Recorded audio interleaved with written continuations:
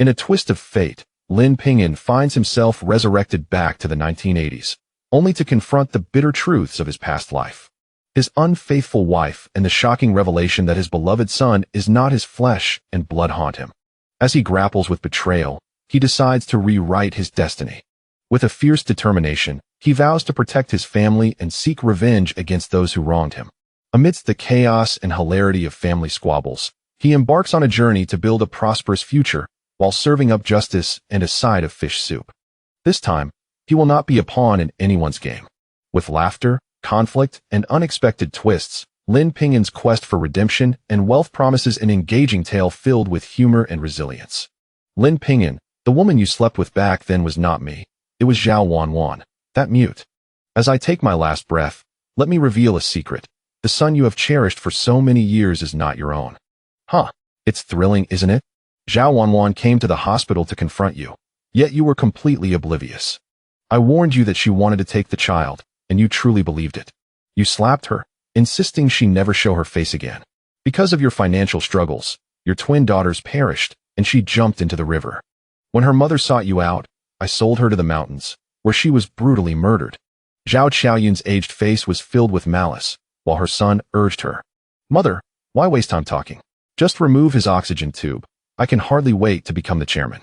Bloodshot as he stared incredulously at the son he had raised for years, who had just cut off his oxygen supply. Due to a car accident, he had suffered multiple fractures, and without oxygen, he struggled to breathe, ultimately succumbing to profound darkness. It was unbearable. The son he had toiled to raise was not his, and all his hard-earned wealth would unjustly benefit them. The mute Zhao Wanwan had given birth to twins, and he had been completely unaware. Filled with hatred, why hadn't he learned sign language? Why couldn't he understand, leading to their tragic fates? Lin Ping'an, you beast. You slept with my daughter and made her pregnant. You still want to play dumb? You have ruined my daughter's life. If you don't agree to marry her today, we won't let this go. Lin Ping'an, after sleeping with my sister, you think you can deny it? I will kill you. Zhao Song threw a heavy punch. Lin Ping'an felt half of his face swell up, his ears ringing. Had he not died? How could he be here?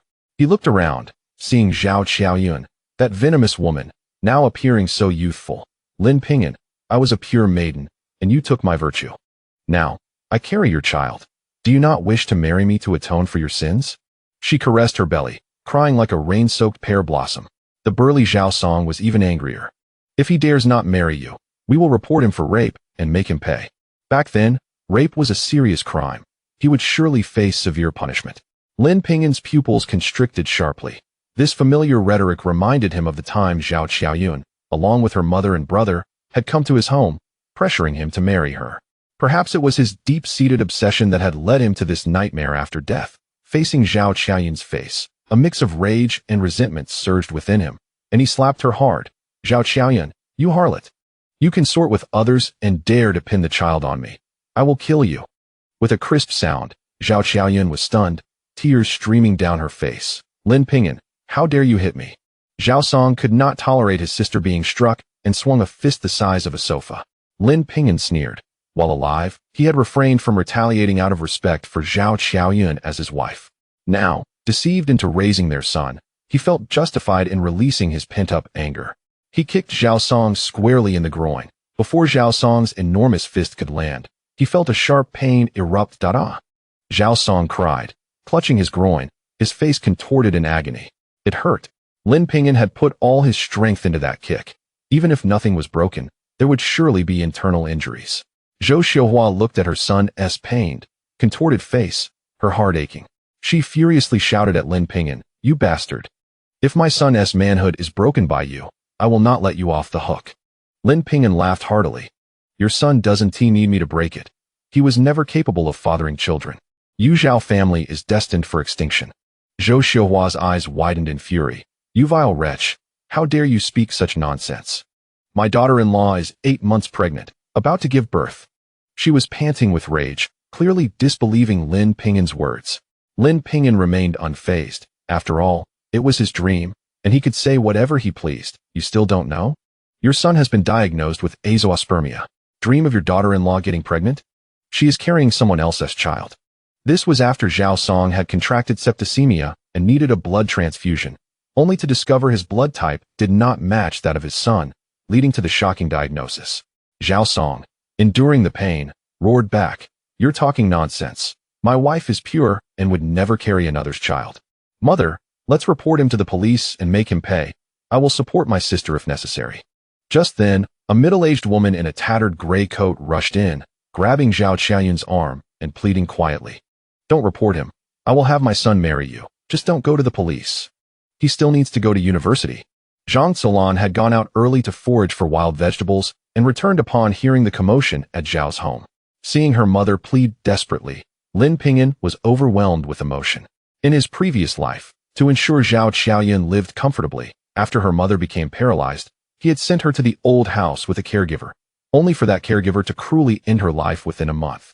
By the time he arrived, his mother had become nothing but skin and bones, covered with a summer quilt in the dead of winter, her face purple, her body marred. Countless times, he had dreamt of seeking her forgiveness, yet he had never envisioned it would happen in such a vivid manner. He stepped forward, kneeling before his mother. "Mother, it is your son who has been unfilial. I deserve to be punished." A loud slap struck his face, and instead of pain, he felt a sense of liberation in his heart. Zhang Zuolan immediately attempted to intervene, but after a few more slaps, Lin Ping'an felt something was amiss. He could genuinely feel the pain and the cold touch of his mother's tears landing on the back of his hand. Was this dream truly so real? He slapped himself again, the solid pain filling him with astonishment. He had been reborn, returning to 1980. The day Zhao Qianyun had claimed the child in her womb was his, coercing him to marry her. A month prior, his second uncle's daughter, Jing Xiu, had married into the Zhao family, and he had received an acceptance letter from Qingbei. Overjoyed, he had indulged a bit too much and ended up sleeping in the Zhao family's woodshed, only to find himself in the embrace of a woman, awakening to see the faintly red stains on the wooden bed beneath him, completely naked. He could barely recall the events that transpired, yearning to take responsibility, yet the woman's appearance eluded his memory. This matter concerned her reputation, compelling him to remain discreet, hoping she would seek him out. A month later, on October 1st, he returned, unable to shake off the incident, only to find Zhao Qianyun demanding marriage, accompanied by an exorbitant bride price. "Marrying my daughter is not merely a matter of words. Given your family's circumstances, 300 in bride price, along with 3 dowries, will suffice," Zhao Qianyun's mother asserted, pride gleaming on her face as she witnessed Lin Ping'an kneel in earnest. Zhang Zuolan, however, wore a troubled expression, pleading, "Could you possibly reduce the amount?" From the doorway, Aunt Wang, who had been spectating, indignantly interjected, "Who charges such an amount? The highest in our village only offers 100. You demand 303 dowries. Is your daughter made of gold?" A woman in the crowd scoffed, casting a disdainful glance at Zhao Qianyun. The Lin family was regarded as the most affluent in the village, boasting 2 university graduates, with Lin Ping'an having gained admission to the prestigious Qingbei University. In contrast, Zhao Qianyun's appearance was mediocre, her complexion somewhat dark, rendering her unworthy of him. Seething with anger, Zhao Qianyun longed to lash out, yet the multitude's gaze restrained her, and she lamented, "I understand you think I am unworthy of Ping'an, but I am not the shameless type. He assaulted me while intoxicated. I was coerced." Her tears flowed freely. In the 1980s, a woman's reputation held immense significance, and none wished to gamble with their honor. The crowd buzzed with voices, most leaning towards Zhao Qianyun's narrative.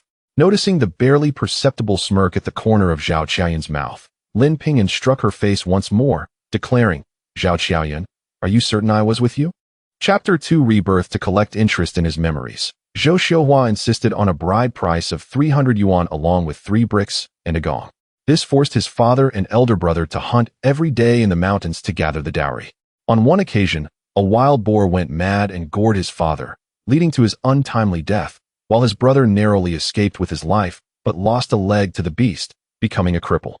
Despite these tragedies, Zhou Xiuhua continued to demand the dowry, threatening to report Lin Ping'an to the authorities if she did not receive it, which placed an immense burden on Zhang Zuolan. She resorted to borrowing money wherever she could, but no one had any funds to lend at that time.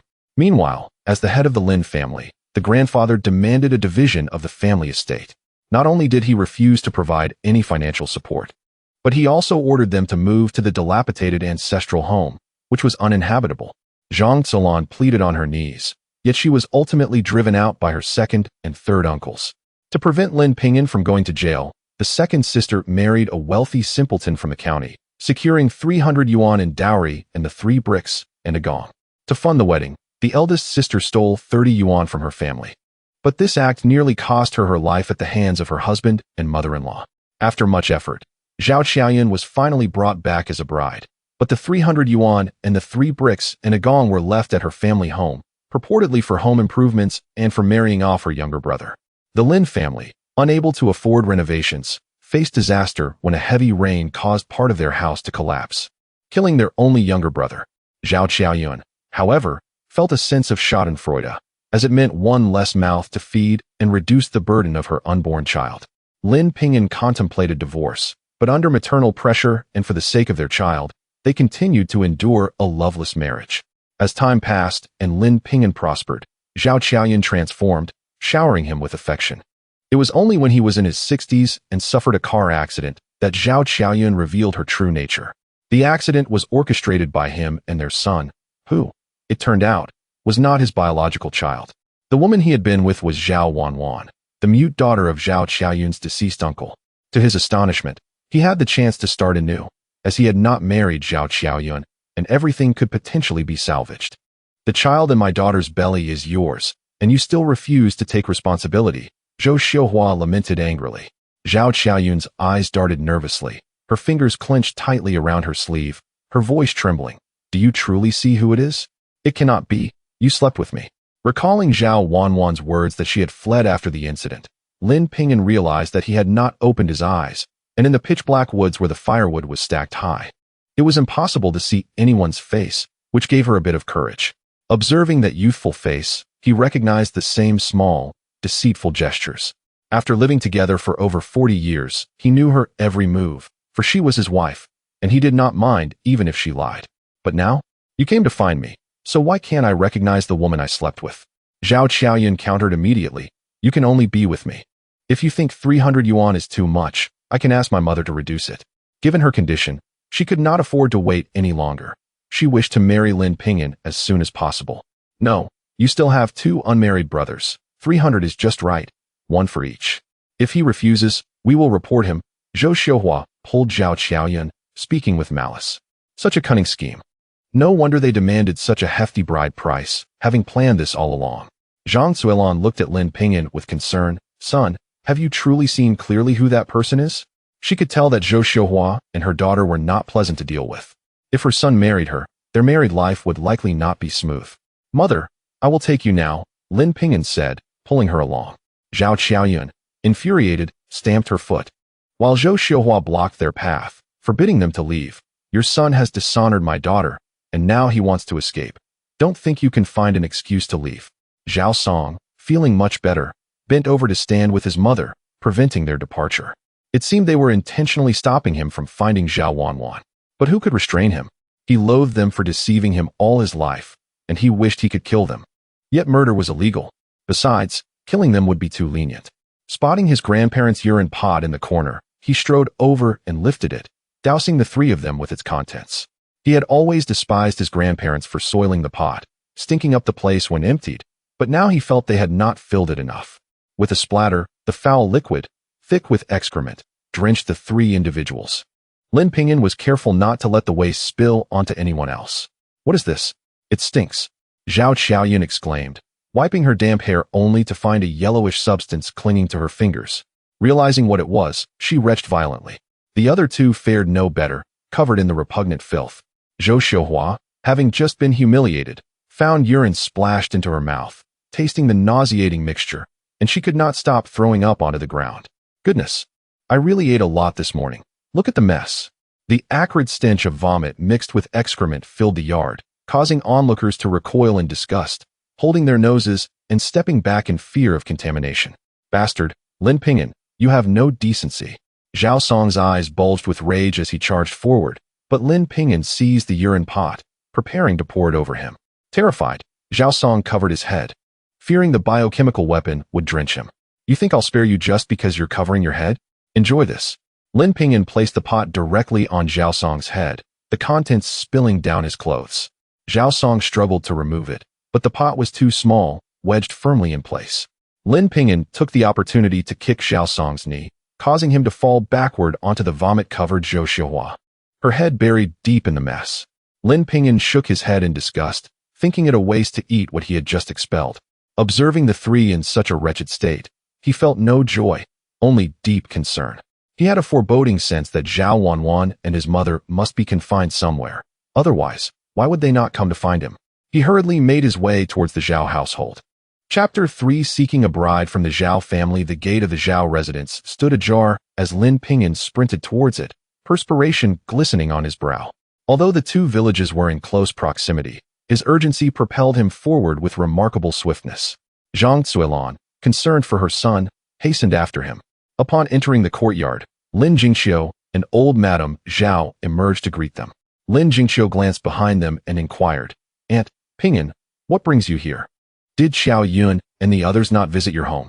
Her tone indicated she was already aware of the situation, shedding light on why, in a past life, Zhao Xiaoyun had maintained such a tight grip on their family. What could Zhao Xiaoyun and the others want with me? Lin Ping'an feigned indifference, directing his gaze towards the Zhao household. The structure consisted of 4 large tiled rooms, with 2 side rooms on the east side, one of which was locked. To the west lay the pigsty and chicken coop. He recalled that the room he had slept in was not the main room and was rather dim, with a wood pile nearby, likely one of the eastern side rooms. Yet, the 3 sons of the Zhao family each occupied a room, so how could Zhao Wanwan reside in a side room? In his previous life, she had harbored disdain for Zhao Qiaoyun's mother, seldom visiting the Zhao family, and when she did, it was merely to exchange pleasantries before departing. Lin Jingxiu stammered under the questioning, "I do not know what the matter is. Are you here for something?" His expression betrayed a hint of guilt as he cast a sidelong glance at old Madame Zhao. The old woman, with her triangular eyes, remained silent, yet her demeanor exuded a sharp and vindictive air. "I lost something during your wedding, and I wish to search the side room," Lin Ping'an declared, striding towards the eastern side room. However, the old lady blocked his path, exclaiming, "It has been over a month. What do you expect to find? Are you attempting to steal from my home?" Her piercing gaze and acerbic tone were palpable. Zhang Zuilan could no longer endure the harshness of old Madame Zhao's words. "Aunt, what could possibly be of value in your home that we would wish to steal? Furthermore, my son merely wishes to inspect the wood pile. What treasures could possibly lie there? That is irrelevant. My house is not for you to inspect, and I insist you leave at once." The old woman glared with her triangular eyes, forcefully pushing Lin Ping'an towards the exit. At that moment, a loud crash erupted from the locked side room, a heavy object striking the ground. Startled, Lin Ping'an shoved past the old woman and rushed towards the locked door, shouting, "Is anyone inside?" Panic surged within him. He could not bear the thought of his wife and child being in danger. Lin Jingxiu chased after him, pleading, "Ping'an, there is nothing here. Let us return home. Otherwise, my mother-in-law will become furious." Ignoring her, Lin Ping'an spotted a hammer by the wall and raised it to strike the lock.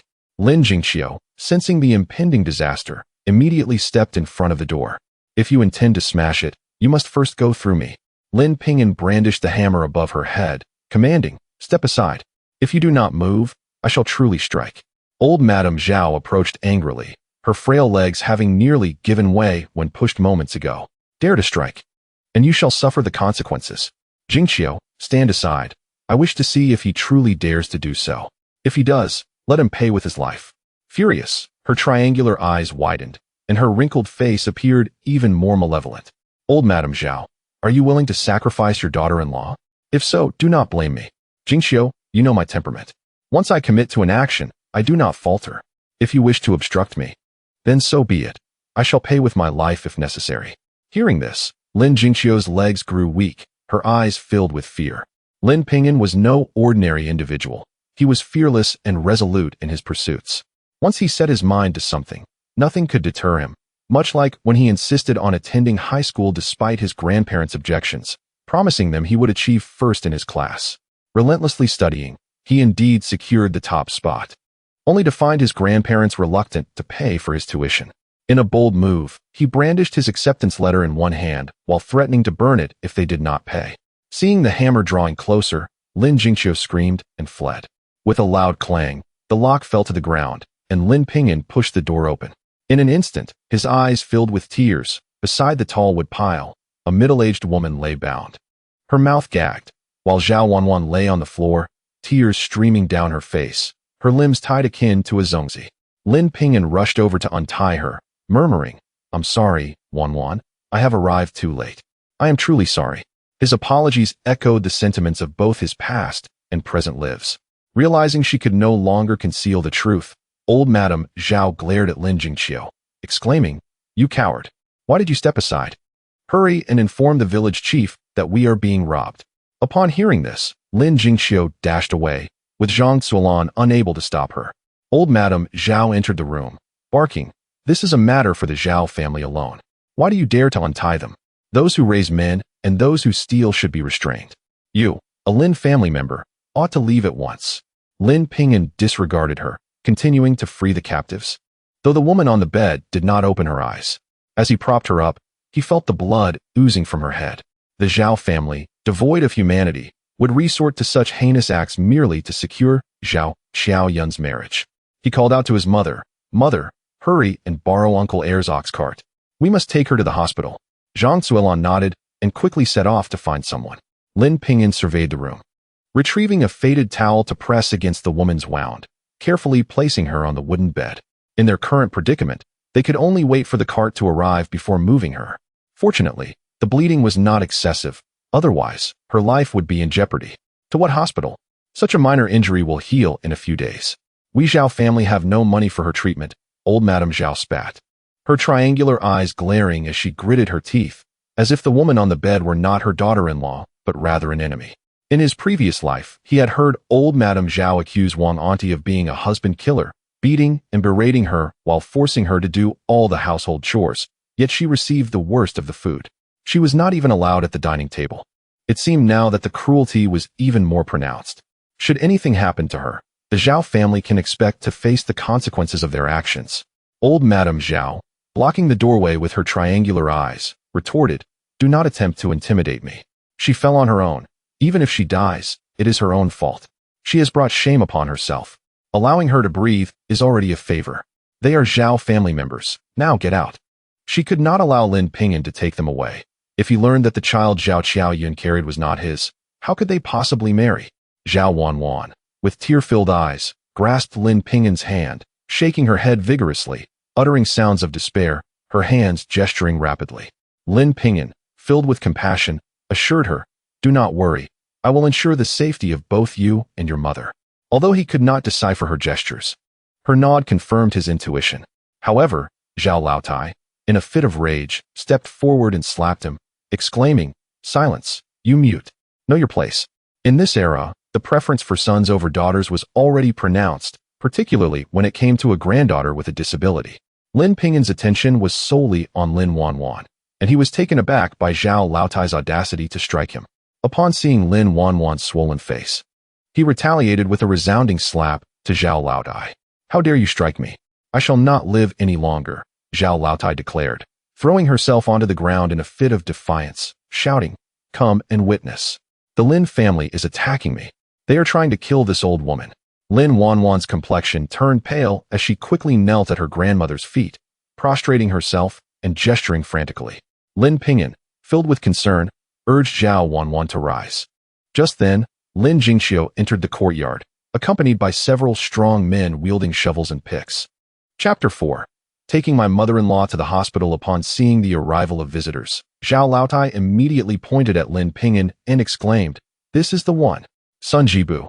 He came to our Zhao family to commit robbery and even knocked me down. Look at my face. It was her doing. You all must stand up for me."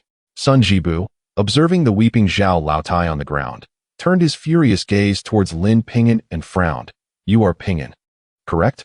My son often speaks highly of you. What is the meaning of this? Why did you come to Zhao's house to rob? Robbery is punishable by law."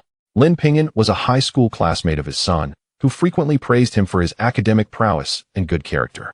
Whenever he encountered questions he couldn't solve, Lin Ping'an would always help him understand. His son often mentioned that without him, he wouldn't have been able to gain admission to a prestigious university. He had intended to express his gratitude, yet here he was being labeled a criminal. Naturally, Lin Ping'an recognized Sun Jibu, having encountered him numerous times in his previous life. A man of integrity, he was indeed a commendable village leader. Sun Jibu, I am not here to rob. I have come to rescue my wife. Your wife? The crowd gasped in astonishment. Lin Ping'an grasped the hand of Zhao Wanwan, who was kneeling on the ground. I have already made arrangements with my third aunt to marry her daughter. After we wed, she will live with us. However, upon learning this, Zhao Laotai sent Zhao Qiaoyun and her son to my home, coercing me to marry Zhao Qiaoyun, even going so far as to harm my third aunt. Look, she's lying in bed. This situation demanded a preemptive strike, Lin Ping'an declared, his demeanor calm and composed. Sun Jibu's face turned crimson with anger as he noticed the motionless figure on the bed, blood staining the pillowcase. Quickly, summon Air Day and head to the hospital. Upon hearing this, Zhao Laotai rose to intervene. Sun Jibu, she is quite resilient. No need for a hospital visit. Do not listen to this boy's nonsense. He has slept with my granddaughter Qiaoyun and must marry her. Zhao Wanwan cried out in despair, her hands gesturing wildly, tears streaming down her face like an unending string of pearls. Lin Ping'an turned to Sun Jibu, stating, a month ago, in a drunken stupor, I slept with a girl, and it was not Zhao Qiaoyun, but Zhao Wanwan. The one I intend to marry is none other than Wanwan. Impossible. You slept with my granddaughter Qiaoyun, not the mute Zhao Wanwan. Sun Jibu exclaimed. She must have been too inebriated to acknowledge the truth. Qiaoyun is pregnant with his child. You must stand up for her. Zhao Laotai insisted, grasping Sun Jibu's arm fervently. The crowd murmured, leaving Sun Jibu unsure of whom to believe. Lin Ping'an chuckled. Zhao Qiaoyun is not carrying my child. I clearly saw that I was with Wanwan. He would not be as foolish as in his previous life, blindly accepting such accusations. He turned to Wanwan and asked, it was you who was with me that day, correct? With tears in her eyes, Zhao Wanwan nodded emphatically, her hands gesturing to ensure understanding. Lin Ping'an was overwhelmed with joy. Sun Jibu, did you see? We are indeed a pair. While Zhao Qiaoyun is carrying another's child, they cannot frame me for this. They injured my third aunt and imprisoned them. I will report this to the authorities. Upon hearing the mention of a report, Zhao Laotai grew anxious. If the police were summoned, her grandson would face imprisonment. No, she is a member of our Zhao family. Stealing from others deserves punishment, but leaving her alive is already a mercy. This is our family matter. An outsider has no right to interfere. Village chief, please let him go.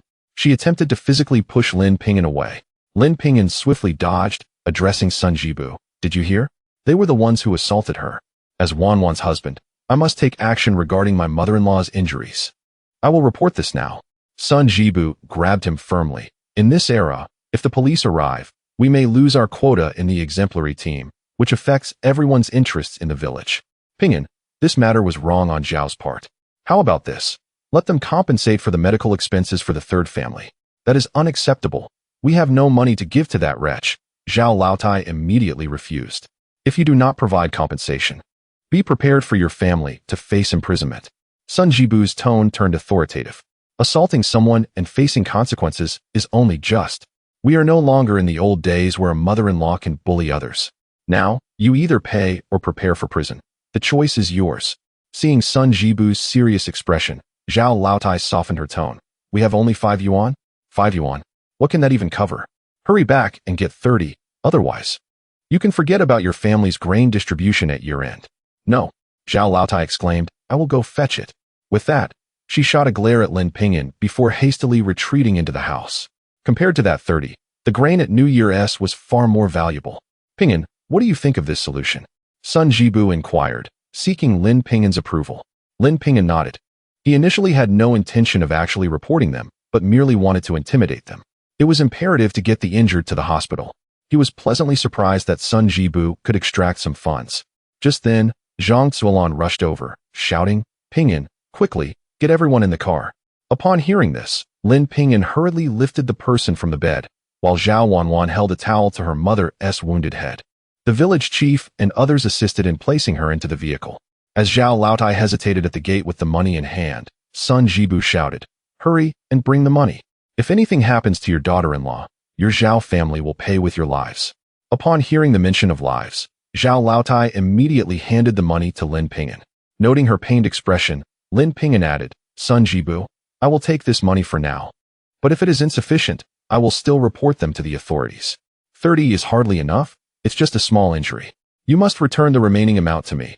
Zhao Laotai retorted vehemently. Lin Ping'an turned his head away, urging Day to rush to the hospital, and shouted to Sun Jibu, "Secretary, you must investigate Zhao Qianyin's pregnancy. It could severely tarnish our village's reputation if it spreads." In the 1980s, an unmarried girl becoming pregnant was a grave matter, not only affecting the village's image among neighboring communities, but also subjecting them to ridicule and gossip, with dire consequences for the village's evaluations. Sun Jibu's expression darkened as he immediately summoned Zhao Laotai to the village committee. On the bumpy dirt road, dust swirled around them. Day cracked the whip upon the ox, urging it to move faster. What usually took over 30 minutes was completed in just 20, and they soon arrived at the hospital. Lin Ping'an swiftly carried the injured inside, while Zhao Wanwan wept uncontrollably outside the emergency room. Zhang Zuilan patted her shoulder in comfort.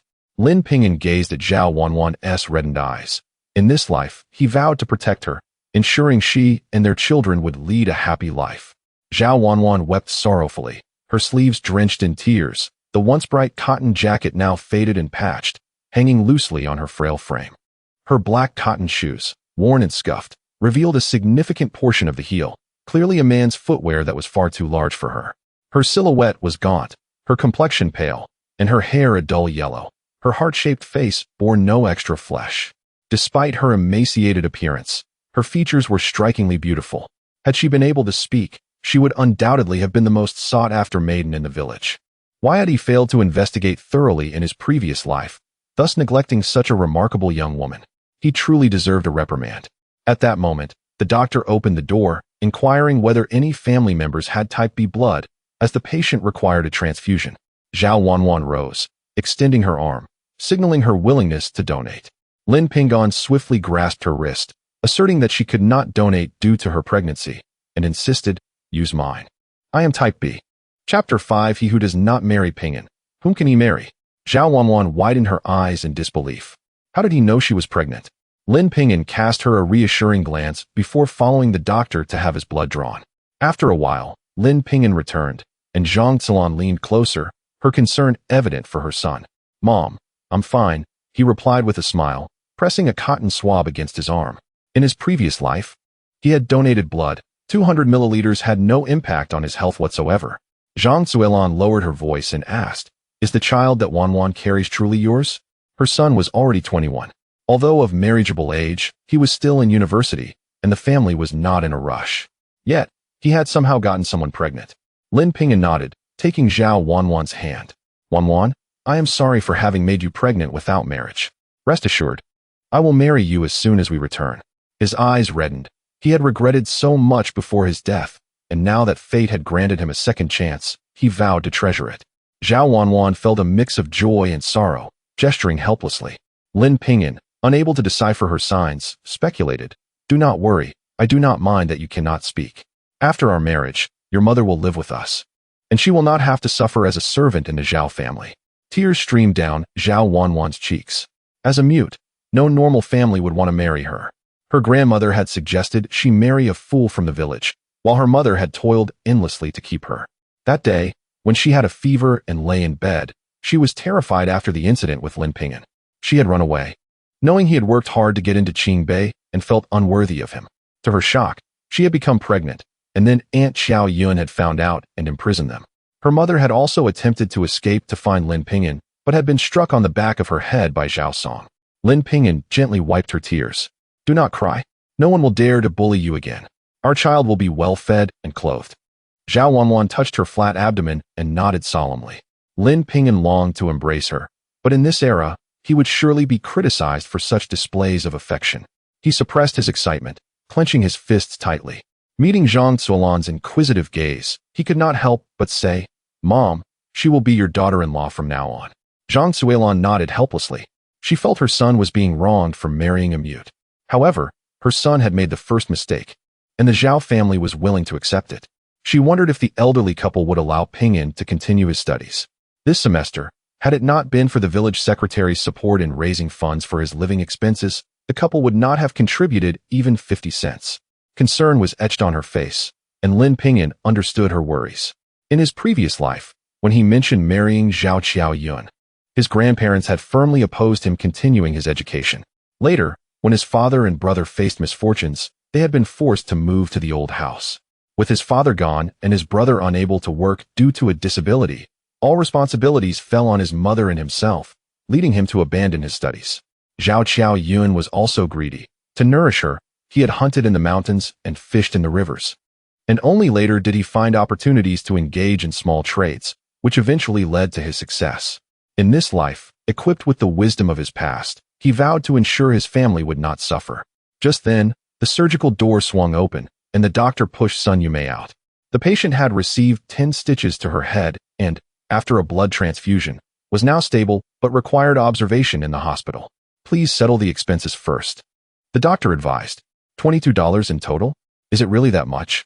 Fortunately, the Zhao family had given $30 in advance. Zhang Zuelon remarked. Lin Ping'an took the money to pay the bill. After settling the payment, he had $8 left, which should suffice for the next few days. He pulled out another $30 from his pocket. Qingbei had waived all his fees, and he had been frugal with his meals at school. Had he not spent $8 returning home, he would have had more. As mealtime approached, he decided to buy some food, realizing how thin Wanwan had become. He quickly stepped outside, where he found a stall selling food. He purchased 10 meat buns, 2 bowls of plain noodles, and 5 red sugar eggs for a mere $1.50. He marveled at how inexpensive everything was in this era. In the future, prices would soar. Observing the remaining money in his hand, he knew he had to devise a way to earn money so that Wanwan and his parents could live comfortably. Reaching the ox cart, he handed 3 buns to the second uncle. It's noon. You should eat. The second uncle initially refused, saying that meat buns were not cheap. However, Lin Ping'an insisted he take them. The second uncle accepted the warm buns, smiling broadly. At his age, he had never allowed himself to indulge in such luxuries. Lin Ping'an returned to the ward with the food. Sun Yumei was still unconscious, so he placed the noodles and buns on the table. Come, eat while it's hot. He handed chopsticks to Zhao Wanwan and Zhang Zuelon. Upon seeing the noodles, Zhao Wanwan's tears fell again, and she gestured. Although Lin Ping'an could not fully comprehend her words, he guessed their meaning. There isn't much money. You must take care of Aunt Sunday. You need strength, so you must eat well. Hurry and eat. He pressed the chopsticks into Zhao Wanwan's hands, urging her to eat. Zhang Zuelon looked at the meat buns and noodles with a hint of discontent. This boy has money and doesn't know how to save. But she encouraged, Wanwan, quickly eat. You have a child inside. If you don't eat, the baby will be hungry too. Hearing the mention of the child, Zhao Wanwan finally picked up her chopsticks. Zhang Zuelon turned to her son. I can't eat much. You eat first. I've already eaten. I can manage with just a couple more buns. If you don't eat, the noodles will go cold. Lin Ping'an had ordered 2 servings of noodles because the doctor had mentioned that the patient might wake up later, and they should not rush. He took a bite of one of the buns. Zhang Zuelon recognized her son was lying. His lips were too dry to have eaten anything. There's too much noodles. Just eat half. Otherwise, it will go to waste. Seeing his mother's commanding gaze, Lin Ping'an handed her a bun, and they shared 1 bowl of noodles. After they finished their meal, Sun Yumei was still unconscious. Zhang Zuelon began to feel restless. She had prepared lunch at home, and now that she wasn't returning, she worried about whether there would be food waiting for her when they returned from hunting. Lin Ping'an, noticing his mother's anxiety, gave Zhao Wanwan the remaining $8, advising her to buy more food for nutrition. He then accompanied the second uncle back to the village. Upon reaching the village entrance, Zhang Zuelon took out 20 cents from her pocket. Second uncle, please take this. No need. Your son already gave me 3 meat buns. My old man has never tasted minced meat. After speaking, Erday hastily drove off in his ox cart, but Lin Ping'an chased after him, pressing 2 dimes into his hand. Erday, that bun is my humble gift to you. You must accept the money. Erday has a daughter-in-law who insists that payment must be made whenever someone borrows the cart. Otherwise, she would create a scene. Seeing Erday accept the money, the mother and son hurried home. Upon entering the courtyard, Ersan rushed over in anger. Sister-in-law, look at this yard. It's a complete mess. Mom is inside crying because of the Zhao family. They are inhumane, demanding such an exorbitant dowry. After all, Ping'an has already tarnished their daughter's reputation. Who else would she marry if not him? They have no right to ask for such a sum. Chapter 6. Since you wish to marry, there is no need for university. Upon returning from her maternal home, she was greeted by a foul stench permeating the courtyard, with a repulsive mess strewn across the ground, and the elderly matriarch wailing within the house. Assuming a calamity had befallen them, she rushed inside, hastily covering her nose. The old woman, her hair peppered with gray, was in a disheveled state, reeking of filth, and a large portion of the bedding was soaked through. Enraged, she scolded, suspecting that the old woman had soiled herself in a fit of illness, further compounding the situation. The elderly lady, who had suffered a stroke and was bedridden, struggled to articulate her thoughts, and in response to the scolding, she fainted. In a panic, she pressed her fingers to the old woman's acupoint, reviving her just in time. Overwhelmed by the stench, she fled the room, only to discover that the Zhao family had come to press Lin Ping'an into an unwanted marriage. In haste, she ascended the mountain to locate her sister-in-law, who foraged for wild vegetables. However, she only found the family's second daughter and third son, whom she summoned home to assist with the cleaning. By noon, when Zhang Zuolan had yet to return, she was left to prepare the meal, her frustration mounting. It was quite late for her to finally arrive. And Wu Guifeng, hands on her hips, glared at the two children. Zhang Zuolan, accustomed to being obedient, felt a pang of guilt at having to shoulder the household chores, but her discomfort at the situation led to her pulling Wu Guifeng's arm. Ergio, Ping'an is also your nephew. In light of this incident, our family must contribute something. As for the 300 yuan, I will find a way to manage it. We merely need to prepare the bridal gifts. Even if Ping'an does not marry Zhao Qiaoyuan, he will still need to provide a bride price for Zhao Wanwan. And given the Zhao matriarch's disposition, we cannot evade those demands. Wu Guifeng shook off her grip.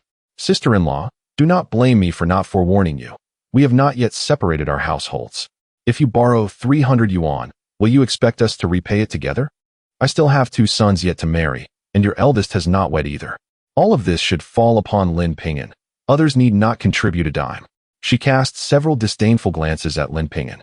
Previously, the neighbors had spoken of his promising future, yet now he had sullied his reputation, and the Zhao family had come to confront him, ensuring that his educational prospects would likely be dashed. I will earn the money for my bride myself. There is no need for you to worry, Ergio.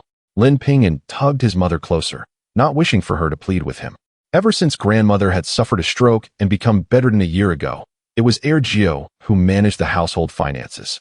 Grandfather had deemed her prudent, thus transferring the authority of the household to the second branch, bypassing his mother entirely. It was not that his mother lacked frugality. Rather, his parents were simply diligent and earnest, lacking the art of flattery towards their in-laws. Oh, so you think that merely attending Qingbei will grant you any real skills? 300 yuan and a bridal gift. Can you claim to have earned a single coin?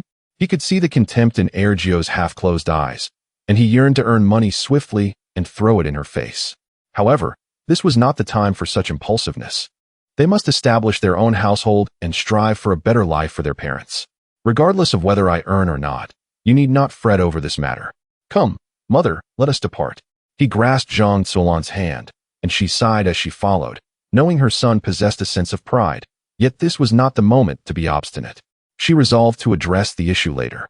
By the well, Lin Erju set down the heavy basin filled with bedding and quietly approached the pair.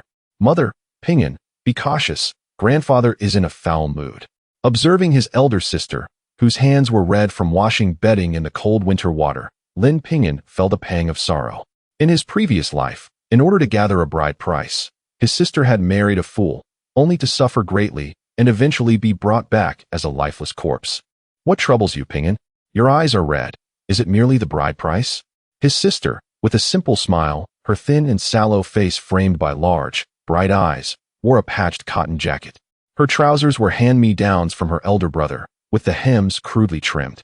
Their family was numerous. He had 1 elder brother and 2 elder sisters, with a younger brother below him, all wearing patched clothes, repurposed as rags when they became too worn. Their uncle's family also had 3 children, yet the festive season's distribution left his family wanting. Sister, I am fine. My eyes merely hurt a bit. Wash fewer clothes. If necessary, heat some water. His sister nodded with a smile.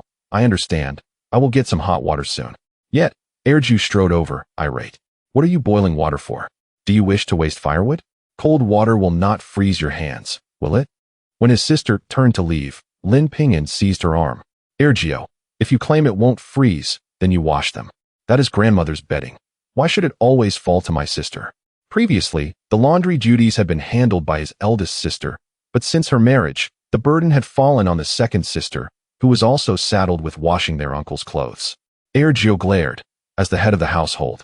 I command her to wash. If she disobeys, she shall forfeit her dinner tonight. Her chest heaved with indignation. No one had spoken to her in such a manner for a year. Being in charge of the household granted her the authority to dictate everything. She truly believed herself a tyrant. I will seek grandfather for justice. Let us see if you dare continue this way. As Lin Ping'an turned to leave, a man in his 60s emerged from the house and shot Lin Ping'an a fierce glance. What do you seek from me? If it is trivial, there is no need to speak. Your heir Joe manages the household. This was his grandfather, who upheld a decidedly biased stance, always siding with the second branch when disputes arose, yet indifferent to matters concerning their first branch. Grandfather, I heard that heir Joe's elder brother's son is getting married, and they demand 200 yuan as a bride price. Heir Joe gave what you reserved for my uncle's school fees to them. What will my uncle do when he returns without money for school? This issue would eventually surface when his uncle returned seeking funds, leading to a commotion. Just then, this information emerged, and upon hearing it, the old man's brow furrowed. Heir Joe, you truly handed over the money to your maternal family? His voice was laced with anger, causing Wu Guifang to recoil a few steps, her voice trembling. I merely lent it to them for a couple of days. I will return it shortly. Fuming, the old man seized a broom nearby and struck Heir Joe. Bring back our money. I will manage it myself from now on, without your treachery. Moreover, retrieve that 200 yuan. Otherwise, you shall no longer partake of anything from the Lin family. Wu Guifang struck on the head, touched it, and found it bleeding. She shot an accusatory glare at Lin Ping'an, feeling wronged as she retreated to retrieve the ledger. Lin Ping'an's lips curled into a slight smile. In the hearts of his grandparents, their foremost affection was reserved solely for that third son, their late-in-life child. Otherwise, how could it be that during his time at university, the third uncle received 200 yuan every half-year, while he himself had to scrape together 50? Old man Lin snorted coldly, then turned his gaze towards Lin Ping'an. Since you wish to marry, there is no need for you to attend university any longer. Give me the remaining funds. That old codger, his thoughts were indeed fanciful. He expected no bride price from me, yet sought to reclaim the leftover money for himself, presumably to benefit his favored son. Not a chance. Grandfather, all the money has already been spent by your granddaughter-in-law. Her mother is hospitalized, and that amount is woefully insufficient. I was hoping to obtain a bit more from you. Chapter 7. The madness of the wild boar. Old Zhao furrowed his brow immediately, questioning, where did you find a wife? I will never agree to that, Zhao Qiaoyun. 300 yuan as a bride price, and she demands a dowry as well. It's outrageous. She is not the one. It is Zhao Jia's third branch, Zhao Wanwan. She is now carrying my child, and I must bring her into the family, Lin Ping'an explained. Old Lin pondered for a moment and replied, you mean that mute girl from the Zhao family? What bride price is needed for her? If she wishes to marry, so be it. I will not part with a single coin.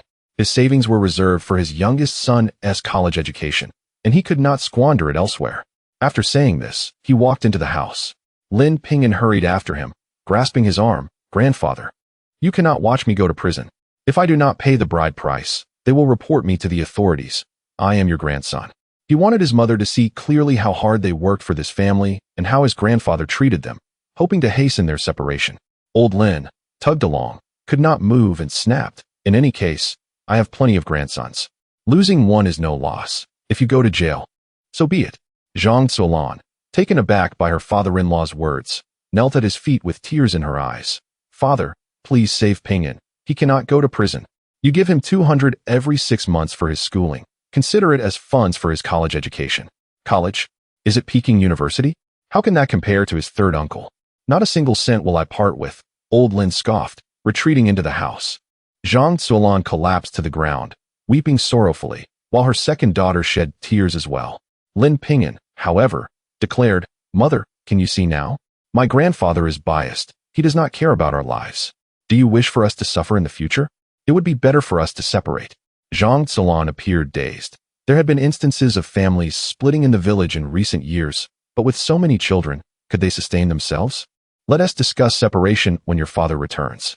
Lin Ping'an nodded, knowing that family matters were decided by his father, who was a dutiful son. If it weren't for his untimely death at the jaws of a wild boar, their family would not be in such a predicament. At that moment, Aunt Wang, their neighbor, called for Zhang Zuolan to gather wild vegetables, not wanting her daughter to wash clothes in cold water. She invited Erju and Xiaohan to join her. Ping'an, focus on your studies. Your father and I will find a way to manage the finances.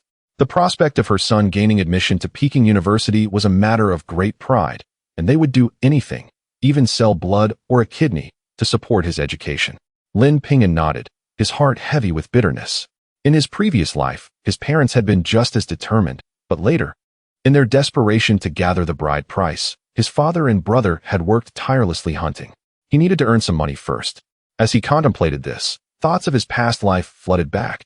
He had learned many methods of fishing from a fisherman, but the quickest way to catch fish was by using explosives. With the weather cooling, fish were in high demand on the black market, and if the quantity was sufficient, they would even come to collect. He resolved to bring some crucian carp soup to Wanwan and his mother to nourish their health. With thoughts of Wanwan and the unborn children invigorating him, he rushed out of the courtyard to gather materials and several iron cans, settling in a corner of the yard, just completing one of his contraptions when suddenly, his second uncle and cousin Lin Gang burst in, breathless and frantic. "The wild boar has gone mad. It wants to eat me." Lin Gang's lips trembled, eyes wide, his body convulsing with fear. His uncle supported him and shouted to Lin Ping'an, "Quickly find the village secretary. Tell the hunters to rush up the mountain to rescue your father and brother, that wild boar." Lin Ping'an did not hear the rest. He dashed out, determined to prevent the tragedy of his past life from repeating. He could not let his father die or his brother become disabled. Armed with explosives, he sprinted towards the mountain, hearing distant cries of terror and spotting blood on the ground, his heart racing. He quickened his pace, only to find a massive wild boar feasting on a body. It was none other than his father, Lin Dagwa. Not far away, his older brother, gun in hand, limped forward, and Lin Ping'an was struck with dread. His brother's gun was undoubtedly empty, and charging forward would be futile against the frenzied beast.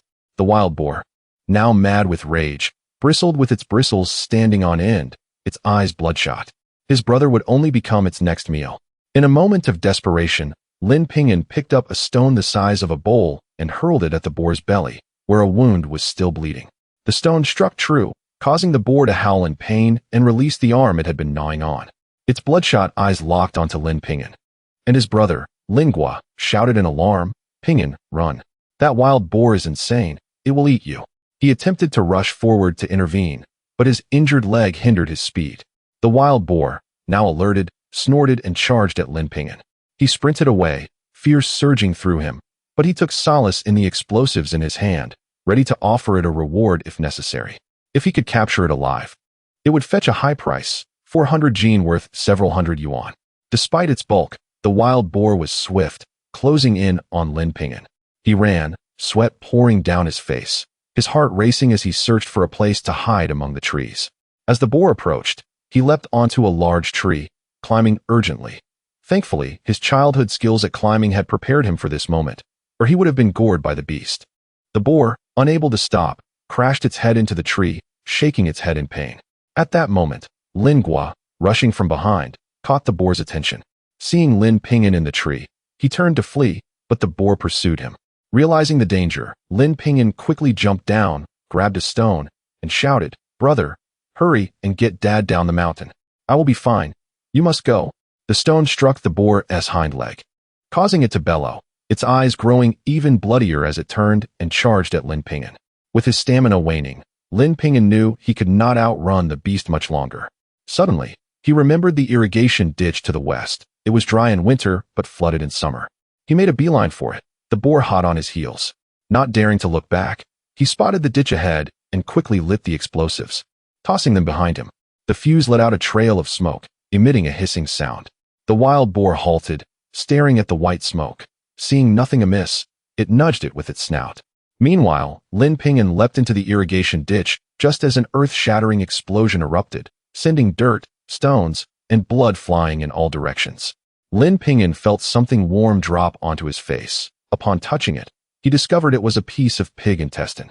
He hastily tossed it aside, brushing off the dirt and weeds from his body, peering out to see the devastation. The wild boar had been obliterated, leaving only a mangled mass of flesh, with its rear and two hind legs remaining, a sight that was grotesquely unsettling. He climbed out of the pit, his legs feeling slightly wobbly from the frantic escape. Thoughts of his father and Fagu flooded his mind, igniting a sense of urgency, for he feared the recurrence of past tragedies. He hurried over and saw the village secretary leading a group to carry his father down the mountain. while his brother was pulling at the village secretary, eager to find him. He quickly exclaimed, "Elder brother, I am fine. The wild boar is dead. We must hurry down to check on Father's leg." The village secretary, incredulous, noticed the bloodstains on Lin Ping'an's face and body, prompting him to have 2 men assist him as well. Lin Ping'an reassured, "Uncle Zhang, I am unharmed. This is all the wild boar's blood." Seeing him walk normally, the village secretary felt relieved and led the group down the mountain. Upon returning to the village, Heir de Yi was already waiting. Zhang Zilan wept bitterly at the sight of Lin Dagua's bloodied half, supporting his elder brother as they boarded the ox cart. On the way, he felt Lin Dagua's chest, relieved to find a heartbeat still present. Upon reaching the hospital, Lin Dagua was rushed for emergency treatment. Lin Gua, his elder brother, had a dislocated calf and a bite from the wild boar, which the doctor treated with medicine and bandages. Lin Ping'an anxiously waited alongside his mother. Meanwhile, in the Lin family, heir Shu Lin Yong remarked, "Father, brother has sustained serious bites. The surgical expenses will undoubtedly be considerable. Moreover, Ping'an still needs to marry, and the Zhao family demands a hefty bride price. If Brother S family borrows money, we will have to repay it alongside them. Perhaps it would be wiser for us to separate our households." Chapter 8. Separation. Old man Lin furrowed his brows and cast a cold glance at him. "The people in Finjia village must not poke fun at us. We cannot separate." He puffed on his dry tobacco, the room shrouded in a mist of smoke. On the Kong, old lady Lin sat languidly, drooling as she muttered incoherently. Wu Guifeng supported her, gently wiping the corner of her mouth. "Mom, what do you want to say? Do you agree with the separation? If we don't separate, with eldest sister borrowing so much money, not only will we have to repay it, but also the funds for the third son's university will be lost." Old lady Lin, who cherished her youngest son the most, became more agitated upon hearing this, stammering out a few words, separate. Wu Guizhi's face lit up with joy. "Dad, since Mom says so, let us go ahead with the separation." Old man Lin took several vigorous puffs of his dry tobacco, nodding after a long pause. "As you wish, we shall separate." At this moment, Lin Xiaoan and Lin Erju, who were breaking straw at the door, immediately rose and rushed outside. Just then, the emergency room door swung open, and the doctor stepped out, anxious. "The patient's condition is complicated. Do you wish to preserve the arm or proceed with amputation? The cost of amputation is lower, and there will be no further expenses, approximately 100. If you choose to preserve the arm, the surgical fee will be 200, and subsequent treatment will likely cost at least 300 to 400. What? Tears streamed down Zhang Zilan's face like a bursting dam, her trembling hands grasping the doctor's coat. "Doctor, Dagua's arm must not be amputated. He is a hunter. How can he live without a gun?" The doctor sighed. "Even if you choose to preserve the arm, he may not be able to handle heavy objects in the future. Please make a decision quickly. If delayed, the patient may be in life-threatening danger." Zhang Zuelan stumbled a few steps, feeling utterly powerless. The entire family relied on Dagua's hunting skills to barely make ends meet. How could they manage if he lost an arm? Lin Ping'an supported his mother, recalling how his father had died without being taken to the hospital in his past life. This time, it was crucial to preserve his life first. "Mom, let us prioritize saving Dad's arm. Don't worry about the money." Zhang Zuelan cried uncontrollably. "But that is so much money. How can we afford it? You still need to marry. It's better to amputate." Her voice trembled, helplessly clutching her chest. "No. I will find a way. Dad's arm must be preserved." Lin Ping'an spoke resolutely. "I have ways to make money. Dad's arm cannot be lost. Doctor, please proceed with the surgery to save my father's arm." The doctor, a middle-aged man, nodded at the young man's filial piety. "Rest assured, we will do our utmost. However, please settle the hospital fees promptly." He turned and entered the operating room. "Foolish child. Do you have that much money? It's 300 to 400. Zhang Zuelan cried, striking Lin Ping'an, her hands devoid of strength. Lin Ping'an comforted his mother. "Mom, I have a plan. Making money is not difficult. In his previous life, he amassed a fortune. In this life, he would ensure a prosperous life for his parents and Wanwan." Zhang Zuelan smiled bitterly, not wanting to dishearten her son. "You stay here with your father. I will go home to ask your grandfather for money. Dagua was injured for this family. Your grandfather will help." She strode to leave, but Lin Ping'an caught her arm. "Mom, you don't need to go. My grandfather wouldn't even give me money for my marriage. He certainly won't pay for a hospital stay. How can that be? Your father has hunted for this family for so many years. Even selling the pelts would yield some money. Zhang Suolan was skeptical and turned to leave. At that moment, two children rushed in, throwing themselves into Zhang Suolan's arms. "Mom, it's bad. Grandpa and second uncle say they want to separate, fearing our family will borrow money to pay them back." Lin Erju cried. Zhang Suolan was alarmed but reluctant to believe it. "Did you hear wrong? How could your grandfather say such a thing at this time?" Lin Xiaohan, with a tear-streaked and dirty face, stammered, "Mom, it was my second uncle who suggested it. Grandma is worried that third uncle can't afford school, and Grandpa agreed." He recounted what he had heard. Lin Ping'an glanced at his feet. "Xiaohan, where are your shoes? You're missing one." Lin Xiaohan, with tears of grievance, replied, "I was in a hurry running over, and my shoes are a bit big, so it probably fell off." "It's fine, brother, I'll just go back to find it." Lin Ping'an grasped his arm. The sight of his 7-year-old brother, so thin and frail, evoked memories of his younger brother's tragic fate in his past life. His eyes moistened. "Don't go. I'll buy you a new pair of shoes." Lin Xiaohan immediately shook his head. "No need, brother. I can wear old shoes just fine." Saying this, he dashed off to look for his shoe. At this moment, Zhang Suolan said, "Ping'an, you stay at the hospital. I'll go home and check." Lin Ping'an, not wanting to see his mother begging his grandfather as she did in his past life, took out 10 yuan from his pocket and pressed it into Erju's hand. "Sister, take this for now. When Dad comes out, if you're hungry, buy something to eat." After saying this, he followed Zhang Suolan out. The two of them climbed onto the ox cart to hurry home. On the way, they encountered Lin Xiaohan, and Lin Ping'an invited him to ride back with them. Upon returning home, Zhang Suolan spotted old man Lin squatting at the door, smoking. She approached, choking back tears. "Dad, Dagua's arm was bitten by a wild boar. The doctor said it requires 200 for surgery. Can you lend us some money?" She dared not ask for too much. Upon hearing 200, old man Lin's expression darkened, putting aside his tobacco. "Do I look like I'm worth 200? I'm just an old man without money. Your brother-in-law just handed me the account book. Our family has the most members and spends the most. How dare you ask for 200? Zhang Suolan was not naive. She understood that his words were a clear refusal to lend money. Yet her husband was injured for the sake of the family. "Dad, Dagua is also your son. His current state is for the family. You can give 200 just like you did for third brother. Dagua has risked his life hunting for so long.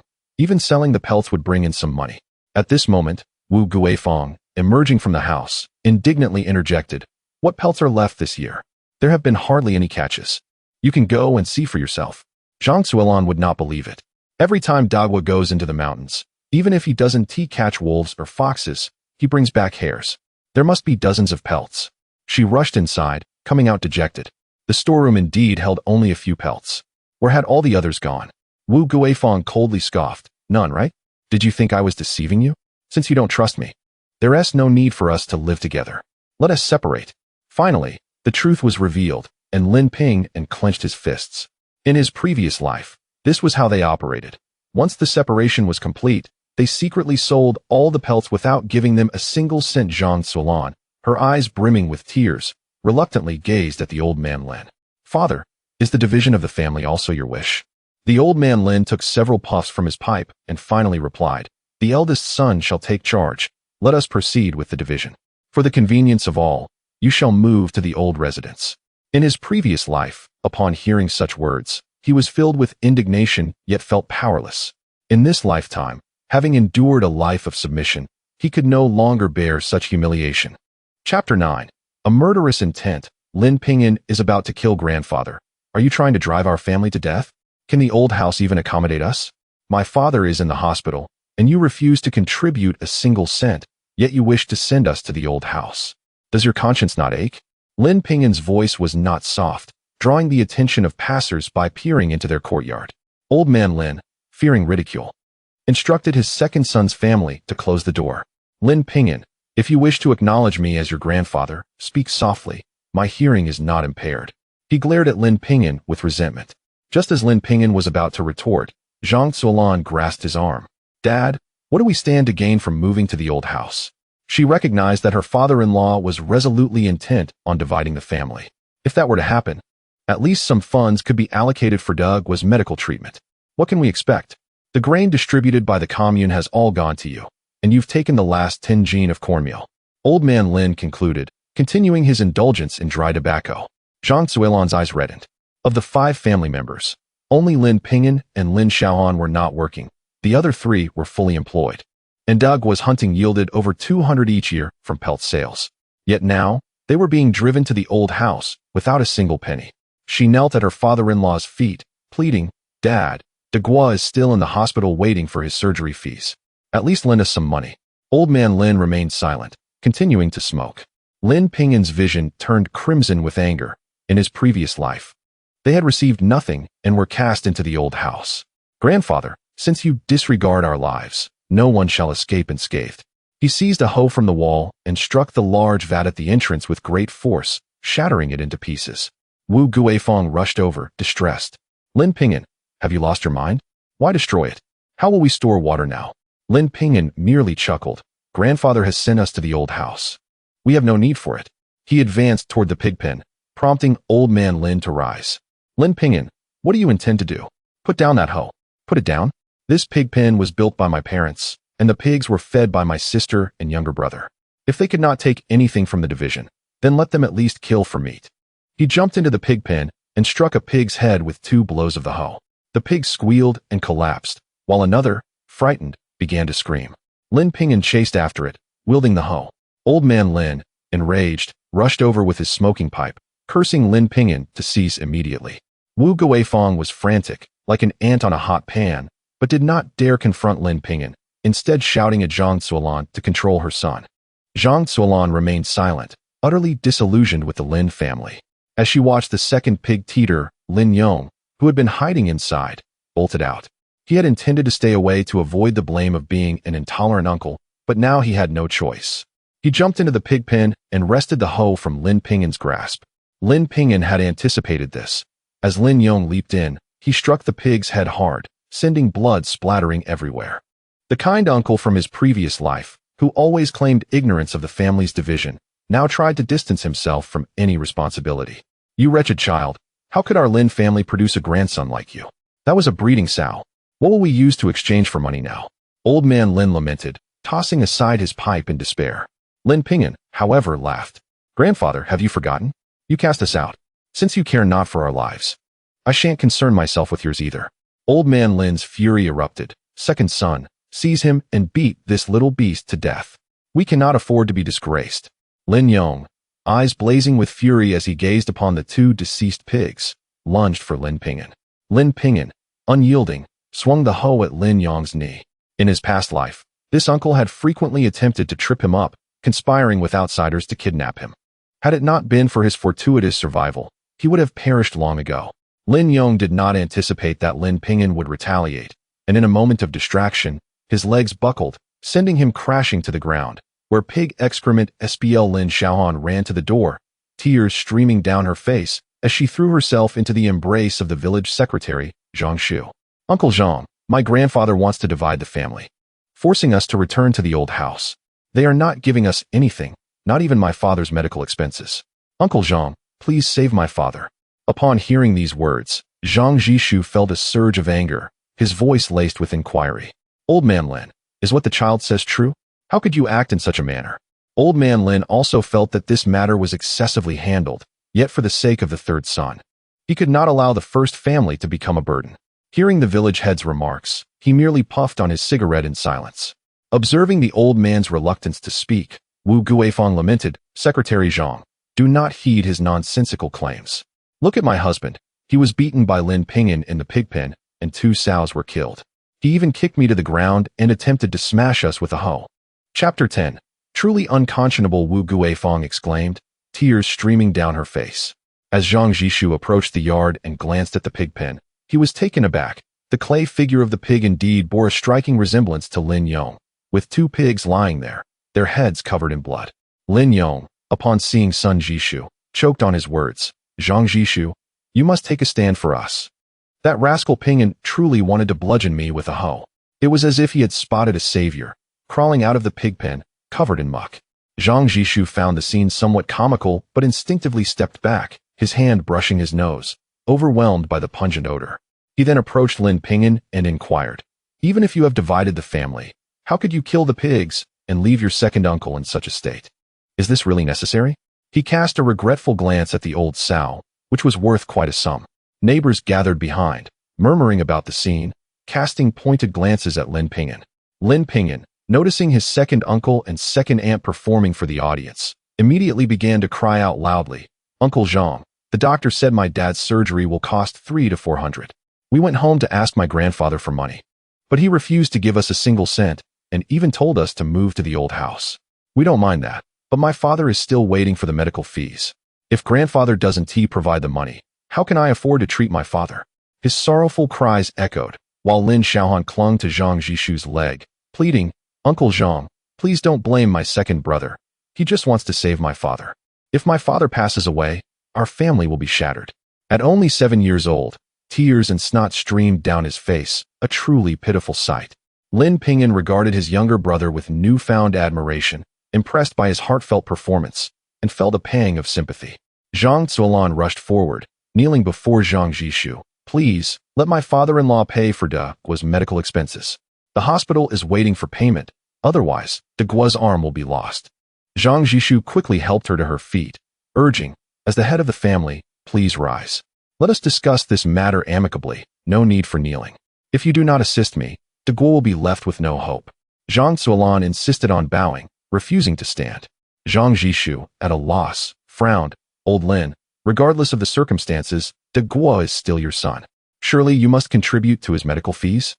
Old Lin exhaled a few clouds of smoke, retorting, "Zhang Jishu, that is not a small amount. 300 to 400. You know that I have 2 college students to support. How can I afford that? How can you say you have no money when you left 200 for your third brother?" Lin Ping'an boldly exposed the truth. Old Lin raised his eyebrows. "That is for your third brother's college expenses. If you dare to touch that money, what will happen when he returns without funds?"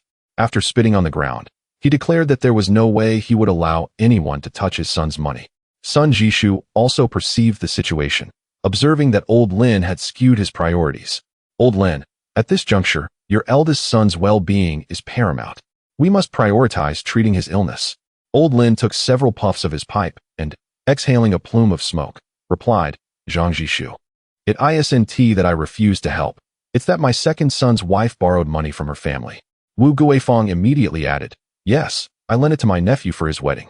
In truth, the money had been demanded back by her father-in-law the previous day, leading to her being scolded by her brother and parents. Lin Ping'an scoffed, "Then there is nothing more to discuss. My father was injured due to Lin Gang. These pigs should be sold to cover his medical expenses."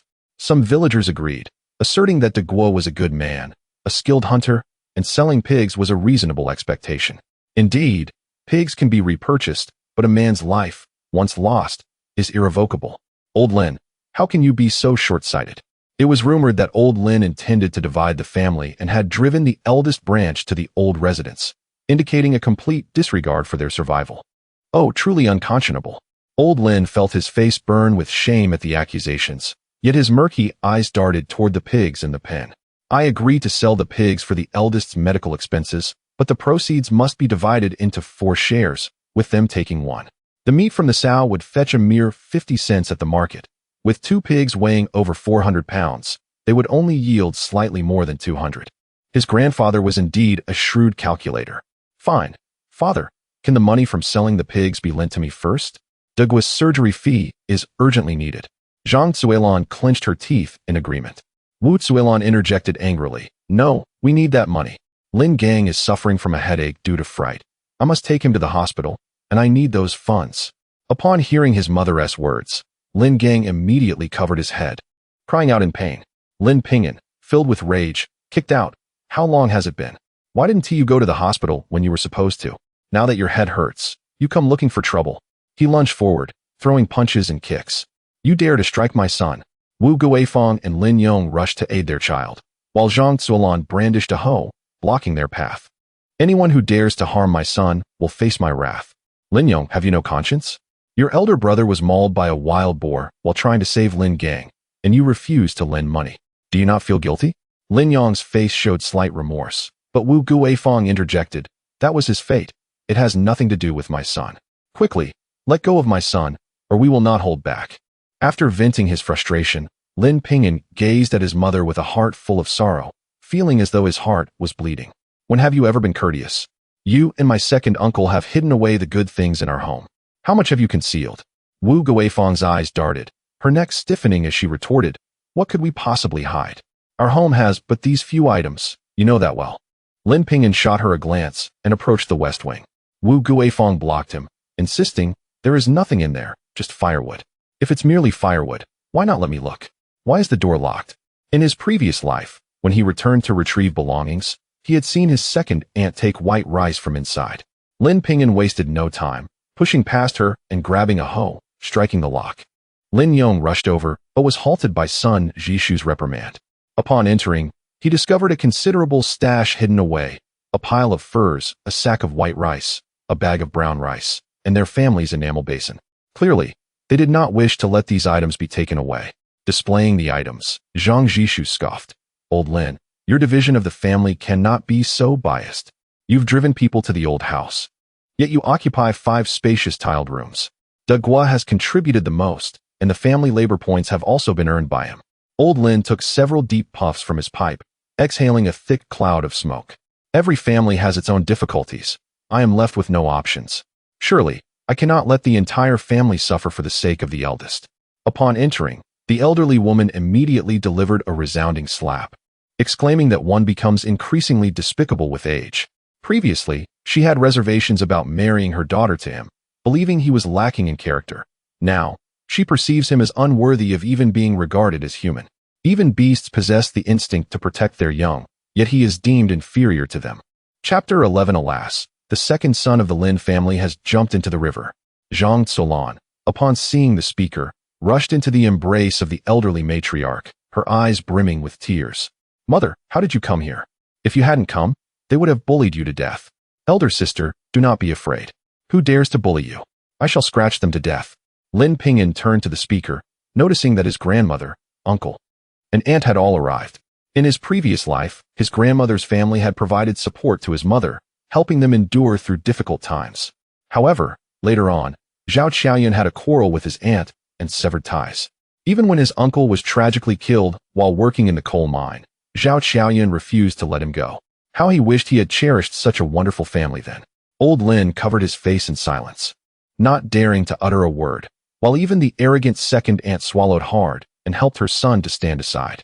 This was not for any other reason. Zhang Zuolan's mother was a formidable character, sharp-tongued and relentless, quick to resort to violence. Any attempt to retaliate would result in her collapsing to the ground and not getting up again. A fierce individual in their village had once fallen victim to her, leading to a settlement that included medical expenses and numerous gifts.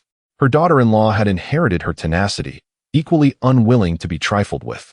However, Zhang Zuolan lacked her mother's fierce spirit, being rather earnest and diligent. "Do not fear, Zuolan. She desires a division of the family. Let us divide it properly." The matriarch patted her daughter's back and approached Old Lin.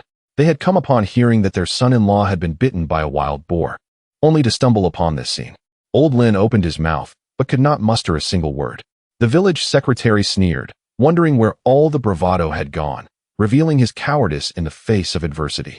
The onlookers among the villagers wore expressions of amusement, as there was little work in the fields, and the hunters dared not venture into the mountains. The Lin family's courtyard was becoming increasingly crowded. "Since you choose not to speak, allow me to assist you. This 5-room tiled house has 1 room more than necessary for each family. We will not contest with you. The 2 eastern rooms shall belong to us. Your family is numerous. Surely, you want to mind?" Upon hearing this, Wu Guifeng immediately interjected, "No, I have 2 sons. The eastern wing belongs to them. What will my sons do in the future?" Though somewhat intimidated, she would not allow her possessions to be taken. The matriarch glanced at her, unfazed. "Your 2 sons? But our Zuiyun has 3 sons. Do you still wish to claim those 2 eastern rooms?" At that moment, Lin Xiaoan rushed over. "Grandmother, she wants us to live in the old house without giving us a single cent." Infuriated, "My second brother killed the pig, and grandfather says it must be divided into 4 portions." Xiaohan blinked his tear-filled eyes, clearly having cried moments before. Upon hearing this, the uncle's temper flared. "Do you think the Zhang family is without a spine? Can anyone live in that old house? Those 2 pigs must be taken to my brother-in-law for treatment.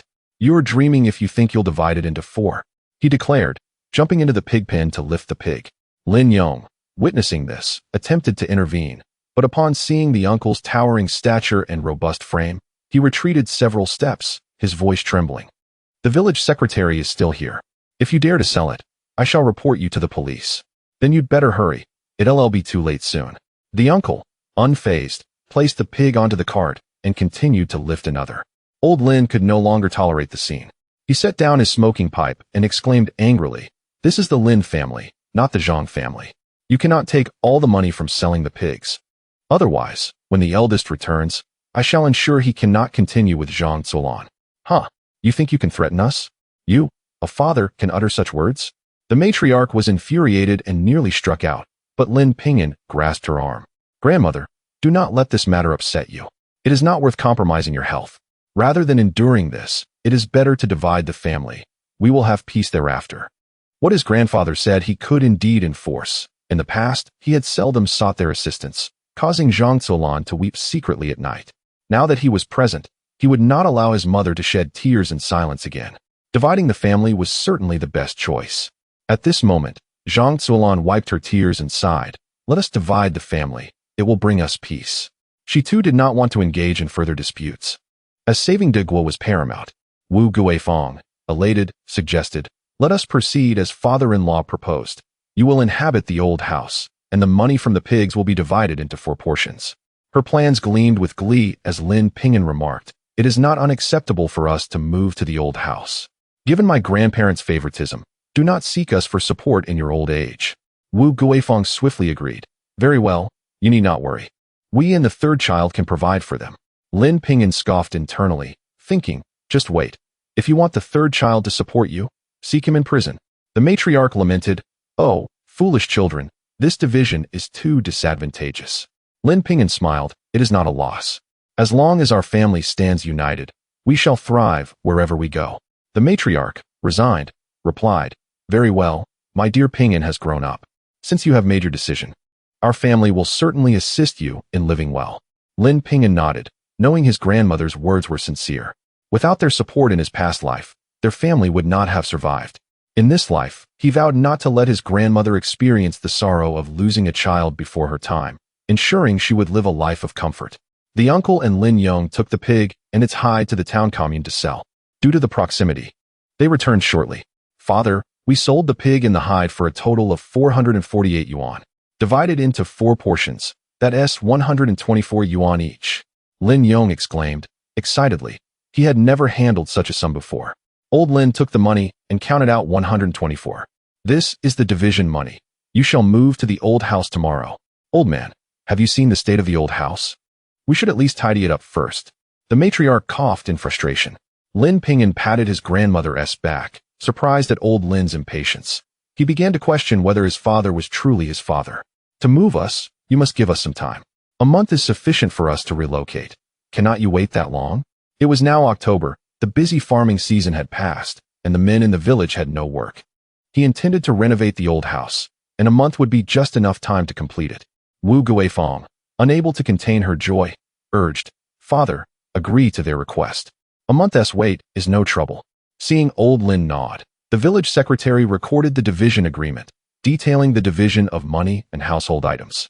Most importantly, it was explicitly stated that because they would be moving to the old house, they would not require the family to provide for the elderly couple. Lin Ping'an felt a sense of relief. This time, he need not worry anymore.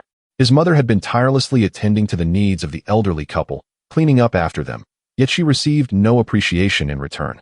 The village chief shook his head, having witnessed the division of property numerous times, but he had never encountered such blatant favoritism. However, as it was a matter of family, he refrained from delving deeper, sighed, and turned away as the crowd dispersed. Zhang Zuolan invited her grandmother's family into the house, saying, "Sister, here is 90 yuan. You take it first to pay for brother-in-law's medical expenses. If it's not enough, I will get more when I go to the coal mine." Her uncle, Zhang Shulin, pressed 9 large notes into Zhang Zuolan's hands. Unable to hold back her tears, Zhang Zuolan lamented how he had worked tirelessly for the Lin family, yet when difficulties arose, it was still her natal family that provided the financial support. "Sister, do not cry. We will bear the burden together," her uncle's wife comforted her, as Zhang Zuolan embraced her, her eyes swollen from weeping. After bidding farewell to her uncle and grandmother, Zhang Zuolan hurried towards the hospital. At this hour, without ox carts available, she could only walk. Lin Ping'an felt a pang of anxiety. He urgently needed to gather a significant amount of money. To demolish the old house and construct 5-tiled rooms would require at least 400 to 500 yuan, not to mention the substantial costs for his father's ongoing treatment. Relying solely on selling fish would not suffice. He needed a swift way to earn money. Suddenly, an idea struck him as he ran towards the nearby river. Without hesitation, he plunged into the icy waters. On the riverbank, an elderly villager, Zhang, happened to witness the event and shouted, "Oh no! The second son of the Lin family has jumped into the river." Chapter 12. The sale of the golden nugget. As he ran, he shouted. The news of the Lin family's allocation of the old house was common knowledge in the village, and now that Lin Ping'an had jumped into the river, the gossip intensified. Concerned villagers hurried to the riverbank, eager to rescue Lin Ping'an. Old Zhang, with a slight limp, arrived at the river's edge only to find the surface undisturbed, save for the occasional whirlpool, while the biting cold wind deterred anyone from entering. Unbeknownst to them, Lin Ping'an remained submerged, diligently searching for something beneath the water. With abundant aquatic plants around him, he held his breath and continuously pushed aside the vegetation until he stumbled upon a glimmering golden nugget. Elated, he tucked it away in his pocket, but just as he prepared to swim back to shore, a pair of small hands grasped his firmly. Turning, he saw Lin Xiaohan desperately pulling at him.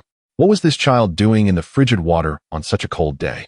He quickly swam to the surface, bringing his little brother with him. As they reached the shore, Lin Xiaohan clung tightly to him, sobbing, "Second brother, please don't think of doing something foolish. We're here for you. Don't jump into the river. Don't leave us." His voice quivered, his body shivering from the cold water, his face tinged with a purplish hue. Listening to the murmurs of the crowd and grasping Xiaohan's words, Lin Ping'an finally understood. His younger brother thought he intended to take his own life. However, at merely 7 years old, Xiaohan could not possibly save him if he were to jump. He dismissed further thoughts and swiftly carried his brother home. It was far too cold to let Xiaohan fall ill. Upon reaching their courtyard, Wu Guifeng stood with her hands on her hips, leaning against the doorframe, mocking, "Knowing the old house is uninhabitable, you jump into the river to seek death? Even if you drown, the division of this family is already set in stone. You won't be welcomed back, and in a month, your entire family will be out." Her eyes gleamed with malice, fueled by the burden of financing Lin Ping'an's high school education. The old man had claimed there was no money, suggesting that his youngest son should only attend school for a year at night, and now his grades were evidently slipping. With Lin Ping'an preparing for university, the thought of their family's financial strain loomed ominously. Old Lin cast a scornful glance at the two soaked brothers, disdain evident in his voice. What a disgrace, seeking death at such an age. Now that the family is divided. If you wish to perish, do so far away. Lin Ping'an's eyes reddened as he glanced at the trembling Xiaohan in his arms. He said nothing and stepped inside. He changed his brother out of his wet clothes, dried him off, draped a quilt around him, and poured a basin of hot water, placing it in Xiaohan's hands. Xiaohan's small hands were icy, his lips purple. Touching the warm basin, he urged, "Second brother, you should hurry and take off your clothes. I'm not cold anymore." Lin Ping'an felt a surge of emotion. For the sake of his older brother, this 7-year-old child had braved the icy river to rescue him. "I'm fine, Xiaohan. I'm not trying to end my life. Don't listen to the nonsense of others. Stay at home and be good. I need to step out for a moment. Whatever you do, don't go out. When I return, I'll bring you some candy." He instructed while deftly changing into dry clothes, preparing to sell the golden nugget. In his previous life, there was a villager named Wang Ermazai who had swum in the river and gotten entangled in the aquatic plants, only to find a golden nugget beneath the water. Lin Ping'an intended to try his luck, not expecting his brother to misunderstand and that so many villagers would be watching. Seeing Xiaohan nod seriously, he pocketed the nugget and exited the courtyard. Wu Guifeng sneered, "You still have the nerve to show your face? Don't think that jumping into the river will make the division of the family null and void. The division papers are already written. Even if you die, it won't change a thing." She assumed Lin Ping'an was aware of the difficulties of their new circumstances and was attempting to manipulate the situation to continue living together. Lin Ping'an scoffed, "Which of your eyes saw me seeking death? I wouldn't die even if you did. However, second aunt, let me offer you a piece of advice. Grandfather favors my third uncle the most. In the end, it's uncertain who will inherit these possessions." In his previous life, when his third uncle returned home during the holidays, he claimed the newly added room as his study, leading to a dispute with second aunt, which ended with the old man intervening. Wu Guifeng was furious, her finger jabbing at Lin Ping'an. If you aren't seeking death, why did you dive into the river? Besides, your third uncle is a student. He wouldn't care for these few brick houses. She recalled that the third uncle had once stated he would not take the family home once he graduated in 6 months, positioning himself as a city dweller. Let us see if my third uncle contests this with you upon his return. Lin Ping'an had no desire to waste more breath on her and strode out of the courtyard. He still needed to sell the nugget. Before leaving, he grabbed a bag made of snake skin, filling it with pig fodder. The thought of all that money invigorated him, and he walked with a newfound vigor. However, the journey to the county would still take over 30 minutes. The family had once owned a bicycle, purchased specifically for his third uncle, but it had been sold to help with his high school expenses. Lin Ping'an was accustomed to walking over an hour daily to attend school in the county, so the effort felt routine. As he walked briskly, sweat beaded on his forehead. Upon arriving at the county, he ventured into a narrow alley and knocked on the door of the nearest establishment. In his previous life, he had entrusted his fish to this place, which served as a contact point for the black market. "Who is it? What do you want?" A middle-aged man's voice called from behind the door. Lin Ping'an quickly replied, "Zhang Gu, I'm from Shiwazi village. A relative referred me to you. I'd like you to take a look at something and give me a price." In the 1980s, while small businesses were permitted, authorities were cracking down on speculation and illicit trades, making commerce a discreet affair, especially in the black market where individuals were particularly cautious. The door swung open, revealing a crew-cut middle-aged man. After ensuring no one was behind Lin Ping'an, he stepped aside, allowing him entry. Once inside, the door was promptly closed, and Zhang Gu turned to him, saying, "What do you have? Show me." Lin Ping'an retrieved the golden nugget from his pocket. Zhang Gu's eyes sparkled with surprise as he took it in hand, shaking it slightly.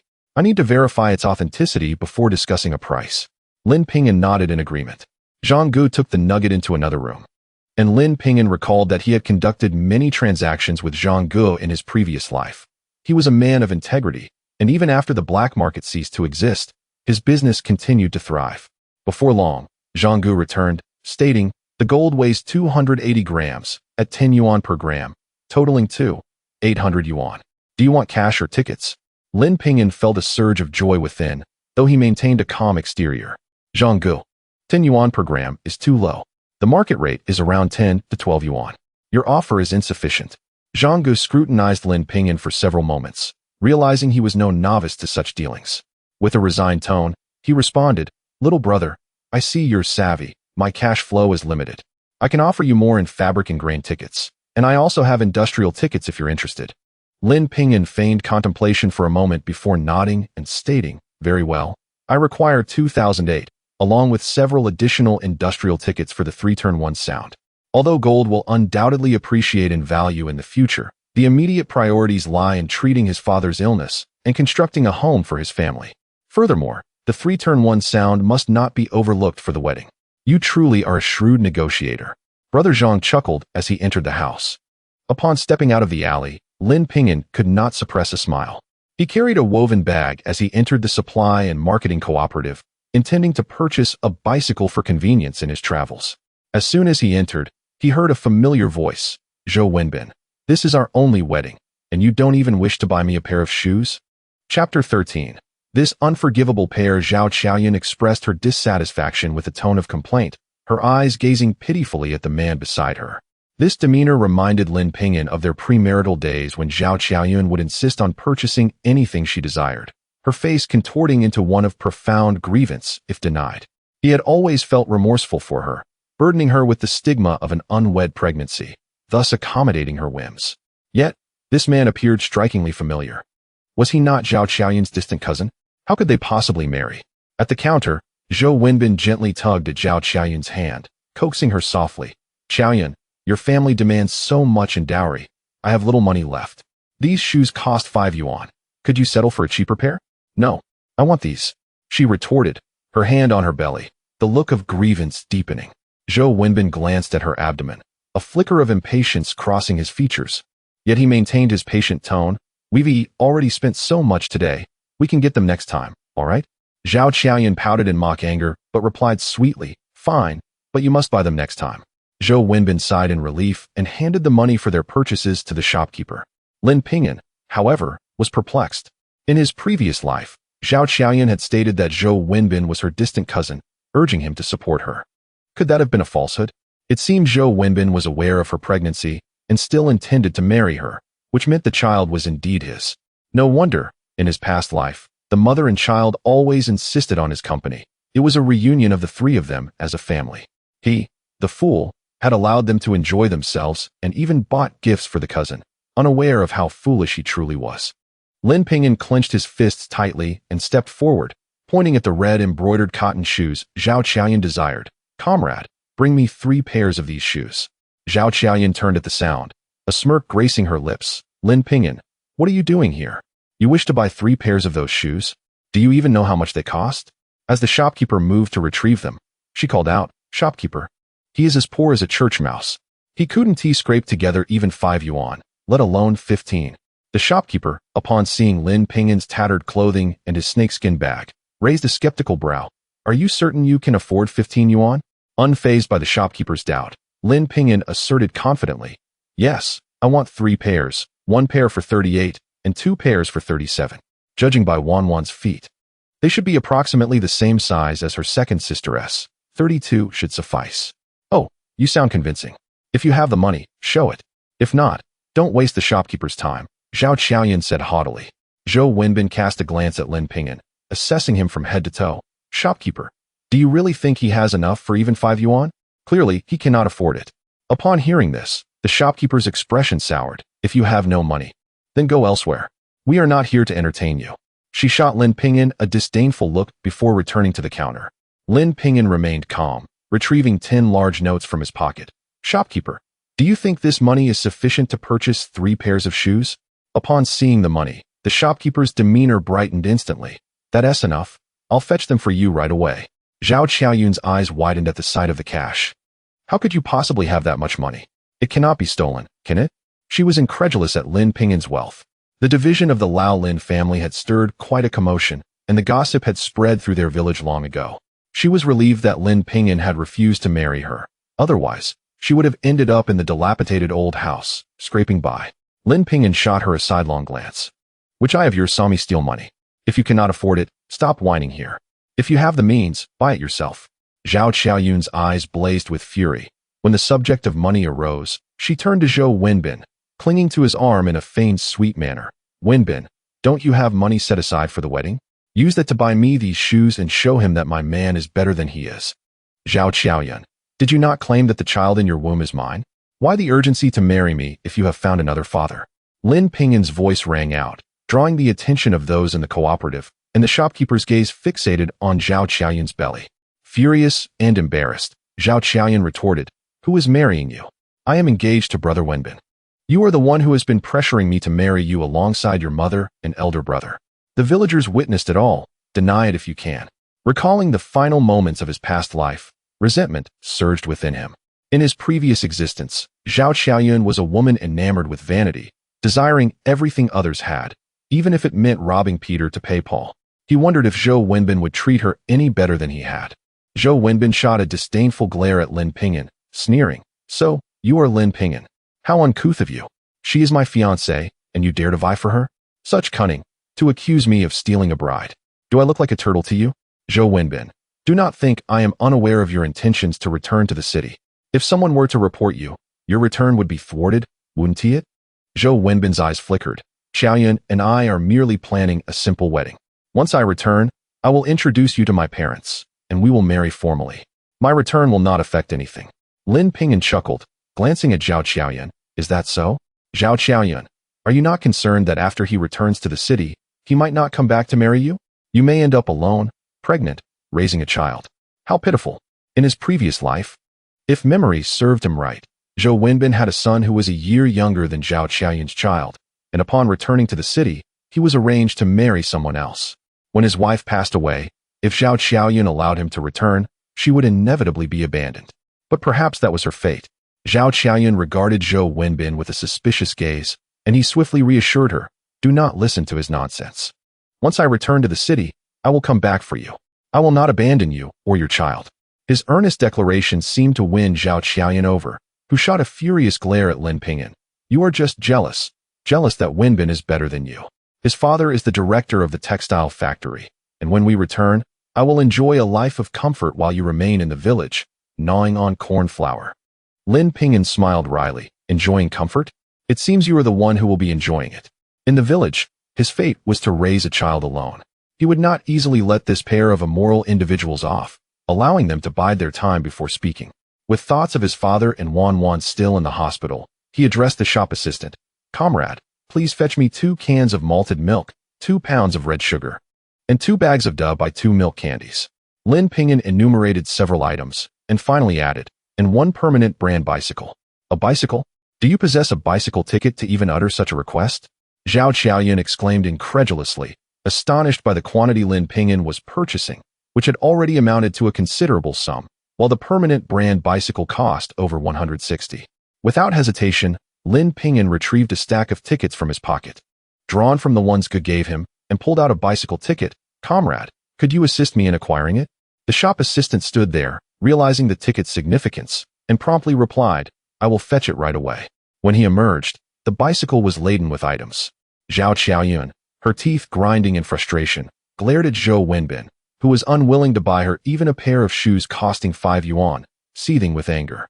Lin Ping'an joyfully carried his purchases to the hospital, only to find his second sister sobbing at the entrance of the ward. Chapter 14. You wouldn't be a son-in-law, would you? He rushed forward with an anxious heart. "Urji, why are you crying? Didn't Ma pay the medical expenses for Ba? Is something wrong with him?" In his previous life, his father had met a tragic end, killed by a wild boar. Could it be that history was repeating itself? He cast aside his belongings and grasped Urji's shoulders, pressing for answers.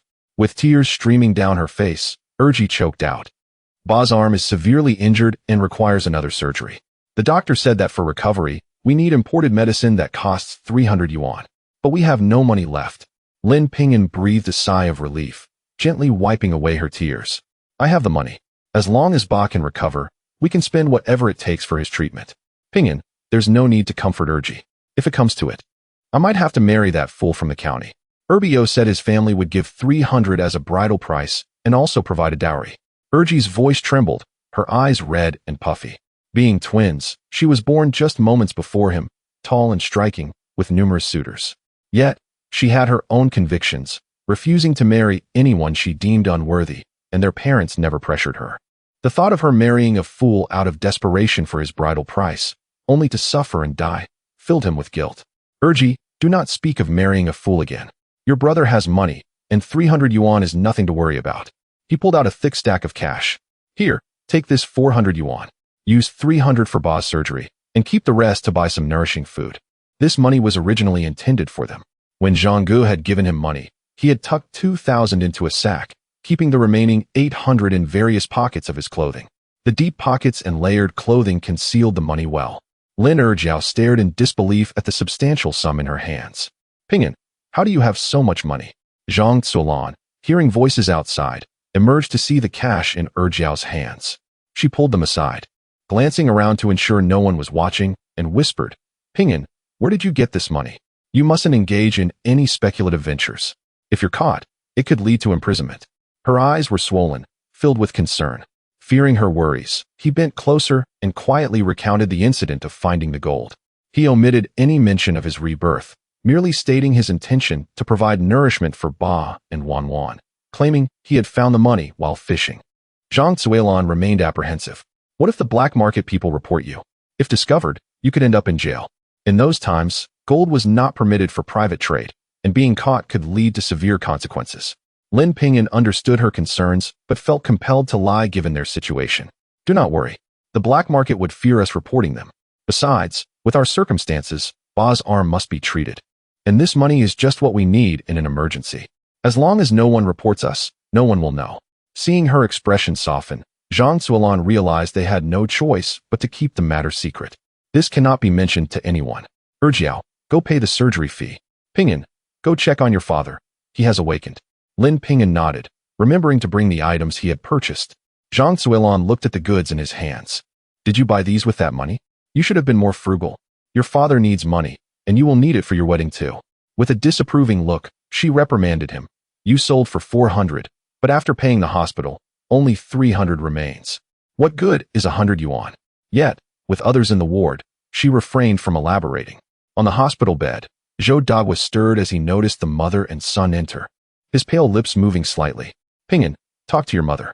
We shouldn't proceed with the surgery. My hand is useless. There's no need to waste money. I can still work with one hand. He spoke weakly due to significant blood loss. Lin Ping'an, lying on another bed, angrily interjected, Ba, you were injured saving Liu Gang. Why should they escape unscathed while we suffer? I will return home to seek justice. Can our grandfather really disregard your life? He had overheard discussions about dividing the family when his second sister and younger brother visited, but he refused to believe that their grandfather and uncle could be so heartless. The notion of dividing the family and pushing them to the old house felt like driving them to despair. With his leg fractured and strapped with wood, he grew agitated, attempting to rise from the bed, prompting Zhang Zilan to press him back down. Do you not want your leg to heal? Stay in bed and rest. We have already separated from your grandfather. You need not worry about money. Ping'an has raised the funds for your surgery, and Erjiao has gone to pay it. Upon hearing this, Lin Ping'an turned to Lin Ping'an. What Ma said is true. How did you acquire so much money? 300 yuan was no small amount. Lin Ping'an set down his belongings and approached his elder brother. Do not worry about the money. Once you are discharged, we will move into a new house. Lin Dawa's expression grew more troubled. His hospitalization would cost over 300, and building a new house would require 400 to 500. In their village, they hardly saw 100 yuan throughout the year. Having never earned money, where would it come from? Ping'an, Ba can manage without an arm, but you must not engage in any speculative activities. It is not easy for you to gain admission to university. He was overjoyed that Lin Ping'an had been accepted into Qingbei. His hunting trips were all to provide his son with a better life. Lin Ping'an's eyes glistened with tears. Do not worry, Ba. Your son is knowledgeable and will never engage in illegal activities. Focus on your recovery. I will take care of everything at home. Despite his assurances, Lin Dawa remained uneasy. Yet there was little he could do while confined to the bed. Lin Ping'an, noticing the numerous items he carried, furrowed his brow. Ping'an, you wouldn't have become a son-in-law, would you? You must not make such foolish decisions. There were stories in their village of sons who, unable to provide for their families, became sons-in-law, marrying into wealthier families who would even pay a bridal price. With his brother's circumstances, the bride's family would undoubtedly offer a substantial sum. Lin Dawa coughed in agitation. Ping'an, you cannot become a son-in-law. You are the hope of the Lin family. You are meant for university. Ba, do not listen to my brother's nonsense. I haven't become a son-in-law, Seeing others around, he fabricated. It was my maternal grandmother and uncle who contributed the money. Lin Dawa's emotions calmed. You must retrieve the medical fees. We cannot proceed with the surgery. You will need money for school and marriage. This money must be preserved. Lin Ping'an felt a deep sense of sorrow within him. He genuinely wished to reveal all his savings to them, yet the presence of outsiders in the hospital room left him helpless. Thus, he declared, Father, if you do not seek treatment for your arm, I shall abandon my studies and forego marriage. Until your arm is healed, I shall find no peace as your son. His father, who valued his education above all, fell silent. The other patients in the ward could not help but interject, Brother, your son is commendable. He is filial. It would be wise to pursue treatment, lest this become a lifelong burden for the child. Another added, Indeed, young man, your aunt sees great potential in you. If money is scarce, she can lend you some. The speaker, a woman in her 40s clad in pristine cotton attire, bore no patches, and her legs were wrapped in bandages. Her complexion was rosy, and her hands showed no calluses, indicating her urban origins. It was evident that lending money was not a concern for her. Lin Ping'an expressed his gratitude. Thank you, aunt, but there is no need for now. This aunt appeared remarkably genuine. Her willingness to lend money while sharing a hospital ward reflected the simplicity of contemporary individuals. Beside the hospital bed, the aunt's husband spoke with a smile. Young man, do not be afraid. I am Feng Jianjun, the director of the county's garment factory. My partner has informed me of your family's situation and your impending displacement from your old home, with no financial support from your family. Upon learning of your acceptance into Qingbei and your commendable filial piety, my partner sincerely wishes to offer you assistance. Lin Ping'an turned to the middle-aged man before him, his brow furrowing. You are Feng Jianjun, the director of the county's garment factory? Chapter 15. Her grandmother wants to marry her off to a foolish young man. You know our old Feng family. How could one not recognize them? That year, the front page of the newspaper was filled with reports of the tragic events that had unfolded.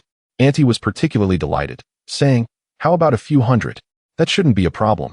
They had no sons, only 2 daughters, and with no burdens, It pained her to see such misery. She always wished to lend a helping hand. Lin Ping'an felt a pang of sympathy. How could such a good person suffer so much? He realized some time had passed since the incident. He wondered if their factory had signed the contract yet, and as he contemplated, he asked, "Uncle Feng, do you have a batch of orders from the provincial city? They require you to use their fabric for production, but you need to pay half the fabric cost. Have you signed the contract?" Feng Jianjun gazed intently at Lin Ping'an, recalling that he had just negotiated with the company from the provincial city and planned to sign the contract that afternoon. How could the news spread so quickly? "Young man, how do you know about this?" His brother had urged the contract be signed promptly, lest other garment factories learn of this opportunity and seize it. Could this lad be here to investigate? "Uncle Feng, there's no need to ask how I know. Have you signed the contract?" Lin Ping'an's tone was somewhat urgent.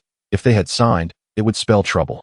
Feng Jianjun frowned deeply, while Auntie, sensing her husband's displeasure, intervened. "It should have been signed. It's just that I broke my leg and had to be taken to the hospital. We'll decide to sign the contract tomorrow." "Wonderful, you haven't signed yet." Lin Ping'an beamed. "Uncle Feng, you must not sign that contract. The company in the provincial city is on the verge of bankruptcy, and they won't have the funds to buy the clothes produced."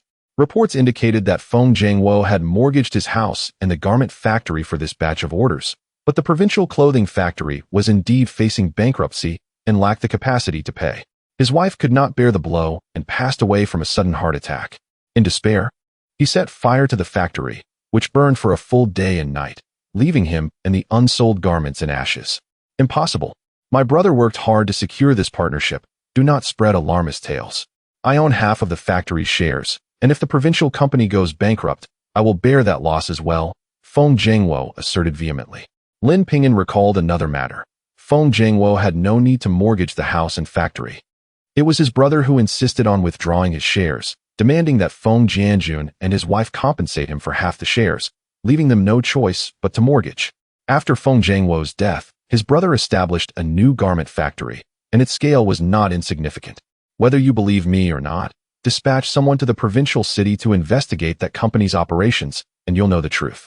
Seeing Lin Ping'an's earnestness, Feng Jianjun pondered.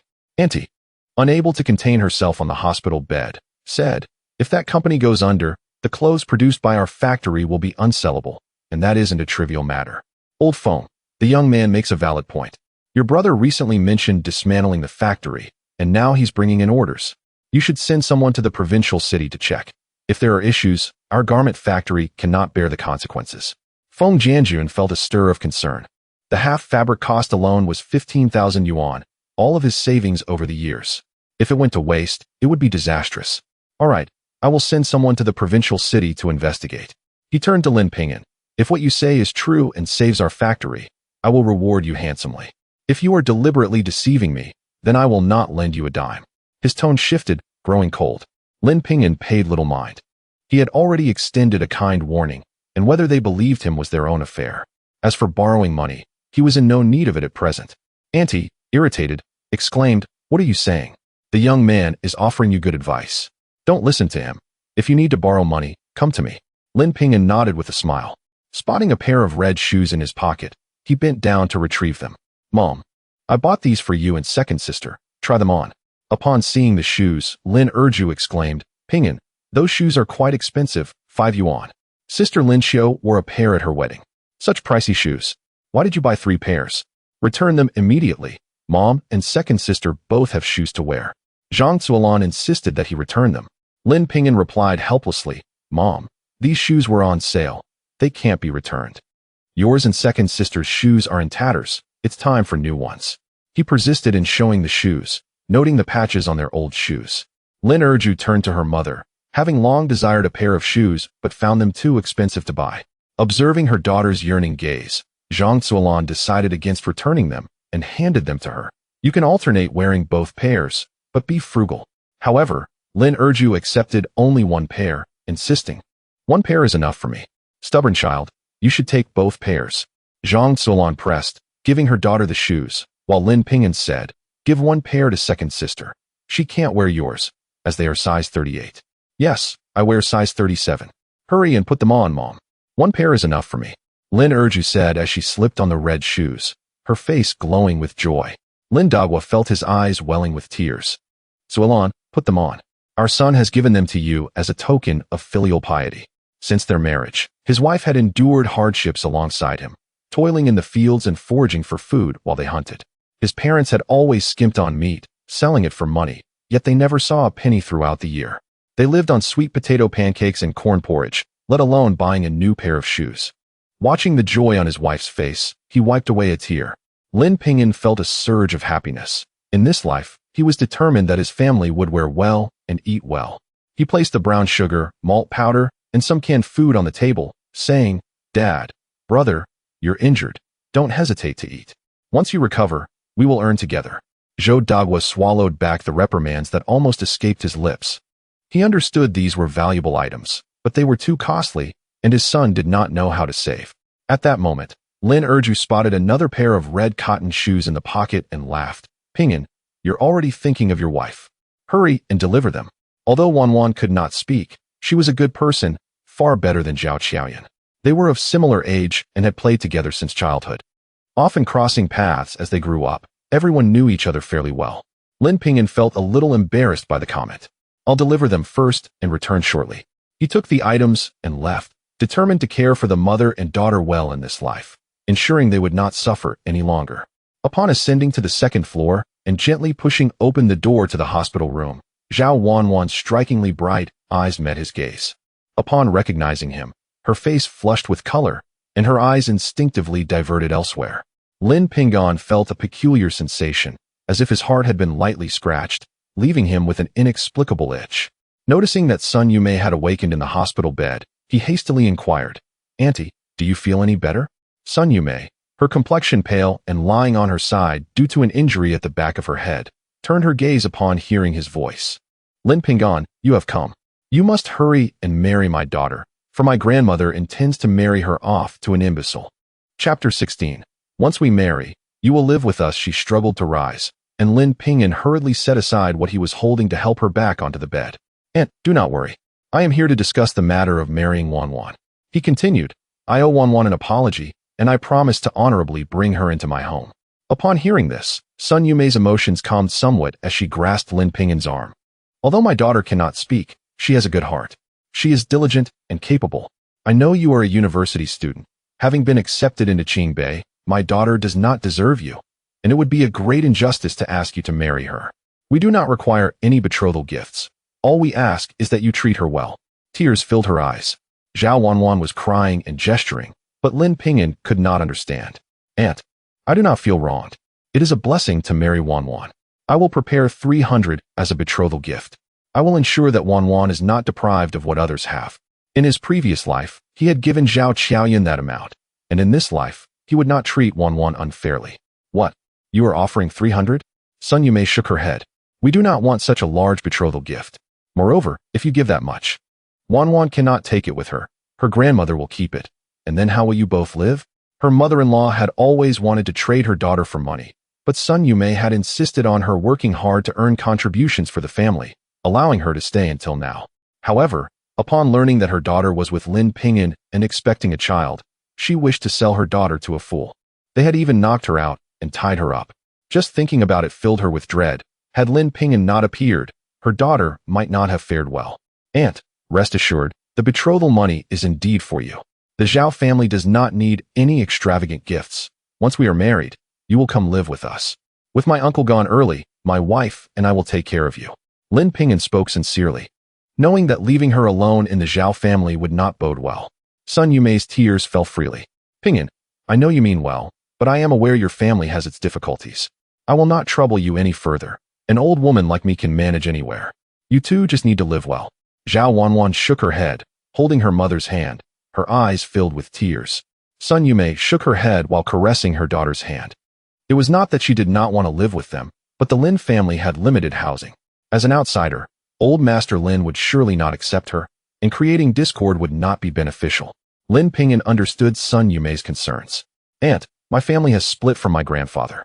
Once we build a new house, there will be ample space. You can choose any room you like." He had already planned to bring her over to live together once the house was completed.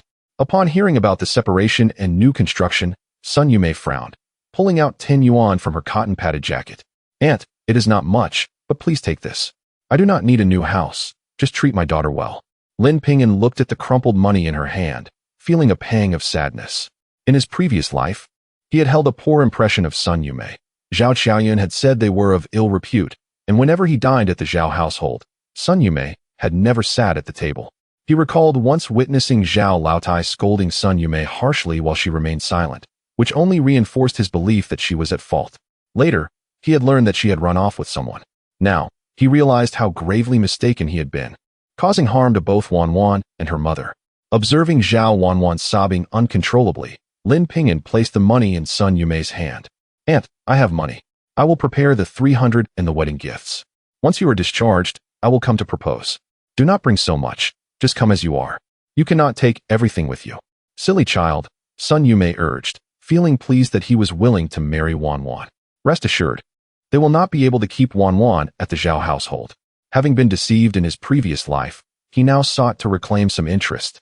Before leaving, Lin Ping'an took out milk powder, brown sugar, and canned goods from his pocket and placed them on the table, fearing Sun Yumei would insist on him taking them back.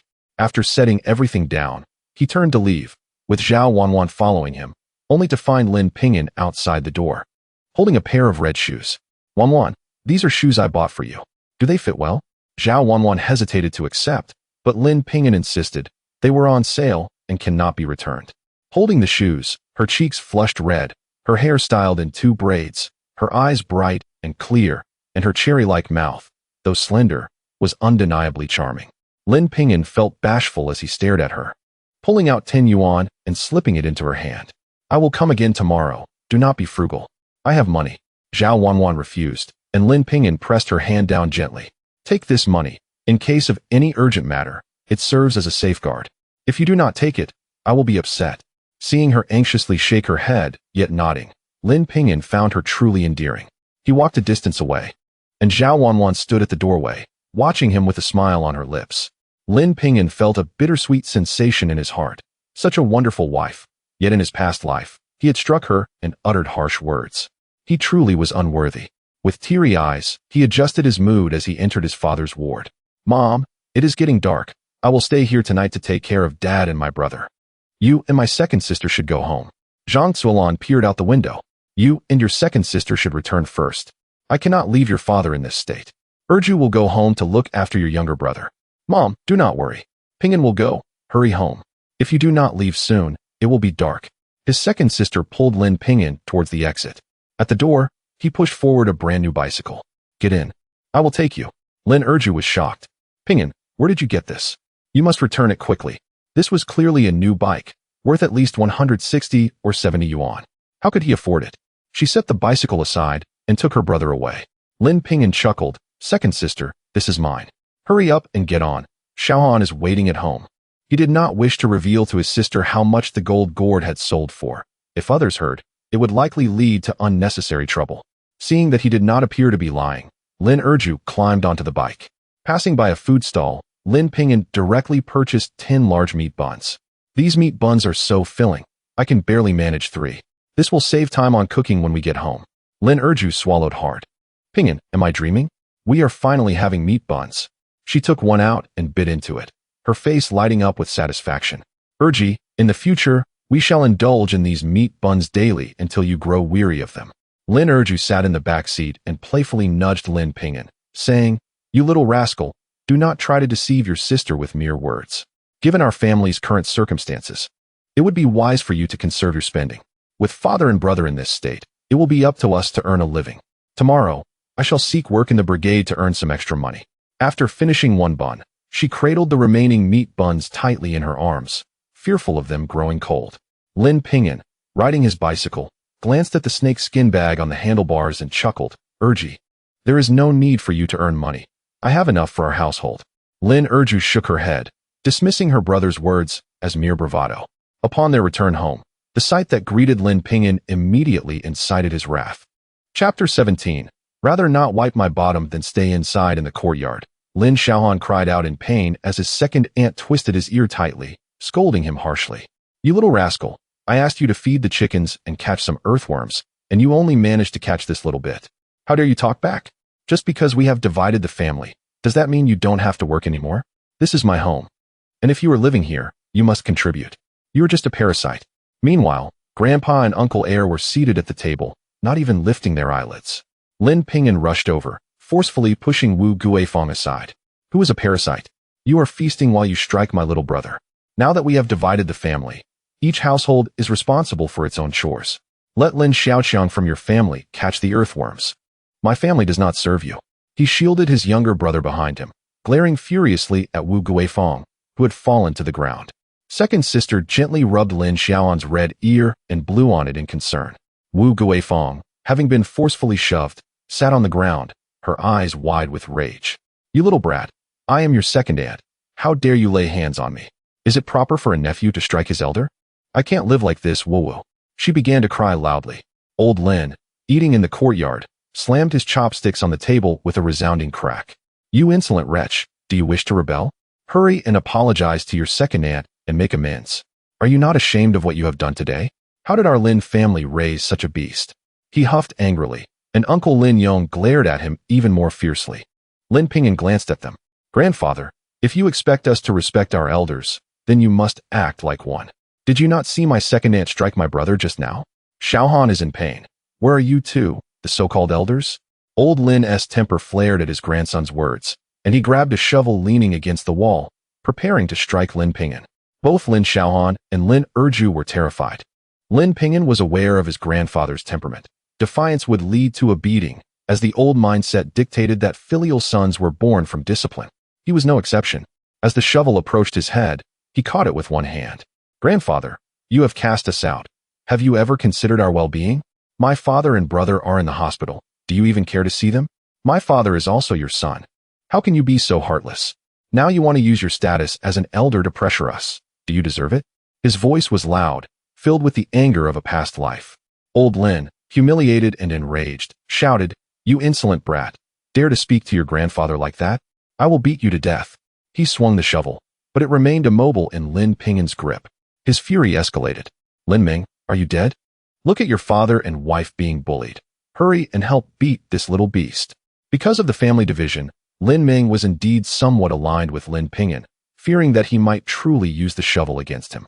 Seeing his father genuinely furious, he stood up and swung a fist at Lin Ping'an. Lin Ming, a farmer and a seasoned hunter, knew that a punch from him would hurt. However, if he dodged, the punch would land on his sister behind him. As the fist came down, he yanked the shovel back with great force, causing old Lin to lurch forward. At that moment, Uncle Lin Yong's fist landed squarely on old Lin's face. With a resounding thud, old Lin's face contorted in pain as he turned to shout, Lin Ming, are you hitting him or me? It hurts like hell. He rubbed his back, supporting his waist. Lin Ming kept apologizing, Dad. I really did not mean to hit you. I had no idea you would rush at me. Are you all right? Shall we go to the hospital? He had put all his strength into that punch, intending to make Lin Ping'an suffer. Seeing his father's pained expression, he couldn't help but worry. Old Lin pushed him away. As if our family doesn't have enough in the hospital, he won't die. Hurry and catch this little brat. If we don't teach him a lesson today, I want to bear the Lin surname. He glared at Lin Ping'an, and Lin Ming, with fury in his eyes, muttered, You little rascal, today I will teach you a good lesson on behalf of your parents. Gritting his teeth, he threw another punch. Lin Ping'an sneered. Having traveled extensively in his past life, he had learned a few tricks. As the fist aimed for his face, he turned his head to dodge and kicked Lin Ming in the stomach. Lin Ming was caught off guard, landing hard on the ground. You dare to rebel, and you still dare to strike your second uncle. He gasped for breath and got up to hit Lin Ping'an again. Lin Ping'an was not idle either, throwing 3 punches and 2 kicks at his uncle. He hesitated to hit his grandfather, mindful of his age, but his uncle was fair game. At this moment, Wu Guifeng was stunned, witnessing Lin Ping'an's ferocity. It seemed like someone might get seriously hurt. She rushed towards Lin Ping'an, fearing for her husband's safety. Seeing her charge, Lin Ping'an rose from Lin Yong and slapped her face. We have divided the family. It was you who provoked us first. If there is a next time, I want to hesitate to sever ties completely. He stepped on the fallen shovel, effectively breaking it in two. Wu Guifeng, clutching her face and terrified, did not dare to move, while old Lin and Lin Yong stared in shock at the broken shovel handle. Lin Xiaoqiang, seated at the table, looked on in disbelief. My brother Ping'an must have taken a strength pill. From now on, I better keep my distance. Noticing their silence, Lin Ping'an took his sister and younger brother's hands. Let us go inside. Old Lin, watching the door close, coughed in anger, wanting to erupt, but fearing the wrath of that killing machine. He could only support his waist and curse his son. You useless fool. You can't even handle a child. What good are you to me? He stormed inside, fuming. Lin Yong, getting up from the ground, felt pain in his waist and legs, bitterly muttering, "You little bastard. Let us see how long you can enjoy your victory. In a month, you will be kicked out." Wu Guifang glared at the Lin family's door, her eyes bloodshot. "That little brat dared to slap my face. Just wait and see how I will deal with you all." She felt a surge of resentment as she noticed Lin Gang emerging from the restroom. "Where were you earlier? Did you not see your father and me being bullied?" Lin Gang lowered his head, gripping the corner of his cotton jacket tightly, speaking softly. "There was no straw left in the restroom. I had nothing to wipe with, so I couldn't come out. At that time, toilet paper was rare in the village. People used split straw to clean themselves." Wu Guifang felt disappointed in her son, thinking how could he still fret over such matters at his age? Nevertheless, he is his biological son, and he refrained from saying much. However, Lin Yong, battered and bruised, felt a surge of frustration upon witnessing his son's feeble demeanor. "How did you find your way out? Spare me the meaningless excuses. In the future, should such a situation arise again, even if it means neglecting your own needs, you must come out to assist your father. Do you understand?" Lin Gang's expression fell, tears welling in his eyes. "Dad, I simply didn't tend to my own needs. I rushed out to help you." Suddenly, Lin Xiaoqiang covered his nose.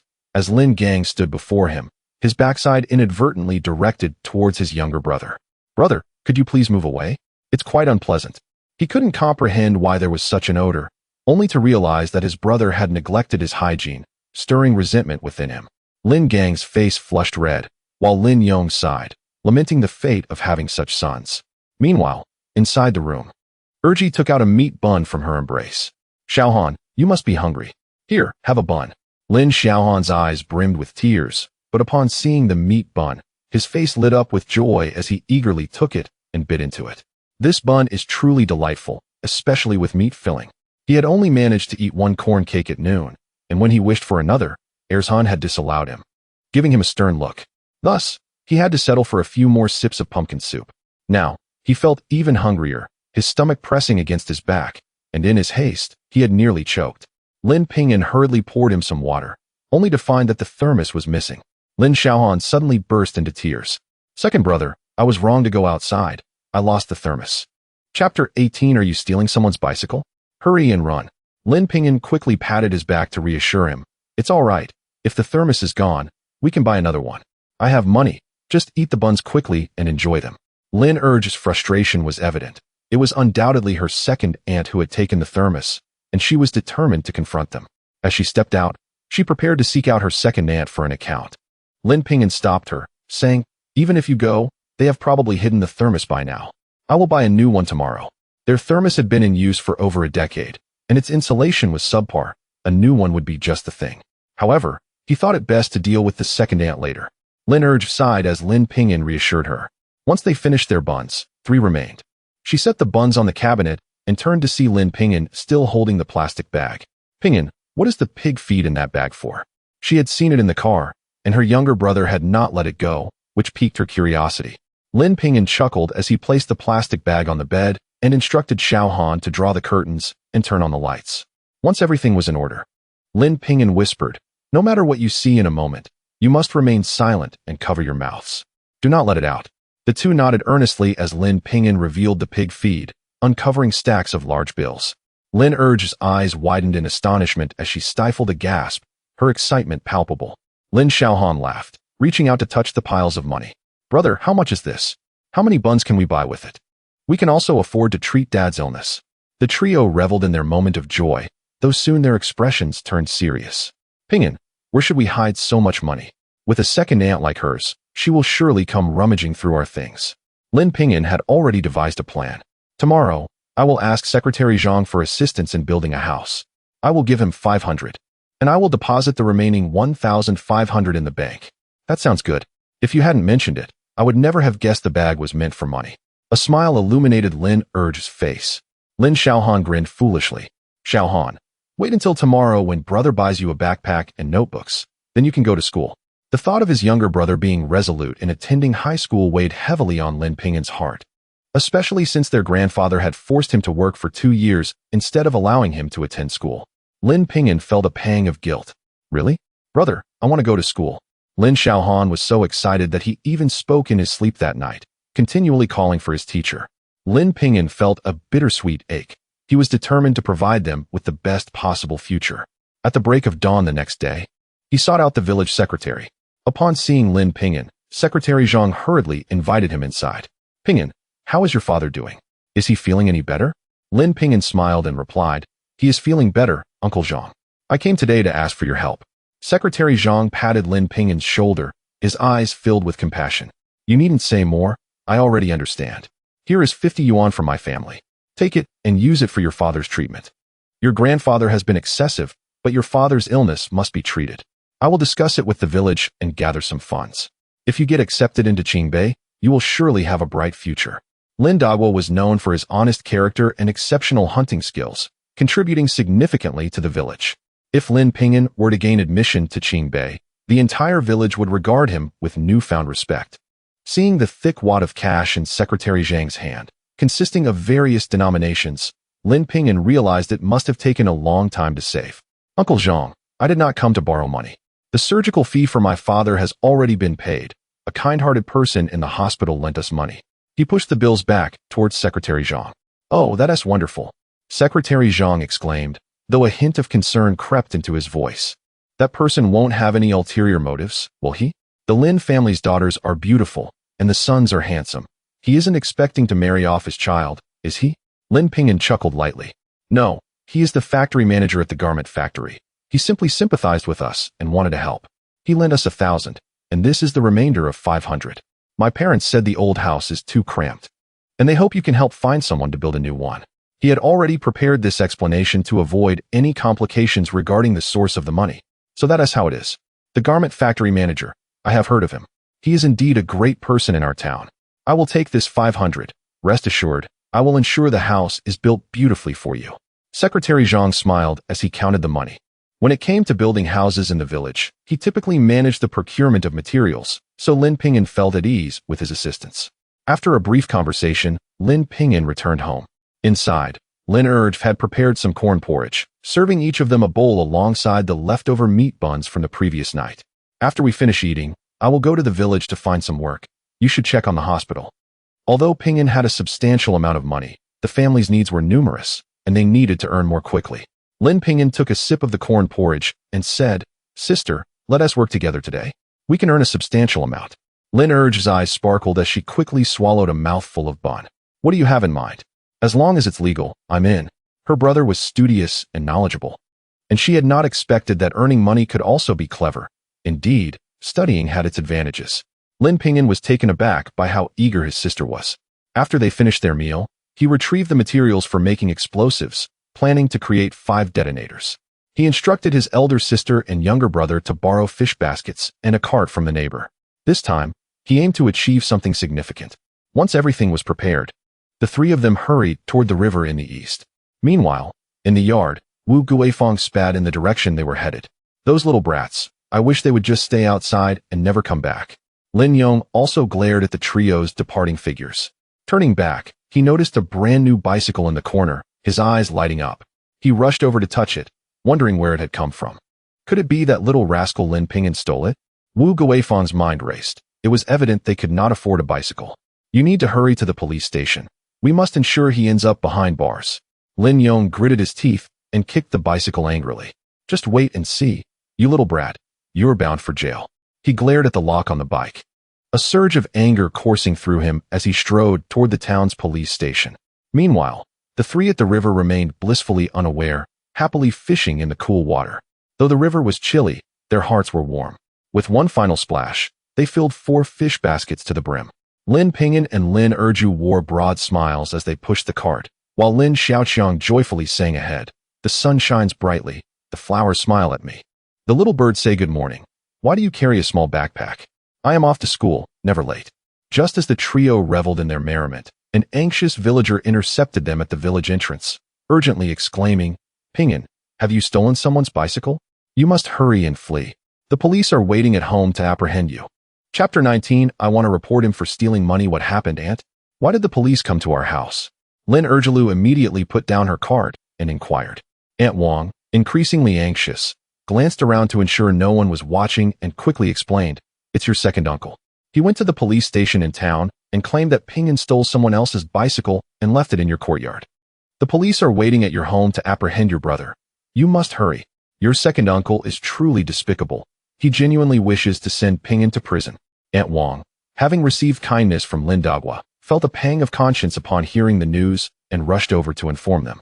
Upon understanding the situation, Lin Ping'an smiled and replied, Thank you, Aunt, for telling us. That bicycle was not stolen. I bought it. I shall clarify this with the police right away. He lifted his cart and set off, eager to confront his accuser, especially since he had yet to settle the matter of the thermos stolen from his home just yesterday. Seeing his confidence, Aunt Wang sighed in relief and followed him toward his house. Before they reached the doorstep, Wu Guifeng rushed over and seized Lin Ping'an's arm, exclaiming, Police officer. It was him who stole the bicycle and left it at our house, but it has nothing to do with us.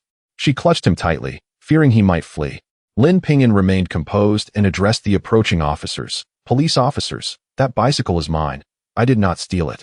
He spoke earnestly, but Wu Guifeng immediately countered, You bought it? Who are you trying to deceive? You can't even afford your father's and brother's medical bills. How could you possibly buy a bicycle? Police officer, he is lying. Please arrest him and send him to jail. Aunt, my father is in the hospital for your son. You Haven T contributed a penny and even encouraged Grandpa to separate us. Now you come to accuse me of stealing a bicycle? Police officers, you must seek justice for me. His face was filled with sincerity as he looked at the two officers, his expression one of helplessness.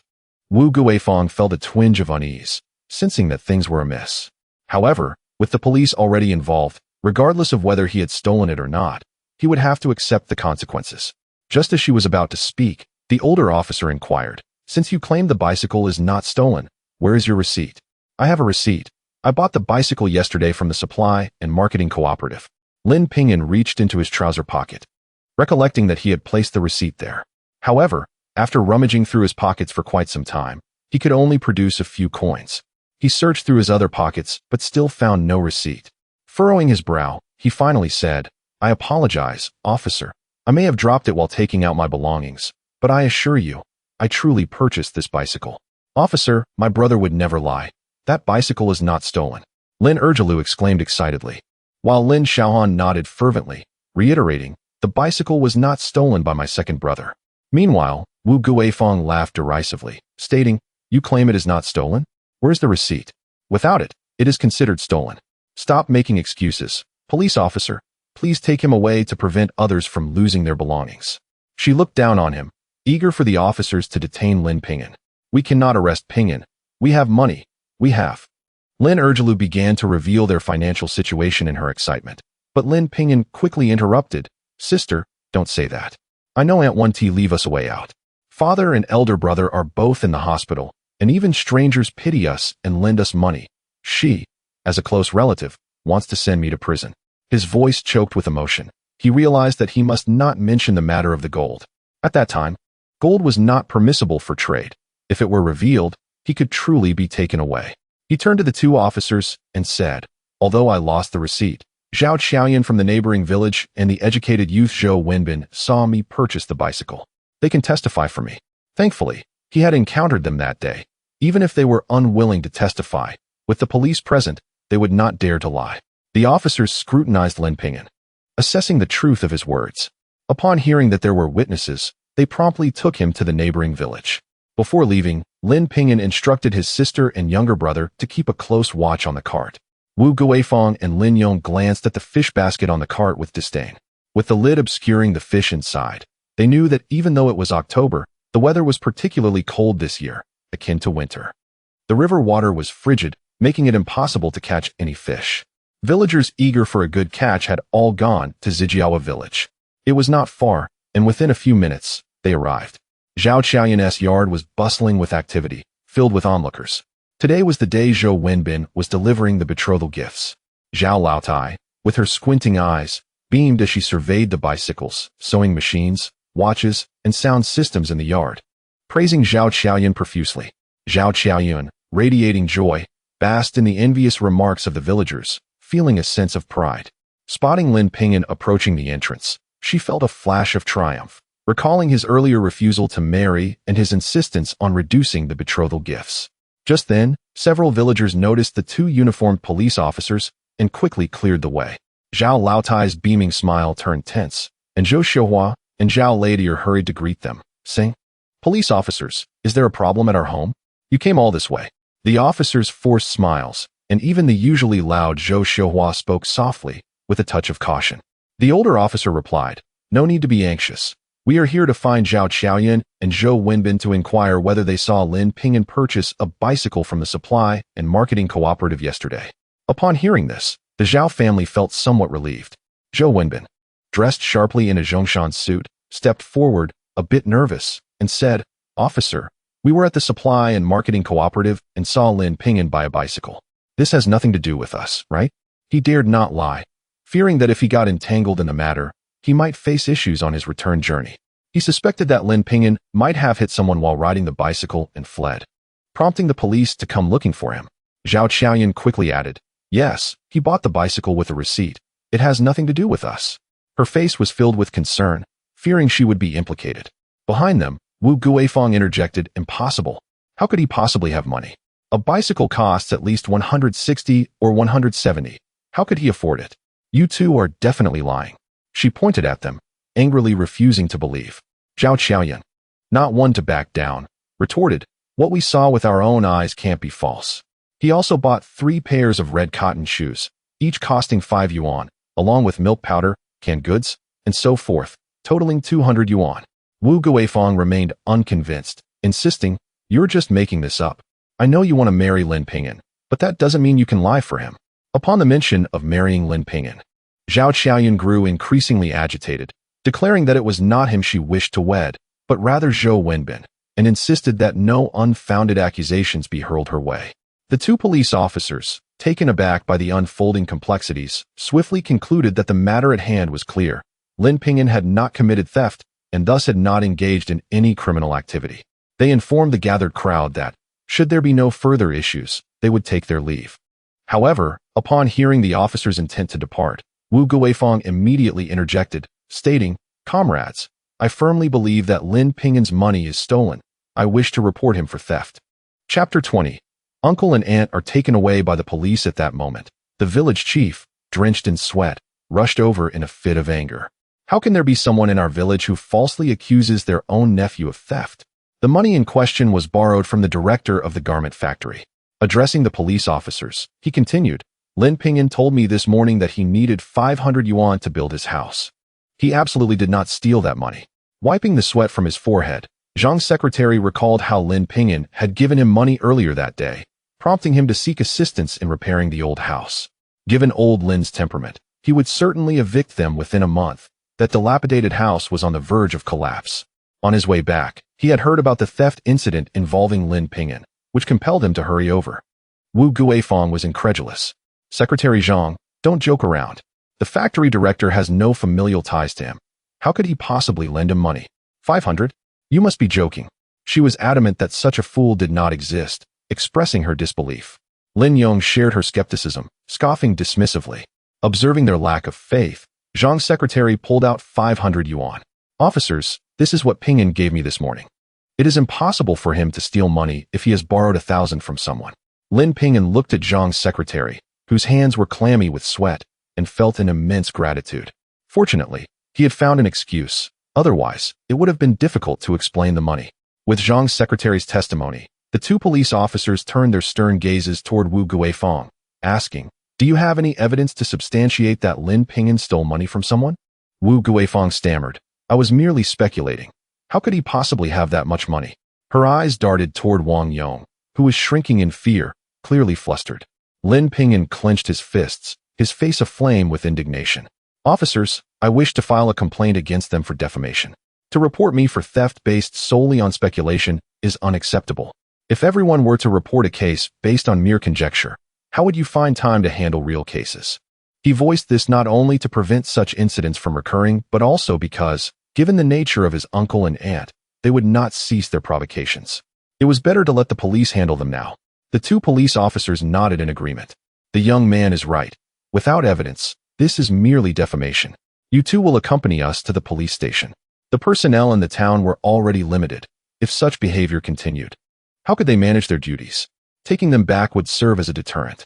Wu Guifeng and Lin Yong were dumbfounded. They had called the police, yet they were being taken to the station. Lin Yong pleaded, "Officers, we acknowledge our mistake. Please do not take us. We promise never to defame Lin Ping'an again." "Ping'an, Uncle knows he was wrong. Please do not report him, all right?" Wu Guifeng chimed in, approaching Lin Ping'an with a pleading expression. Lin Ping'an secretly wished for them to be taught a lesson, preventing future troubles. Zhang's secretary's face darkened as he urged, "Ping'an, perhaps you could forgive them this once? Please do not report them." Lin Ping'an understood that their arrest would surely tarnish the village's reputation. After pondering, he replied, "I will refrain from reporting, but you must tell me where my thermos has gone." Wu Guifeng's eyes flickered, her hands tightly clenched. Lin Yong, noticing her demeanor, realized his wife had taken their belongings and exploded in anger. "You foolish woman, what are you hiding? Do you really want to go to the police station?" Shivering from the rebuke, Wu Guifeng stammered, "I hid it in the kitchen." The onlookers were taken aback. They had not expected the truth to be revealed. Having already driven the Lin family out, it was outrageous that they had not spared their belongings. The crowd murmured, and even Zhang's secretary, who had intended to intercede on their behalf, found himself at a loss for words. Lin Ping'an smirked, though his expression remained somber. "Officers, she has stolen my thermos, and everyone has heard it. My family has been bullied to this extent. Should I really forgive such people?" Some villagers quickly chimed in. No, they should go to the police station for education. With thieves like these in the village, peace will be elusive. In truth, petty thefts were not uncommon in the village, but the Lin family had crossed a line, taking advantage of a wounded son and forcing others into the old residence. Now, with Lin Yong and his wife maligning Lin Ping'an in an attempt to imprison him, they had stirred the ire of the community. No one came to their defense. Watching the two police officers escort his uncle and aunt away, Lin Ping'an felt a sense of liberation. In his past life, he had tolerated their transgressions out of respect for their elder status, only to have them escalate their behavior. This time, he would not hold back. He would repay them in kind. As he departed, Zhao Qiaoyun felt discontent, thinking to herself that had she known this would happen, she would have claimed not to have seen Lin Ping'an by a car, allowing him to be imprisoned. Now, she had inadvertently aided him. Zhou Wenbin remarked, "Qiaoyun, once I return to the city, I will ensure you have a new house to live in. However, Lin Ping'an's new home means your aunt's sister will enjoy the benefits." If Lin Ping'an had not rejected Zhao Qiaoyun, he would not have spent so much money to marry her. Looking at Zhao Qiaoyun's face disgusted him, and now that Lin Ping'an sought to build a house and live well, he would not allow it to happen. Indeed, upon hearing this, Grandma Zhao glared with her triangular eyes and coldly snorted, "She still wishes to enjoy life? In the next life, perhaps. I have already accepted 200 yuan in betrothal gifts from the village idiot. Once they return, I will marry her off." Her lips curled with malice, as if she were not speaking about her own granddaughter. Zhao Qiaoyun beamed, fully convinced by her grandmother's words. Lin Ping'an must repay all that money he borrowed. It would be better for me to marry the idiot, with food and drink assured. Unaware of the Zhao family's scheming, Lin Ping'an returned home to find Lin Erju and Lin Xiaohan anxiously awaiting him. Had it not been for the fish and the money in the cart, they would have rushed to check on him. Spotting Lin Ping'an's figure, Lin Xiaohan joyfully ran over. "Brother, are you all right? Where are uncle and aunt?" Looking back, he noticed their absence and curiously asked. Lin Ping'an affectionately ruffled his younger brother's hair, smiling brightly. "They will probably return in a couple of days." Lin Yong and Wu Guifeng had not committed any grave offense. At most, they would receive a reprimand. "Sister, let us be on our way." He lifted the cart and noticed the 4 heavy baskets of fish, securely wedged between the snake's skin bags from yesterday, bringing him immense comfort. Lin Erju nodded, pushing the cart as the 3 of them headed toward the county town. Upon reaching the black market contact point, Brother Zhang immediately welcomed them upon recognizing Lin Ping'an. "Brother Zhang, these are the fish we caught. Please take a look and give us a price." Brother Zhang closed the door and opened the lid of the fish basket, observing the lively big crucian carp inside, his eyes gleaming. "Young man, it's quite a feat to catch so many in this cold weather. How about I offer you 90 cents? Unlike last time when he made a direct offer, this time he spoke in a tone of negotiation. Lin Ping'an smiled, knowing that the fish outside typically cost around 8 yuan and 34 cents. Yet he could secure it for 9 mao, aligning perfectly with his expectations. Thank you, Brother Zhang. Could you possibly provide me with some fabric tickets? Certainly, I have some right here. After finalizing the fish deal, Lin Ping'an, with 45 yuan and 10 fabric tickets in hand, wore a beaming smile. Lin Erju and Lin Xiaohan, who were visiting for the first time, felt immense joy, having earned in one day what others typically made in a month. However, Lin Ping'an advised them to temper their excitement in front of Brother Zhang, prompting the two to maintain serious expressions until they finally stepped outside, where they dared to laugh aloud. Lin Ping'an then escorted them to the bank to deposit 1,500 yuan, as carrying that amount was impractical. They planned to withdraw it when purchasing a new house and furniture after acquiring the necessary items. Holding the first bank book of his rebirth, he took his second sister and younger brother to the hospital. Just before he could push open the ward door, an angry voice from behind halted him. Stop right there. It's because of you that the company in the provincial capital is demanding we pay 70% of the fabric fee up front. Chapter 21. The starry-eyed Feng Lily. As Lin Ping'an turned around, he was met with the furious visage of Feng Jianjun.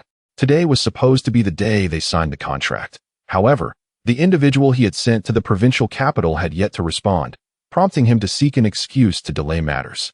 To his astonishment, the company in the provincial capital had relayed a message demanding that they pay 70% of the fabric costs up front. At that moment, Feng Jianjun could no longer contain his anger and called out to him. A figure resembling him rushed over, grabbing Lin Ping'an by the collar. Kid, if it weren't for your claims about the company in the provincial capital, we wouldn't have had to withhold an additional 20% of the payment. What are you, a penniless brat, no? How dare you suggest that my brother refrained from signing the contract? Can you bear the responsibility for this? Lin Ping'an was no longer the naive youth he once was. Faced with threats, he only grew more resolute. Seizing the hand that clutched his collar, he exerted pressure, causing Feng Jianjun to yelp in pain. Let go of me, you little brat. You dare to hurt me? You won't be able to compensate for it. Lin Ping'an gripped his wrist like a vice, feeling the bones nearly crush under his hold. You initiated this with my brother. If compensation is to be discussed, it is you who must pay. Lin Xiaohan, filled with indignation, spoke up, while Lin Erju also appeared ready to intervene. Seeing the two rush to his defense warmed Lin Ping'an's heart. Gazing at the arrogant face before him, he spoke coldly. Compensation? I believe it is you who should be liable. You are fully aware that the company in the provincial capital is on the brink of bankruptcy, yet you conspire to deceive your brother. This is fraud, and you could end up in prison for it. His assertion struck with certainty, leaving Feng Jianjun's expression frozen, his eyes fixed intently on Lin Ping'an. Yet, he was certain he had never seen this face before. He then defiantly retorted, how could I possibly harm my brother? We are blood relatives. You, an outsider, should not attempt to sow discord between us. Is that so? Blood brothers who secretly buy land and establish a garment factory behind your brother's back? You must have long desired to see your brother's downfall. In his previous life, not long after Feng Jianwo's death, this so-called good brother had indeed started a garment factory. It appeared that he had already begun his scheming. Feng Jianjun's eyes widened in surprise, his speech faltering. You speak nonsense. How could I possibly establish a new factory? Feng Jianwo, unwilling to accept the notion, replied, how could a brother born of the same mother betray him? Young man, I could overlook your accusations, but you must not fabricate lies. My brother has no money to buy land. His tone was filled with dissatisfaction, his gaze accusing. Just days ago, his brother had claimed to be without funds and even asked him for a loan. How could he possibly afford to purchase land to build a factory? Lin Ping'an felt a pang of frustration. No wonder Feng Jianwo had descended into bankruptcy and despair. He placed far too much value on brotherhood without applying any rational thought. He did not relent, but instead tightened his grip on Feng Jianjun's arm, scrutinizing him intently. The land in the southern outskirts of the county is yours. A simple inquiry would suffice to confirm this. Do you still wish to conceal the truth? In his previous life, the new factory he built was indeed located in the southern outskirts. Observing the guilty look in Feng Jianjun's eyes, it was clear he had already taken action. Feng Jianjun stared at him, his face resembling that of a man who had seen a ghost. How could this be? I have concealed it so well. How could anyone know? He was convinced that Lin Ping'an was attempting to deceive him. Brother, how could I possibly have the funds to purchase that land in the southern outskirts? Moreover, how could I open a garment factory while you are running one? Feng Jianguo's anger flared as he glanced at his brother's pained face. Let go of my brother at once. He would never betray me. If you do not release him, I will call the police.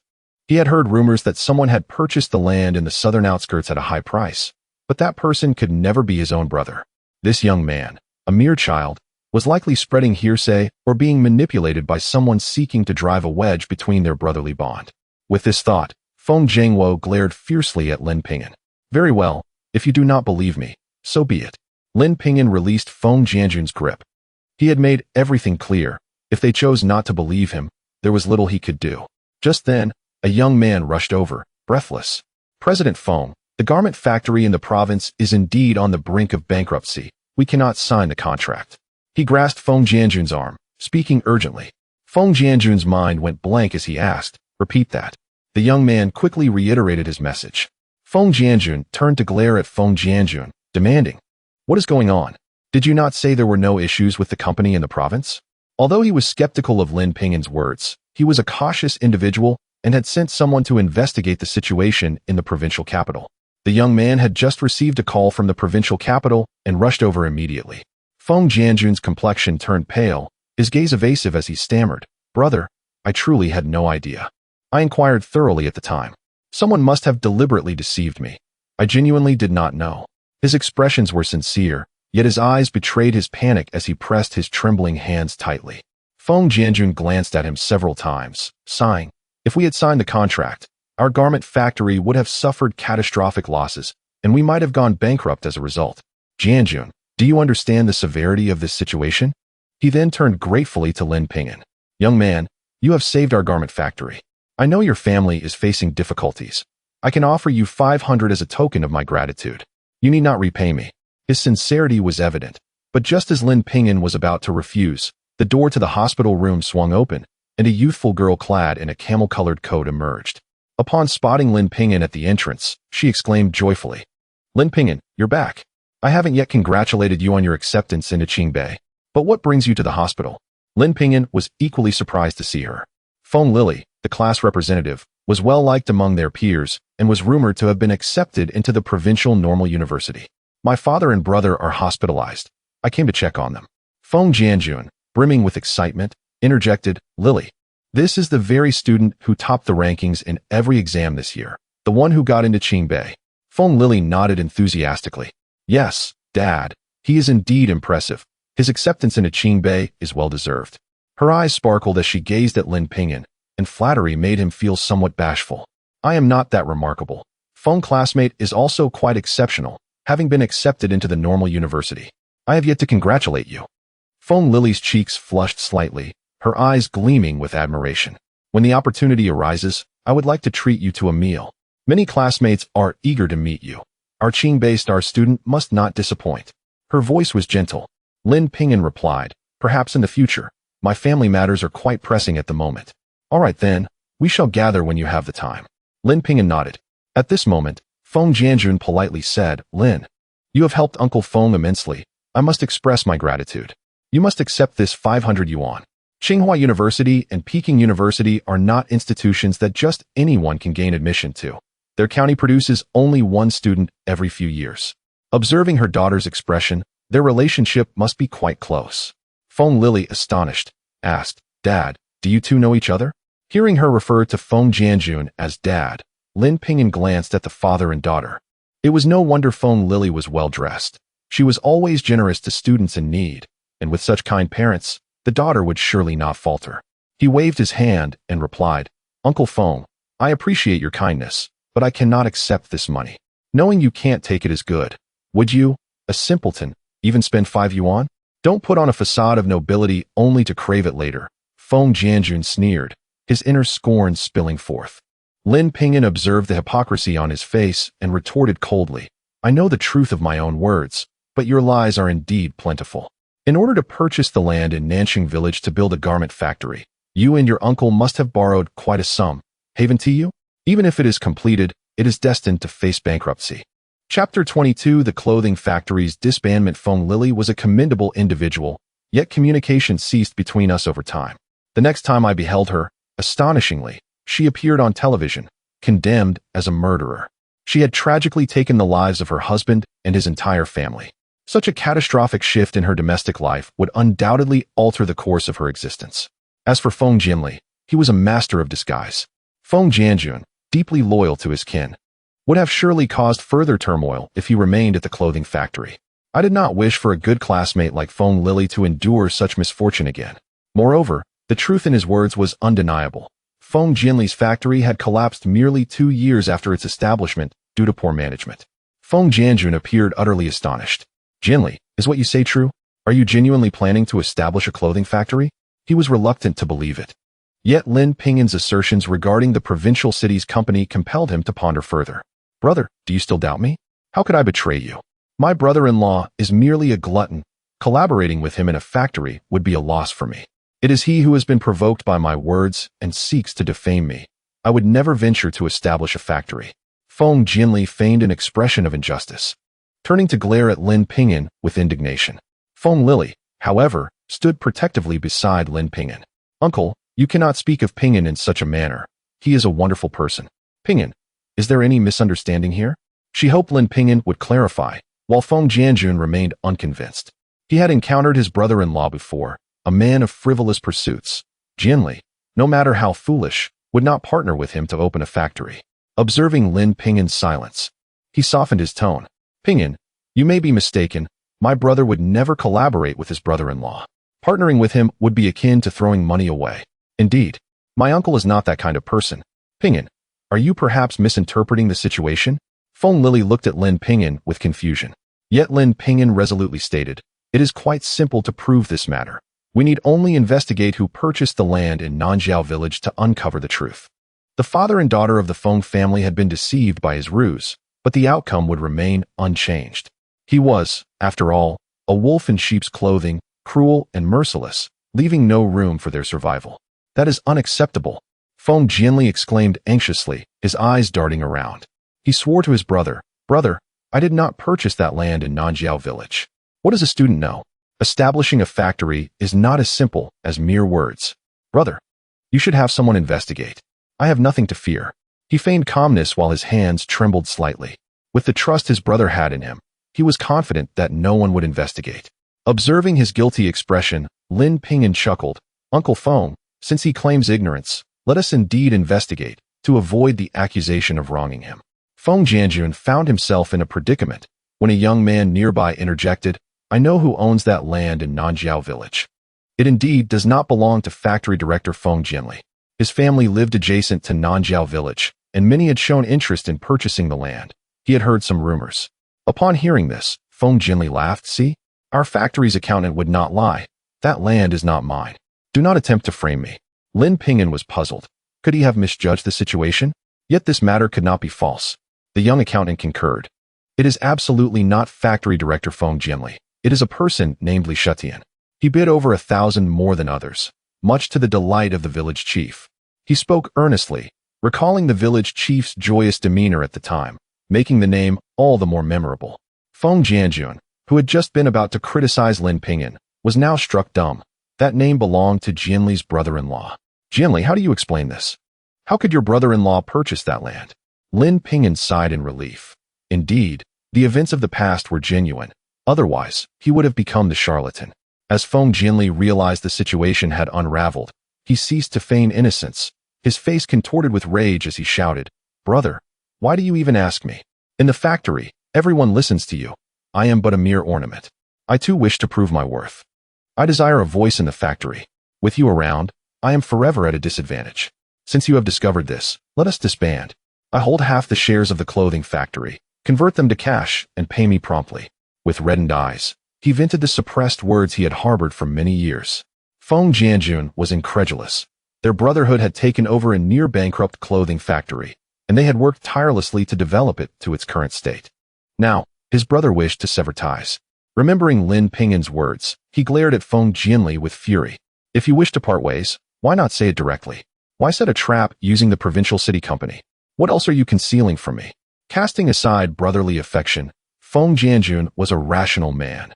Building the clothing factory was not without its intellect. Feng Jinli, no longer caring about appearances, declared, Now that you have guessed, I will tell you. My clothing factory will be completed by the new year, and when that time comes, do not say I showed you no mercy in our competition. He intended to ensure his brother's factory's downfall, claiming all the orders for himself. But now there was no turning back. He would seize those orders. With malice in his eyes, Feng Jianjun clenched his fists. Very well, since you wish to disband, I will not keep you. Zhang, the accountant, calculate how much I owe him. Accountant Zhang looked troubled. The factory's land and equipment totaled approximately 40,000 yuan, meaning Jinli would receive about 20,000. As the accountant, he had conducted statistics on the company's projects, but if they paid out that much, the clothing factory would have no working capital left and would incur a significant deficit. Upon hearing that figure, Feng Jianjun felt his body weaken. Father, are you all right? Feng Lily supported her father. Anxiety etched on her face. Feng Jianjun waved his hand, straightening up. I am fine. Do not worry. This will not break me. He glanced at the smug expression of Feng Jinli. When our parents were alive, I was tasked with looking after you. I, as the elder brother, have never wronged you. Yet you resort to deceit against me, and now you wish to disband. Spare me the trivialities. Give me the 20,000 yuan, and let us part ways. From henceforth, we shall be rivals, showing no mercy. Feng Jinli wore an expression of impatience. He had long harbored dissatisfaction with his brother's constant expectation to obey him. Observing his irritation, Feng Jianjun spat with bitterness. Fine, Zhang, transfer the money to him. From now on, you are no longer my brother, Feng Jianjun. He considered that his role as an elder brother had never wronged him. Yet he found himself in such a dire situation, leaving him feeling utterly disheartened. Accountant Zhang hesitated. Director, we do not have 2,000 in our accounts. We still lack 5,000. If we transfer that, we will have no working capital for our projects. Feng Jinli laughed heartily. Brother, I have calculated. Even if you mortgage your house, you will still fall short by 1,000 or 2. With great benevolence, I shall gather funds for you within 3 days. Should I fail, do not blame me for resorting to legal action against you. Upon finishing his statement, he cast a triumphant glance at Lin Ping'an and departed with a flourish. Feng Jianjun clenched his fists tightly, instructing Xiao Zhang to proceed to secure a loan against the properties under his name, borrowing as much as the bank would allow. The accountant Zhang complied with a nod and promptly left. Feng Jianjun's brow furrowed deeply. The factory had numerous orders, yet payment would only be made upon delivery, with most still requiring production. If the flow of funds were to be interrupted, production would undoubtedly face dire consequences. However, how could he amass the necessary funds? If he could not produce the money within 3 days, Feng Jianjun would indeed be compelled to initiate legal proceedings. And the distributors of those orders would likely fear his bankruptcy and withdraw their partnerships, sealing the fate of his garment factory. Dad, what is wrong? Please do not frighten me. Feng Lily cried, supporting her father Feng Jianjun, who clutched his chest, his complexion ghastly. Chapter 23.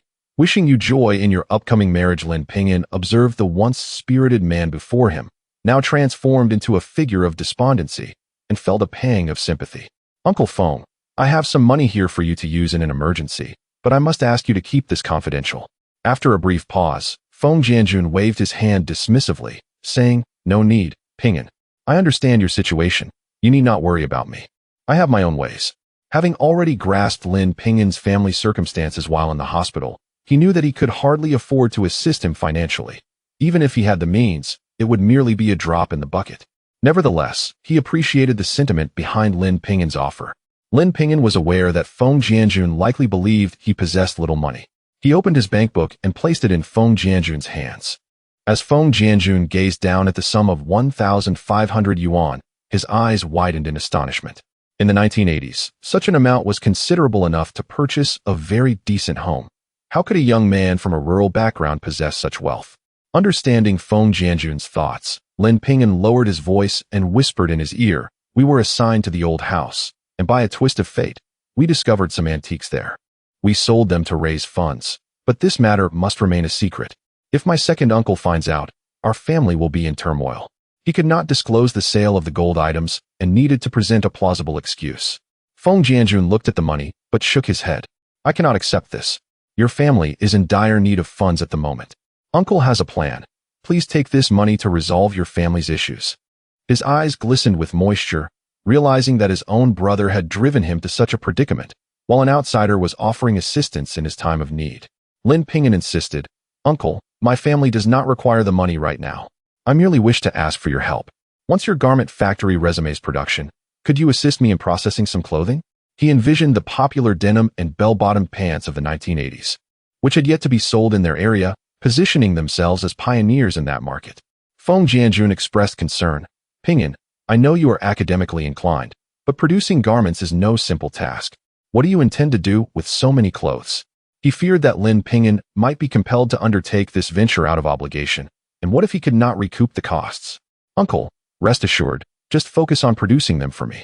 Please take this money for now," Lin Ping'an urged as he firmly placed the bankbook in Feng Jianjun's hand. Feng Lili chimed in, "Dad, you should accept it. I trust that Ping'an has a purpose for making clothing." Feng Jianjun nodded as he looked at the bankbook. "Very well. Tell me what types of clothing you wish to produce, and provide me with the designs. I can have them ready in about a month." The garment factory was half divided and burdened with loans, which caused him some worry. However, with Lin Ping'an's funds, some of that pressure would be alleviated, and once the orders were fulfilled, the factory could return to normalcy. Lin Ping'an smiled. "Thank you, Uncle Feng. Once I finish the designs, I will bring them to you." In his previous life, he would travel southward to trade clothing and sell them in the north. If he could indeed produce these garments, it would save him a great deal of trouble. He contemplated the trendy clothing styles and resolved to sketch them all out. After their conversation, they entered the hospital room where Lin Dahua lay on the bed. With a sigh, he said, "Ping'an, your leave is almost over. You cannot afford to delay your studies. My arm is fine. It will heal in a couple of months. Don't worry about making money." He did not want his son, who had worked so hard to gain admission to Qingbei, to give up so easily. "Dad, I intend to apply for a leave of absence from school. I plan to marry Wanwan. She is carrying my child, and I cannot abandon her like this." Lin Ping'an wished to continue his education, fearing he would regret not completing university for the rest of his life. Yet he regretted even more not marrying Wanwan to secure a future for their children. Lin Dahua sighed, feeling helpless. Meanwhile, Feng Lili accidentally dropped a cup, which crashed to the floor. Fortunately, it was a porcelain cup, only losing a bit of its enamel.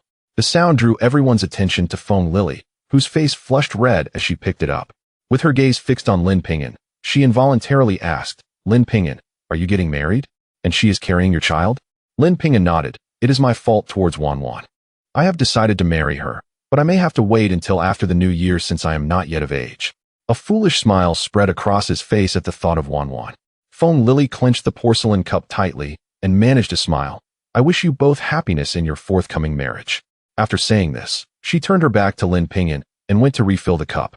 "Thank you, and once the wedding is arranged, I will invite you to celebrate," Lin Ping'an replied joyfully. Lin Erju tugged at his sleeve, noticing his lack of response, and interjected, "Mom, Dad, you have no idea. We earned over 40 yuan from selling fish today." He could see that Feng Lili had some feelings for his second brother, as her eyes reddened at the news of his impending marriage. Yet, his brother still wished to invite her to the wedding. Sighing, he thought, "What a tangled web." Zhang Zuelan expressed her astonishment. "You made that much money selling fish?"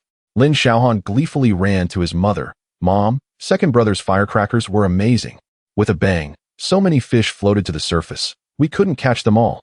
He animatedly recounted the tale, hoping for praise, but instead, Zhang Zuelan worriedly replied, "Who taught you to use firecrackers? It's dangerous. If something goes wrong, it could be catastrophic. Don't use firecrackers again, do you understand?" Lin Xiaohan blinked innocently and nodded. Lin Ping'an, wishing to ease his parents' concerns, fibbed, "Don't worry, we won't use firecrackers anymore." He had never had a mishap in his past life. At that moment, Aunt Feng smiled and said, "Ping'an, where do you sell fish? Could you sell me one? My family loves fish, but it's always a struggle to get them at the Aquatic Products Cooperative, and they aren't always fresh." Lin Ping'an's eyes lit up at her words. How could he have forgotten? The cold weather had come early this year, and supplies from the Aquatic Products Cooperative were often delayed, leading to shortages. If he sold live fish outside, he would surely attract many buyers. "Aunt Feng, I will bring you one this afternoon." The patient in the adjacent bed eagerly chimed in. "Could you bring me one as well? I can pay 1 yuan per pound." They were all recovering from injuries and yearned for nutritious food, but were hindered by the lack of fish tickets. Lin Ping'an cheerfully agreed. "Sure, Aunt. I will set up a stall at the hospital this afternoon, and I will save one for you at the price you mentioned. The fish we catch are all wild and absolutely fresh." With many patients in the hospital requiring nutrition, he was confident there would be plenty of buyers. Even if they charged a bit more for the fish, he was certain someone would be willing to purchase them. Zhang Zuolan furrowed her brow upon hearing her son mention a price. The aquatic product commune demanded over 80 cents per pound. Her son truly dared to quote such a figure, while the neighboring bed's occupant responded with cheerful agreement. Another fellow in the adjacent bed also expressed a desire to purchase a fish, prompting her silence. Lin Ping'an, lying on the bed, felt a sense of pride. His son was evidently promising, excelling in his studies while also earning money. Lin Ping'an glanced at his younger brother, secretly wiping away a tear. His brother had never needed to concern himself with such matters before, and now the burden rested squarely on his shoulders, which was indeed a hardship for him. At that moment, Zhang Zuolan pulled Lin Ping'an outside, saying that she would go. As the doctor had indicated, he could be discharged the following day. If they were to return to the Zhao family, it was likely that the Zhaos would be even less accommodating. Perhaps they should directly take them to their own home. Chapter 24. Grandfather consumed all our meat. Lin Ping'an nodded, sharing the same sentiment. Zhao Laotai intended to marry Zhao Wanwan to a fool, and if they returned, the Zhao family would undoubtedly resort to violence. The two conspired and ascended to the second floor. Upon pushing open the door, Zhang Zuolan greeted them with a smile. "In-law, are you feeling better?" Since her son proclaimed that Zhao Wanwan was his wife, Zhang Zuolan had regarded him as her in-law. Sun Yumei sat on the hospital bed, noticing her smile, remarked, "Much improved. I'll be discharged tomorrow. My health is fine." Zhao Wanwan stood up from the bench, urging Zhang Zuolan to take a seat. Zhang Zuolan grasped Zhao Wanwan's hand, her eyes filled with compassion. "In-law, Ping'an has informed me that for Wanwan's and your safety, it would be best for you to stay at my home for now. His father cannot leave the hospital at this moment, and your presence would provide some comfort." Sun Yumei lowered her head, tears streaming down her cheeks. "I understand you mean well, but I am aware of your family's circumstances. It would be better for Wanwan to stay with you. She is carrying Ping'an's child. Going to the Zhao family would certainly not bode well for her." She did not wish to complicate matters for them. After all, as a widow, what would it mean for her to reside in the Lin household? Zhao Wanwan shook her head, holding her mother's hand. If her mother did not go, how could she feel at ease in the Lin family? "In-law, if you do not go, how can Wanwan feel secure? The Zhao family is a den of wolves. If you return, who knows how they will treat you?" Zhang Zuolan patiently persuaded her, but Sun Yumei wept even more fiercely. Shaking her head, "I will not go. The Zhao family will not harm me, and I will rest easy knowing Wanwan is with you." Observing the mother-daughter duo, Lin Ping'an concluded that if Sun Yumei did not go, Wanwan certainly could not either. Their village lacked spare housing, or they would not have been residing in a dilapidated old house in their previous life. "Aunt, I will also go to the Zhao family to watch over you. If they dare to bully you, I will fight them fiercely." He clenched his fists, appearing ready for a brawl. Zhang Zuolan immediately expressed her concern. "Ping'an, you must not act impulsively. Last time, you nearly harmed your second uncle. If a life were lost, what would become of Wanwan?" She previously thought her son was mild-mannered, but after the division of property, he seemed transformed, exhibiting a fiery temper and a fierce disposition. Although nothing ultimately transpired, she remained apprehensive. Sun Yumei felt a pang of fear. The Zhao family was ruthless. If a conflict arose, and Lin Ping'an were to encounter any misfortune, what would happen to her daughter? Gritting her teeth, she finally said, "Ping'an, Aunt agrees to stay with you at the Lin household, but please do not engage in any conflict with the Zhao family." Upon hearing this, Lin Ping'an beamed with joy. "Aunt, rest assured, we are fully prepared. You and Wanwan can stay in the tile-roofed house, while my siblings and I will occupy the side room. It will be spacious." With a large family, they could not fit into just one tile-roofed room, so they cleared out a side room. Sun Yumei's eyes reddened once more. While she and her daughter endured much in the Zhao household, they were relegated to a woodshed. Zhang Zuolan took her hand, saying, "In-law, I realize it may be a bit of a hardship for Wanwan to stay at our home, but rest assured, we will not skimp on the betrothal gifts." She had heard her son mention providing 300 yuan and a set of 3 pieces as a betrothal gift, which she supported. However, given their current situation, it would have to be postponed. Sun Yumei shook her head, saying, "There is no need for a betrothal gift. The fact that Ping'an is willing to marry my daughter and treats her so well is enough for me. We do not require anything more." She could see Lin Ping'an's genuine affection for her daughter. Although her daughter was unable to articulate her feelings, Sun Yumei could tell that Zhao Wanwan had a fondness for Lin Ping'an. Zhang Zuolan was taken aback that she would refuse the betrothal gift, but she worried it would not bode well for Wanwan. If she married into their family without a betrothal gift, the villagers would certainly gossip. How can we not provide a betrothal gift? Others do, and our Lin family cannot fall short. Rest assured, we will prepare the betrothal gift. Seeing the attention the mother and son bestowed upon her daughter, Sun Yume felt immensely grateful.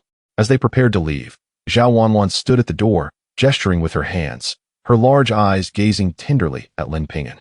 Observing her gestures, he still did not comprehend, recalling that in his past life, his ignorance had led to their missed connection. This time, he vowed to learn sign language. He grasped her hand, saying, "Wanwan, let Aunt rest assured. Living in my home will pose no issues. Tomorrow, await my return to bring you home." Her small hand was soft, yet the palms bore calluses from hard work. Noticing Zhao Wanwan's flushed face, Lin Ping'an quickly released her hand, realizing he had been overly excited and not intentional in his actions. Feeling awkward, he gazed at her slender face, his heart aching. "I will buy something nice for lunch. Do not skimp on yourself.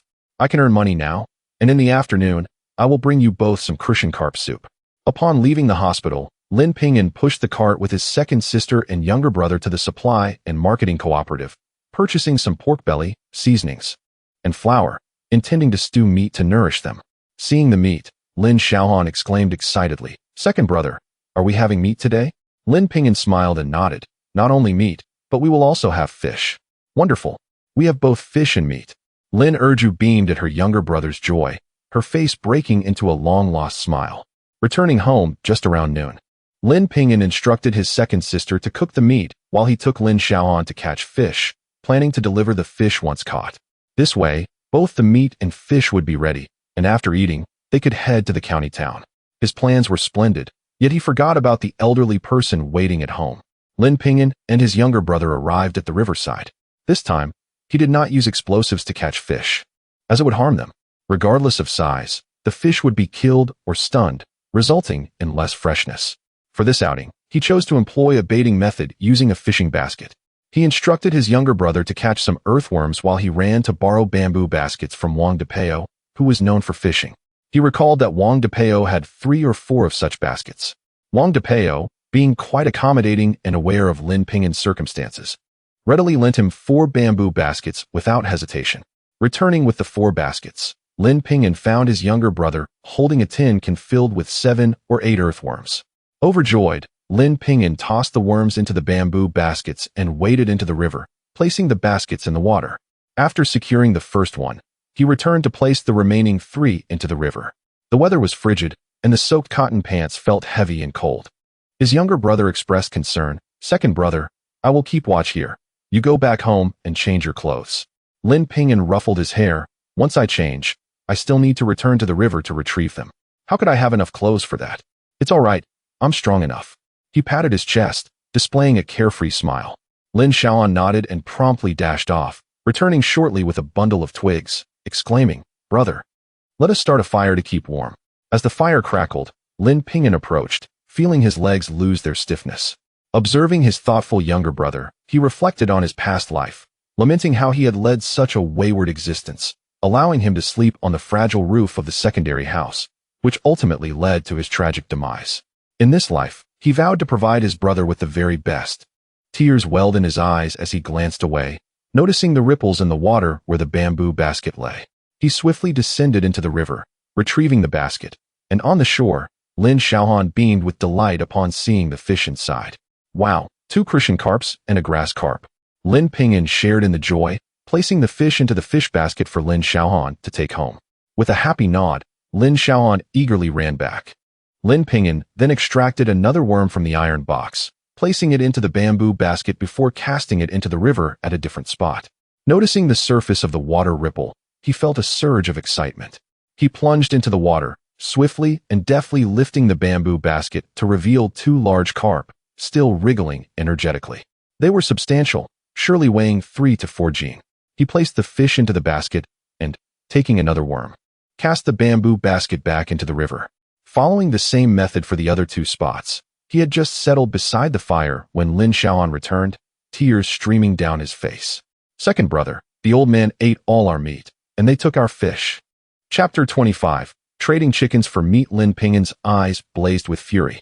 Who dared to consume his family's provisions? Such disrespect for the elderly warranted his wrath. Xiaohan, keep an eye here. I shall return home, he declared, swiftly racing towards his abode. His cotton trousers were thoroughly soaked, weighing heavily as he ran, each step leaving a trail of water footprints. Clenching his fists, his heart seethed with anger. Upon entering the courtyard, he was met with the heart-rending cries of his second sister and the scolding of his grandfather. In a state of desperation, he rushed inside to find his grandfather, along with his two cousins, feasting on steaming pork belly while grasping white steamed buns. His grandfather's mouth was slick with grease as he bellowed, "You ungrateful girl! I am your grandfather. This food is rightfully mine. Even your father wouldn't dare to object. Yet you still dare to snatch it away. Lin Gang, Xiaochang, eat quickly and leave not a morsel for them. If she is so stingy as to deny us, let her go without." Lin Gang and Lin Xiaochang remained silent, shoveling meat into their mouths. Their parents had not returned at noon, and it was only later revealed they had been taken to the police station, with no one to cook. The sight of Lin Erju's stewed meat made their mouths water, and their grandfather assisted in the theft. How could they refuse to eat? As the trio indulged, a loud crash echoed through the room as a hoe struck the meat basin, scattering pieces of meat everywhere, shattering the ceramic bowl, and leaving a gaping hole in the wooden table beneath it.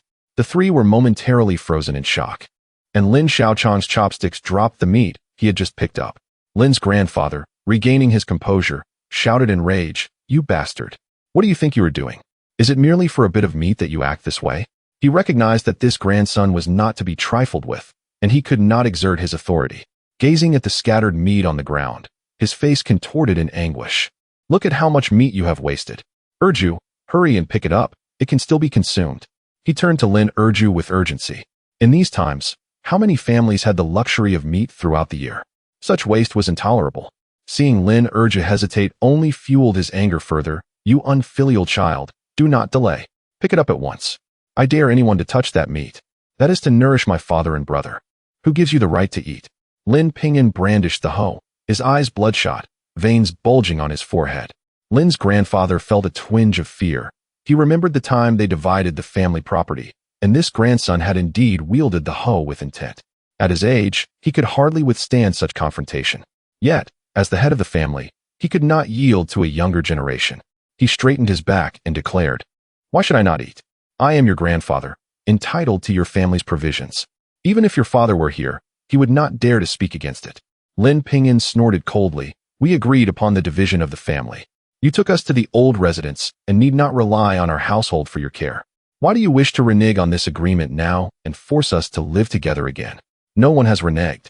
You have already moved out, and you must vacate within a month," Lin's grandfather retorted immediately, unwilling to allow the eldest family back, as they had debts of 1,000 yuan to repay together. "In that case, compensate us for the cost of the meat." Upon hearing the mention of money, Lin's grandfather scoffed, "I have no money to spare, only my life. I am full. Whether you take the meat or not is of no concern to me." He rose to leave, and Lin Gang and Lin Xiaochang quickly followed suit. "You think you can just eat and leave?" Lin Ping'an roared, raising the hoe to strike at Lin's grandfather. Lin Erju hurriedly seized his arm. "Ping'an, do not resort to violence. Regardless of his transgressions, he is still our grandfather. If you strike him, what will happen to Wanwan and the child in her womb?" Thinking of Wanwan and the child, Lin Ping'an regained his composure. The anger from earlier made him want to crush the old man, but he realized this matter could not end without consequences. Such behavior would only embolden further transgressions. Glancing at the chickens in the yard, a wicked smile crept across his face. "Do not worry, Erju. I shall not act foolishly. He is our grandfather, and I cannot harm him." Upon hearing this, Lin's grandfather hesitated at the threshold, his face gleaming with satisfaction. "Ping'an, that is the right mindset. After all, I am your elder, and it is only proper to honor your grandfather. Is it just a few pieces of meat? Why not borrow some money from the factory manager to buy more? You can all enjoy meat together." His old face twisted with cunning. He believed he could persuade Lin Ping'an to borrow money for their meals. "Indeed, grandfather, if you wish to eat meat, seek Uncle Air or Uncle San. My family has no obligation to you. You have eaten from my household today, and you must repay that debt. If not, you shall forfeit something in return." With that, Lin Ping'an brandished the hoe and headed toward the chicken coop, where 6 egg-laying hens resided. They had been forgotten during the family division, and he intended to reclaim them. He dashed into the coop and struck a hen squarely on the head, flattening it instantly. Lin's grandfather rushed over, his voice trembling. My hens. Those are meant for laying eggs. You wretched creature, come out at once. Seeing Lin Ping'an remain unfazed, he shouted, Lin Gang, why are you standing there? Hurry and stop him. His voice was hoarse, devoid of the earlier arrogance. Lin Gang swallowed hard, staring at the blood on the hoe, his heart racing. During their last family division, Lin Ping'an had struck him mercilessly, and though he was a year older, he had not been able to defend himself. Furthermore, with the hoe in Lin Ping'an's hands, he dared not approach. But urged on by his grandfather, he grasped a nearby shovel and, summoning his courage, ran towards the coop. Before he could step inside, a long leg delivered a swift kick to his abdomen, sending both him and the shovel crashing to the ground. Lin Gang cried out in pain, discovering blood on his backside. Grandfather, I am bleeding. His voice quivered with tears, and he tossed the shovel aside. Lin Ping'an, puzzled, thought he had not kicked particularly hard. Upon noticing a sharp stone beneath him, he found humor in the situation. Now you have tasted blood, haven't you? Lin's grandfather, witnessing Lin Gang's cowardice, was infuriated yet dared not intervene. He bellowed at Lin Xiaochong, quickly go call the village secretary. Tell him to come at once. Lin Ping'an, filled with excitement, watched as the chickens scurried in panic within the coop. After dispatching 2 hens, he emerged holding them aloft. Grandfather, these 2 hens compensate for our portion of meat. Lin's grandfather, exasperated, retorted, meat costs 8 mao per gene, while old hens are 1 yuan per gene. Besides, how much meat do you even have? 2 old hens weigh 4 to 5 gene. The old man from the Lin family was furious, demanding immediate compensation for the death of his cherished hen. His anger was palpable as he clutched the lifeless bird, his heart aching at the sight.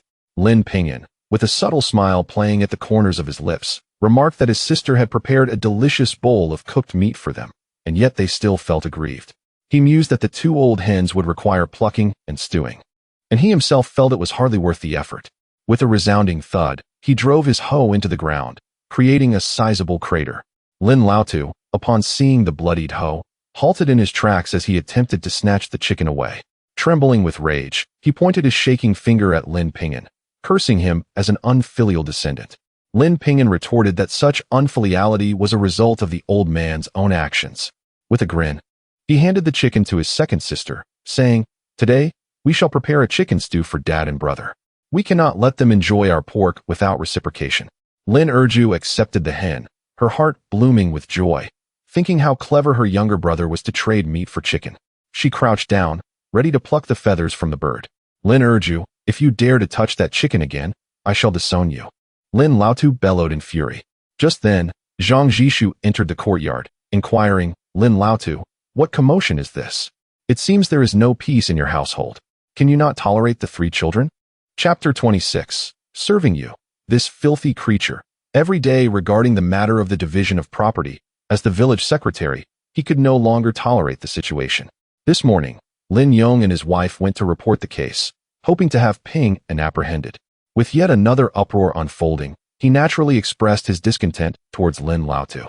Feeling aggrieved, Lin Laotu rushed over to the village secretary, pleading for him to observe the chickens in Lin Erju's hands.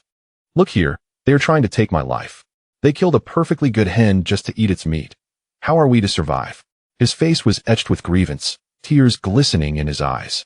The village secretary scrutinized him for a moment, and then turned to Lin Ping'an, inquiring, What is the matter with this chicken? Did you truly kill it? Lin Xiaochong found him, crying and urging him to go to the Lin family.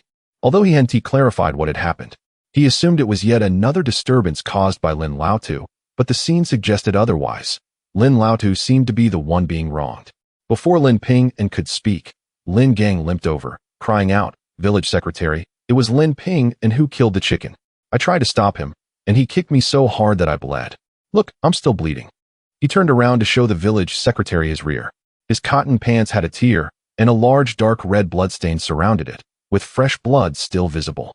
The village secretary frowned, his voice rising. How could you be injured so badly? Was it Ping'an who did this? Why would he be so brutal? Fearing a misunderstanding, Lin Ping'an hastily clarified. No, it was not me. He stumbled against the stone and was cut by it. Lin Gang retorted angrily, You're lying. If you hadn't kicked me, I wouldn't have fallen on the stone. Lin Ping'an stood his ground. When did I kick you? Clearly, you were the one trying to enter the chicken coop to hit me, but you misstepped and fell onto the stone. He would not admit to kicking him. After all, no one had witnessed it, so if he had, so be it. Turning to the village secretary, he continued, my grandfather snatched the meat that my sister had prepared for my father. When I asked for money, he refused. My father's arm needs nourishment. If they refuse to pay, I can only catch a couple of chickens to nourish him. He sighed, his face filled with helplessness. Lin Urju brushed the feathers from her hands, her eyes brimming with tears. Village secretary, the doctor said my father needs nutritious food. That meat was something we painstakingly saved for. Now they've taken it away. Lin Laotu, enraged, exclaimed, what nonsense. With your father in that state, how can he eat meat? How could eating meat possibly help his arm recover? Upon hearing this, the village secretary glared at Lin Laotu, incredulous at such a father. How can you be so greedy for your son's meat? Isn't there a time for everything? Lin Laotu shot back. Why are you so gluttonous? I believe killing this chicken is justified. You eat someone else's meat, yet you want to take 2 of my chickens without remorse. A villager accompanying the village secretary voiced loudly, it is indeed unfair. They've divided their property, yet still shamelessly consume someone else's meat. How can they bear to do so without fear of repercussions? Is Lin Dagwa even the son of Lin Laotu? His son is in the hospital, and he is still dividing property, yet he dares to eat some meat. How heartless can one be? The crowd buzzed with murmurs, while Lin Laotu's face turned pale and anxious, yet he was reluctant to part with the 2 chickens. Village secretary, you cannot say this. That meat was so little, and these are hens that are worth quite a bit. Compensating him for 1 would suffice. I must at least retrieve 1. I cannot let these rascals have them all. Lin Gang, even more incensed, chimed in, village secretary, I bled from my rear because of Lin Ping'an's kick. We must be allowed to keep 1 chicken. He glared at Lin Ping'an, instinctively touching his rear and letting out a yelp. Lin Ping'an stifled a laugh, displaying a resigned expression.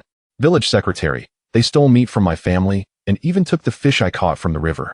My father was injured because of Lin Gang, yet they show no concern. No matter what, I will not return these 2 chickens. They need to feel the pain. Otherwise, they will continue to bully us when my father is away. How can you be so unreasonable? Your father was injured by a wild boar. What does that have to do with us? You must leave 1 chicken for us. Lin Laotu exclaimed, lowering himself to seize 1. The village secretary said in a serious tone, if you take 1, you might as well forget about your family's grain allocation at year-end. That meat was something those 2 children worked hard to cook. How can you shamelessly consume it? Everyone in the village is watching this. Are you not ashamed? He cast a cold gaze at Lin Laotu, who, realizing the villagers' disdainful looks, withdrew his hand. Inside, he feared the loss of grain at year-end, knowing it would be a significant loss for his family. Village secretary, I will not take it anymore. If there is no grain for my family at year-end, how will we survive? His face was creased with worry.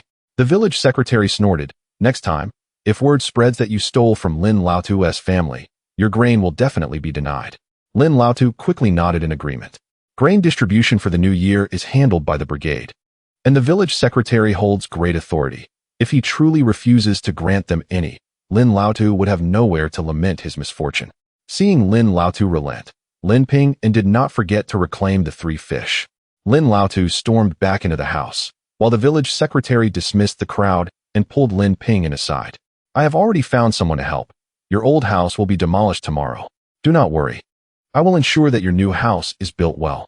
The village secretary assured him with a pat on the chest, knowing that without an adult in the family, although the children were grown, they had not yet faced the world. I will always lend a helping hand as your village secretary. Thank you, Uncle Zhang. I appreciate your concern.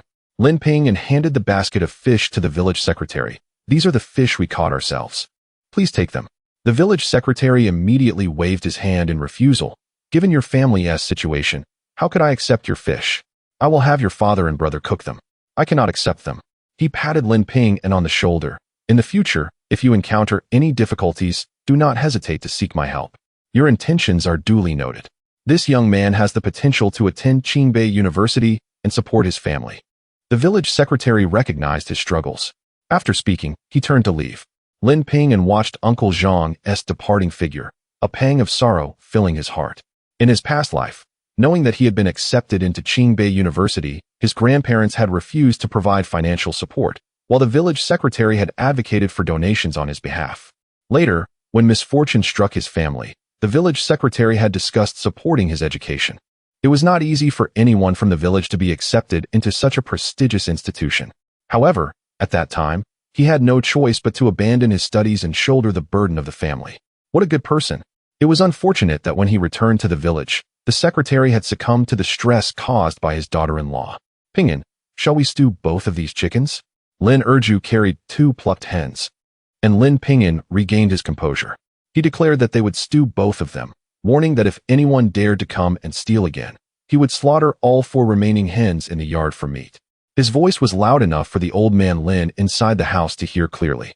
Lin's wife on the bed, fuming with anger, twisted her mouth even more, sitting on the Kong with drool continuously flowing from her lips. Upon hearing these words, old man Lin was filled with rage. He slapped his wife across the face, exclaiming, "You wretched woman, with so much drool, can't you keep your mouth shut? Your clothes are soaked. Why didn't you just die earlier and spare me the trouble of tending to your filthy self every day?" He exerted some force, and after a long while, Lin Taijia's head did not turn back. Just as he was pondering this, with a loud thud, Lin Taijia collapsed straight onto the Kong, frothing at the mouth. Chapter 27. Sun Yumei discharged from the hospital and returns to the Lin family. Old man Lin was utterly terrified, frantically shouting, "Lin Gang, quickly go fetch the barefoot doctor." Lin Gang, in the midst of changing his trousers, was lying on the bed while Lin Xiaoqiang sprinkled some medicinal powder for bruises on his backside, causing him to yelp in pain. Upon hearing his grandfather's cries, he immediately sent Lin Xiaoqiang to check on the situation. Lin Xiaoqiang dashed over and saw his grandmother foaming at the mouth, prompting him to sprint towards the barefoot doctor's home in the village. Meanwhile, Lin Erju, aware of the commotion, continued to lower her head, tending to the chickens. Lin Ping'an, under the impression that his elder sister would soften and come to check, felt a sense of relief. "Erji, you just focus on stewing the chicken. I will go to the river and catch some fish. I'll have Xiaohan come over shortly." He worried that old man Lin might stir up trouble again. He reassured himself that his sister would guard the chicken well. With such a brave brother, she, as the elder sister, could not falter. Lin Ping'an nodded, glanced at the door to old man Lin's room, and turned to head towards the river. At the riverbank, Lin Xiaohan waited quietly. Upon seeing his elder brother approach, a bright smile spread across his small face. "Urge, I've caught some earthworms. Take a look." Seeing the jar brimming with worms, Lin Ping'an wiped the dirt off his younger brother's face. "Xiaohan, keep an eye on things at home. If Grandpa or anyone else causes trouble, come tell me." Lin Xiaohan nodded earnestly and dashed back home. Lin Ping'an gazed at the river surface, where ripples danced at the spot where he had just cast his net. Filled with joy, he hurried into the water to retrieve his catch. The fishing net held 3 sizable crucian carps, weighing over 3 pounds combined. Ecstatic, he placed the fish into the basket, baiting it with an earthworm. The water was chilly, yet the sight of the fish warmed his heart. After several attempts, his basket was nearly full, and he calculated that the chicken soup would soon be ready. He gathered his fishing basket and, while passing by Wang Depeo's house, returned the basket to him. Wang Depeo, noticing the basket brimming with fish and seeing Lin Ping'an's damp trousers, expressed concern. "You went to the river in this cold? You really are something." He accepted the basket, immediately extracting 2 fish from it. "I don't want these. You should keep them to sell." The entire village knew of Wang Depeo's situation. They had grown up together with nothing. And now that his brother was in trouble, he felt he could not take advantage of him. Wang Depeo insisted on giving the fish to Lin Ping'an, who, despite his protests, ultimately received the fish and pushed his cart home. At the entrance of his home, his sister had already prepared, holding 3 bundled lunchboxes. Xiaohan carried a bowl of steaming chicken soup. "Urge, quickly drink this to warm yourself." The aroma of the chicken soup wafted through the air, and Lin Ping'an eagerly drank a large bowl, feeling much warmer. He changed into dry cotton pants inside the house, and when he emerged, old man Lin cast a glance at the 3 of them. "Your grandmother is in this state, and you can't even spare her a bowl of chicken soup?" The enticing aroma of the soup made him restless, eager to snatch a bowl for himself, yet fearful of their potential retaliation. "We are all separated now.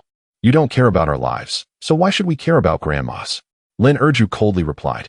Previously, she felt that the elders favored one over the other, but after all that had transpired, she believed they were no better than strangers. Old man Lin, infuriated, stormed over. "You insolent girl, dare you talk back? I'll teach you a lesson." His raised hand was intercepted by Lin Ping'an. "If you dare to strike again, I will report you to the village secretary." Old man Lin, panting with rage, feared that they would indeed report him, glaring at them in frustration before retreating to his room. Lin Xiaoqiang, sitting on the doorframe, inhaled the fragrant aroma of the chicken soup, his mouth watering in anticipation.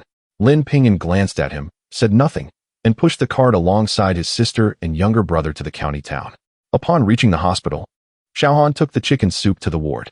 Lin Erju followed Lin Ping'an to the food-selling area of the hospital, where steam rose from the bamboo steamer, and several people were gathered around an elderly woman buying buns.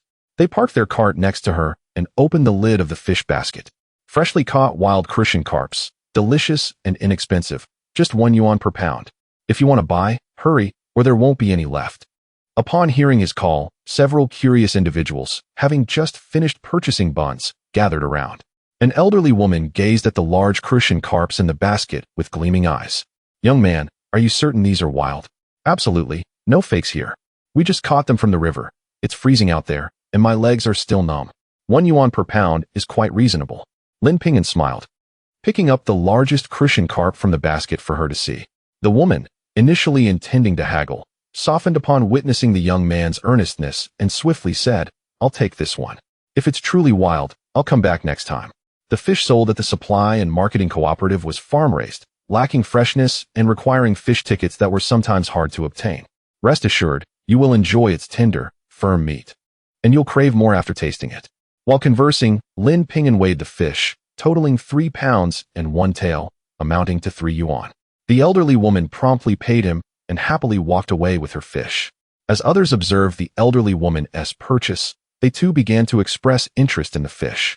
"I'll take that grass carp. It'll be great for milk production. Give me that bigger crucian carp."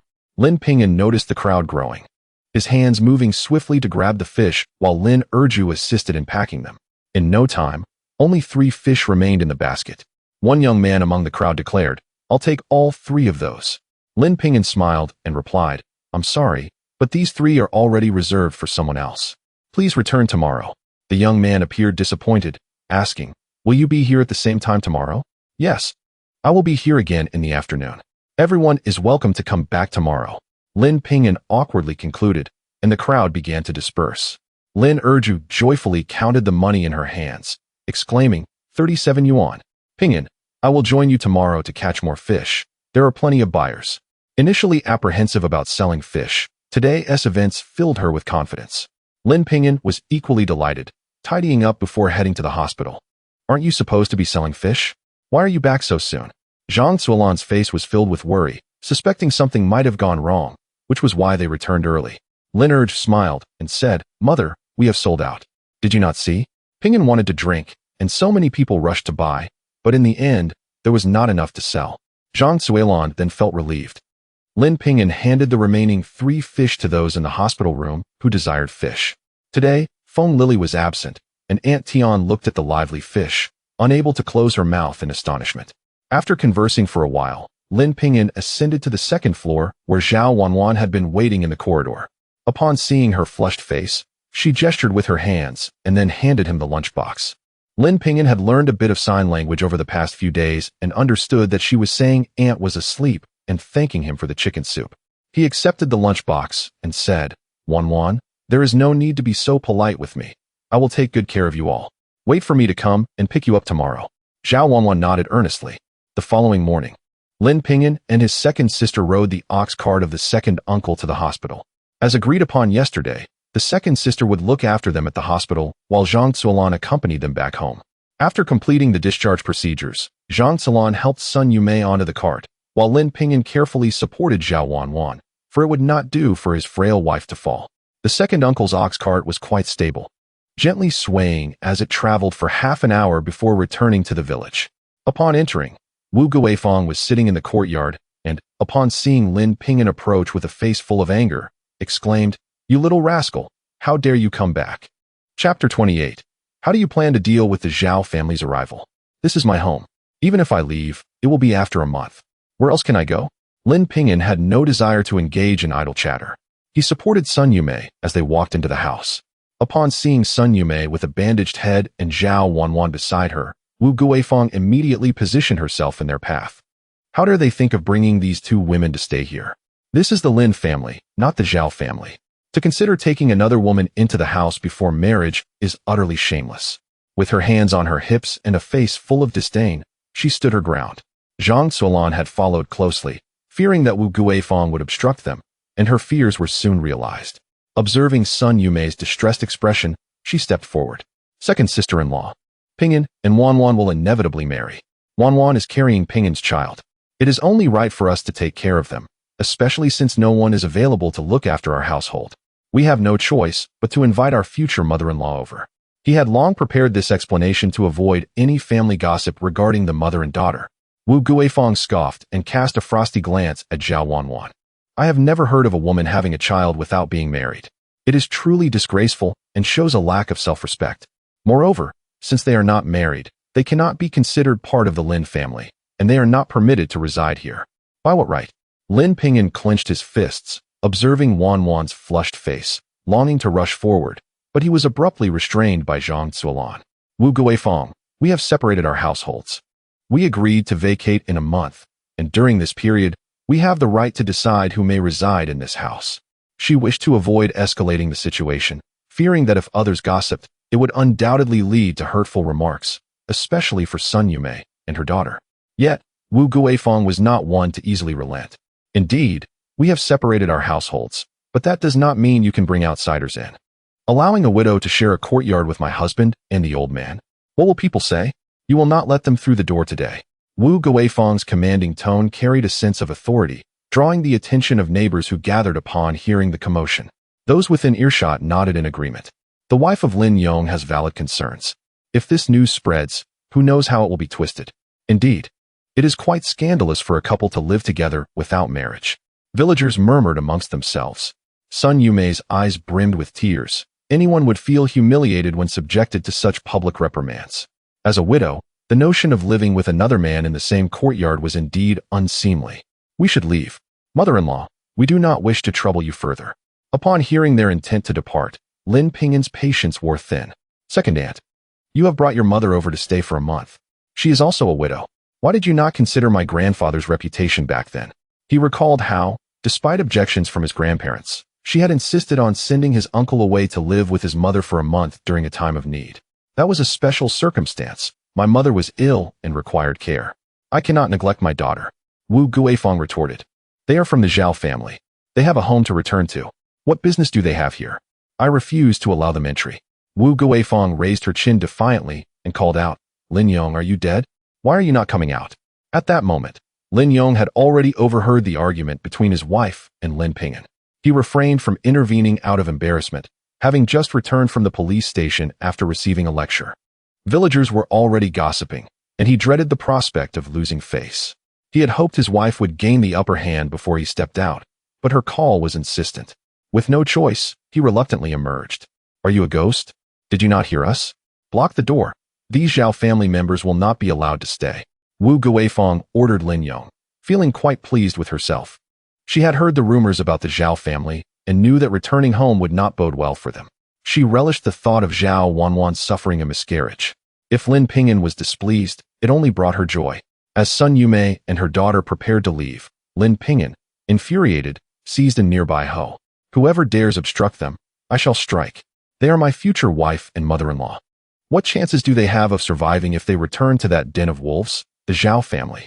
If you two intend to stop them, I will not hold back. He glared fiercely, raising the hoe high. Lin Yong, fearful of his nephew's boldness, intervened. Ping'an, I do not wish to make things difficult for you. How about this? Let them stay. It is not unreasonable. Just ask them to contribute some lodging fees for your grandfather. If he is pleased, he will allow them to stay, and your second aunt will have no objections. They could not be taken advantage of. Some form of compensation was necessary. Wu Guifang shot Lin Yong a glance, surprised that her husband had learned to negotiate. Indeed, if they stay, it is only right they contribute something. 1 yuan per day is not too much to ask. She wore a smug expression, watching Lin Ping'an's protective stance over the mother and daughter. If he refused to pay, peace would be elusive in the future. You seem to have lost your mind over money. The crowd began to disperse as Zhang Laotai and Aunt Li Fang entered. Upon seeing them, Zhang Zuolan approached. Mother, what brings you here? Zhang Laotai patted her daughter's hand. I was worried you might be short on funds. Your elder brother has received an advance on his wages from the coal mine. so I hurried to bring you some. Zhang Zuolan's eyes filled with warmth, her voice choked with emotion. If it weren't for my family supporting me, life would be unbearable. Lin Ping'an felt a pang of guilt, having been so preoccupied with earning money that he had forgotten about his maternal family's struggles, leading them to come and bring him money. Do not cry. What has happened? Is the second branch trying to bully you? With me here, they dare not. She glared at Wu Guifeng, who was taken aback by the unexpected arrival of this formidable old lady. However, Wu Guifeng felt justified. She had a strong argument and insisted that compensation was necessary. Aunt, now that you are here, let us discuss this properly. Your nephew Lin Ping'an is not yet married. Yet he wishes to bring his fiancée and mother-in-law into the family. Our Lin family is a respectable household with 2 elder men. This would not reflect well on us if word got out. I believe we are all family, so let us have them contribute something for lodging to appease the elders. Zhang Laotai examined Sun Yumei and her daughter, then glanced at her daughter, a slight smile forming on her lips. Second branch. You have indeed separated your households, but do you truly need money? This house belongs to my daughter. She decides who may stay. Now step aside. If you wish to avoid gossip, then you can move out. The agreement is written in black and white. They are allowed to stay for a month. If you wish to renege, then we shall not separate our households. Upon hearing these words, Wu Guifeng was immediately infuriated. It was inconceivable to her that they could consider not separating their households. They owed 1,000 yuan to outsiders, and to continue living together while bearing that debt was simply foolish. Since they would not live together, then they should step aside. Granny Zhao forcefully pushed Wu Guifeng aside, asserting that at her age, she ought to know better than to disregard the principles of respecting the elderly and cherishing the young. My health is frail, and your glaring eyes frighten me. If my heart condition flares up, it will be your fault, she declared. With considerable strength, Granny Zhao pushed Wu Guifeng back several steps, causing her to glare in response, breathless with indignation. Yet, who could deny that this old woman was notoriously stubborn? Watching several people enter the room, Wu Guifeng seethed, gasping for breath, and thought to herself, we, the Lin family, may not be able to deal with you, but I shall see how the Zhao family handles you. Chapter 29. Granny Zhang is going to kill someone upon entering the house. Sun Yumei felt restless. Dear in-laws, I must return to the Zhao residence. As a widow, living here will only invite gossip. Zhao Wanwan grasped her mother's hand, unwilling to let her leave, fully aware that once her mother returned to the Zhao family, a never-ending list of chores awaited her, and her head injury had yet to heal. Zhang Zuolan wrapped her arm around her, reassuring her, Dear in-laws, make yourself at home. Treat this as your own house. Once we move to our new home, no one will speak ill of us. Lin Ping'an was anxious, fearing she might truly return to the Zhao household. His thoughts were simplistic, oblivious to the conservative mindset of this era, where mere rumors could cost a life. At that moment, Granny Zhao suggested, How about this? You and your daughter move in with me and my daughter-in-law. My eldest son works in the coal mine, and my second son is away with the army, so we would have company. The elder sister-in-law chimed in, Mother is right. You can stay at my place. Shalin is gone for a month at the coal mine, so it's perfect for us to live together. That would be too much trouble for you. Zhang Zuolan felt a bit embarrassed. Her sister-in-law had been wonderful, taking great care of her mother and readily lending money whenever needed. If her in-laws moved in, she would certainly feel at ease, but she felt it was too much of an imposition. Li Feng, sensing her reluctance, smiled and said, Look at your brother's wife. Even if your in-laws move in, they might create some trouble. You can absolutely stay with me. You needn't worry about me mistreating them.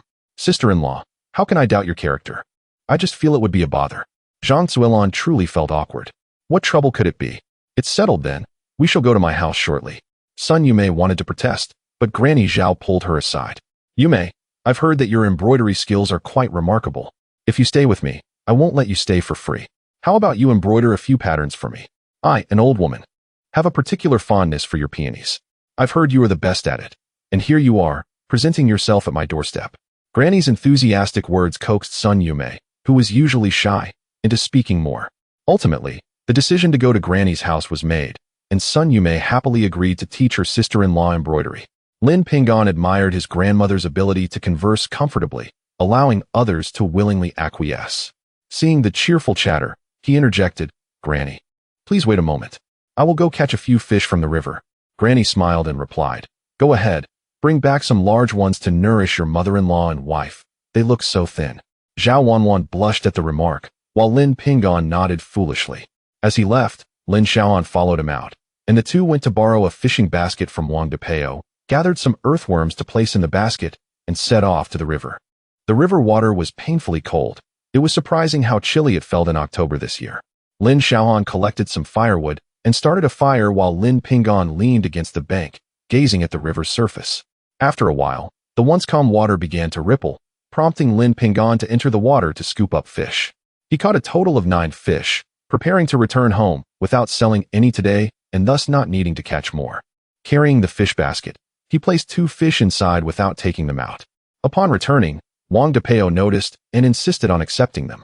They then visited the village leader's house, where Aunt Zhang opened the door.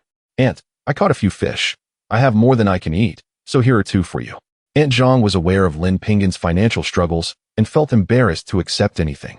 "If you don't want them, I can't possibly eat all of these. They will spoil." After much persuasion, Aunt Zhang finally accepted the fish. With the remaining fish, Lin Ping'an headed home with his younger brother. Upon arrival, they found a crowd gathered at the entrance, and shouts of Granny's fury echoed from the yard. Lin Ping'an anxiously squeezed through the crowd, only to witness Granny, holding a kitchen knife, pointing it at the Zhao family. "If you dare to touch them again, I won't hesitate to use this knife. I may be old, but if I kill one, I break even. If I kill 2, I profit.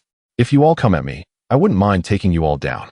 Standing tall despite her advanced age, Granny's formidable presence intimidated the Zhao family, none daring to approach. Zhang Tsolan held a shovel, while her sister-in-law brandished a shoulder pole, glaring fiercely at the Zhao family. Behind them, Sun Yumei and Zhao Wanwan looked on in horror, their faces swollen and bruised, clearly having been beaten.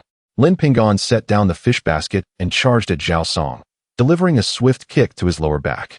Among the Zhao family, Zhao Song was the most prone to violence, and it was undoubtedly he who had harmed his mother-in-law and wife. Caught off guard, Zhao Song fell to the ground. "You dare to strike my mother-in-law and wife? I'll make you pay." Lin Ping'an mounted him and unleashed a flurry of blows.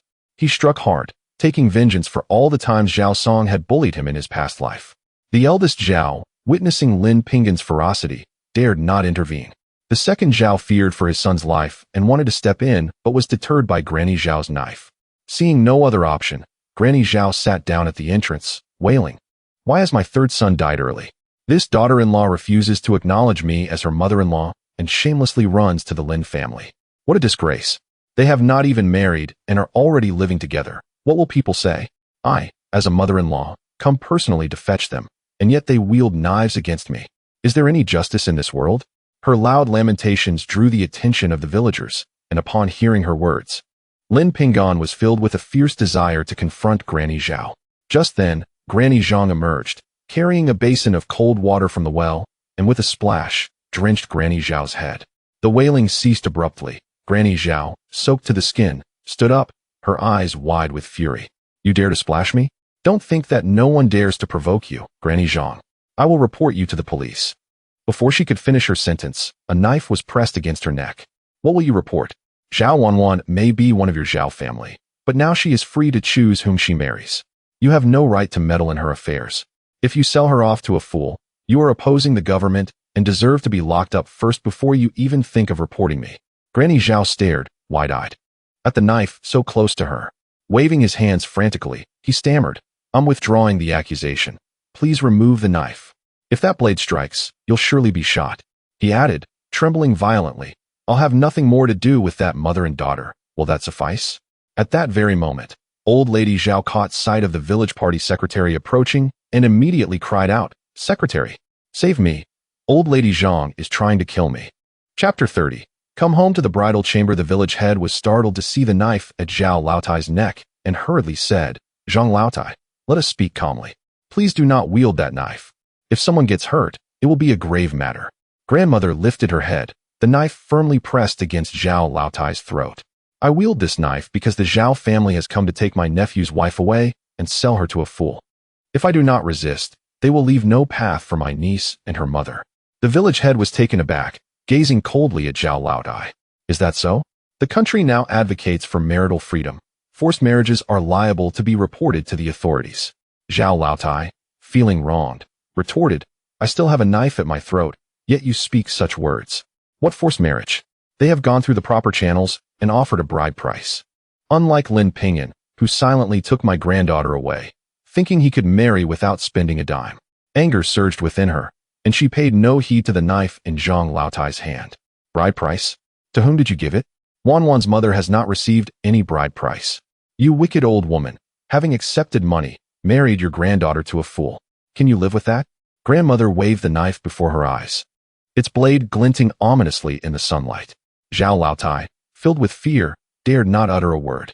The village head, anxious about the situation, attempted to mediate. Indeed, the Zhao family has overstepped. Zhang Laotai, please put down the knife. Feeling a sense of unease, the village head thought about the potential consequences. If a life were lost, how could he, as village head, maintain his position? Grandmother replied unhurriedly. I wield this knife because they have forced me into it.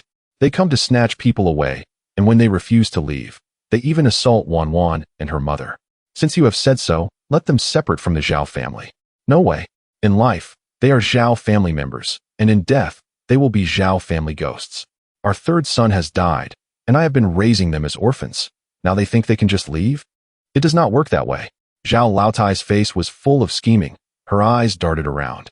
She had indeed accepted 200 yuan as bride price, which she had distributed among the eldest and second families. How could she possibly return it?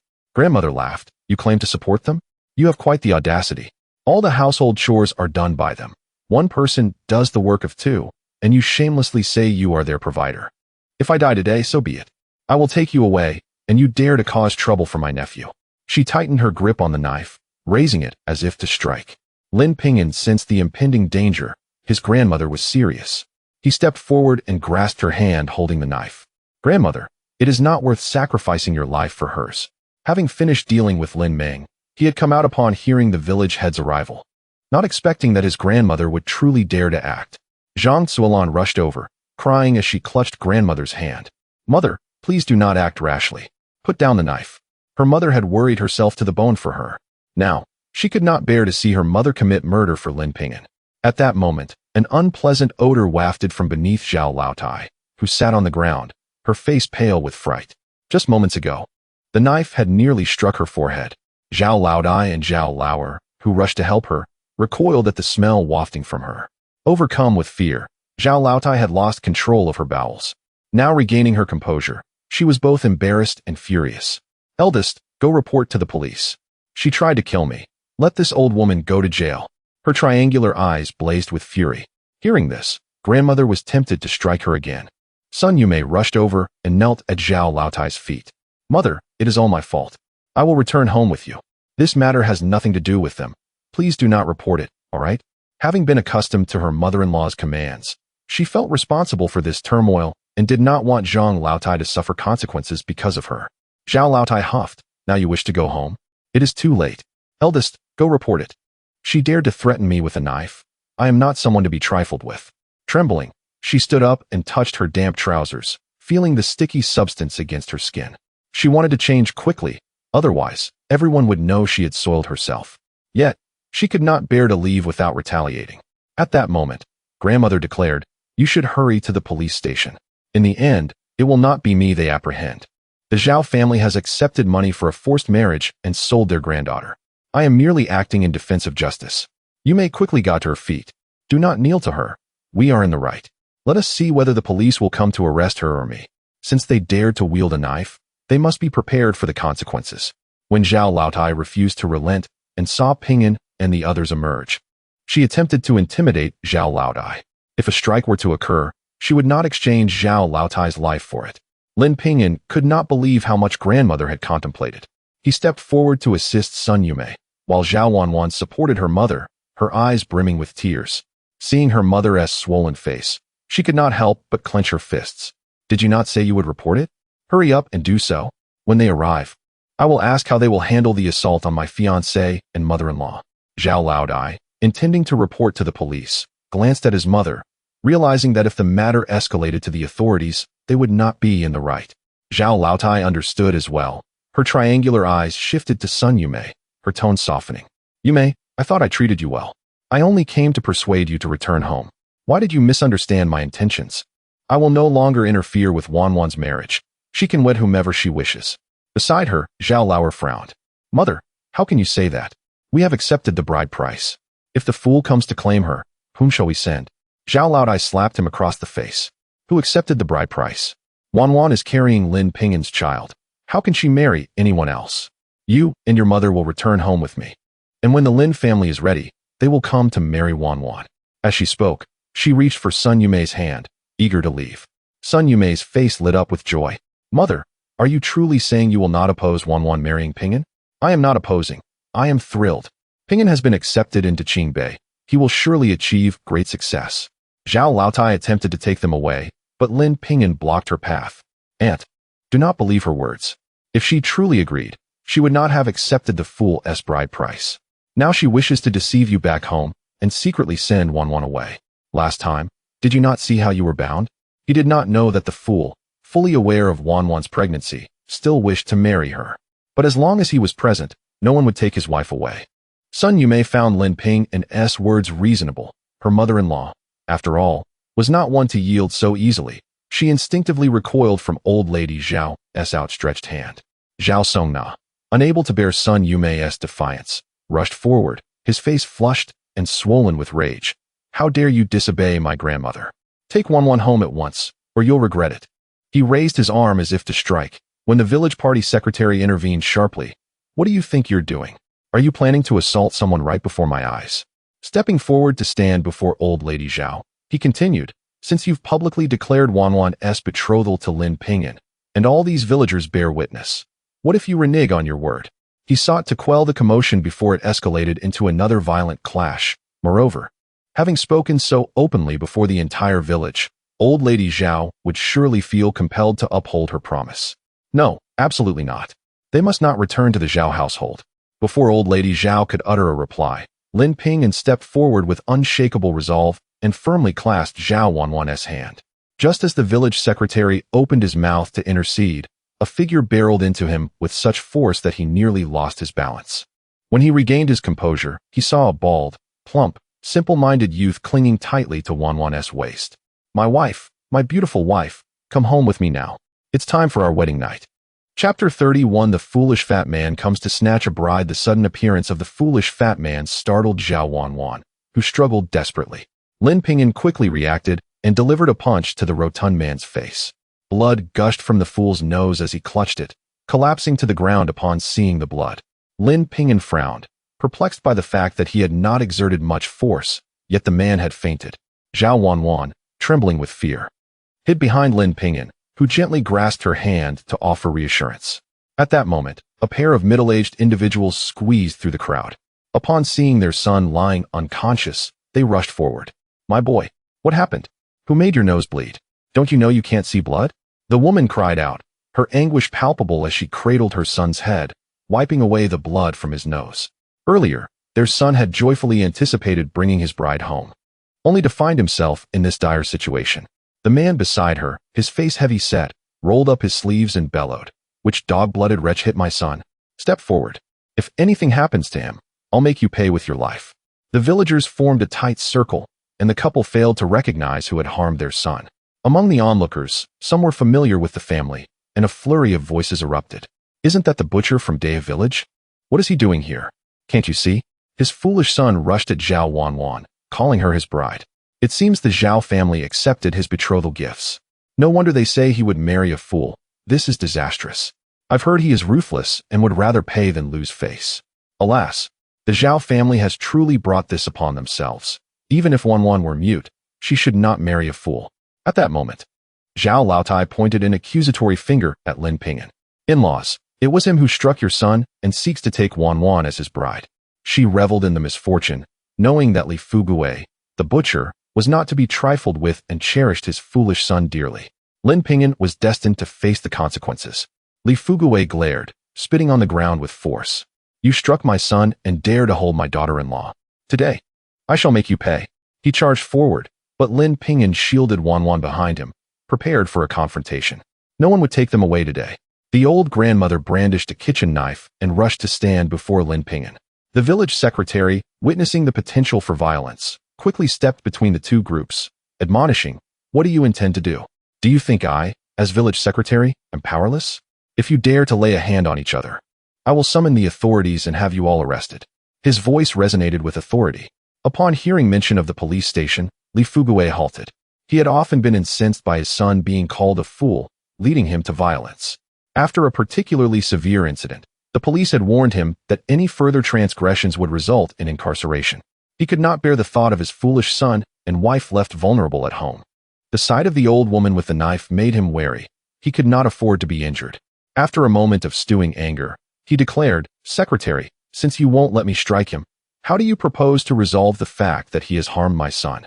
If this matter is not handled properly, I will report it." "Yes, report it. Anyone who dares to make my son bleed deserves to be arrested," Li Fugui's wife chimed in, cradling her son's head and tenderly wiping the blood from his nose. The village secretary found himself in a difficult position. He had heard of Li Fugui's temper and propensity for violence, having been to the police station countless times over his only son. With the boy now having been knocked unconscious by Ping'an, he feared for the repercussions. Yet, he could not blame Lin Ping'an entirely. After much contemplation, he glanced at Zhao Laotai and stated, "Fugui, if anyone is to be blamed, it is the Zhao family. They accepted your betrothal gifts, yet Zhao Wanwan and her mother have already consented to marry Lin Ping'an." The village secretary intended to elaborate, but Li Fugui could no longer contain his anger. He glared at Zhao Laotai. "And Zhao, we offered you 200 yuan and half a pig as betrothal gifts. You accepted them, and now you wish to renege?" His fierce demeanor was further intensified by his enraged gaze. Zhao Laotai averted her eyes, knowing that she had already divided the money and consumed the meat. To retrieve it now would be akin to stabbing her own heart. She approached Li Fugui, whispering softly in his ear. Seeing him nod, she smiled and said, "Fugui, after all, the child in Wanwan's womb belongs to Lin Ping'an. She must marry him. We can discuss this matter further." Her tone softened, losing the earlier sharpness. However, Lin Ping'an felt something amiss. When had this old woman become so benevolent? Just then, the foolish son regained consciousness and, upon hearing that Wanwan was to marry another, began to wail and throw a tantrum. "Wanwan is mine. She cannot marry anyone else. If she does not marry me, I will not live. I will starve myself." He shook his plump body, tears streaming down like a broken string of pearls. His cries were loud, and as he wiped his nose on his sleeve, a large glob of mucus smeared across it. He remained oblivious to the mess, using the same sleeve to wipe his tears, leaving a sizable booger on his face, a most comical sight. The crowd watched, stifling laughter, while Li Fugui's wife, undeterred, pulled out a handkerchief to clean her son's face. Yet, the foolish son, unable to comprehend her intentions, threw the handkerchief aside and pushed his mother away with force. Li Fugui's wife fell to the ground without a trace of resentment, instead coaxing gently, "My son, do not worry. Mother will find you someone even better. Let us go home. I do not want anyone else. I want Wanwan. If she is not brought home today, I will sleep right here." The foolish son lay down on the ground defiantly. Li Fugui, fists clenched in frustration, felt the weight of his son's plight. "Stand up. The ground is cold. Wanwan will not marry anyone else. Once we return home, she will marry you. Now please get up." Upon hearing this, the foolish son ceased his tears, a foolish grin spreading across his face. "Really? Then I will wait at home. Wanwan will come back, right?" Li Fugui nodded earnestly. "Yes, we will return home and wait." He pulled his son up. Having conspired with Zhao Laotai to secretly send Wanwan back once they had lured her home. For now, they needed to take the boy home. Attempting to force the issue here would only complicate matters. He stole a wary glance at the old woman wielding the knife, his unease growing. As they prepared to leave, Zhao Laotai breathed a sigh of relief, thinking that once they had deceived Zhao Wanwan and her mother into returning home, everything would fall into place. However, Lin Ping'an had other intentions. "Village secretary, I wish to obtain a marriage certificate with Wanwan right now." Chapter 32. If your family refuses to marry, then the betrothal gifts should not be returned. In just a few months, he would turn 22. Had he not yet reached the legal age, he would indeed wish to expedite the acquisition of a marriage certificate. Now, his intent was to incite urgency in them. The foolish one, no longer able to contain his emotions, erupted in a fit of rage, declaring, "No, Wanwan is mine. I want to marry Wanwan. She is my wife." His corpulent body swayed as drool cascaded from the corners of his mouth. Lin Ping'an sensed that Wanwan behind him was trembling. He cast a reassuring glance her way, silently conveying that she need not worry, he would not allow her to marry him. Zhao Wanwan nodded earnestly, gripping Lin Ping'an's arm tightly. Li Fugawei, witnessing their intimate display, wailed and collapsed to the ground, exclaiming, "My wife is with someone else. I won't allow it. I refuse." Li Fugawei was enraged, turning to Zhao Laotai and demanding, "Are you just going to watch them obtain a marriage certificate? You promised to send Wanwan to our family."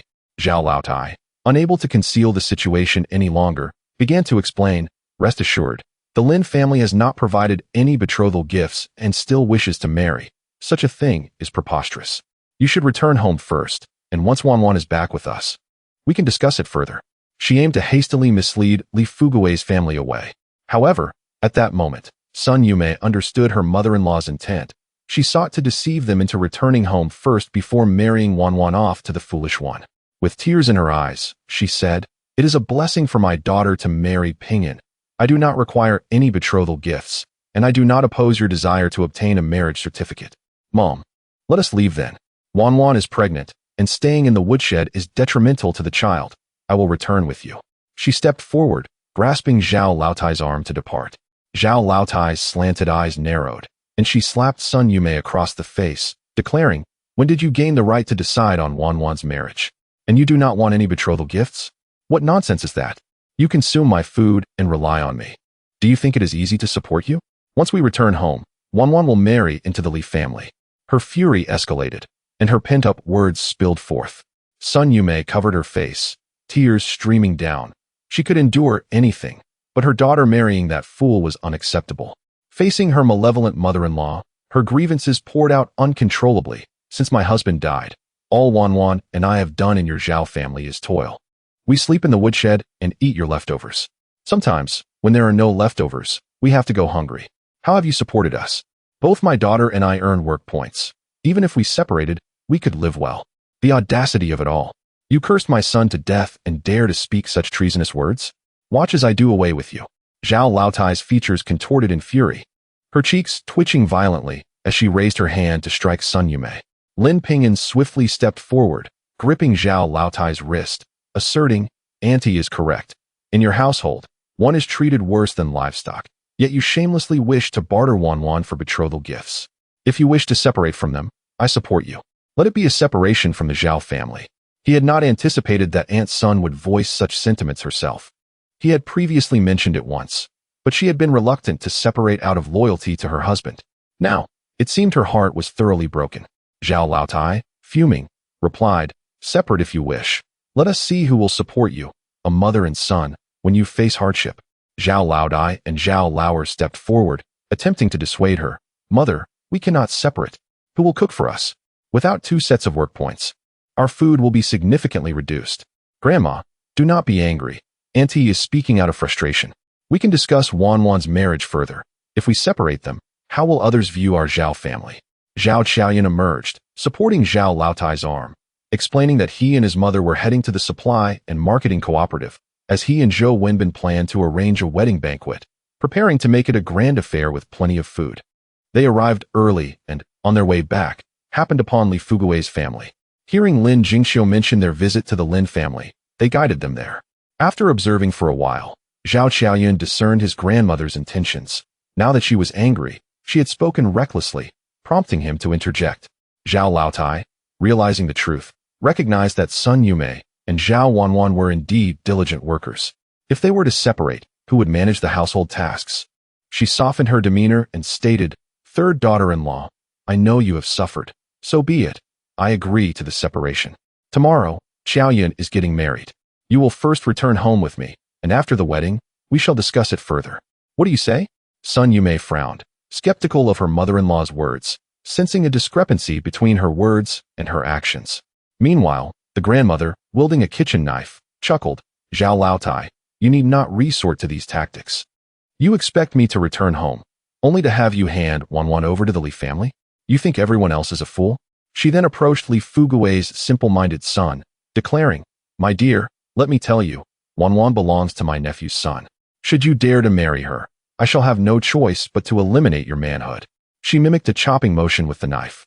The Li family was also unreasonable. Fully aware that Wanwan was pregnant with another's child, yet still wished to marry her. There was no need for her to be overly courteous. The fool erupted into tears, clutching his trousers, wailing, "Wanwan, I won't marry you anymore. Do not cut my little JJ. Mom and Dad, hurry and tell her not to come after me." He sobbed, terrified, clutching his mother tightly. Li Fugui's face burned with fury. "Why are you scaring my son with a knife? If he suffers any harm, I will not let this matter rest with you, old woman." The grandmother, amused, retorted, "If it comes to that, so be it. Who dares to force my nephew's wife? I would stake my life on it." Li Fugui furiously stomped his foot, while his wife clung to their trembling son, saying, "Our son has declared he will not marry Wanwan. Let us retrieve the betrothal gifts to prevent any future troubles." Observing the old woman, she wondered if her fierce demeanor with the knife was genuine. They could not afford to joke about their son. Seeing his son quaking in fear, proclaiming he would not marry Wanwan, Li Fugui shook his head in resignation. "Fine, we shall not marry Wanwan. Son, do not be afraid." Upon hearing that they would not marry, Zhao Laotai's slanted eyes narrowed. "Li Fugui, you once said you did not mind that Wanwan was pregnant. You cannot simply back out now. I will not return the betrothal gifts." Upon hearing this, the Li couple exploded with rage. That was 200 yuan plus half a pig, a considerable sum. To declare that they would not return it was unacceptable. Li Fugui's forehead pulsed with veins as he shouted, "Zhao Laotai, when my son took a liking to Wanwan, you demanded an exorbitant sum for the betrothal gifts, which I begrudgingly accepted. Now, your family has failed to handle the situation, provoking this old woman. If you dare to withhold the betrothal gifts, do not blame me for coming to your house to reclaim them." Zhao Laodai was unafraid. "Try and take them. If you dare, I will report you to the police for breaking and entering and robbery, and you will find yourself imprisoned. It was the assertion of your family that marriage would not occur.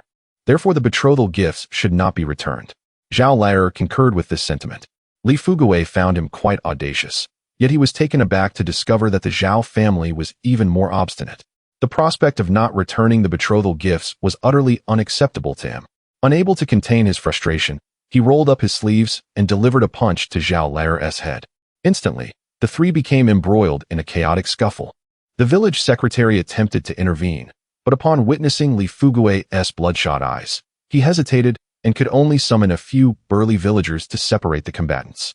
After all, Li Fugui was a butcher, possessing remarkable strength. Even 2 or 3 robust men attempting to restrain him were easily cast aside.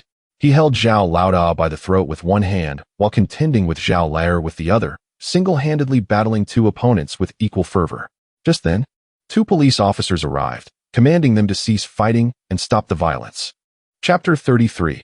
I request severe punishment for Zhao Song. The 3 individuals were engaged in a heated altercation, oblivious to the presence of the police. Upon witnessing their continued brawl, the officers swiftly produced handcuffs and, with a few deft movements, restrained Li Fugui and the Zhao brothers.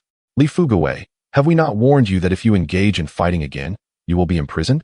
The police officer's expression was grave, his voice resonant. Terrified, Li Fugui's eyes welled with tears as he pleaded, "Comrade officer, this time it truly wasn't my fault. The Zhao family refused to allow their granddaughter to marry my son and have not returned the betrothal gifts. How can this be justified?" His pitiful demeanor, coupled with his bruised visage, made him appear as a victim. The 2 officers exchanged glances, furrowing their brows at the unusual turn of events. Typically, it was others who reported him for violence. They turned to the injured Zhao family members and inquired, "Is what he says true?" Zhao Laodai and Zhao Laer lowered their heads, daunted by the police, aware that admitting the truth would mean returning the money. Their responses were hesitant and vague, prompting the village party secretary to step forward. "Comrade officer, I am the village secretary, and Li Fugui speaks the truth." He recounted the events that had just transpired. The officers then directed their attention to the elderly Mrs. Zhao. "Madam, your granddaughter possesses the right to choose her own marriage. Forcing her to marry in exchange for money constitutes an arranged marriage, which is punishable by imprisonment." Upon hearing the word imprisonment, Mrs. Zhao trembled violently, her drooping eyes filled with desperation. "Comrade officer, I was momentarily misguided. Please, do not imprison me. At my age, I would merely be a burden to the state," she pleaded. "I will no longer interfere in her marriage. Just do not take me to jail." She had not anticipated the possibility of being incarcerated. Considering her age, she surely could not endure even a few days behind bars. The police did not wish to intimidate her further and replied, "Recognizing your mistakes is commendable. Have your granddaughter write a letter of understanding and return the betrothal gifts to Li Fugawei. They had encountered numerous similar situations and preferred to mediate rather than escalate matters to the point of enmity between the families. Mother, I have been beaten to a pulp. We cannot return the betrothal gifts, Zhao Laodao exclaimed, wiping the blood from his lip, filled with indignation. Yet, Mrs. Zhao shot him a fierce glare. If you do not return it, will you allow your mother to languish in prison? She insisted. You two brothers must quickly retrieve the 100 yuan I gave you. The brothers exchanged glances, and Zhao Lair, gritting his teeth, replied, We simply do not have that much money at home. With so many witnesses to their mother's potential imprisonment, the Zhao family would surely become a subject of ridicule. However, they were reluctant to part with the money. Zhao Qiaoyun, standing nearby, blinked and remarked, Lin Ping'an, since you wish to marry Wan, you should be the one to return the betrothal gifts. Surely, you do not intend to avoid paying them? After all, the cost must come from somewhere. As long as no money was spent, it made little difference whom Zhao Wan married. Mrs. Zhao's triangular eyes sparkled with delight. Indeed, her most cherished granddaughter was astute. Since Wan is marrying you, you should be responsible for the betrothal gifts. By giving this money to Li Fugawei, it would offset the costs. The Zhao family was indeed shrewd with calculations. However, the betrothal gifts would not be given to them. Just as Lin Ping'an was about to speak, Sun Yume, clenching her fists and biting her lip, interjected, Mother, I have said that if Wan marries Lin Ping'an, I do not want any betrothal gifts. Please do not press them any further. She expressed deep concern. Their family is already struggling. If the money goes to Li Fugawei, how will Wan live after marrying into our family? Mrs. Zhao's triangular eyes narrowed. When a woman marries, there must be betrothal gifts. Wan is a member of the Zhao family, and if she marries Lin Ping'an, the financial responsibility falls on him. If he refuses, then Wan shall not marry. This was utterly outrageous. The Zhao family had not yet split, yet she still called the shots. If Sun Yume dared to utter a word of dissent, she would ensure Wan could not marry. Zhao Wan grasped her mother's hand, tears streaming down her face, gesturing frantically. Sun Yume looked at her daughter, her resolve hardening. From this day forth, Wan and I shall no longer be part of the Zhao family. We will not accept anything from you, she declared, just separate us from the household registry. In the past, whenever she expressed reluctance, Mrs. Zhao would threaten to expel them from the household registry, leaving them vulnerable and alone, relying on the Zhao family for support. But now she understood that for her daughter's sake, she must sever ties. Mrs. Zhao and the Zhao family members were taken aback. If they truly separated, their household would lose 2 free laborers, not to mention the betrothal gifts they would be responsible for. Mrs. Zhao immediately objected when the 3rd son passed away. I promise to take good care of you. If you separate, how will I see your father after I die? Her eyes filled with tears, projecting an image of helplessness. Lin Ping'an could no longer bear to watch and gently pulled Aunt Sun closer, revealing her injured head. Comrade officer, the Zhao family does not regard them as people. They force them to live in a wooden shed and even beat Aunt Sunday. Had I not acted swiftly to take her to the hospital, she might have bled to death. While the situation was not as dire as he described, Aunt Sun should not have endured such violence. With the police present, their separation would be straightforward. Mrs. Zhao glared angrily. Comrade officer, do not listen to this nonsense. It was merely a minor injury. How could it possibly cause excessive bleeding? She turned to Aunt Sun. I am sorry, dear. Once we return home, I will make sure to treat you well. A smile spread across her face as she attempted to reach for Sun Yume, but she evaded her grasp. Mrs. Zhao's displeasure was palpable, and with the police present, she dared not lash out. Meanwhile, Grandma Zhao pulled Sun Yume closer. Yume, do not listen to your mother-in-law's fabrications. Once you return, who knows what they may do? They might even sell you and Wan into the mountains. It is better to separate. She raised both hands in agreement, supporting Sun Yume's decision to separate. Mrs. Zhao glared fiercely, realizing her anger was misplaced, and her frustration escalated. Do not meddle in my family's affairs. Yume, wait a moment. Come home with me, and I will ensure you live in a tiled house and serve you well. Bah, live in a tiled house. Sun Yume retorted. After selling me to the mountains in the previous life, you have not changed your heart in this life. Lin Ping'an stepped in front of them. Comrade officer, it was Zhao Song who assaulted Aunt Sunday. I request severe punishment for Zhao Song to bring justice for my mother-in-law. With the police present today, Aunt Sun and Wan must be separated from the Zhao family to prevent future troubles. The officers turned to Zhao Song, trembling behind Mrs. Zhao. Their tone stern. "Zhao Song, your actions have resulted in serious harm. You are breaking the law. You must accompany us." The current generation is rather naive. With just a few words from the police, Zhao Song fell to his knees, pleading for forgiveness. Zhao Laotai felt a deep pang of sorrow, fearing that the police might indeed apprehend Zhao Song. She glared at Sun Yume, exclaiming, "Are you a ghost? Someone is slandering your nephew, and you remain silent?" Sun Yume clenched her fists, the memory of that moment when he struck her resonating in her mind. How many times had she cried out, pleaded with him, her beloved nephew, only to be met with a cruel blow in the end? Now, they still expected her to plead for leniency. Fury ignited in her eyes. Chapter 34. Her behind was nearly dried up with excrement. "If we are not separated today, I shall never forgive you." She was resolute in her desire to leave the Zhao family, and without Lin Ping'an, she would not have had the audacity to do so. She observed the kindness he bestowed upon her and her daughter, and even if they were to endure hardship in the future, it mattered not. The matriarch of the Zhao family nearly fainted with rage, muttering, "Good, good, good.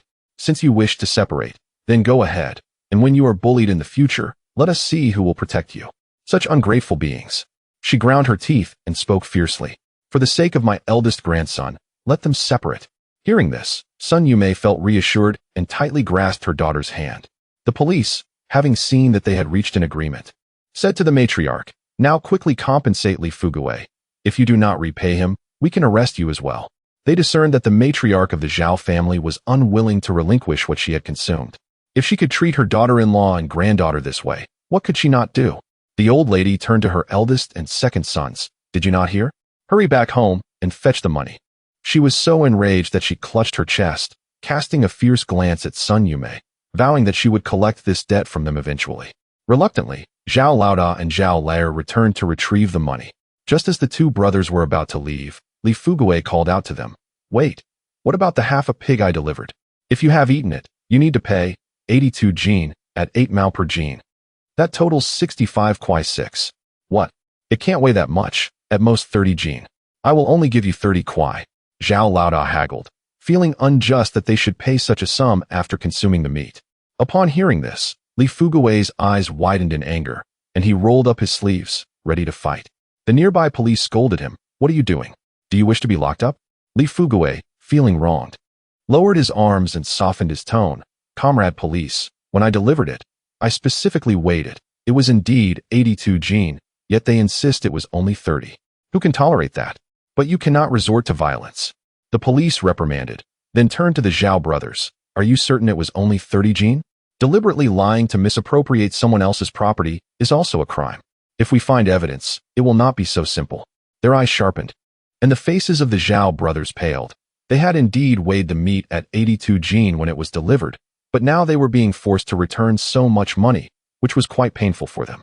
The matriarch realized her sons were distressed and thought that if they had to pay even more, they would not retrieve 100.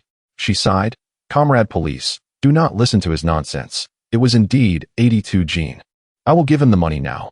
Her wrinkled hand delved into her pocket, pulling out a piece of cloth, from which she counted out 6 large bills. "Li Fugui, I do not have change, so consider this settled." Her cloth pouch contained exactly 10 large bills, which were her savings for a coffin, and parting with them was indeed painful. Li Fugui, however, was not to be outdone. He rummaged through his pocket and produced 4 kwai 4. "You give me 70, and I will have change to give you." That was 5 kwai 6. Did he expect her to just give it away? The matriarch shot a fierce glare at Li Fugui, but ultimately handed over 70. Li Fugui accepted the money, counted it, and placed it into his pocket. Zhao Laoda and Zhao Lair exchanged a pained glance before finally squeezing out of the crowd to obtain the money. "Comrade police, if I return the money to Li Fugui, will I be free of any issues?" The matriarch looked at the two officers with a pitiful expression. At that moment, Lin Xiaohan entered with Sun Ji, the village secretary from Zijiawa. Upon seeing them approach, Lin Ping'an addressed Sun Ji, secretary's son. "The Zhao family is forcing Wanwan to marry a fool, and out of desperation, Sun Yume has no choice but to separate from the Zhao family. Moreover, the matriarch has already consented. Please draft a separation document for them." The Zhao family was incorrigible. Now that they had agreed to the separation, they would surely come back to cause trouble later. Hence, he had sent Xiaohan to summon Secretary Sunday. The newly arrived secretary's son appeared somewhat bewildered at the crowd, and upon hearing Lin Ping'an's words, he looked at the matriarch. Is what Ping'an said true? Have you agreed to their separation? The matriarch, initially intending to delay, found herself confronted by the village secretary and stiffly replied, Yes, Sun Yume said she wants nothing and wishes to separate from our Zhao family. And as a mother-in-law, I have no choice but to comply. Lin Ping'an was incensed. It was clear they had forced her into this situation, and now they blamed Sun Yume. Aunt Sun, let us not proceed with the separation. Let the police take Zhao Song away. Even if they could not gain anything from the separation, he could not allow the Zhao family to take advantage of them. Zhao Song grasped the matriarch's arm, pleading, Grandma, you must save my eldest grandson. Do not let the police take me away. The matriarch's heart ached for Zhao Song, and she glared furiously at Lin Ping'an. You say we will not separate, then so be it. Sun Yume, you said you did not want anything from the separation. Have I wronged you? Sun Yume tugged at Lin Ping'an, her eyes reddening. Mother-in-law, I married into the Zhao family to wash clothes, cook, and toil in the fields, yet I could scarcely earn enough work points for food. Now, during the separation, you do not wish to provide me with anything, but Wan Wan is your own granddaughter. Are you not afraid she will go hungry outside? He realized that this mother-in-law had a heart of stone. No matter how much he did, she would never treat them kindly. The villagers around, some of whom were aware of the situation, began to murmur, condemning the matriarch. Hearing their discussions, she felt humiliated, yet she was unwilling to part with her money. They were already married off and had not received any bride price. Now they wanted money from the separation. None would be given. Secretary's son could not bear to watch as the Zhao family always exploited Wan Wan and her mother, ultimately providing them nothing. Matriarch, your family has 4 large tiled houses. You must at least provide them with 1 room. Even a side room would suffice. You cannot let them sleep on the streets. Upon hearing this, the matriarch became furious. Why should I give them anything? They are supposed to live with Lin Ping'an. Secretary's son retorted, then, how about half of the grain from this year's harvest goes to them? If you oppose, let the police take Zhao Song away. He wished to assist Sun Yume, yet he feared the gossip that might arise from aiding a widow. However, he could not stand idly by any longer. The matriarch stubbornly refused to comply, knowing half of the grain was a considerable amount. Zhao Song looked at her with pleading eyes. Grandma, you still have 30. Give it to them. In the future, my grandson will earn you more. The matriarch sighed and finally relented. Very well. To avoid the accusation that our Zhao family has bullied them, 2 police officers stood silently to the side, questioning whether this could truly be considered bullying. Sun Jishu, observing that Sun Yume and the others had no objections, promptly drafted a separation agreement. Both parties affixed their signatures and seals, each retaining a copy. Subsequently, the elder and younger Zhao brothers approached, handing over 200 yuan to Li Fugui. Upon realizing that the situation had been resolved, the police departed, and the crowd began to disperse. Zhao Laotai cast a sidelong glance at Sun Yume and Lin Ping'an before turning to leave, her discomfort urging her to return home to cleanse herself properly. As Zhao Xiaoyan turned to depart, she noticed several lively fish in the basket at the Lin family's doorstep. Exclaiming with delight, whose fish are these? Are they for sale? Chapter 35 The reason why uncle and aunt do not have children. Lin Ping'an lifted the fish basket, exclaiming that he wished to purchase fish for a lifetime. He had no intention of selling to such a person. Zhao Qiaoyun, infuriated, hurled insults, declaring that it was no great feat to catch fish, and she too could do so, refusing to believe that she could not. They had gone to buy fish today, but the fish supply at the aquatic cooperative had been depleted for 2 days. Tomorrow was her wedding, and her grandmother insisted on having fish. Upon seeing the fish, she inquired, not realizing they belonged to Lin Ping'an, and in a huff, she followed the Zhao family away. Watching the commotion, Wu Guifeng, disappointed by the lack of excitement, turned to enter the house. Her grandmother shot her a glance, grasped the water bucket beside the well, and splashed it onto her, scolding her for being a disgraceful troublemaker. She lamented how the Lin family could have married such a wretched person, who dared to call others and cause a scene. Wu Guifeng was drenched and trembled with rage. How dare that old woman accuse her of being a gossip? She charged forward, ready to strike, but her grandmother, prepared, picked up a knife from the ground and pointed it at her neck.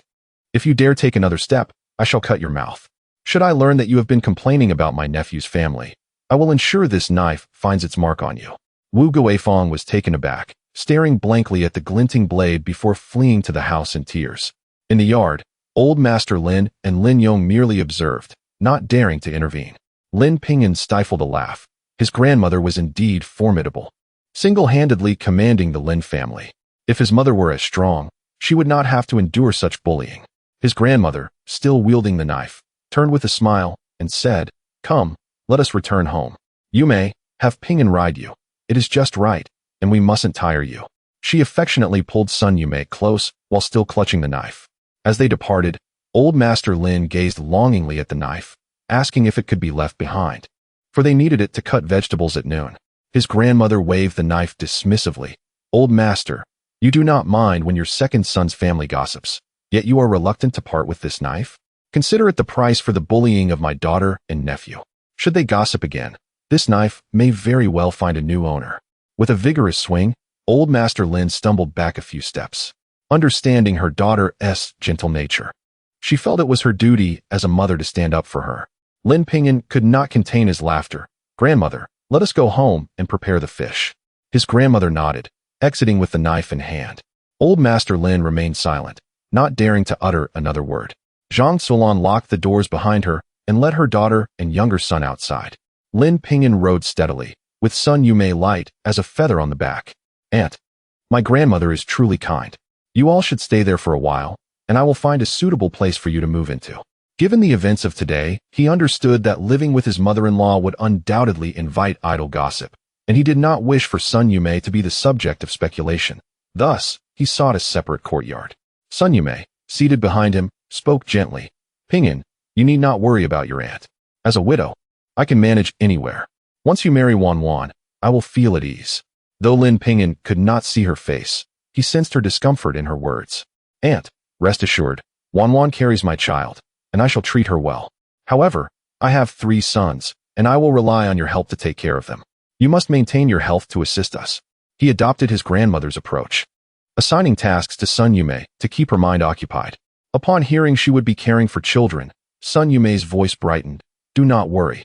Once Wan gives birth, I will help you. Your mother has a hard life. You have an older brother who is also of marrying age, and with your father like this, the family relies on you." She sighed, expressing concern for Lin Ping'an. Lin Ping'an replied, "Aunt, you must have faith in me. I have been accepted into Qingbei. Earning a living will not be an issue. Soon, we shall enjoy good times. Indeed, good times await us." Hearing Sun Yumei respond with a smile brought Lin Ping'an joy, making him realize that his acceptance into Qingbei was a source of pride. His grandmother's home was merely a village away, and within minutes of riding, they arrived. Before leaving, his grandmother entrusted him with the key. Dismounting, he opened the door to a bright and tidy courtyard, featuring 4 tiled rooms, 2 side rooms to the east, and chicken and duck pens to the west. He led Sun Yumei to his grandmother's room, encouraging her to sit and rest. Having just emerged from the ordeal of the day, Sun Yumei felt somewhat unwell and quietly sat on the kong. Lin Ping'an stepped outside to remove the fish basket from his bicycle and began to clean the fish, eager to prepare a meal for when they returned. By the time his grandmother and the others arrived, he had cleaned several fish and was already simmering them over the fire. His aunt approached, sniffing the air. "Ping'an, your culinary skills are impressive. It smells delightful. I am already eager to eat." Lin Ping'an smiled back. "Aunt, be sure to eat your fill. I have stewed several fish." His aunt nodded with a grin, just as Lin Xiaohan snatched the firewood from her hands, insisting, "Aunt, you must rest. I will tend to the fire." His aunt beamed, casting a glance at Zhang Sulan as she approached. "Sulan, you are truly fortunate. Your 2 sons are eager to help." Zhang Sulan smiled at Lin Ping'an and Xiaohan. "They help at home too. Had you and my mother not gone today, I would have been at a loss. You all should take a break. Leave the cooking to them." His aunt affectionately patted Xiaohan's head, her eyes momentarily clouded with sadness. Observing the exchange, Lin Ping'an pondered the reason why uncle and aunt had not been blessed with children over the years. Despite undergoing medical examinations, no issues were found. However, with advances in medicine, it was later discovered that uncle's infertility was due to exposure to chemicals while working in the coal mine. Uncle decided to cease working in the mine after that month, but tragically, during that very month, he was trapped in a cave-in. He passed away without ever having children. Lin Ping'an mused that had uncle not returned to the mines, perhaps they would have been blessed with offspring. Reflecting upon this, he inquired, "Aunt, one of my university classmates has a mother who is an obstetrician. She mentioned that working in the coal mine can also affect a man's ability to father children. Could Uncle's situation be related to his time in the mines? Waipa nodded, asserting that the Zhang family had never been plagued by childlessness or committed any immoral acts. How could it be that they had no children? Ping'an, your reasoning is sound. Next month, I shall prevent your eldest uncle from going to the coal mine. However, De Jioma frowned and interjected, Mother, Erdi mentioned that he intends to marry during the new year, and we have yet to gather enough for the bride price. Let Lin Shu go for a few months first. Upon hearing that Ergio was to marry during the new year, Lin Ping'an's mind exploded with disbelief. That daughter-in-law was simply not a suitable match for Ergio. Chapter 36. Return my fish post-haste yet. Even if he were to speak out now, who would believe him? The only course of action is to wait until the new year, when my second uncle brings his wife back, to expose the truth. Grandmother furrowed her brows and sighed, expressing her regret. It is my inadequacy that has caused you such distress, Xiaofang. Mother, what distress are you speaking of? I am simply content to be part of this family. You treat me like your own daughter, and I do not feel wronged at all. Aunt Li Feng replied with a smile, linking her arm with grandmother's, then turning to Zhao Wanwan. Wanwan, let us retire indoors for a while. You must be exhausted from the journey. She also took Zhao Wanwan's arm and led her inside. Zhao Wanwan discreetly glanced at Lin Ping'an, who, at that moment, was also stealing a glance at her. Their eyes met, and Zhao Wanwan could not help but blush, while Lin Ping'an felt a mix of guilt and elation. His wife was indeed beautiful. He often wondered how he had been so blind to trust Zhao Qiaoyun's words. As he watched Wanwan and the others enter the house, he was determined to earn money swiftly, to provide Wanwan with a good life, and to ensure that his elder uncle would no longer need to work in the coal mine. After dinner, Lin Ping'an announced his intention to catch fish, taking Xiaohan along with him. He rode his bicycle while Xiaohan sat behind him, and they soon returned to the Lin household. Old man Lin sat in the yard smoking, casting a cold glance at his grandson and brother. Lin Ping'an chose not to engage in conversation, pushing the cart and placing the fish basket before exiting the courtyard. Old man Lin scolded angrily, unfilial wretches. Not even a greeting upon entering. What a waste to raise them. Lin Ping'an continued his stride, unaffected by the words that had long since lost their sting, allowing them to drift in one ear and out the other. After borrowing a fishing basket from Wang Depeo's family, they hurried to the riverbank. Upon arrival, they spotted two familiar figures attempting to catch fish on the shore. Lin Ping'an chuckled to himself, noting how one of them was trying to catch fish without even stepping into the water. It was sheer folly. He chose to ignore them, pushing his cart further along. Zhao Qiaoyun, who was busy fishing, huffed dismissively. Don't think you are the only one who can catch fish. We shall catch just as many, she declared confidently, vigorously trying to scoop with her net while keeping her distance from the water to avoid wetting her shoes. With her rod being short and the net not reaching the riverbank, Lin Ping'an scoffed inwardly, wondering how foolish one could be to expect fish to swim into such shallow waters willingly. Nearby, Zhou Wenbin, also fishing, wore an expression of impatience, his brow furrowed as he half-heartedly attempted to catch anything. Lin Ping'an found it absurd that they believed they could catch fish this way. You won't catch a single fish, just wait and see, we will show you, Zhao Qiaoyun declared, growing more determined in her efforts, unwilling to accept that Lin Ping'an could catch more than her. Lin Ping'an, uninterested in their banter, focused on the task at hand. He found a spot away from Zhao Qiaoyun, where Lin Xiaohan had already gathered some earthworms. Lin Ping'an placed the worms into the fish basket and waded into the river, setting 4 baited lines before sitting by the fire. The water was chilling to the bone. Next time, he would have to purchase rubber pants from the supply store, as his body could hardly endure the cold. Seeing his brother shivering, Lin Xiaohan collected some dry branches to stoke the fire, which warmed Lin Ping'an significantly. As he glanced at the rippling surface of the river, he hurried to retrieve the fish baskets. Once 2 baskets were filled, Zhao Qiaoyun and Zhou Wenbin approached with their own fishing basket. Zhao Qiaoyun instructed, Wenbin, put the basket into the river. If they can catch fish, so can we. Having fished for quite some time without success, their shoes were now wet. Frustrated, Zhou Wenbin considered returning, but Zhao Qiaoyun insisted they watch Lin Ping'an's success. To their surprise, Lin Ping'an had indeed caught a considerable amount, prompting them to rush home to borrow a fishing basket and return. Zhou Wenbin eyed the frigid water with trepidation, frowning. This water is far too cold. We have a wedding tomorrow. If I catch a cold, it won't be good. Zhao Qiaoyun reassured him. What is there to worry about? Once we catch enough fish, I will make sure you are well fed when we return home. We only need 3 fish for the wedding banquet. As Zhou Wenbin came from a family of educated youth and did not reside in the area, the wedding guests would mostly be from the Zhao family. Grandmother Zhao had insisted they stay at her house, with the banquet naturally held there, requiring both fish and meat. Zhou Wenbin had no choice but to ask his family for financial assistance. But having money without fish was futile. He gritted his teeth, thinking that he certainly did not want a wife who disregarded his health, showing no tenderness. If it weren't for the return journey, he wouldn't have spent so much on the dowry. All right, I shall go into the water now. When Lin Xiaohan noticed them approaching the area where his brother had placed the fishing basket, he immediately intervened. No, my second brother has already set the basket here. If you go in, you will scare the fish away. Fish are easily frightened. If someone enters the river, they may no longer approach the bait. Zhao Qiaoyun, however, impatiently shoved Lin Xiaohan aside. This river does not belong to you. I will place the basket wherever I please. Wenbin, go ahead. She urged Zhou Wenbin to proceed. Lin Xiaohan, caught off guard by the shove, almost fell into the water. Lin Ping'an, quick to react, caught his younger brother just in time. He had been ignoring them, but was now alert to Zhao Qiaoyun's audacity. With a swift kick, he sent Zhou Wenbin tumbling into the river, thinking, were it not for your pregnancy, I'd have given you a kick too. Lin Ping'an was concerned for the child Zhao Qiaoyun carried. He could not afford any mishaps. He intended to see how Zhou Wenbin would fare without the financial backing of a wealthy father.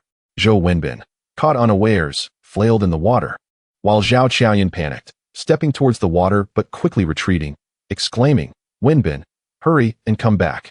Turning to Lin Ping'an with a fierce glare, she demanded, why did you kick him? If anything happens to my husband, I will make you pay. Lin Ping'an found her reaction amusing. You nearly pushed my brother into the water yourself. You show no concern for the cold, and now you blame me for Zhou Wenbin's predicament? He pulled his younger brother aside. Zhou Wenbin, shivering as he emerged from the water, called out, Xiaoyun, do not let this man anger you.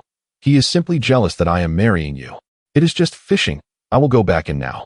Determined to exact revenge for being kicked into the water, Zhou Wenbin clenched his teeth and stepped towards the river, feeling something brush against his foot. Upon inspection, he discovered it was a fishing basket. A sinister smile creeping onto his face as he placed the basket nearby. On the bank, Lin Xiaohan was furious. How shameless. That fishing basket clearly belongs to my brother. What are you doing with it? Lin Ping'an smiled gently and patted his younger brother's head, whispering reassuringly, don't worry. You place something inside our fishing basket. No matter how close theirs is placed, the fish simply want to enter theirs. Indeed, Zhou Wenbin, shivering anxiously on the riverbank, had stared intently at the water's surface for what felt like an eternity. The moment he glimpsed the slightest ripple near the basket, he leapt into the river with elation, only to be outpaced by Lin Ping'an, who swiftly retrieved the basket first. Inside wriggled 2 plump, silvery crucian carp, vigorous and gleaming.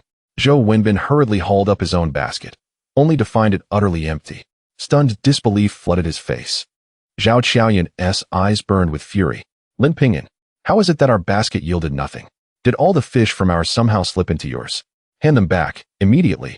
Chapter 37. The deceitful man and the dishonorable woman. Lin Ping'an found himself laughing in exasperation. How can you be so certain that the fish belong to your family? They are swimming in the river, and you have yet to catch one. You are merely attempting to deceive someone else. Zhao Qiaoyun, infuriated, clenched her fists, her gaze fixed intently on the fishing basket in his hands. Oh, you refuse to share, do you? Wenbin, since you are already wet, why not wade through the water a bit more? If we cannot catch any fish, neither should he. Just as Zhou Wenbin was about to step ashore, his body felt as if it were freezing solid. He stared in disbelief at Zhao Qiaoyun. If he ventured back into the water, he might truly suffer from the cold. He was reluctant to comply, but Zhao Qiaoyun's voice rang out with a fierce ultimatum. If you do not go, there will be no wedding banquet tomorrow, and do not even think about returning to the city. Her tone was laced with anger and veiled threats. Zhou Wenbin gritted his teeth. Were it not for the prospect of returning to the city, he would never consider marrying Zhao Qiaoyun.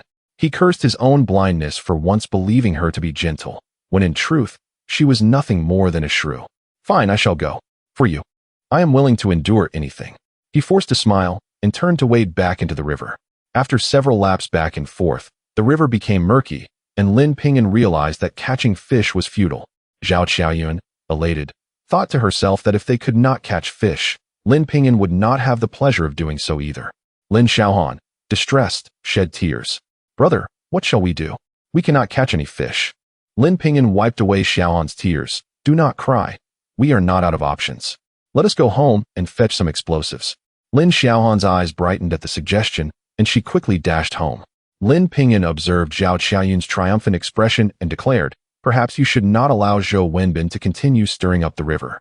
After all, if you do not care for your man, I shall say nothing." He watched as Zhou Wenbin, freezing in the water, struggled for what felt like an eternity, nearly turned to ice. Zhao Qiaoyun cast a disdainful glance at Lin Xiaohan as she ran off. "Our Wenbin is strong. Who is like you, frail and feeble?" Lin Ping'an clapped his hands in mock appreciation. "How splendid! Zhou Wenbin, enjoy your time in the river. I am too afraid of freezing. I must warm myself by the fire." Zhou Wenbin trembled violently, his body rigid with cold.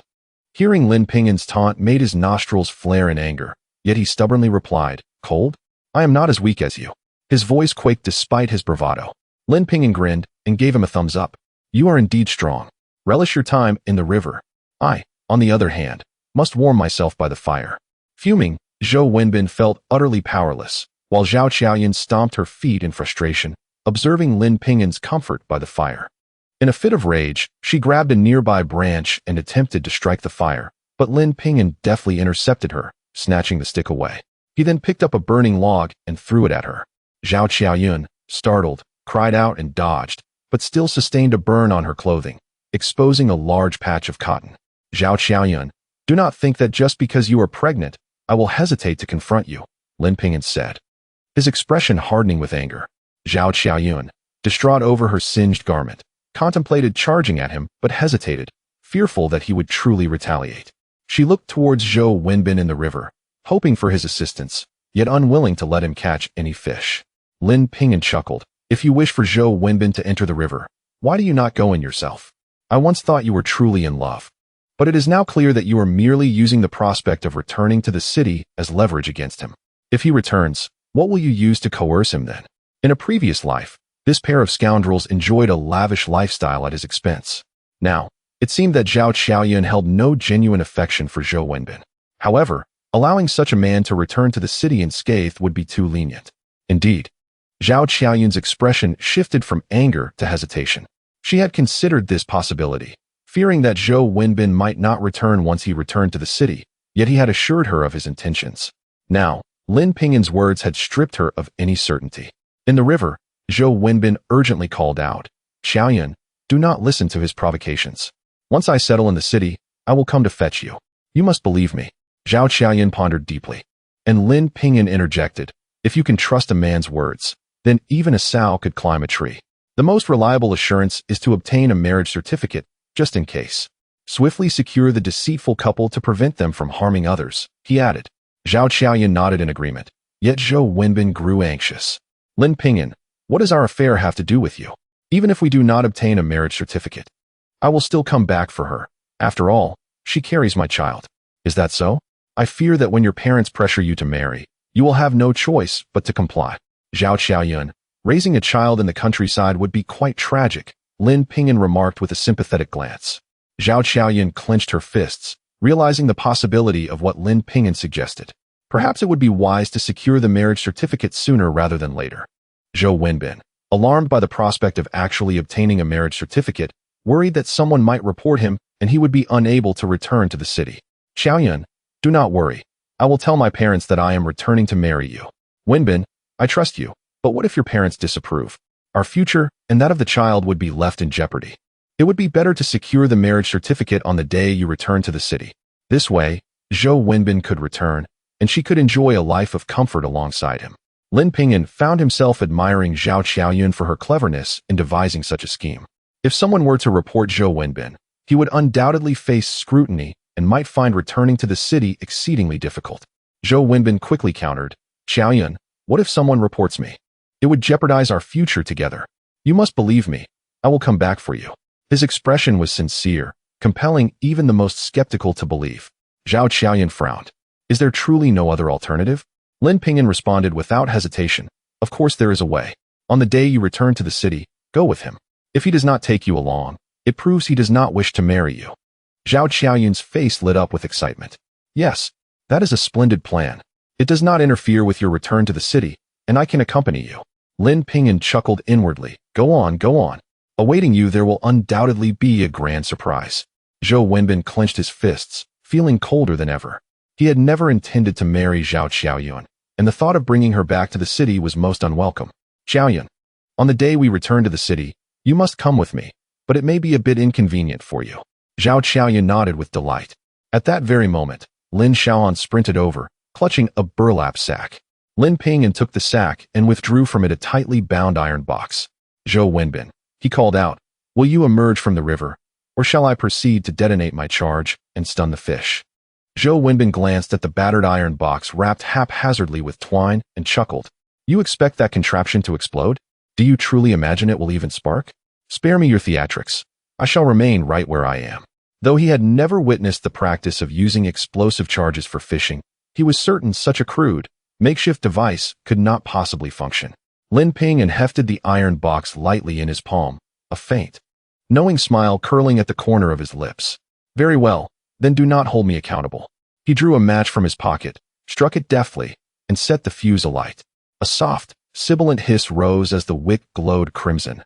Then, with a swift, decisive motion, he hurled the device. A deafening boom shattered the stillness. Chapter 38. Even if feeding the dogs, I would not give them. The torpedo detonated in the water, sending a massive splash skyward, and the river's surface boiled as if it were water on the verge of boiling, with fish floating to the surface. In the river, Zhou Wenbin felt the earth shake and the heavens roar, his heart racing, ears buzzing, and his body drenched in the chilling spray. He had not anticipated such devastating power from that rusty box. Had it been any closer, the force of the explosion could have sent him flying. On the shore, Zhao Qiaoyun stood in stunned silence, watching the scene unfold, while Lin Xiaohan laughed at Zhou Wenbin, drenched like a drowned rat, exclaiming that he deserved this for not coming out. Zhou Wenbin, realizing he was being mocked, was furious and intended to confront Lin Xiaohan, but Zhao Qiaoyun, spotting the fish rising to the surface, called out excitedly, Wenbin, there are fish in the river, so many fish. Hurry and catch them. Zhou Wenbin turned to see a shimmering mass of fish not far away, his face lighting up with surprise as he began to move. Lin Ping'an sneered, taunting that they dared to snatch the fish he had blown up. He pulled out another torpedo from the snakeskin bag, vigorously shaking his arm, and shouted, Zhou Wenbin, try to catch one, and I will toss this torpedo right at you. Hearing this, Zhou Wenbin hesitated to approach, but Zhao Qiaoyun urged him, Wenbin, he wouldn't dare throw it. Go and collect the fish. If he dares, he would face imprisonment. Lin Ping'an chuckled coldly. Then why don't you go and try to catch one? Let us see if I dare to throw it. After all, trading one life for two of yours seems worthwhile. As he spoke, he struck a match, igniting it with a sharp sound. Go ahead and dive for it. If you're not afraid of death, then do it. His voice boomed with determination. Zhou Wenbin, unsure if he was more terrified or simply freezing, saw him ignite the iron box and immediately sprinted from the water, declaring he no longer wanted the fish, unwilling to perish there. He still wished to return and enjoy life. And dying like this was unacceptable. Reaching the shore, he grabbed Zhao Qiaoyun's arm and attempted to leave, but she angrily shook him off, retorting, You coward. Go catch the fish. He wouldn't really blow you up. He is just trying to scare you. Her face contorted with frustration at the thought of so many fish slipping away. Zhou Wenbin glared, no longer polite. Then you go catch one. If he truly scares me to death, you can wait to be a widow. At that moment, another explosion roared from the river. The spot where Zhou Wenbin had just stood erupted in a great splash. See, if I hadn't left, I could have been gone. He stormed off in anger.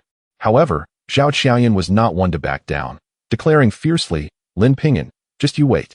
Lin Ping'an laughed loudly. Bring it on. I am always ready.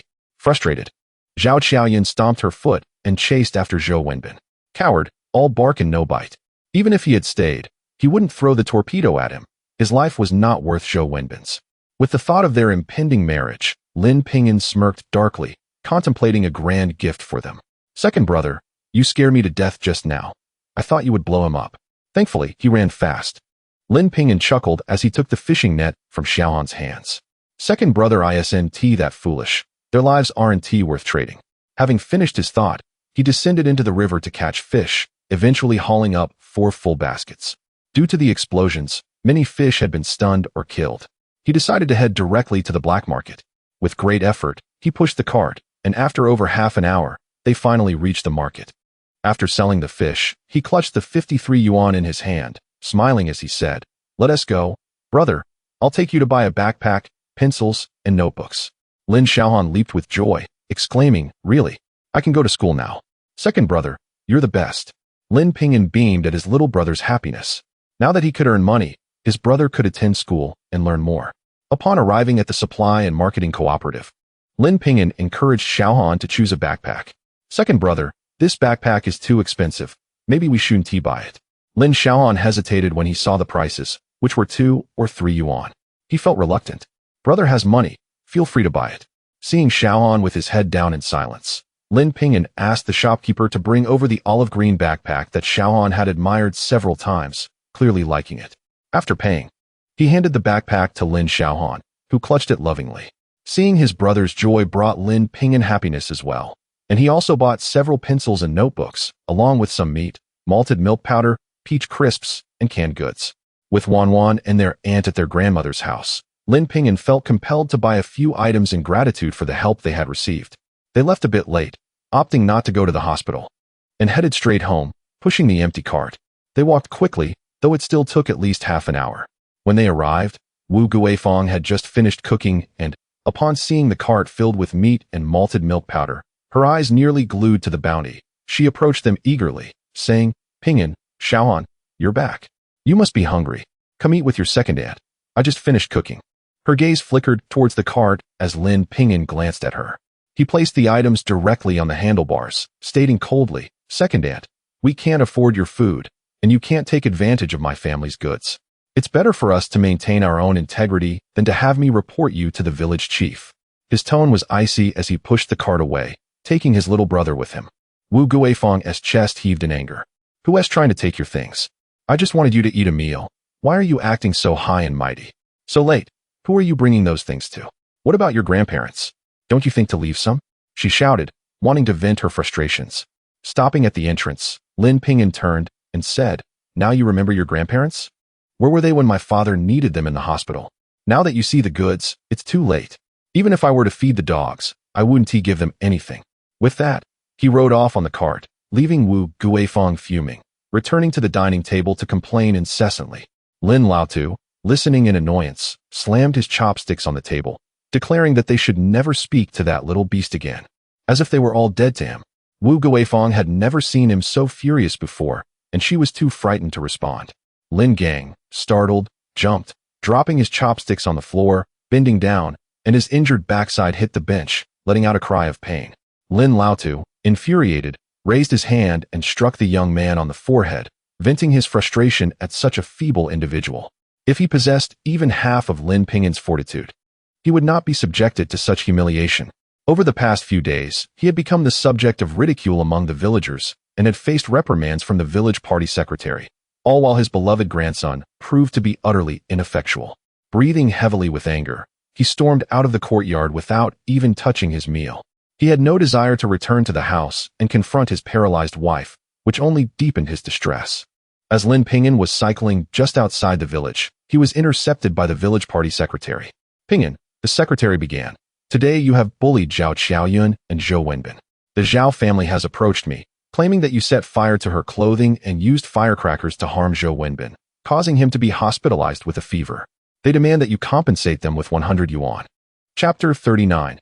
Sue them together. Lin Ping'an found himself both amused and exasperated. To demand 100 as compensation was truly audacious. He recounted the events that transpired by the riverbank, causing the village secretary to clench his fists in anger. This was not bullying. It was evident that they were the ones being oppressed. "Rest assured, I shall confront Sun Jishu from their village shortly to clarify the situation," declared the village secretary, preparing to leave. Suddenly, Lin Ping'an had a thought and stopped him. "Uncle Sun, I wish to purchase a house for my mother-in-law and transfer her household registration to our brigade. What do you think?" As the family joint production responsibility system was about to be implemented, everyone would receive land. He did not want his mother-in-law to suffer under the Zhao family and feared that living together would bring further troubles. It would be better to acquire a separate residence. The village secretary furrowed his brow. "It is feasible, but given your circumstances, perhaps you should wait a while. There are policies in place allowing for household registration transfers upon purchasing a property in the village, but your family currently lacks the financial means. I have money now. I can earn a little from selling fish, Lin Ping'an replied. You have seen the Zhao family. If I do not completely separate my mother-in-law from them, they may continue to cause trouble. This was a concern for him as well. He could not allow the tragic events of his past life to repeat themselves. The village secretary nodded. Let me see if I can find a suitable house. I will inform you when I do. With many families in the village having children, it would require diligent searching to find someone willing to sell. After expressing his gratitude, Lin Ping'an left with Lin Xiaohan.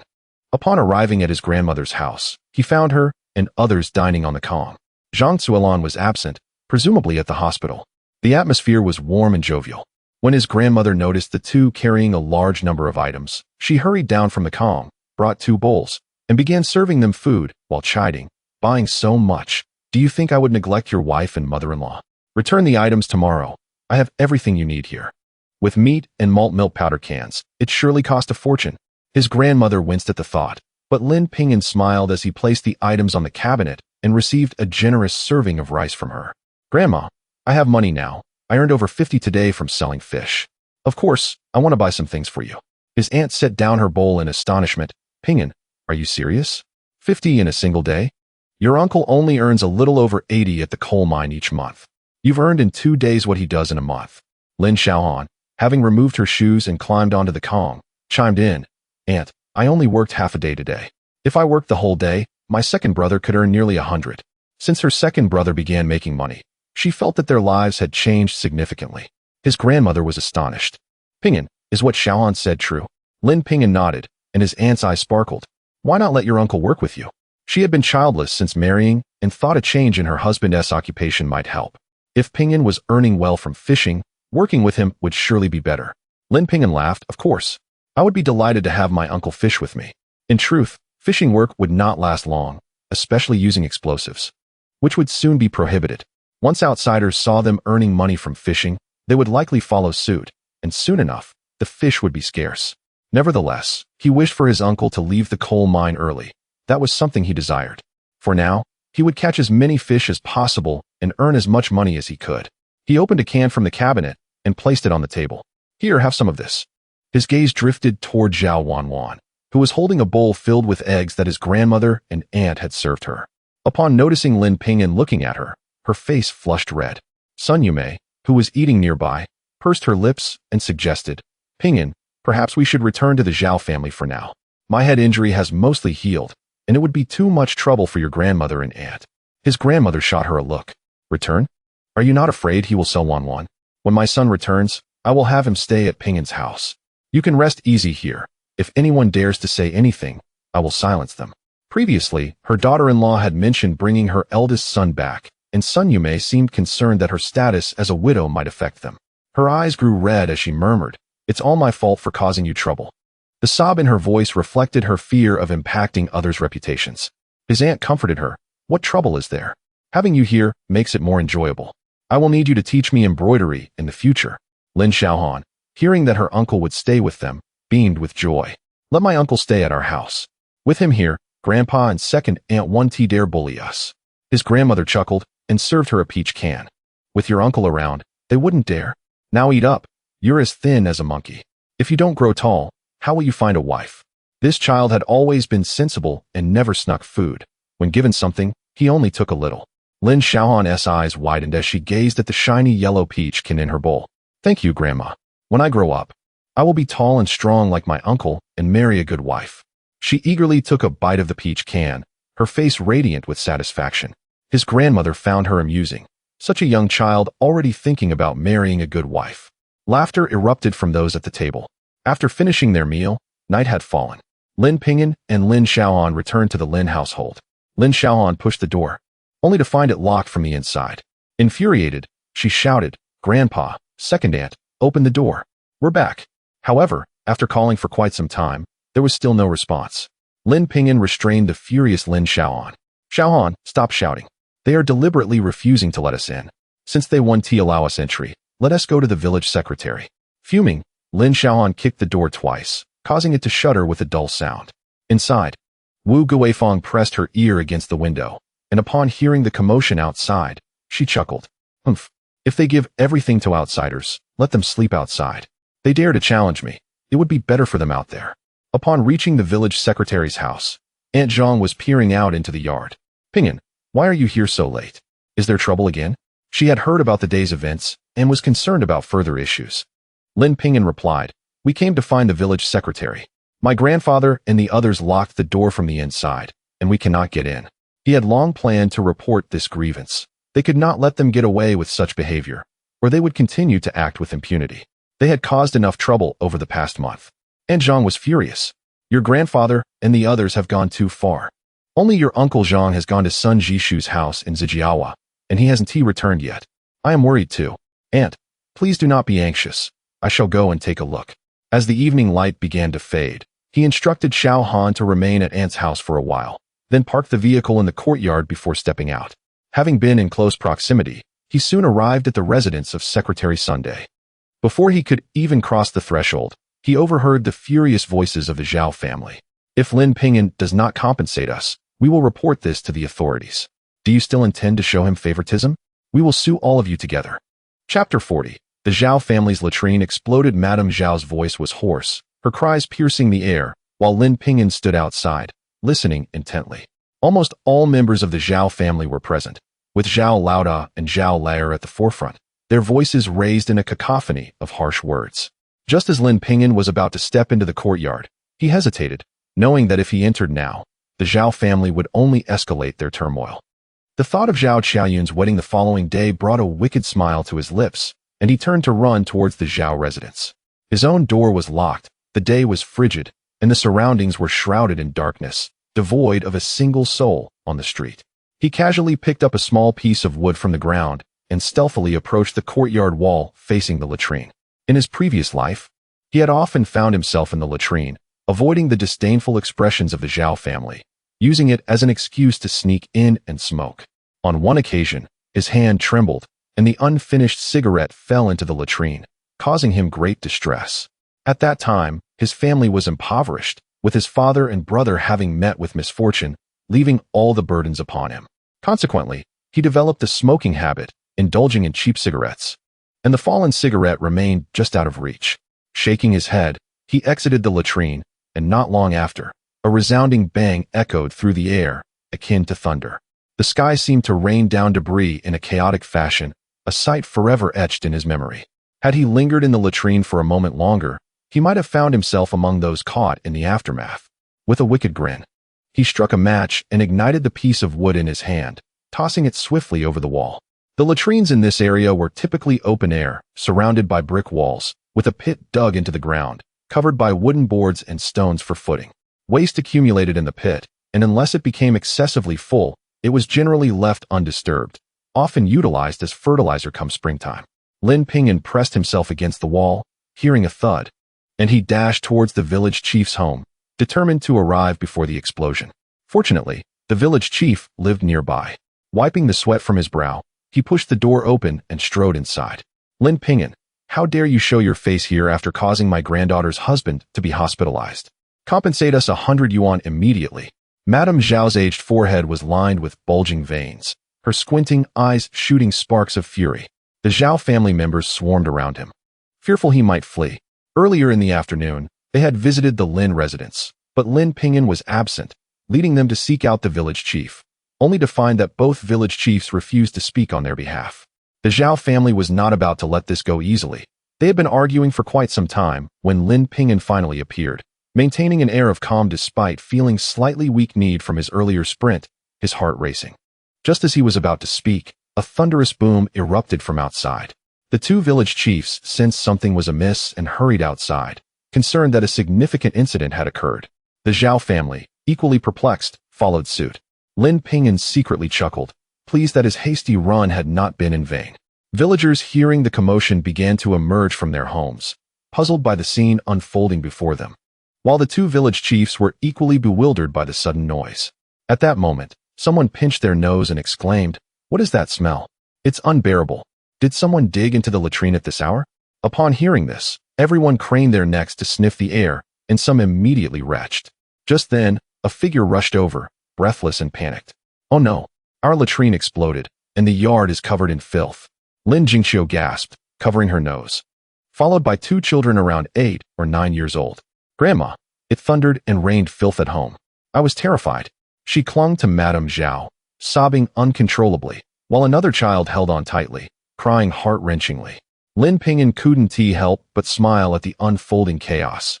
Indeed, the power of methane gas was formidable. Madame Zhao was incredulous, wondering how it could have only affected her family, while others remained unscathed. Stop crying. Let's go home and see what has happened, she commanded, as a throng of people made their way towards the Zhao residence. Zhao Song, fearing Lin Ping'an might escape, kept a close watch on him from behind. After searching the Lin household in the afternoon without success, he had suspected Lin Ping'an was too afraid to show himself. Arriving at the entrance of the Zhao home, the door stood ajar, and an overpowering stench assaulted their senses. Someone retched immediately, while others followed Madame Zhao inside. Good heavens, I stepped in filth. Why is there so much everywhere?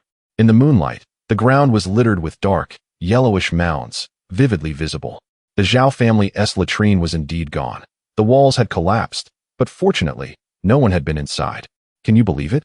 Someone remarked. Just then, a wailing cry erupted from within the house, resembling the sound of a slaughtered pig. The village chief's heart raced as he disregarded the filth beneath him and rushed inside. Upon entering, he was taken aback. A stone that had served as a footboard had fallen onto the Kong, creating a large hole, and the roof had been shattered. What in the world happened? How will my old lady survive this? Village chief, you must help us find the culprit. The village chief's face twitched in disbelief. Is this even possible for a human to do? Just that large stone would require immense strength to throw from the roof. And with the filth raining down outside, who would dare to pour it out piece by piece? Such an occurrence had never happened in their village, leaving him at a loss. Madame Zhao, staring at the gaping hole in the Kong, sat on the ground, crying out in despair when suddenly a more agonizing wail pierced the air. My pig, this is going to cost me my life. The cries were heart-wrenching, prompting Madame Zhao to leap to her feet and rush outside.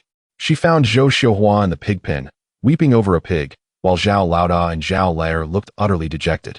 Lin Ping'an felt a jolt of foreboding as he approached. Upon getting closer, he sat down heavily, exclaiming, which scoundrel would do such a thing? They've killed my pig. How could such a heartless act occur? As he wept and cursed, he failed to notice that he had seated himself right in a puddle of filth. The villagers held their noses, murmuring amongst themselves.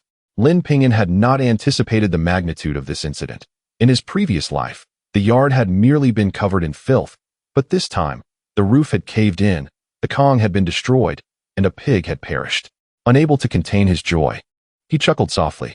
Zhao Song, witnessing the smile on Lin Ping'an's face, glared with reddened eyes and snapped, Lin Ping'an, what are you laughing at? Did you do this?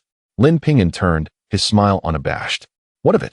Your family has committed countless wrongs, and heaven has finally turned its gaze upon you. This is merely retribution for the Zhao family. If you continue down this path of immorality, it is likely that more than just the latrine will meet a similar fate. Upon hearing his words, some villagers echoed in agreement, exclaiming, indeed, this must be divine retribution. Such formidable power is beyond human capabilities. The Zhao family must have offended some celestial being. In the village, where thoughts remain relatively backward, the incident was entirely attributed to the heavens. As some nodded in agreement, Lin Ping'an never anticipated that his casual remark would absolve him of any responsibility. Zhao Songqi vehemently denied any wrongdoing, yet he struggled to find a justification for his actions. At that moment, Zhao Qiaoyan entered, supporting Zhou Wenbin, who, in a feeble voice, stated, "We are now in a new society. There can be no divine punishment. Let us not succumb to superstitions. This must be the work of human hands. I suggest we report this matter." Chapter 41. Deceiving us common folk. Upon hearing the report of the incident, Lao Zhao immediately sat up with a start. I understood that Wenbin was right. The elder must promptly file a report. This matter must be investigated to uncover the perpetrator and ensure that certain individuals do not escape unscathed. Her venomous gaze was fixed upon Lin Ping'an, who wore a smirk. "Old lady," he said, with such malicious eyes directed at me. "Do you truly wish to place the blame upon my shoulders? When misfortune befell your family, I was present at the village chief's home, just like you. Spare me your accusations." He had already prepared himself. Even if suspicions were cast upon him, no evidence could be found to implicate him. Should the police arrive, He possessed a solid alibi. Lao Zhao frowned, yet she scrutinized his expression closely. Even if it is not you, you remain a suspect. Zhao Song keeps a close watch on you. He must not let you escape.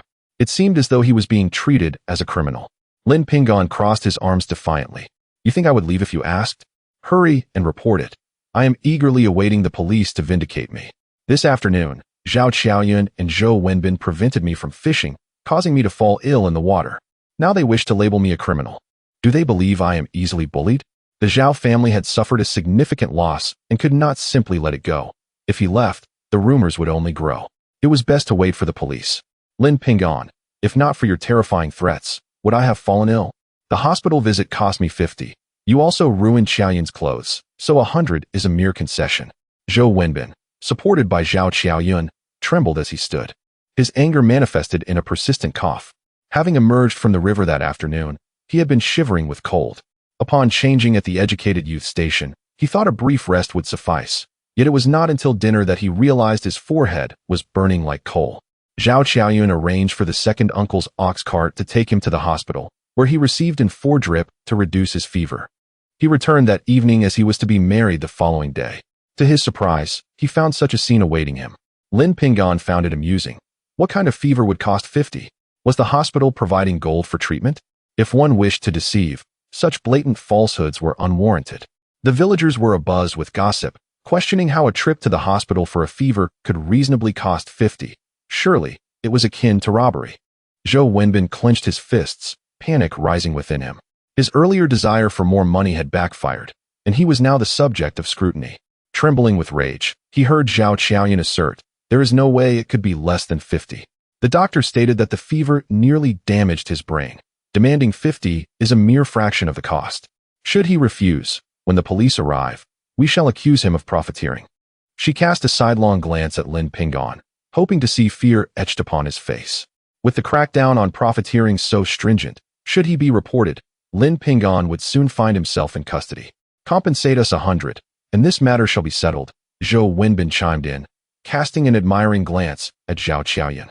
Witnessing their smug expressions, Lin Ping'an found it amusing.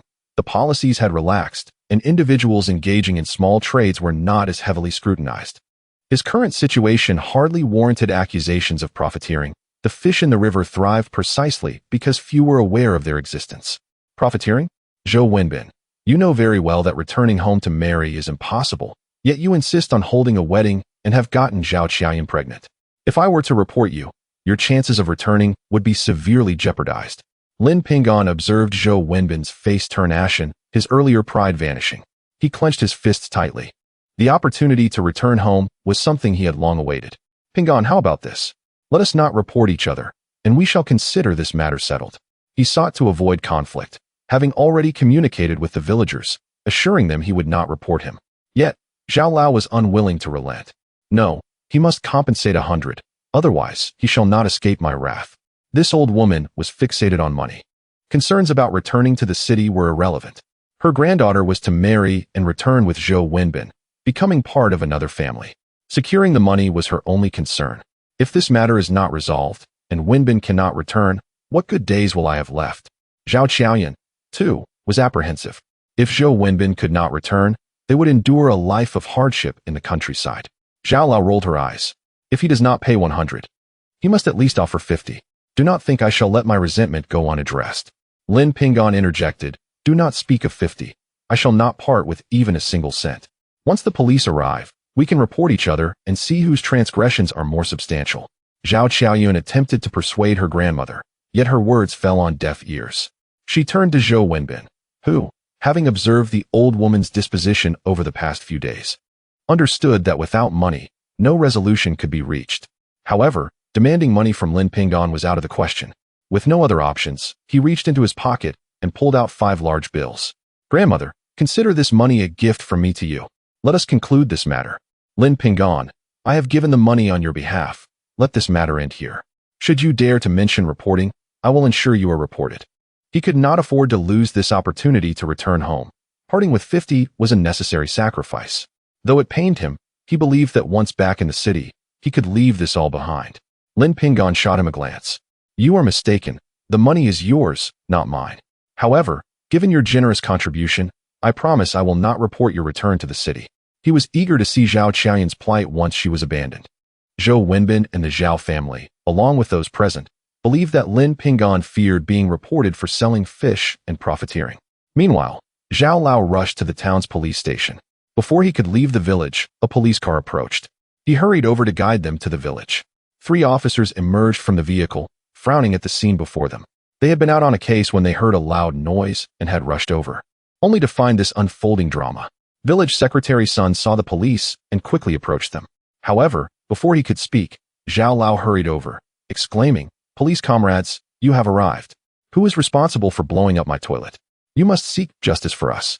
Tears streamed down her face as she grasped the officer's arm, mourning the loss of her pig and the damage to her home. The officer, taken aback by the old woman's overpowering odor, stepped back and signaled to his 2 colleagues to investigate the courtyard. They were quite serious, having searched everywhere, with particular attention paid to the toilet. A police officer inquired, "Have you been smoking or igniting anything in the toilet?" Lin Jingqiu quickly shook her head, stating that they were not home and that she had remained with the 2 children, never having gone to the toilet. As the only adult present, would they really suspect her? A sense of unease washed over her as she listened to the police officer, who explained that if that were the case, it was likely unrelated to human interference since toilets accumulate biogas over time. It was quite possible that an excess of biogas had caused an explosion. Upon hearing the officer's conclusion, old lady Zhao nearly fainted, rushing forward in a fit of rage, exclaiming, "Impossible! How could there be biogas in the toilet? I have lived here for nearly a lifetime, and nothing like this has ever occurred. Do you think as police officers you can't solve this and instead wish to deceive us common folk?" Chapter 42. Can you truly not hear, or are you pretending not to? The police officer speaking furrowed his brow, his tone grave. "We are the people's police. How could we deceive the common folk? If you doubt us, feel free to seek a second opinion." He had handled numerous cases and had never been so unjustly accused, leaving him feeling both aggrieved and indignant. Elder Zhao, in a fit of anger, retorted, "As ordinary citizens, who else can we turn to but you? If you speak falsely, are we not allowed to refute you?" The 2 other officers present were equally displeased. Director Zhang has successfully resolved countless cases without error. How could he possibly deceive you on purpose? Noticing the officer's unfriendly demeanor, Elder Zhao was prepared to retaliate, but was silenced by her son, Zhao Laoda. "Director Zhang, my mother is merely speaking out of anger. Do not take her words to heart. Is it possible that someone intentionally caused an explosion in the latrine? We kindly ask you to investigate further." Before them stood the station chief.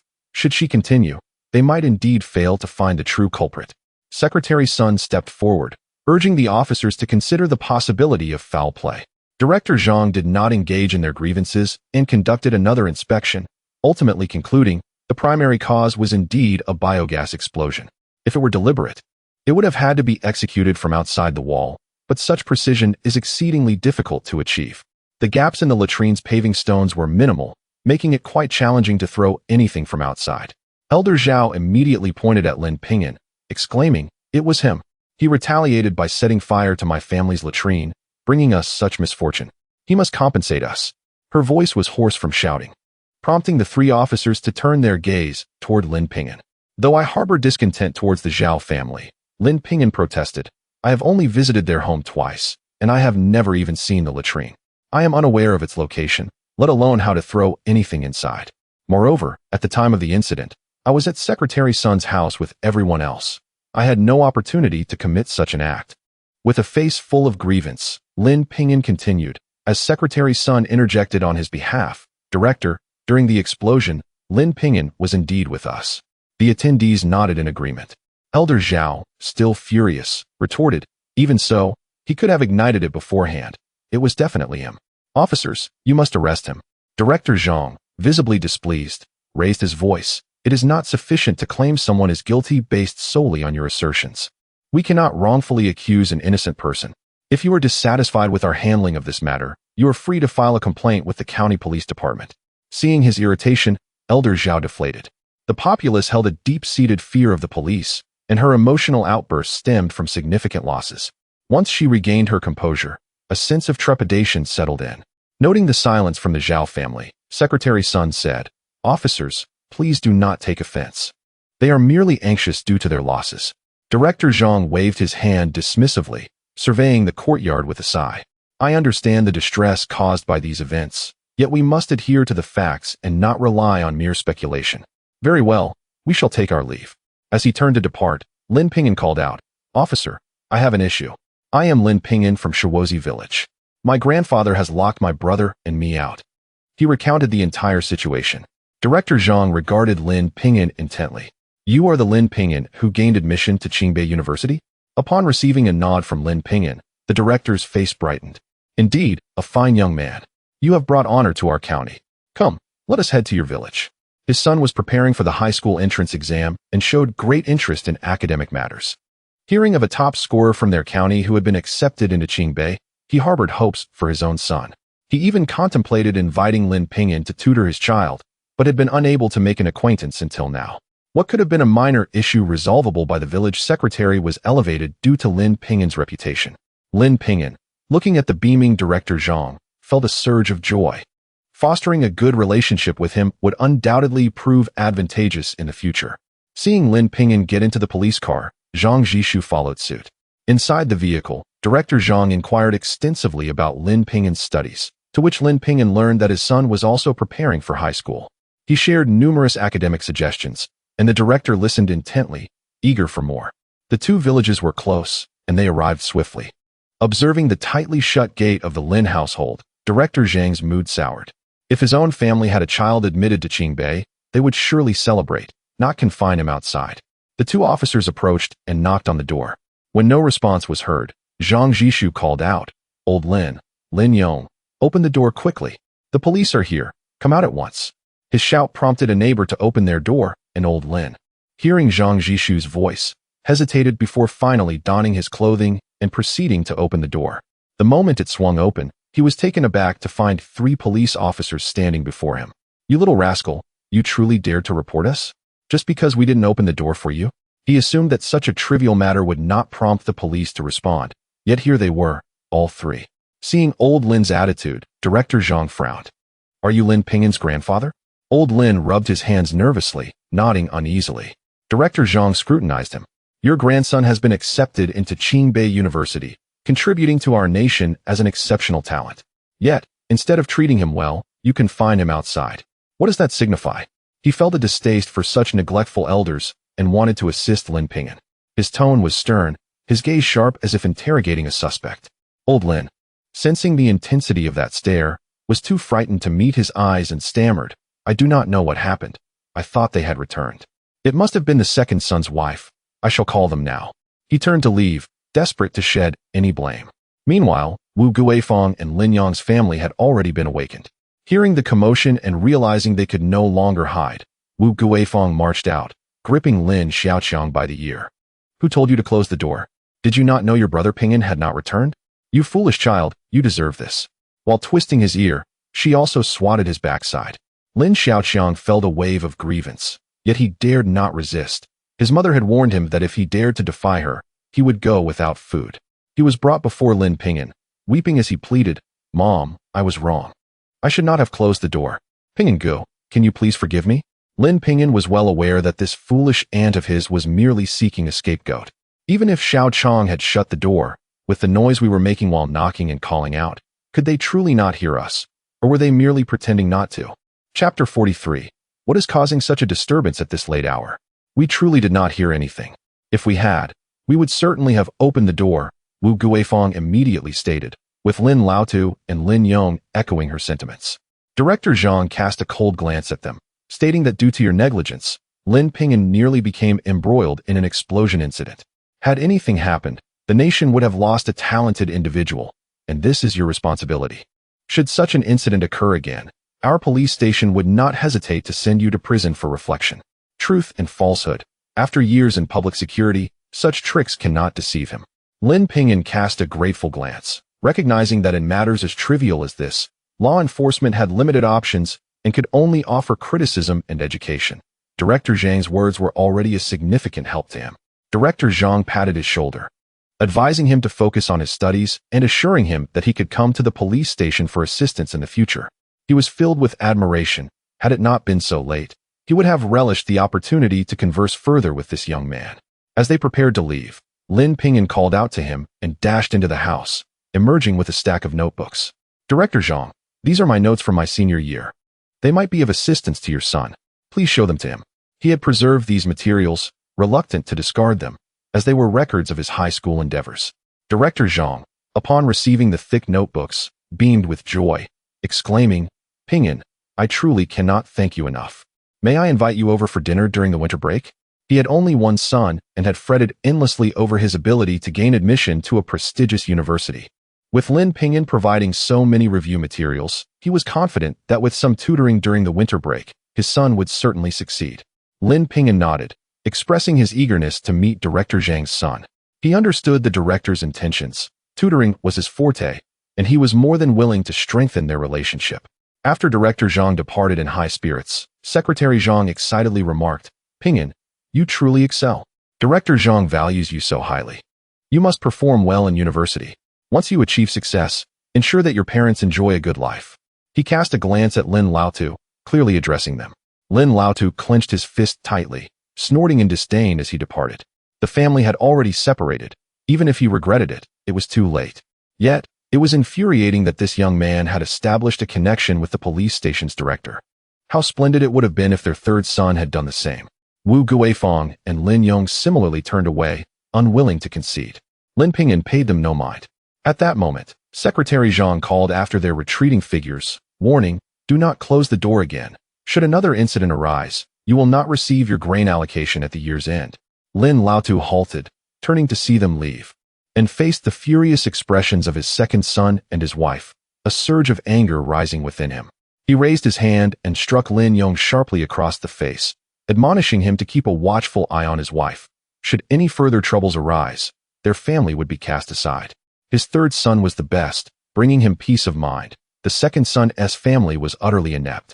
Lin Yong, stung by the slap, dared not utter a word. Should they separate, they would gain nothing. Although the elder and elder matriarch did not engage in farming, and there was a younger brother in school, the elder matriarch had a dutiful daughter married in the provincial city who brought back considerable money. The elder had once drunkenly let slip that she had given him $50, instructing him not to tell the eldest son's family. However, Wu Guifeng remained unaware. Witnessing her husband being struck, her anger flared. If you wish to separate, then so be it. You two do not contribute any labor. How can you expect your third son to afford schooling? Who would want to live with you? Lin Laotu abruptly turned around, his fury boiling over. All right, this is what you say. Tomorrow I will ask the village secretary to divide the family.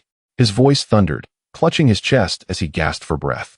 Wu Guifeng, unwilling to yield, declared, "What's the delay for tomorrow? I will go fetch the village secretary right now." As she spoke, she attempted to pursue him, but Lin Yong held her back, insisting, "No separation. What will others think of me?" In front of so many people, he needed to maintain his dignity. "I do not care how others perceive you. I no longer wish to live together," Wu Guifeng retorted, shaking off Lin Yong as she attempted to leave. Lin Yong could not allow her to go. In a moment of desperation, he struck her across the face, asserting, "I'm the one in charge of this family. If I say no separation, then there will be no separation. Hurry back inside." Wu Guifeng, clutching her face in disbelief, realized Lin Yong had never struck her before, and now he had done so in front of so many. Feeling the stares of those around her, she retaliated with a slap of her own, glaring at him. "If you refuse to separate, then we are done here." Lin Yong felt the sting on his face. As a grown man, he had been struck by his wife. Should word get out, it would be utterly humiliating, and his anger surged. He unleashed a flurry of blows upon Wu Guifeng, who was no pushover. Seeing Lin Yong's ferocity, she retaliated with a fierce grip, leaving 5 bloody marks on him, skin and flesh alike. By the time the village secretary returned with Lin Ping'an and his brothers, the entrance to the Lin household was crowded with even more people. Initially fearful that Lin Laotu and the others might create more trouble, he had accompanied them, only to discover that an incident had already occurred. He bellowed for the crowd to disperse as the 3 entered. Wu Guifeng was bruised and weeping, while Lin Yong sulked with his head down. The village secretary approached, questioning, "What is causing such a ruckus at this late hour? Are you two not satisfied with the troubles you already have?" Wu Guifeng rushed over, crying, "Secretary, look at how Lin Yong has struck me, leaving marks on my face. I cannot continue living with them." As she spoke, tears streamed down her face, her expression one of utter grievance. Secretary's son observed her bruised visage, noting the swollen left cheek and disheveled hair. He clicked his tongue, saying, "Lin Yong, your actions are excessively brutal. She is your wife. How could you be so harsh?" Hearing the village secretary's words, Lin Yong began to sniffle, lifting his head. "Secretary, do you see who has been more violent? How can I even face others?" At that moment, as he raised his head, Secretary's son and the gathered crowd gasped in shock. Was this still a face? Long, bloody welts adorned it, oozing with blood and mingling with tears. Lin Ping'an was equally astonished, fearing his second uncle's face would be permanently disfigured. Wu Guifang had truly gone too far. This was a serious assault. The villagers whispered among themselves, and even Secretary's son began to side with Lin Yong. "Wu Guifang, he is your husband. What possesses you to strike him so fiercely?" Upon gazing at Lin Yong's visage, Wu Guifang could not help but feel a pang of sympathy. After all, having shared numerous years of life together, her recent outburst had left her unsettled. The village head was to blame, for it was he who insisted on the division of the household, a proposal Lin Yong vehemently opposed, which ultimately led to their altercation. Lin Ping'an found the situation amusing. His grandparents had accumulated a substantial fortune, and his second uncle was undoubtedly aware of this. The prospect of dividing the household would mean that his family would receive nothing, thus they were naturally reluctant to part ways. His grandparents had 2 daughters. The younger was married to a deputy factory director in the provincial capital, and each visit home brought considerable monetary gifts for the old man. The elder, however, was less fortunate, having never returned after her marriage, and their grandparents had never expressed a desire to visit her. It was only when the third uncle found himself in trouble that his grandparents urged him to leverage his connections, astonishingly offering him nearly 10,000 yuan, a significant sum in those times. Yet, when it came to his university education, they claimed they lacked the funds, and when his brother required treatment for his leg, they also asserted financial incapacity, pushing them aside. Why should their father, also their son, be subjected to such discrimination? Clenching his fists, a torrent of resentment surged within him. Yet he maintained a facade of joviality as he remarked, "Second uncle, my second aunt only wishes the best for you. Should this household be divided, your burdens would be significantly alleviated." With the third uncle attending school, grandmother suffering a stroke, and grandfather unable to work the fields, the weight of responsibility would fall squarely upon your shoulders if you choose not to separate. Chapter 44 Reporting your improper relationship. Wu Guifang nodded, as he indeed held such thoughts. Now that the family was being divided, they would save money for the third son's education, while the 2 elders would earn nothing and continue to spend. Thus, separation seemed more advantageous. However, Lin Yong angrily retorted, "He is my father. Precisely because of this, I cannot agree to the division. If we separate, what will become of my parents and my third brother?" His words were filled with righteous indignation, completely oblivious to Wu Guifang's eyes, which were already red with fury. "Fine. For the sake of your parents and your third brother, I can no longer continue living with you." She stormed into the house. Lin Yong attempted to persuade her, but was blocked by Lin Ping'an, who said, "Uncle, you should seriously consider this. My grandfather dotes on my third uncle. If you separate now, you may still get something. But if you wait until later, you might end up with nothing." Old man Lin's eyes blazed with anger as he exclaimed, "You little rascal, are you deliberately sowing discord for our family division? How can your heart be so black?" Lin Ping'an sneered inwardly, thinking that it was truly heartless to push them apart. "Grandfather, do not blame me for saying this. Given how you treat us, how well can you possibly treat uncle and his family? How many of the 5 tile-roofed houses do you plan to allocate to uncle? How much money can you share?" Lin Ping'an spoke, while Lin Yong was already calculating in his mind how much his father would give him. Yet, old man Lin remained silent, breathing heavily. At that moment, Wu Guifang emerged carrying a cloth bag, stating, "Ping'an is right. Your parents favor the third son. If we do not divide now, we may lose everything later. Whether or not you agree to the division, if you do not, we will file for divorce tomorrow," she questioned, and as Lin Yong stepped forward to grab his wife, hoping to prevent her from leaving, his father slapped her face. "Divorce? Let my son go with you tomorrow. Lin Yong, let her go, let her leave. As for her maternal family, I doubt they will allow her to stay there long."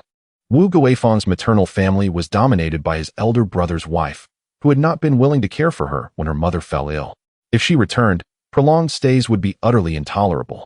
Old man Lin felt emboldened. Wu Guifang covered her face, tears welling in her eyes. Lin Yong, you just stand there and watch as your father hits me. Fine, we will divorce tomorrow. She stormed out. And Lin Gang and Lin Xiaoqiang chased after her in tears. Lin Yong glared at his father in anger, but sighed helplessly. The village secretary had not anticipated that the matter would escalate to divorce, and he shook his head, dispersing the crowd. Seeing the commotion die down, Lin Ping'an led his younger brother back inside. The next morning, he prepared cornmeal porridge, boiled 2 eggs, and served it with pickled vegetables made by his mother. After breakfast, he accompanied Lin Xiaohan to school. Lin Xiaohan, carrying a newly purchased backpack, was elated. After completing the enrollment process, Lin Ping'an watched as Lin Xiaohan followed the teacher into the school. He then headed to the old house, where the village secretary had informed him that there was a vacant plot in front of the old house suitable for building 3 rooms, advising him to inspect the site the next day. Arriving at the old house, he found 7 or 8 people working on the foundation, with the village secretary directing them. Lin Ping'an approached, saying, "Thank you, Uncle Zhang, for coming so early to help my family." "No problem. Given your family's situation, I can lend a hand as the village secretary," he replied cheerfully, pointing to the empty land in front of the old house. "That area is just right for 3 rooms. Your mother-in-law could live there comfortably, and it is close enough for you to check in on her." Lin Ping'an had seen few suitable houses in the village. Observing the area, he noted that while it was not large, it was conveniently near his home, making it an ideal location. "Thank you, Uncle Zhang, for your assistance. Could you help me apply for the plot for my mother-in-law?" He then pulled 300 yuan from his pocket, saying, "Here is the money for you. If it is insufficient, let me know." Uncle Zhang looked at the money in his hand, worry etched on his face. "You haven't borrowed money from the clothing factory manager again, have you? How will you repay it?" Lin Ping'an smiled, reassuring him, "Uncle Zhang, I am working to earn money. Rest assured, things will improve." Uncle Zhang nodded, acknowledging. Lin Ping'an smiled and remarked, "Your second uncle is not a good person. Once he establishes the garment factory, he will undoubtedly compete with your father for business. You should give your father a heads up." "All right, I will," came the reply. "However, if you are planning to suspend your studies, you must inform your academic advisor, right? Coincidentally, I also need to make a phone call, so why don't you accompany me?" Feng Lily gazed at him with her large eyes. Lin Ping'an had already contemplated how to explain his situation to the advisor today. He placed the items he had purchased into the hospital room, and then followed Feng Lily to the hospital lobby, where a public telephone was available, albeit only one landline. Feng Lily inserted a coin and handed the phone to Lin Ping'an, saying, "You go ahead and call first. I want to hear how you articulate your request before I ask for leave." Believing that she was apprehensive, Lin Ping'an took the phone and said, "All right, let me demonstrate." With a smile, he retrieved the phone number he had meticulously prepared and dialed. "Hello, I would like to speak with Advisor Li from the first-year architecture class 2. After his introduction, he heard a familiar voice on the other end. Excitedly, Lin Ping'an exclaimed, "Advisor Li, this is Lin Ping'an. There has been an issue at home, and I would like to apply for a leave of absence." There was a prolonged silence on the line before the response came. "I am already aware of your situation. I was just about to call you to verify, as the school has received a report alleging that you are involved in an improper relationship and have caused someone to become pregnant." Chapter 45. I will no longer attend this school. Lin Ping'an tightly clutched the phone, the veins on his hand pulsating with intensity. Beside him, Feng Lily sensed that something was amiss. Lin Ping'an spoke, "It is my fault, counselor. I got drunk and had relations with a female classmate, resulting in her pregnancy. Although I intend to marry her, I cannot change the mistake I have made. I accept any punishment from the school." Feng Lily, overhearing this, leaned closer to the phone. Counselor Li's voice reached her ears. "Lin Ping'an, how could you make such a grave error? Someone has reported this to the school, and they are taking it seriously. If the situation is severe, you could very well be expelled." Lin Ping'an's heart sank. He had not been able to attend university in his previous life, and now, in this life, it seemed he would again be denied that opportunity. Noticing his silence, Feng Lily snatched the receiver from him. "Counselor, I am Lin Ping'an's high school classmate. Please give him another chance. He worked so hard to get into university. It would be a shame for all his efforts to be in vain due to a single mistake. You have no idea how difficult his situation is.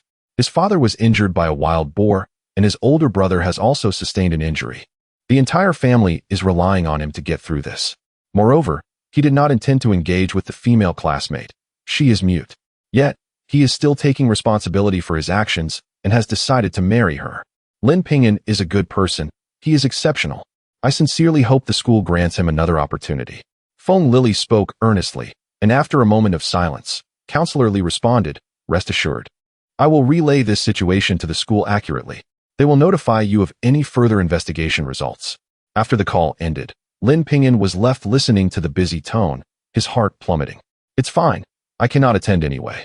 If worse comes to worst, I will retake the exams. Please, make the call." Despite the concern etched on Feng Lily's face, he forced a smile. He understood the school's regulations, given the nature of the report. Expulsion was highly probable. Though he felt sorrow, he had no choice but to rally. His family and the mother-daughter duo, Wan, depended on him. So what if he couldn't attend university? In his previous life, he hadn't attended, yet he still amassed a fortune. This time, being with his family and ensuring they live well was enough. He comforted himself, and his mood brightened considerably. Seeing Feng Lily still hesitating to call, he urged her, "Hurry and call. I'm fine. If you wait any longer, the counselor will likely record a demerit for you." Noticing that Lin Ping'an appeared more at ease, Feng Lily finally picked up the phone to make the call. Once she finished, Lin Ping'an said, "Feng, please keep this confidential. I do not want my family to know. They would only worry." Feng Lily nodded, understanding that his father valued Lin Ping'an's education greatly. If he learned about the report and the possibility of expulsion, he might insist on going to the school despite his illness. Upon arriving at the hospital, Zhang Suilan immediately noticed something was off with her son. After finishing their conversation, she pulled him aside. "What's wrong? Is there something happening at home? You look unwell."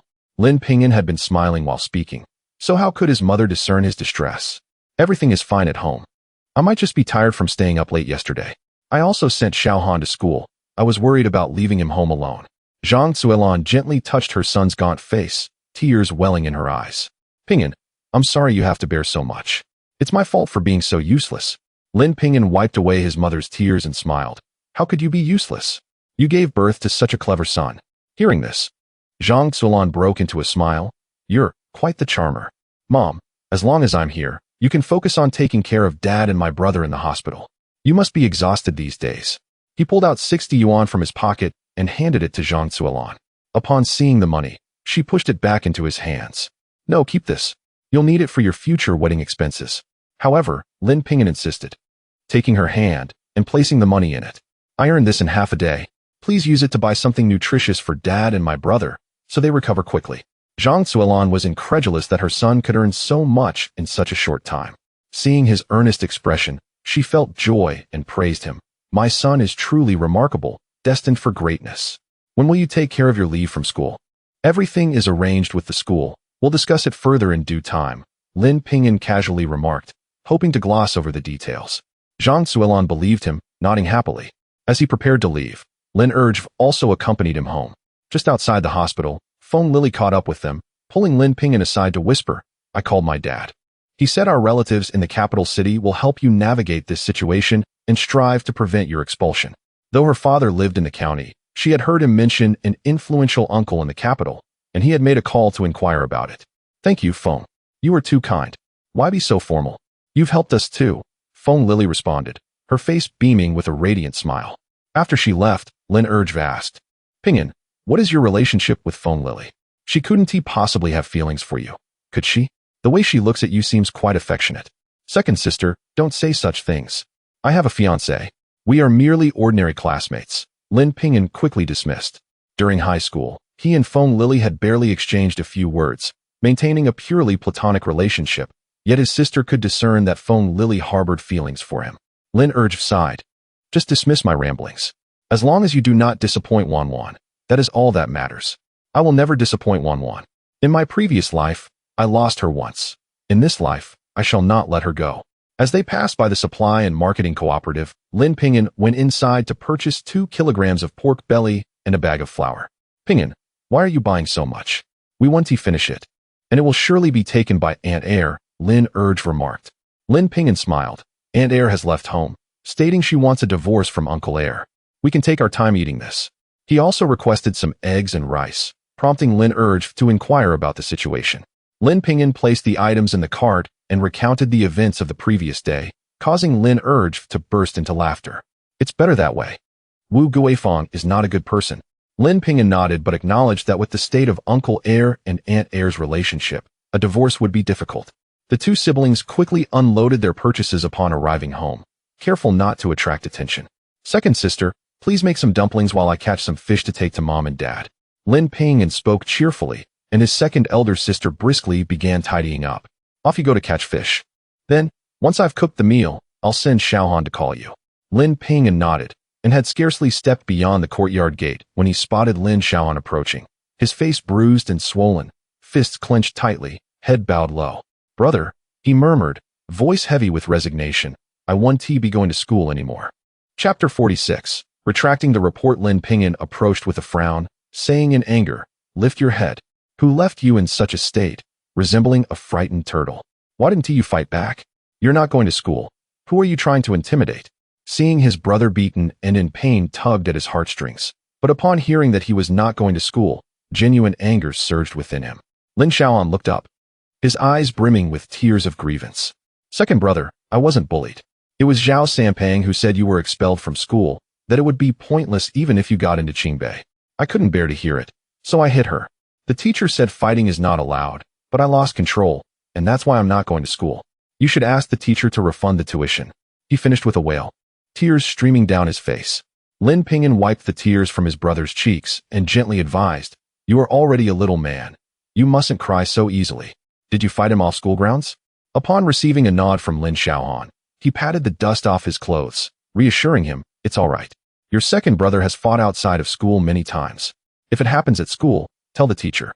If he continues to misbehave, then we will take action outside. We do not bully the weak, nor do we act unjustly.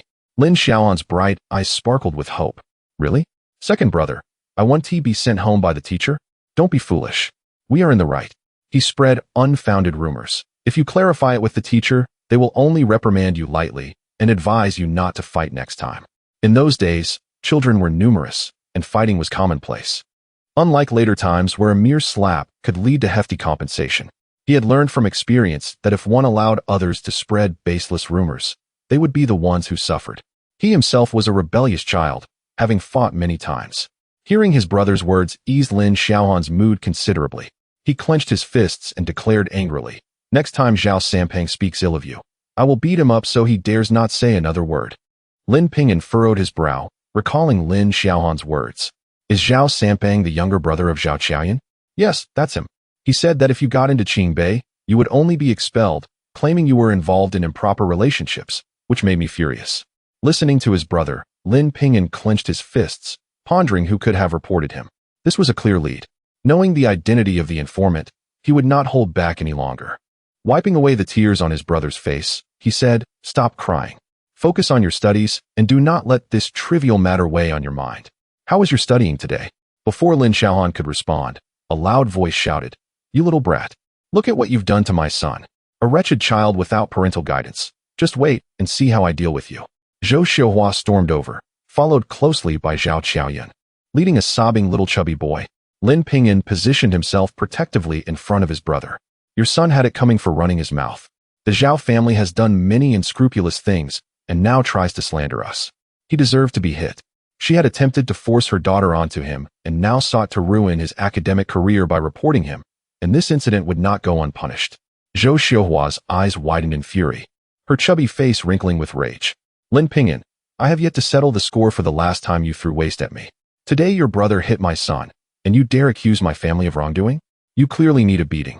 Rolling up her sleeves, she raised her fist to strike Lin Ping'an. He quickly dodged, raising his hand to slap her across the face. Your child's unruly behavior is a result of your indulgence. You reported me for improper relationships, seeking to ruin my studies. You deserve to be hit. With that, he struck her again, for the opportunity to attend Qingbei University was lost to him forever. 2 slaps were hardly punishment enough for what they had done. You little brat. If I don't beat you to death today, I want to bear the surname Zhou. Zhou Xiuhua was enraged, for no one had dared to slap her before. She lunged at Lin Ping'an in a frenzy. At that moment, a tall figure rushed in, delivering a kick that sent Zhou Xiuhua flying. Ping'an, are you alright? The Zhao family is truly despicable. Why do they keep bullying you? No worries, with your uncle here. If they even dare to touch a finger on you, I will deal with them. Zhang Shulin clenched his fist, the size of a sandbag, aimed at the groaning Zhou Xiuhua on the ground. Zhao Qiaoyan, frightened, rushed to help her mother up, angrily retorting, Lin Xiaohan beat my brother to such a state. We came to seek justice, and you indiscriminately hit my mother. You have gone too far. She glared at Zhang Shulin, yet fear flickered in her eyes. Zhang Shulin towered over them, his robust physique a result of working in a coal mine. Standing before them, he was significantly taller. Don't talk nonsense. I saw your mother strike my younger nephew first. You dare lie before me? Zhao Qiaoyun's face flushed with anger as she yanked Zhao Sampang forward. Look at my brother's face. There isn't a single good spot left. It's all scratched by Lin Xiaohan. Will you deny it? Zhou Xiuhua had initiated the fight, and Lin Ping'an had not noticed the little one in the chaos. Now, observing the state of his brother, he could not help but twitch his mouth. His brother truly had a talent for scratching. Could he have learned it from Wu Guifeng? It looked like he had been clawed by a cat, with no unscathed area left. Zhang Shulin glanced at the bruised Lin Xiaohan and opened his mouth to say, "It's normal for children to play rough. Your Sampang also left Xiaohan with bruises, didn't he? This is not just roughhousing. My son's face is completely marred. He has been scratched all over. If he is disfigured, we will not let this go." Zhou Xiuhua interjected, hands on her hips, cursing angrily. Lin Ping'an retorted, "And you reported me to my school, ruining my academic career. Shouldn't I seek justice from you for that? Who has nothing better to do than report you? You brought this upon yourself with your actions. Don't blame us." Zhou Xiuhua fired back. While Zhao Qiaoyun's expression shifted, her eyes darting nervously, Lin Ping'an, observant, realized that the Zhao family were uncultured brutes. Even writing a report would be a challenge for them, let alone sending it to his school. This was undoubtedly the handiwork of Zhou Wenbin. Clenching his fists at the thought, he resolved, "So you wish to report me, do you? Then do not expect mercy in return." Zhao Qiaoyun, this was done by Zhou Wenbin, right? Tell him he can forget about returning to this city. Don't report me. We will leave immediately and not cause you trouble, all right? Zhao Qiaoyun pleaded, for if Zhou Wenbin could not return, how would she live well?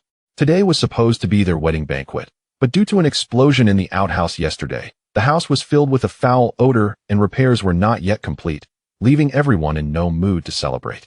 If Zhou Wenbin is reported, how will they continue to reside at Zhao's home? How will they navigate their lives? She anxiously dug her fingers into her skin, while her uncle, unable to contain his anger any longer, exclaimed, "Ping'an, is it they who have conspired to thwart your education? Just watch how I deal with them." His rage surged as he thought of his nephew, who was capable of gaining admission to prestigious institutions like Qingbei, now jeopardized by their actions. Lin Ping'an grasped his arm, urging, "Uncle, please do not act impulsively. There is still a chance to rectify this situation." At that moment, Zhao Qiaoyun stammered, "I will ask Zhou Wenbin to retract the report. Could you refrain from reporting him?" Chapter 47. Return the money taken by your elder sister. It is quite fanciful to think that the school could reverse its investigation at a mere whim. Lin Ping'an had already prepared for the worst and felt it necessary to keep this matter hidden from his parents, fearing they might not be able to bear it. He coldly declared, "Very well. If you can convince Zhou Wenbin to retract his statement, I will refrain from reporting him." His intent was merely to assuage his uncle's worries, hoping to delay the inevitable until the results were in and his father's health improved. At present, the priority was to earn money and catch fish. Zhao Qiaoyun, seeing Lin Ping'an's agreement, promptly urged Zhou Xiuhua and her younger brother to leave. Zhou Xiuhua was also concerned about the impact on her daughter's return to the city, especially with Zhang Shulin present, who would not allow them to take advantage. She shot Lin Ping'an a few fierce glances before departing. Once they left, Zhang Shulin expressed his concern, "Ping'an, what if they do not retract? I will go find them tomorrow and ensure they withdraw the report." Lin Ping'an chuckled, assuring him that it was not a problem even if they did not retract. "Uncle, hurry inside. My sister is still at home making dumplings." He simply wished to smooth over the situation, given his uncle's temperament. Knowing that a report could lead to expulsion, he feared what might ensue. "Really?" Uncle Hu questioned, and Lin Ping'an nodded earnestly, reassuring him repeatedly, prompting Uncle to finally enter the house. Inside, Lin Erjiao was busily chopping meat. No wonder she had not heard the commotion outside. Upon seeing her brother, her eyes lit up. "Brother, you're here. Come sit inside. Dumplings will be ready soon." Zhang Shulin, pleased to see the meat on the chopping board, remarked, "As long as you have eaten, we can manage." He then turned to Lin Ping'an. "Your grandmother said you were making a considerable sum from fishing and asked me to join you. Your aunt called me back early this morning." Initially skeptical, he was compelled by his wife, who insisted he return, citing concerns about the coal mine affecting their child. Thus, he took a few days off, promising to return if it did not work out. Lin Ping'an was surprised at his aunt's impatience. He closed the door and quietly told his uncle, "Brother Zhang said that there is a shortage of fish in the black market. They are offering 9 yuan 50 per kilogram, delivered to the Jixiang restaurant in town. If we catch more, we can easily make over 100 a day." "Over 100? Ping'an, you must be joking," Uncle exclaimed, as he typically earned only 80 to 90 in a month. Lin Ping'an nodded, explaining that 100 was a conservative estimate. He could catch that much alone, and with 2 people, they could expect over 200. Without hesitation, Zhang Shulin sprang up from the bed. "What are we waiting for? We need to catch fish quickly." The prospect of such earnings was too enticing to delay. Amused, Lin Ping'an thought that if they truly earned 200 in a day, Uncle would hardly want to sleep. The two arrived at the riverbank. Zhang Shulin, knowledgeable about fishing, brought along a fishing basket, fish net, and 2 pairs of rubber pants, all issued from the mine. Seeing Lin Ping'an had purchased some, he donned the rubber pants and promptly entered the water. Lin Ping'an called out to him, "Uncle, the basket is empty. We won't catch any fish." His uncle was simply too eager. Lin Ping'an approached, dripped a bit of cooking oil onto the worms, and placed them in Uncle's fishing basket. "What is this for? Why waste oil?" Uncle questioned, recalling their previous fishing methods of merely placing the basket in the water and waiting. Lin Ping'an explained, "Fish are attracted to the scent of the oil. It will definitely help us catch more." Though Uncle was skeptical, he followed suit and added oil to the other baskets. Lin Ping'an also sought different spots to place his baskets, this time purchasing a small bottle of cooking oil from the supply and marketing cooperative, hoping for a bountiful catch. Indeed, the speed of catching fish increased with the oil. Soon, ripples enveloped the areas where they placed the baskets. The two hurried into the water, exclaiming with joy, "Look, we caught 4 fish, and they are quite large. Ping'an, your method works wonders." Uncle beamed at the fish in the basket, his eyes gleaming as if they were money. Lin Ping'an felt equally pleased, having caught 4 as well. Previously, he could only manage 3. Although the oil incurred some cost, the results were clearly evident. As they busily continued, each time they pulled out a basket, Uncle's joy was palpable. Lin Xiaoan ran over to urge them to eat, but they both chorused, "We're not hungry." Reluctantly, Lin Xiaoan dashed home to bring them lunch. They quickly finished their meal and resumed fishing, basking in the sun, their hearts brimming with happiness as they gazed at the 8 full baskets of fish. After returning home, they headed straight to the Jixiang restaurant in town. The distance was short, and they arrived swiftly, but as they reached the restaurant, they found it empty due to the lunchtime rush having passed. Lin Ping'an entered and spotted a woman bustling in the kitchen. He approached her. "Excuse me, is the owner here?" The middle-aged woman looked up and replied, "That's me. What? Do I not look like a business owner?" Lin Ping'an hastily responded, "I apologize. I was merely concerned about recognizing the right person. I was sent by Brother Zhang to deliver some goods." Upon hearing Brother Zhang's name, the woman set aside her cloth and asked, "Are they live fish? How many do you have? Show me." Lin Ping'an nodded and led her outside, where she lifted the lid of the fish baskets. The sight of the fish wriggling in the light invigorated them further. She inspected all 8 baskets, a smile forming on her face. "Young man, just call me Mei Jia. Follow me to the backyard." She led them to a rear area with several simple houses. Upon their arrival, 2 men emerged. Mei Jia instructed, "Weigh these fish." The men swiftly carried the fish into one of the houses, where a large concrete pit awaited. After weighing, they placed the fish into the pit filled with water, reviving them instantly.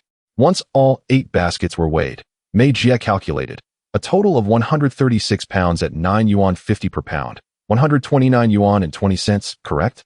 Lin Ping'an nodded with a smile, mentally tallying the amount. Mei Jia's calculations were precise. She returned from the front yard, handing Lin Ping'an the cash. "These fish are excellent. Next time, just bring your goods directly to the backyard." Lin Ping'an agreed, exchanged some polite words, and left with his uncle. Upon exiting the restaurant, Zhang Shulin was bursting with excitement. "Ping'an, did we really earn so much? Am I dreaming?" "Uncle, if you doubt it, pinch yourself." Zhang Shulin promptly pinched himself hard, feeling the sting and erupting into laughter. "It's real. Let us hurry back and catch more fish." He had never earned so much in a month before, and now, in less than half a day, he had made a fortune. Lin Ping'an was also elated, as having his uncle working alongside him meant they could earn a greater fortune. As he passed by the cooperative in the town, he decided to purchase 3 packs of De Qianmin cigarettes and 2 packs of Da by 2 milk candies. He intended to present these to the village secretary and the individual who was constructing his house, as there was no one at home, yet he felt it necessary to express his gratitude. Upon exiting, he unexpectedly encountered someone. Ping'an, why have you bought so many cigarettes? My brother-in-law loves to smoke. Just give him 2 packs. As he spoke, he reached out to take them, but Lin Ping'an swiftly evaded him. Brother-in-law? These are for the village secretary and the others. Qiao Hai's expression immediately darkened. Your elder sister has brought so much money to your home, yet you are unwilling to part with 2 packs of cigarettes for your brother-in-law. Perhaps you should consider returning all the money your elder sister has provided. Chapter 48. Do not even think about driving my sister away. Lin Ping'an's expression darkened. My mother keeps meticulous accounts. Regardless of how much I owe you, I will certainly repay it. What about my elder sister? Why hasn't she visited recently? The man she married is rather unsatisfactory. Had my sister not been deceived by his appearance years ago, she would not have wed into his family. Ever since their marriage, my sister has never voiced a complaint. Yet, Lin Ping'an is aware that this man harbors violent tendencies, having struck his sister on multiple occasions, even harming the child. With such a significant event transpiring at home, his sister surely knows about it. Why hasn't she returned? Previously, he had not pondered this deeply, but now he found himself increasingly anxious about whether his sister had suffered another beating. Qiao Hai shot him a cold glance. You still remember your sister? He sneered. I want to even give you a pack of cigarettes. When I return, I will ensure your sister severs ties with you. He spat this at Lin Ping'an, unaware that a coarse voice emerged from behind him. Qiao Hai, repeat that to me. Who are you saying should sever ties? Zhang Shulin seized his shoulder. Qiao Hai felt a jolt at the sound and the pain in his shoulder, immediately attempting to appease. Uncle, you're here too. I was just joking with Ping'an. In a few days, I will send Daju back to her family. He understood that this uncle was not to be trifled with. If provoked, he too would suffer. Lin Ping'an furrowed his brow. Let my sister come tomorrow. It's a perfect opportunity to see my father. She hasn't had a chance to visit him since he got injured. No. Qiao Hai interjected promptly, his eyes darting. My daughter is ill. She has been alternating between stomach pains and fever, and the medicine doesn't seem to help. That's why she hasn't come. Once she feels better, I will accompany her to visit my father-in-law. Uncle, I realize I was wrong. Please let go of my shoulder. Zhang Shulin, having been irritated earlier, had exerted a bit of force. He shot Qiao Hai an irritated glare. Fine, once your daughter recovers, you may come over. Qiao Hai rubbed his shoulder and nodded. All right, once she is better, we will come right away. He turned to leave, but was halted by Lin Ping'an. With a clear hint of impatience on his face, Qiao Hai asked, what now? Lin Ping'an tossed him a pack of cigarettes and a bag of buy 2 milk candies. Treat my sister and the child well when you return home. Observing the cigarettes and candy in his hands, a broad smile blossomed on Qiao Hai's face. Rest assured, brother-in-law, I will treat your sister and the child well. I'll be off now. Watching him depart, Zhang Shulin wore a frosty expression. Why did you give him cigarettes? People like him are a waste of affection. Lin Ping'an sighed. For the sake of my sister's well-being, I hope he doesn't quarrel with her upon returning. If I must give, then so be it. He turned and purchased another pack of cigarettes and a bag of buy 2 milk candies. Uncle doesn't smoke or drink. I have no idea what he likes, so I'll have to think of something for next time. Upon returning home, he divided the money in half and handed it to his uncle. The elder shook his head. You keep this money to repay debts. I have enough. He had heard about Lin Ping'an borrowing 1,000 from someone else and felt he could not accept the money. Lin Ping'an insisted, whispering, I didn't borrow money. It was all a ruse. My mother knows. If you don't believe me, ask her when you return. Uncle was doubtful, yet Lin Ping'an pressed the money into his hands. Zhang Shulin reluctantly accepted it. I'll keep this for now. If you've deceived me, then you must repay it. You go deliver the cigarettes to the old house. I'll go catch fish. Seeing the prospect of earning such a sum, Zhang Shulin grinned broadly as he pushed the cart away. Lin Ping'an had intended to suggest that he rest before heading out to fish, but seeing his uncle's determination, he knew there was no stopping him. He exited the house and noticed that the rooms of Lin Laotu and his second uncle were eerily quiet, leaving him uncertain of their activities. Securing the door, he made his way to the old house, where Lin Erju was also present, pouring water for them from a thermos.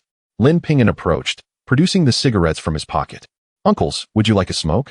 He enthusiastically offered them the cigarettes and placed the candies on a bench for everyone to enjoy. The laborers from his family's village, well aware of Lin Ping'an's acceptance to Qingbei, felt a swell of joy at his courtesy, receiving the cigarettes and candies with grateful hearts. Moving to the village chief, he handed over a pack of Deqian mint cigarettes. The village chief accepted it with a smile. Why be so polite with me? Uncle Zhang doesn't seek anything in return. Just remember us when you have success in the future. If there are ways to prosperity, please bring us along. His words ignited hopeful gazes from the villagers present. In these times of hardship, when many families struggled to make ends meet, any hint of a path to wealth was met with heightened interest. Rest assured, as long as I, Lin Ping'an, achieve success, I will never forget everyone. In his previous life, the villagers had shown his family kindness during their struggles, providing assistance in various forms. The village chief beamed brightly. Ping'an, Uncle believes in you. Regardless of what happens in the future, we, your fellow villagers, are your support. We will help you in any way we can. The villagers, smoking the cigarettes in their hands, responded with laughter and agreement. Afterward, the village chief pulled Lin Ping'an aside and quietly said, "There are rumors in the village that your family is burdened with debts and cannot pay wages. Even if I say I'll advance some funds, finding a few more people to assist will be difficult. Thankfully, you've arrived. Rest assured, I will keep an eye on your family's house while you are busy." He understood that Lin Ping'an was fishing to earn money and hoped he could repay more of his debts. Lin Ping'an cast a grateful glance. He had been preoccupied these days and hadn't paid much attention to the village gossip, thankful for the village chief's vigilance. After expressing his gratitude, he returned home with his second sister, both pushing a cart toward the riverbank. Uncle was fully engaged, his face alight with joy. With Lin Erju's assistance, their fishing pace quickened, and before nightfall, they had filled 8 baskets with fish. Upon arriving at Jishang restaurant, Mei Jia was taken aback. "How did you catch so many fish in such a short time?" Lin Ping'an replied with a smile. "We had help. Many hands make light work." He couldn't disclose that it was just the 3 of them, as that would surely draw envy. Mei Jia called for someone to weigh the fish and settle the bill. Lin Ping'an pocketed the 121.5 yuan and pushed the cart away. Zhang Shulin was brimming with excitement. "Ping'an, we earned over 200 today. Let us hurry back. We can catch more." He pushed the cart with great speed. Lin Ping'an, slightly exasperated, noted how his uncle was becoming fixated on the money. He chuckled and hurried to keep up. Upon returning home, Lin Erju had already prepared dinner.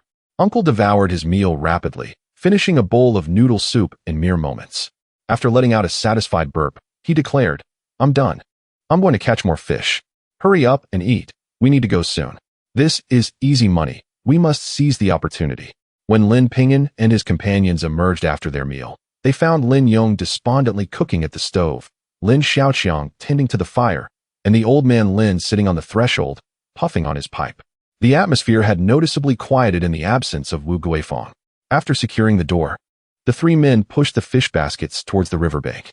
Zhang Shulin worked diligently, and by nightfall, all 3 baskets were filled to the brim.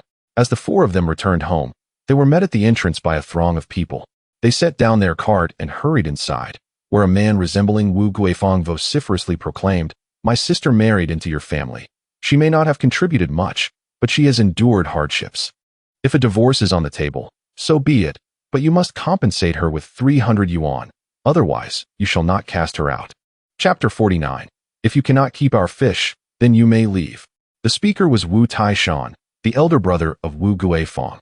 Beside him, his wife cast a sidelong glance at the old man Lin, her eyebrows arched and her lips thin, a clear indication of her unapproachable demeanor. Old man Lin glanced at them, puffed on his cigarette, and said nonchalantly, "Our Lin family did not drive her away. She left of her own accord. If you can manage with 300, then so be it. If not, there is nothing I can do." Lin Ping'an observed his grandfather, realizing that he was truly impartial and unyielding. Well, when he grows old, he would allow the sympathetic Lin San to take care of them.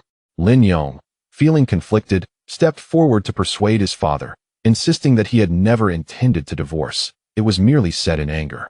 However, upon hearing Wu Taishan's words, his eyes reddened, and he struck Lin Yong hard in the face.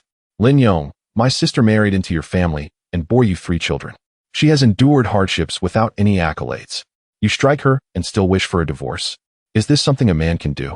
Now that the children are grown, you no longer want my sister, is that it?" He was enraged and delivered another punch to Lin Yong's face. Lin Yong felt a stinging pain on his face, knowing his brother-in-law had a fierce temper which he had never dared provoke. Now, in the heat of anger, he was even less inclined to retort. Wu Guifeng, witnessing her husband's beating, clutched her brother's arm in distress. "Brother, please stop. He is bleeding quite a lot." She had returned to her mother's home in a moment of frustration the day before. After spending a night there, her sister-in-law had begun to give her the cold shoulder. Though she had hoped Lin Yong would come to fetch her, it was Lin Xiaochong who arrived, crying and pleading for her to return home, insisting that she should not divorce. Only then did her brother realize the situation and forcibly dragged her back to the Lin household to demand an explanation. "Guifeng, look at the man you chose. Why do you feel sorry for him? It would be no injustice if he were beaten to death." Wu Taishan, infuriated, ceased his assault only when he felt his sister's grip on his arm. Lin Yong wiped the blood from his mouth and said, "Brother, I was wrong. Both Guifeng and I spoke in anger. I deserve the beating. Please do not be angry. I have no intention of divorcing Guifeng. I was just about to bring something to fetch her home when you all arrived." He smiled, apologizing, as he had intended to retrieve his wife. However, his father had insisted that she had a fiery temper and should spend a few days at her mother's to endure her sister-in-law's displeasure, so that she would think twice about returning home. He realized that his sister-in-law was someone who, after a single meal, made him feel as though he had lost a liver. His wife certainly could not withstand 2 days there. Who would have thought he would end up receiving such a beating? Meanwhile, Wu Guifeng wiped her tears and said, "Brother, please do not be angry. It is my fault for causing you worry. Since Lin Yong has acknowledged his mistake, I will forgive him this time. You should return home. It is getting late, and mother will be worried." Divorce is a shameful matter in the countryside. She merely spoke in anger. Besides, at their age, could they truly be divorced? She glanced at Lin Yong, whose face was already swollen. Wu Taishan grew even angrier. Their couple seemed fine, yet he was made to appear as the villain. Earlier, he had demanded 300 yuan, and now it seemed as though he were the one seeking money. Indeed, he desired the money. But it could not end like this. He turned to his wife, and upon meeting her gaze, Zhao Guiyun immediately understood his intention. "Guifeng, you cannot allow this. If he has struck you and you let him return so easily, next time he will be even worse. He must learn the consequences." He scanned the yard and declared, "Taishan, go catch 2 hens. If the Lin family thinks they can take advantage of us without paying a dime, let us see if they still care." Wu Taishan immediately approached the hen house to catch the chickens, while Lin Laozu attempted to intervene, but Zhao Guiyun quickly stepped in front of him. "Old man, you strike my sister. I can report you to the police. Domestic violence is illegal now, and you could end up in jail." With her hands on her hips and her eyebrows raised, Lin Laozu hesitated at the mention of jail, but as he watched Wu Taishan clutch the 2 hens, he shouted angrily, "Lin Yong, are you just going to stand by while your brother-in-law takes our chickens?" Lin Yong shrank back. His brother-in-law was strong and heavy-handed, and he could not hope to stand against him. If he dared to intervene, he would only end up receiving another beating. Wu Taishan held a hen in each hand, feeling triumphant. "Old man, we are not taking your chickens for any other reason than to give my sister a vent for her anger. Now that this has been settled, let us go, wife." He led his wife out of the crowd. Wu Guifeng looked sorrowfully at the 2 hens, lamenting the futility of her outburst, having sacrificed 2 hens, and now they would have to be frugal with eggs. She felt an overwhelming sense of regret. Lin Laozu walked to the hen house, gazing at the remaining 2 hens, tears welling in his eyes. Lin Ping'an found it amusing. Wu Guifeng had caused a ruckus but ended up losing 2 hens. Truly, she deserved it. As the crowd dispersed, Lin Ping'an and the others returned indoors, fearing that Lin Laozu might steal the fish. Zhang Shulin moved the fish basket inside. Just as he finished, Lin Yong's house was filled with the wailing of Lin Xiaochong and the scolding of Wu Guifeng. Zhang Shulin chuckled and closed the door. "Your second uncle and aunt are quite amusing, taking their anger out on the children. The poor kids are indeed unfortunate to be born into such a family." Lin Ping'an nodded in agreement. It was truly unfortunate. In his previous life, Lin Xiaochong had stopped attending school after junior high, and his parents had sent him to stay with his third uncle, which ultimately led them all to face the law. Lin Gang had escaped this fate due to his lack of intelligence, as his third uncle had not included him in his schemes. Reflecting on his past life, Lin Ping'an had many thoughts, and eventually, he drifted into a hazy sleep. At dawn, he was awakened by his uncle, urging him to rise early to catch fish and earn more money. The previous day they had made over 200, and he had been too excited to sleep well. Had it not been for the darkness of night, he would have considered fishing until dawn. He dressed quickly and loaded the fish baskets onto the cart. The 2 men arrived at the riverbank, donned their rubber pants, and entered the cold waters. The morning river was even chillier, sending shivers through their bones, yet the thought of the money spurred them on. They filled several more baskets before pushing the cart to the Jixiang restaurant in town. Upon seeing them, Mei Jia was astonished. "You didn't sleep at all? You're here so early." The restaurant had just opened, and these two were truly hard-working. She wondered if they had stayed up all night. Lin Ping'an smiled and explained, "We caught some fish yesterday, so we brought them over early." The two men swiftly unloaded the fish baskets and began weighing the catch. After Mei Jia paid them, they hurried back, where Lin Erju had already prepared the meal and brought it to the riverbank. In their relentless pursuit of fish, they worked day and night, watching their earnings grow, which only made their uncle more enthusiastic. On this day, the two individuals felt an unsettling sensation of being followed as they made their way to the town. A glance over their shoulders revealed Lin Yong and Wu Guifeng, who were also pushing a cart laden with fish baskets. It appeared they intended to emulate their fish-selling endeavor. Zhang Shulin, incensed, remarked on their audacity, claiming they had no shame in imitating their trade. As if she had heard his words, Wu Guifeng shouted with fervor, questioning who lacked dignity, asserting that each could sell their fish independently, and that success in sales was a testament to one's skill. Lin Ping'an, disinterested in engaging in further banter, urged his uncle not to be upset and to hasten to Jixiang restaurant. Upon arriving at the restaurant's backyard, the two men, familiar with Lin Ping'an, began unloading and weighing the fish without requiring Mei Jia's assistance. At that moment, Lin Yong and Wu Guifeng entered with their cart. Mei Jia happened to emerge, furrowing her brow as she inquired about their presence. Wu Guifeng stepped forward, warmly grasping Mei Jia's arm, exclaiming their purpose was to sell fish, emphasizing that they had just caught them fresh. Mei Jia forcefully released her grip, her displeasure evident as she noted the meager 2 baskets of fish on their cart. She stated, "This is a restaurant. We cannot accept your fish. Please leave." Chapter 50. Those who dare to fight shall be imprisoned. How could they not be taken? Lin Ping'an was not the one in charge. Mei Jia scrutinized her for a moment, stating that they provided us with supplies on a long-term basis, and we only accepted from them. He had no interest in dealing with individual traders, especially since this was a black market contact point. Without an introduction, they would not be welcome. Wu Guifeng immediately interjected, asserting their connection. "We are with them. I am Ping'an's second aunt, and he is his second uncle. We are all family." She spoke with a smile, albeit softly, yet Lin Ping'an overheard her and approached, declaring, "We are not family. We have parted ways, and you have no ties to us." "Mei Jia, they came over secretly. We did not bring them here." Upon hearing this, Mei Jia quickly grasped the implication, urging them to leave. "We do not accept your fish here." She gestured for them to depart. Wu Guifeng grasped her arm, pleading, "Sister, we have worked hard to catch so many. Please accept them today. We will not return tomorrow."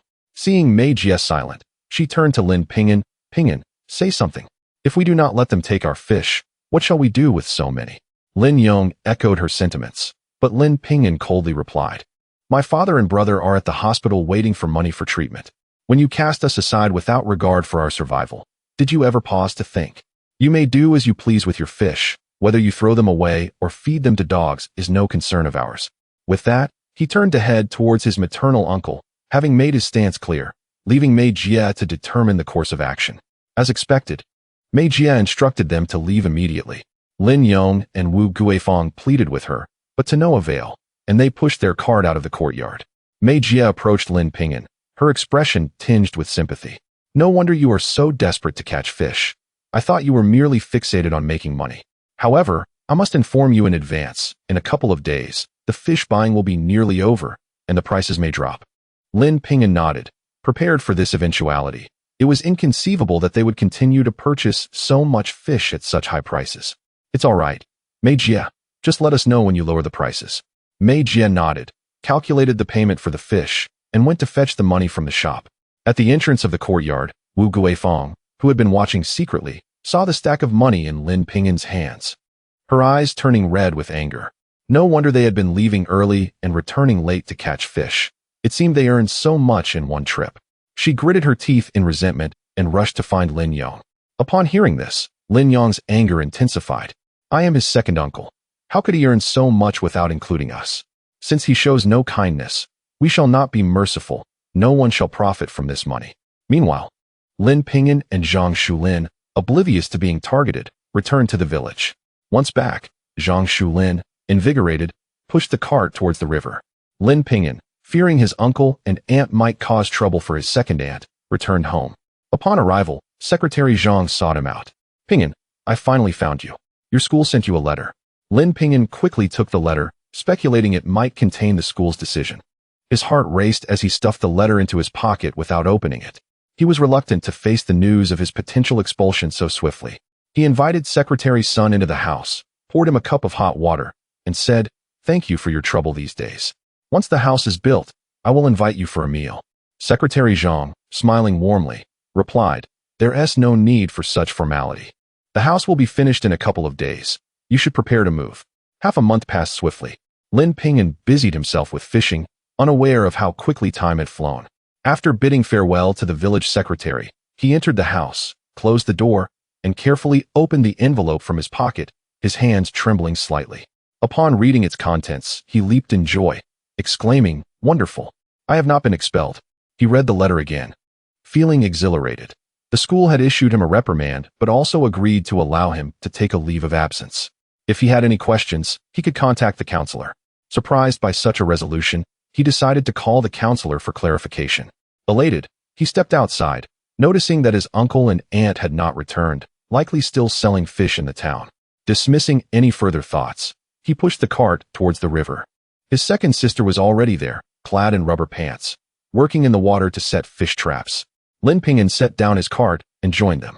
The three worked swiftly, especially Zhang Shulin, who, having heard of the impending price drop, was eager to catch as many fish as possible. 8 baskets were soon filled, and the two pushed their cart towards the town. After collecting their payment, the two felt buoyant as they exited Meijie's courtyard and walked into an alley, only to be suddenly surrounded by several men. "Lin Ping'an, I hear you've struck it rich. Hand over all the money you have, or you'll regret it." One man reached for his pocket, which bulged with something. Lin Ping'an recognized him as a local thug known for his violent behavior and repeated run-ins with the law. He had gotten to know this man because his sister was Lin Ping'an's high school classmate. Concerned for her, Lin Ping'an often visited the school, and whenever she faced any minor trouble with classmates, he would intervene, leading to her being ostracized and eventually missing out on university. Thinking of his sister, Lin Ping'an asked, "Donghua, how is Liu doing? I heard she is about to get married. Is that true?" Li Donghua shot him a glance, saying, "Don't try to play nice with me using my sister. Even if she is getting married, it has nothing to do with you. Hand over the money, or prepare for some pain." Li Yu, his sister, had seen Lin Ping'an at school, but that meant little to Li Donghua. Seeing the situation escalate, Zhang Shulin stepped in front of Lin Ping'an, declaring, "If you want money, earn it yourself. Robbing is against the law." He assumed a fighting stance. The men immediately closed in, surrounding both of them. The alley was deserted, with no one in sight. "Laws. I've been in jail before. Out of respect for you being my sister's classmate, I won't hit you. Just hand over the money." Li Donghua looked dismissively at Zhang Shulin, who was tall and imposing but outnumbered. Lin Ping'an tugged at his uncle's sleeve. "Donghua, is Li Yu's fiancé from the provincial city or a factory leader? However, I have heard that the individual in question is merely a fraud. Your stepmother accepted 300 yuan as a betrothal gift, which essentially amounts to selling Li Yu. You speak nonsense. I have encountered that person, and he possesses an appealing appearance and speaks with decorum. How could my stepmother possibly sell my sister?" Li Donghua, filled with rage, pointed at Lin Ping'an, drawing a knife from his pocket. Lin Ping'an remained remarkably composed, asserting that if you do not believe him, you may inquire further. There is no such person in the provincial city. This is not a fabrication. In a previous life, such an event indeed transpired. When Li Donghua discovered that his sister had been sold, he frantically searched for her, but by the time he found her, she had already been tortured to death. In his fury, he returned home and murdered his stepmother and biological father before turning himself in. This incident caused quite a stir at the time. Li Donghua furrowed his brow. Ever since his mother passed away and his father remarried, he and his sister had become outsiders. His stepmother claimed to have found a good match for his sister, and while he had met the suitor and found him quite presentable, he could not shake the feeling of dread if the truth were as Lin Ping'an stated. His gaze hardened as he aimed the knife at Lin Ping'an, demanding to know how he was aware of these details. Just then, a police car halted in the alley, and 3 uniformed officers rushed down, shouting at the gathered crowd, inquiring about their actions, warning that those who dared to fight would find themselves in prison. Chapter 51. Chow Hai, why are you buying a coffin? Is someone in your family dead? Upon seeing the police, several individuals took to their heels, with Li Donghua joining them, as he wished to avoid another trip to the station. However, the police recognized him and called out, Li Donghua, stop right there. If you run, we will take you straight to the station. Reluctantly, Li Donghua halted and returned. Director Zhang, we weren't fighting. We were merely having a conversation, right, Ping'an? He exchanged glances with Lin Ping'an, who was quick to deny the altercation.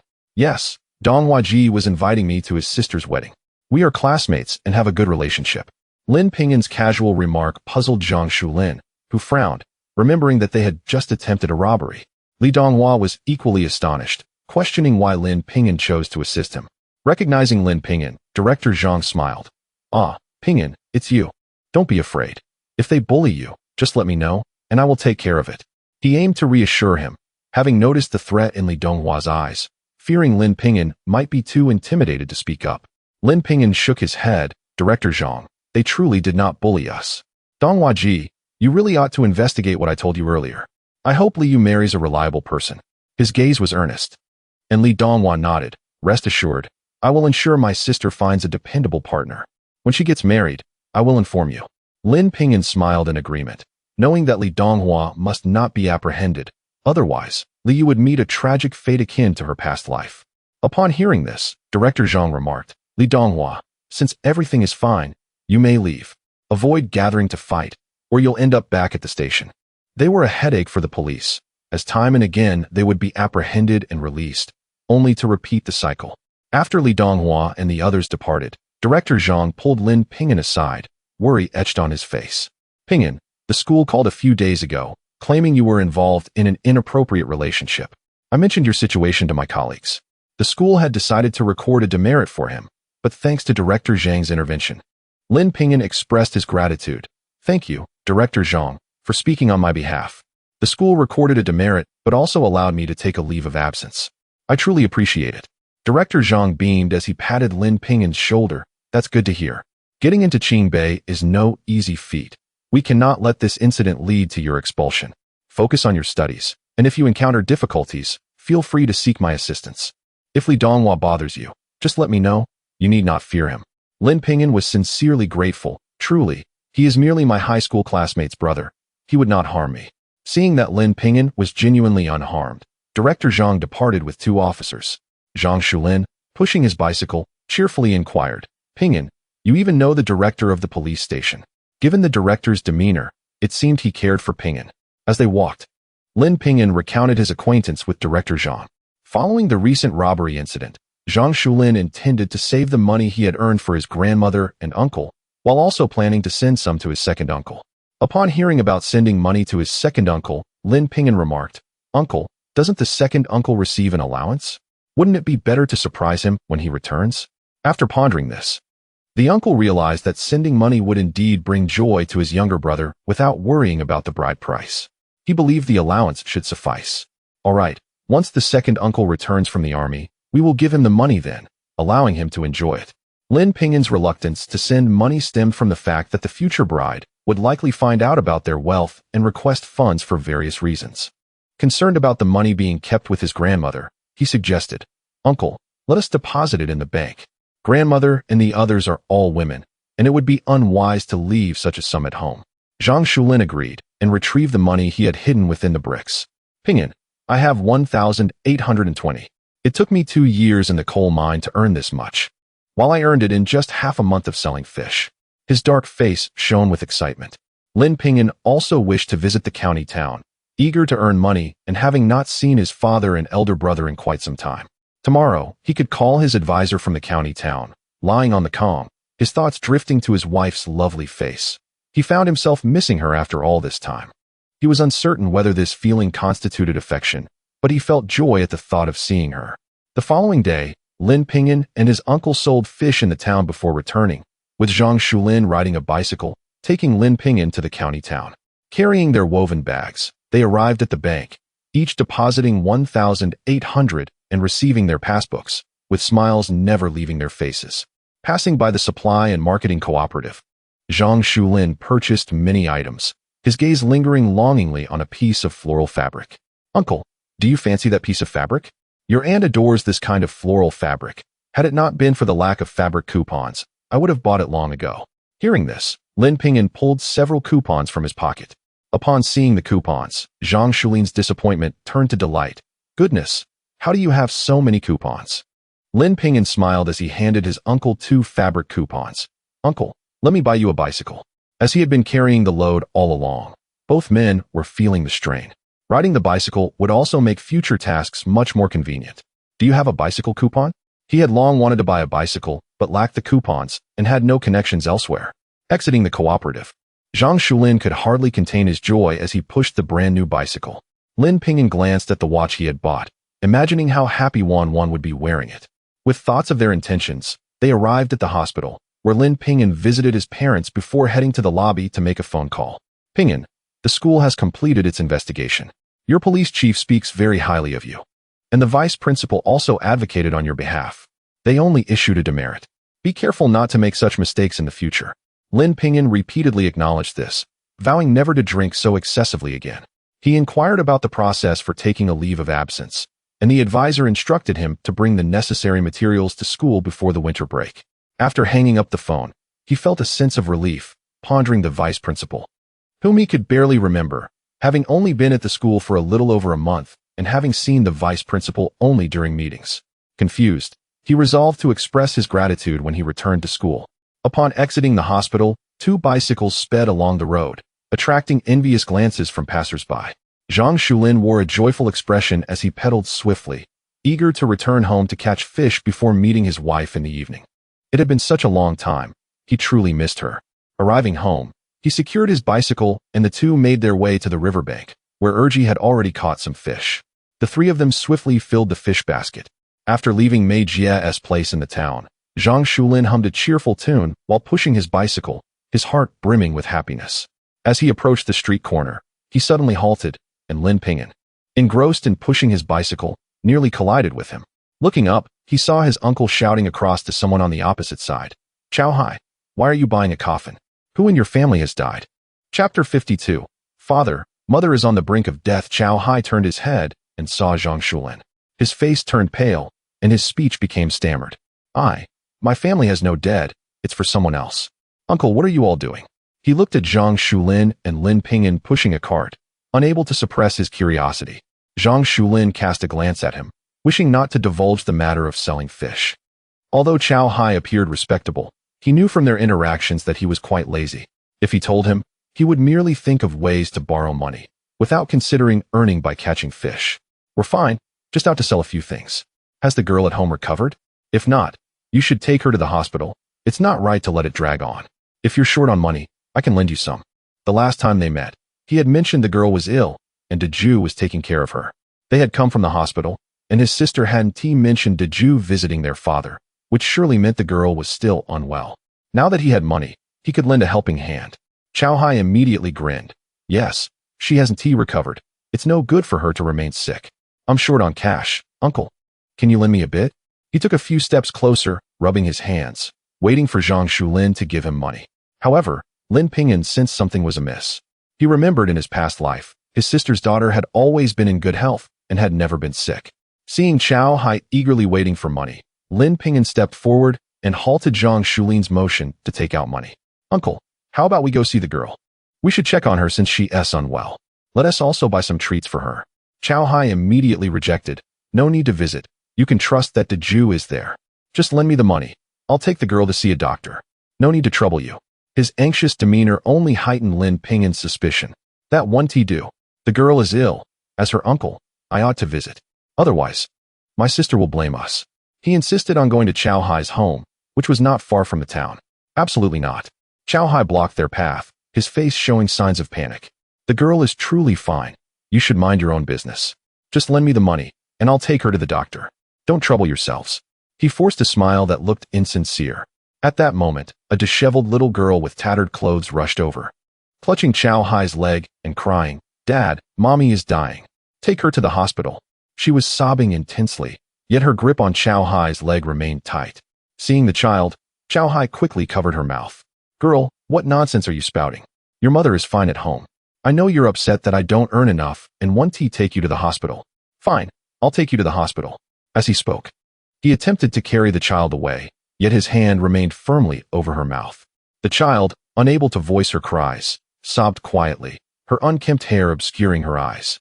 Lin Ping'an recognized the child as his sister's daughter. She was 5 years old and had never been given a proper name due to being a girl. It had been a short time since he last saw her, and he was taken aback by her current state. Previously, his sister would always dress her beautifully and keep her clean, even if her clothes were patched. Zhang Shulin also realized the gravity of the situation and stepped in front of Chow Hai, demanding, "What is going on?" The girl was fine. Who is sick? His naturally fierce demeanor became even more pronounced with anger, his neck veins bulging and fists cracking. Chow Hai was frozen in fear. Lin Ping'an, seeing the girl struggle under the pressure of his hand, pulled it away and took her into his arms. The moment she was in his embrace, she began to cry loudly, stammering, "Second uncle, my mommy is dying." She locked in the woodshed. "Please save my mommy and take her to the hospital." Her tears flowed freely, each drop a testament to her distress. "You foolish girl, what are you saying? Your mother is fine at home. Don't curse her. Get off me." Chow Hai's face twisted in rage as he reached to snatch the child back. Lin Ping'an reacted swiftly, dodging his grasp. Zhang Shulin, seeing this unfold, kicked Chow Hai in the stomach. "Ping'an, let us hurry to your sister's house. If this beast dares to harm your sister, I will kill him," he said, disregarding the cart and rushing towards his sister's home. "Withel, do not wait until someone has passed away to request money from us." His lips pursed, his face contorted with malice. In his arms, the young girl wept, pleading, "Grandma, please allow mommy to go to the hospital. If it weren't for daddy hitting mommy and you refusing to let her eat, she would have the strength. If she goes to the hospital, she will recover."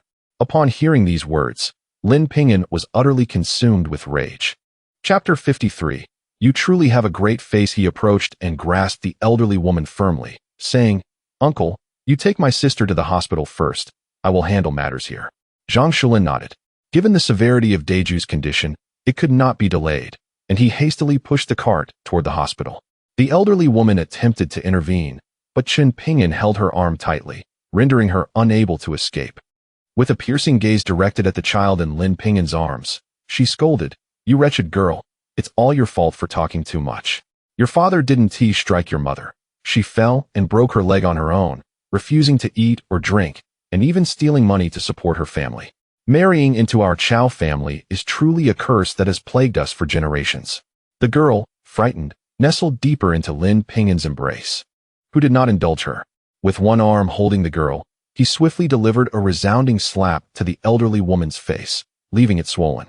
She immediately began wailing, "Help! They are trying to kill me, this old woman." Her cries attracted the attention of neighbors nearby. Seeing the crowd, the elderly woman pointed to her swollen face, exclaiming, "That second son of the Lin family struck my face. Look at the state of me, my head hurts too. He must compensate me and take me to the hospital." Onlookers noticed the clear marks of 5 slaps on her face and began whispering among themselves, casting glances at Lin Ping'an.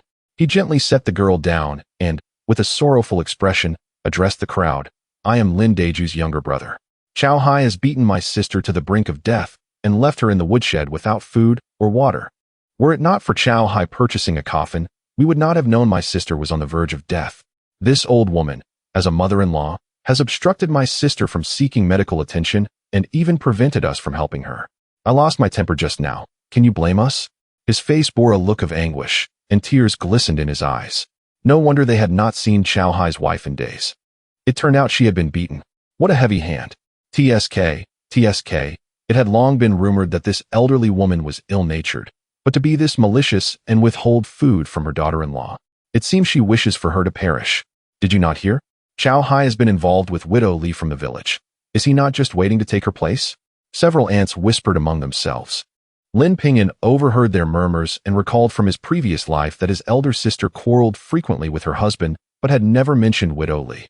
However, given his sister's temperament, even if she knew of her, she would not confide in them. Since he was aware of it in this life, it was time for his sister to sever ties with the Chow family. She must not endure such humiliation any longer. "Chow Hai, you have beaten my sister to this extent.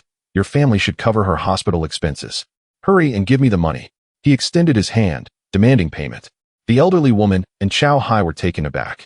"Didn't you say we would pay for the hospital?" She retorted, "Now you still want money from us." The crowd murmured, "Is this even reasonable?" My sister married into their family. If she needs hospitalization, who else should pay if not them? Lin Ping'an continued addressing the crowd while cradling the girl on one side, ensuring she would not be harmed if a scuffle broke out. Chow Hai, infuriated, clutched his groin and exclaimed, "There is no money. You brought her here. If you wish to pay, then do so, or take her back. If she dies, I will hold a funeral." With that, Lin Ping'an swiftly delivered another slap, saying, "My sister is not dead yet. And you are already thinking of a funeral. No wonder you bought a coffin. You must want my sister dead." His anger flared as he followed up with another slap. Chow Hai was stunned by the blows, but soon regained his composure and attempted to retaliate. Lin Ping'an's eyes glinted with determination. He was waiting for this moment. Dodging his punch, Lin Ping'an retaliated with a fierce blow to Chow Hai's face, shouting, "You deceitful scoundrel. You think you can bully my sister as if we are nothing? I will not let you off easily." As the altercation continued, Lin Ping'an called out to the crowd, "Hurry and provide the funds. My sister's illness must be treated. If you don't, I will curse the Chow family with extinction." In his previous life, his sister had given birth to a daughter for the Chow family, only to be mistreated by her mother-in-law. Regardless, she would no longer have to endure such a life. There was no need for this lineage to continue. Hearing his words, the elderly woman's face flushed with rage. "Who is to be extinguished? It is your sister who is barren, having only produced one girl after so many years. It would be better if she died. I have no money." Furious, Lin Ping'an lunged forward, ready to strike, but the crowd quickly intervened. Someone advised the elderly woman to hold her tongue, but she was unyielding. "If you have the guts, come and hit me. I have no money. Let's see what you can do to me." Though he could not act against her with so many people around, he had his own means. A slight smile curled at the corner of Lin Ping'an's mouth as he turned to seize a heavy iron shovel from the corner of the wall. "Since you refuse to pay, then the Chow family shall not find peace either." With a Siri, he spoke with a stutter, and at that moment, the elderly lady approached, gripping the girl by the collar as one might handle a chick, and unceremoniously tossed her to the ground. "If you dare to strike again, I shall use this broom to chastise you," she declared, raising the broom high, aimed at her granddaughter. The girl curled up, weeping sorrowfully. "Please, grandmother, do not hit me. I will be obedient. Do not hit me." Lin Ping'an's heart softened.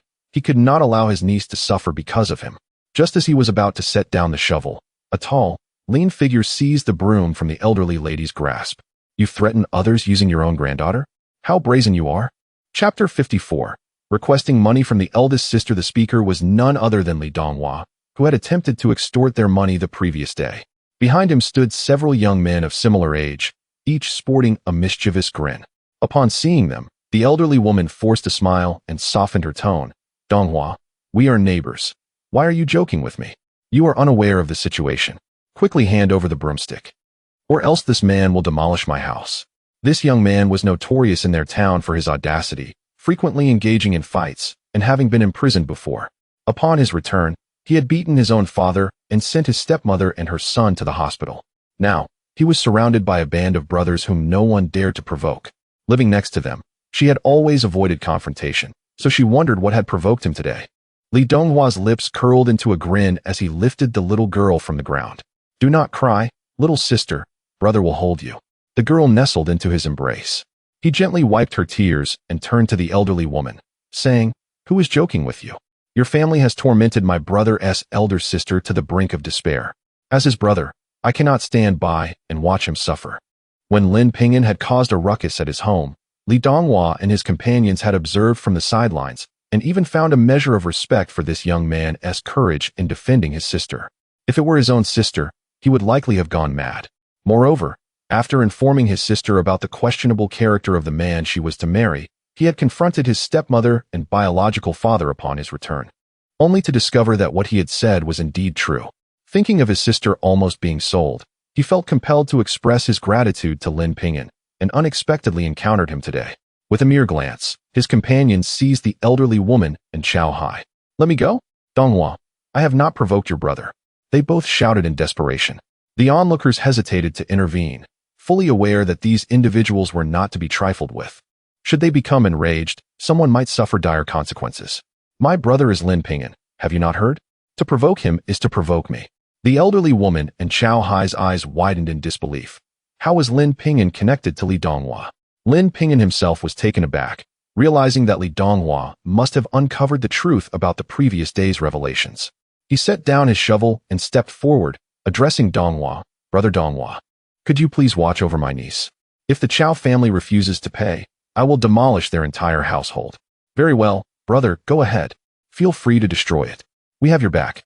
Their mother and son bullying your sister is akin to bullying our sister, Li Donghua replied grandly, lightly patting the little girl in his arms.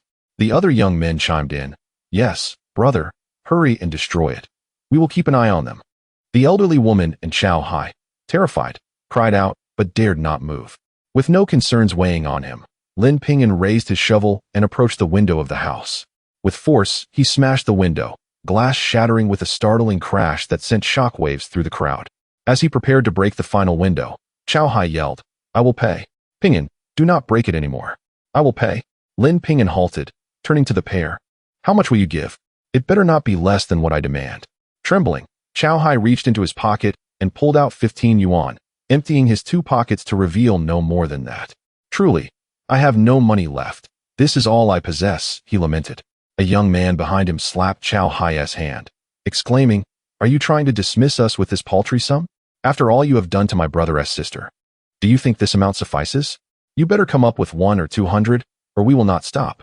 In pain, Chow Hai recoiled, pleading, Where would I possibly find 100 or 200? How about this? Once my wife is discharged from the hospital, I will pay you whatever she spent. What nonsense are you spouting? By then, you'll still claim to be broke. Who will my brother seek for the money? Li Donghua glared fiercely at Chow Hai, fully aware of the happenings in their town, as they all resided nearby. Chow Hai lowered his head, his eyes darting toward the elderly woman, who remained silent. Lin Ping'an recognized that the elderly woman was unwilling to part with her money. Brother Donghua, do not pressure them any further. If they refuse to pay, then they should not expect to live in peace either. I will go inside and smash all their furniture and appliances to vent my sister's grievances. He turned, shovel in hand, ready to enter the house.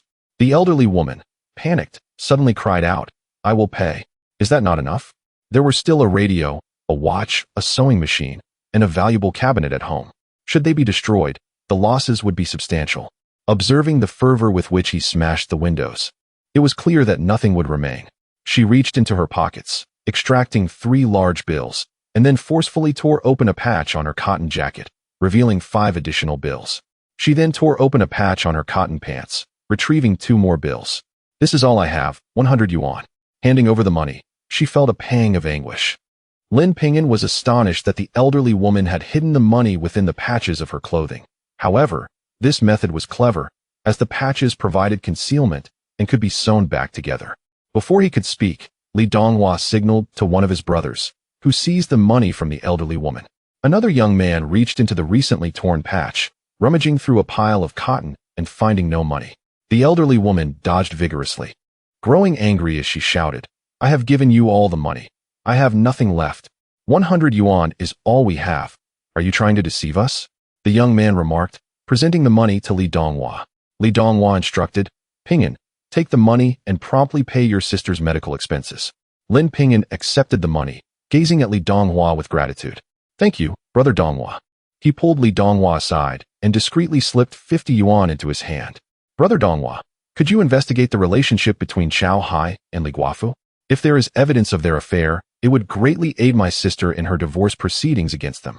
Her elder sister's actions undoubtedly preclude any possibility of a future with Chow Hai, and it is only fitting that Chow Hai face consequences for his behavior. Ping'an, were it not for you, my sister might have fallen victim to my stepmother's treachery. I shall not accept this money. I will assist you in your endeavors instead. Li Donghai pushed the money back, but Lin Ping'an insisted on placing it in his pocket, asserting that although it may not be a substantial sum, it reflects the bond of brotherhood, and he would be calling upon his assistance in the future. They were all in the town, and with their support, his sister's wish for a divorce would proceed smoothly. Lin Ping'an did not wait for Li Donghai's reaction. He took the girl from his arms and dashed toward the county. He yearned to ascertain the fate of his elder sister. Meanwhile, within the confines of the hospital, the situation appeared far from hopeful. Chapter 55. You are so old now. Can you not bear this sin? The doctor emerged from the emergency room, surveying Zhang Shulin from head to toe. As her husband, do you wish to kill her? He exclaimed, noting the 3 broken ribs and fractured leg of the frail woman before him. Is it that you starve her daily? His eyes brimmed with contempt and rage. Hearing this, Zhang Shulin did not retort. Instead, he grasped the doctor's hand, tears streaming down his face. Doctor, how is she? Is her life in danger? The doctor, now even more furious, replied, Had I known it would come to this, why did you not seek help sooner? She is no longer in immediate danger, but her condition remains grave. By the time Lin Ping'an arrived, Lin Deju had already been wheeled into a hospital room. Zhang Shulin stood by the bedside of the unconscious woman, clenching his fists tightly, consumed by a desire to dismember that scoundrel, Chao Hai. Breathless, Lin Ping'an rushed in, fearful for his elder sister's well-being. Uncle, how is my sister? He implored, noticing the girl he had brought along. Zhang Shulin, unable to utter harsh words, replied, She is stable now, but she needs to recuperate. Really? My mother is all right. The girl exclaimed, joy illuminating her tear-streaked face as she grasped her mother's hand. Observing his uncle's clenched fists and troubled expression, Lin Ping'an felt a sense of foreboding. He pulled Zhang Shulin aside and quietly asked, Uncle, is my sister truly fine? With reddened eyes and glistening tears, Zhang Shulin whispered, The doctor said your sister suffered 3 broken ribs, a fractured leg, and severe malnutrition. If we had arrived any later, she might not have made it. Upon hearing this, flames of fury ignited within Lin Ping'an, his chest swelling with rage. Damn it, he muttered, stifling his anger to avoid alarming the girl. She was so young, the knowledge would only send her back into tears. Though he knew Chao Hai to be a vile man, he had not anticipated such brutal violence against his sister. He clenched his fists again. Uncle, please check on my sister. You handle the medical expenses for now. He withdrew all the cash from his pocket, totaling over 300 yuan, including some borrowed from Chao Hai's family. Zhang Shulin accepted the money, having already settled the doctor's fees. Lin Ping'an dashed out of the hospital and headed to the town's police station, where he fortuitously encountered Director Zhang. Noticing Lin's red-rimmed eyes, he inquired, Ping'an, what has happened? Who has wronged you? Lin Ping'an shook his head, his voice choked with emotion. It is my sister, my brother-in-law. He recounted the details of his sister's ordeal, producing her medical report from his pocket. Director Zhang scrutinized the document, which detailed the injuries sustained from blunt force, 3 broken ribs, and a fractured leg. His demeanor shifted immediately. What kind of enmity could lead to such brutality? This is no longer a matter of marital discord. It resembles that of adversaries. After a moment of contemplation, he instructed his men to prepare a vehicle, taking Lin Ping'an with him to visit Li Guafu. Inside the house, Li Donghua and others were present, while Li Guafu cowered in a corner. Upon seeing the police, she rushed over, exclaiming, Police comrades, help. They are trying to force me. Spare me. Have we laid a finger on you? What coercion? Li Donghua retorted vehemently, his frustration evident. Director Zhang interjected, Li Donghua, what are you all doing here? If it is not coercion, what are your intentions? Li Donghua handed a piece of paper to Director Zhang. I merely inquired about his relationship with Chao Hai. If he bullies his wife and seeks to harm her, I cannot stand by idly, especially as she is my neighbor. He cast a sidelong glance at Lin Ping'an, who understood the implication and offered a grateful look. Director Zhang, I actually asked Li Donghua to help me inquire about Li Guafu's connection to my brother-in-law. Given that my sister's situation cannot be unrelated, he explained. To Lin Ping'an's surprise, Li Donghua had taken the initiative to visit Li Guafu's home and secured a written statement with her fingerprint. From now on, if you need assistance, contact the police. This time, considering your urgency, I shall overlook the matter, Director Zhang stated, taking the paper from Li Donghua. The document detailed the acquaintance between Li Guafu and Chao Hai, including gifts exchanged and their encounters. As he read the final lines, Director Zhang's expression darkened. Li Guafu, you are pregnant. You could have Chao Hai divorce his wife. Why then conspire to take Lin Deju's life? Lin Ping'an, unable to see the contents of the paper, felt his blood boil at the implication. Li Guafu immediately fell to her knees, pleading, I did not conspire with Chao Hai. I am pregnant. He promised to marry me. He claimed he would divorce, but that scoundrel wanted to take everything from his wife and said he wanted to torment her to death. I never encouraged him to act this way. I am innocent. You must believe me. She wept bitterly. This matter involved a life, and if Lin Deju were to die, she could not bear the blame. Lin Ping'an, incensed, retorted, My sister suffered this fate because of you. You have intruded upon another's family, and you still believe you are in the right? Li Guafu shook her head, tears streaming down her face. The police officers escorted her to the vehicle, while Director Zhang and his team proceeded to Chow Hai's residence. Li Donghua and the others followed closely behind. At that moment, Chow Hai and his elderly mother were busy repairing the shattered window, fuming over the substantial sums of money spent. Upon noticing the police escorting Li Guafu into the courtyard, Chow Hai nearly collapsed in shock. His mother, hearing the thud, turned to see her son on the ground. Angered, she kicked him lightly. "Get up. You must not endanger your future. We need you to produce a son for the Chow family."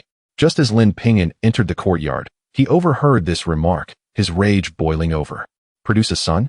You can go to prison for that," he shouted. "Chow Hai, you have conspired to murder my sister, and I have already reported you. Officers, this is Chow Hai. Arrest him immediately." Pointing at Chow Hai, Lin Ping'an declared. The truth is now evident. He cannot deny his crimes. Two police officers swiftly approached and handcuffed Chow Hai.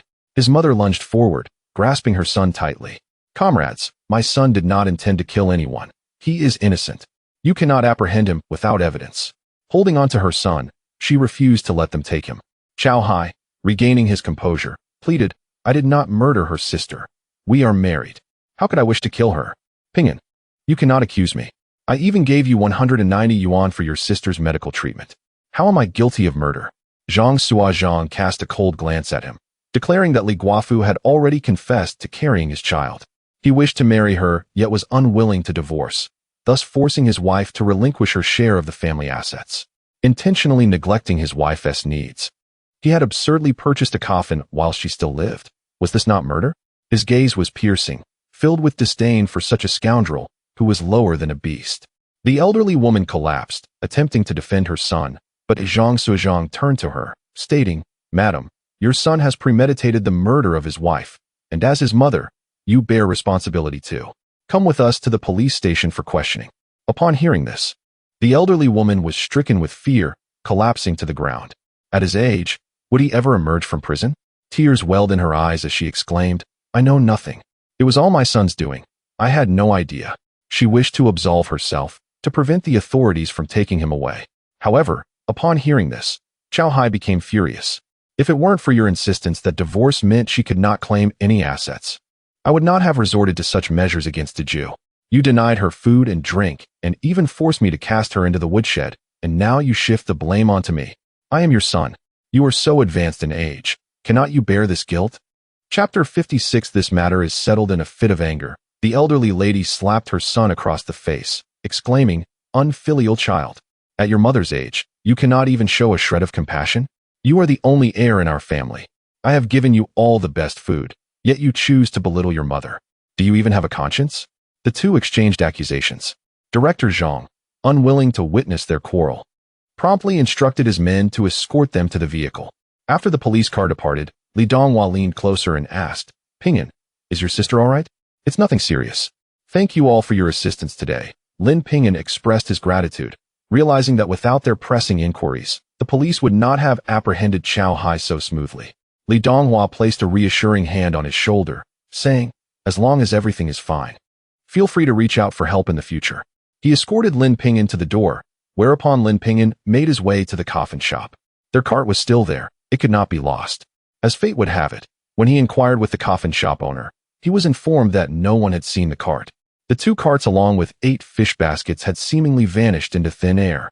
Anxious, he felt out of place in this unfamiliar town. At that moment, Li Donghua approached with a few others, looking worried. "Ping'an, I forgot to tell you something. Be wary of your second uncle and aunt. They are deliberately spreading rumors that you have made a substantial amount of money. I intended to bring more dowry for my sister, which is why I had my eyes on your fortune." His tone was earnest, and Lin Ping'an suddenly understood why they had attempted to seize his money. It was his second uncle and aunt who had leaked the information. Grateful for this revelation, Lin Ping'an shared his predicament about the missing cart and fish baskets. Li Donghua chuckled, "No worries, I will help you retrieve them." They returned to the coffin shop, and shortly thereafter, the owner returned the cart and fish baskets. Li Donghua smiled and said, "This is my brother. If you dare to steal again, you better watch your shop." The coffin shop owner nodded in fear, realizing that these individuals were not to be trifled with, as their reputation for brawling in the town preceded them. Lin Ping'an, overjoyed to have regained his cart and fish baskets, expressed his gratitude to Li Donghua. "I heard from my sister that you have been accepted into Qingbei. Once you earn a fortune, do not forget to lend a hand to your brothers. Rest assured, Donghua, when opportunities arise, I will not forget you all, Lin Ping'an replied courteously as he pushed the cart away. Due to the presence of 2 carts, Li Donghua had a young man accompany him to help transport the cart home. Upon arriving home, Lin Erju was anxiously waiting. Typically, they would have returned by this time. After catching 2 baskets of fish from the river, her worry escalated as they were still not back. Spotting Ping'an, she rushed over. Ping'an, you're back. Where's Uncle? Following behind the cart was a young man, prompting her to ask, who is this? Uncle went to the hospital. This is Zhao Gao, and he kindly helped push the cart back. As they chatted, they learned his name. Lin Erju smiled at him. Thank you for your help. Zhao Gao, taken aback by Lin Erju's beauty, blushed and fumbled with his hair, replying, it's no trouble. We are all brothers. Just call me if you need anything. His heart raced at her radiant smile. Lin Ping'an noticed the fish in the courtyard, filled a basket with 7 or 8 fish he had caught, intending to share with his friends. With 5 or 6 people in Li Donghua's group, he believed this amount would suffice. Carrying the basket was manageable. Zhao Gao initially hesitated to accept, but Lin Ping'an insisted, and he happily took it, glancing back with a smile. Once inside, Lin Ping'an lowered his voice, Sister, pack a couple of outfits. We are heading to the hospital. Something has happened to eldest sister. Eldest sister had a figure similar to second sister's, so she should prepare 2 changes of clothes. Lin Erju was taken aback. What happened to eldest sister? Lin Ping'an briefly explained, and Lin Erju, enraged, cursed Chow Hai. After packing the clothes, the 2 of them rode their bicycles to the hospital. At the hospital, when Lin Erju saw eldest sister looking frail and emaciated, tears streamed down her face. Do not cry, Erju. Eldest sister is fine. She managed to smile weakly. Please do not inform our parents about my hospitalization. They would only worry. Lin Ping'an fought back tears. Eldest sister, do not concern yourself with anything else. Just focus on recovering.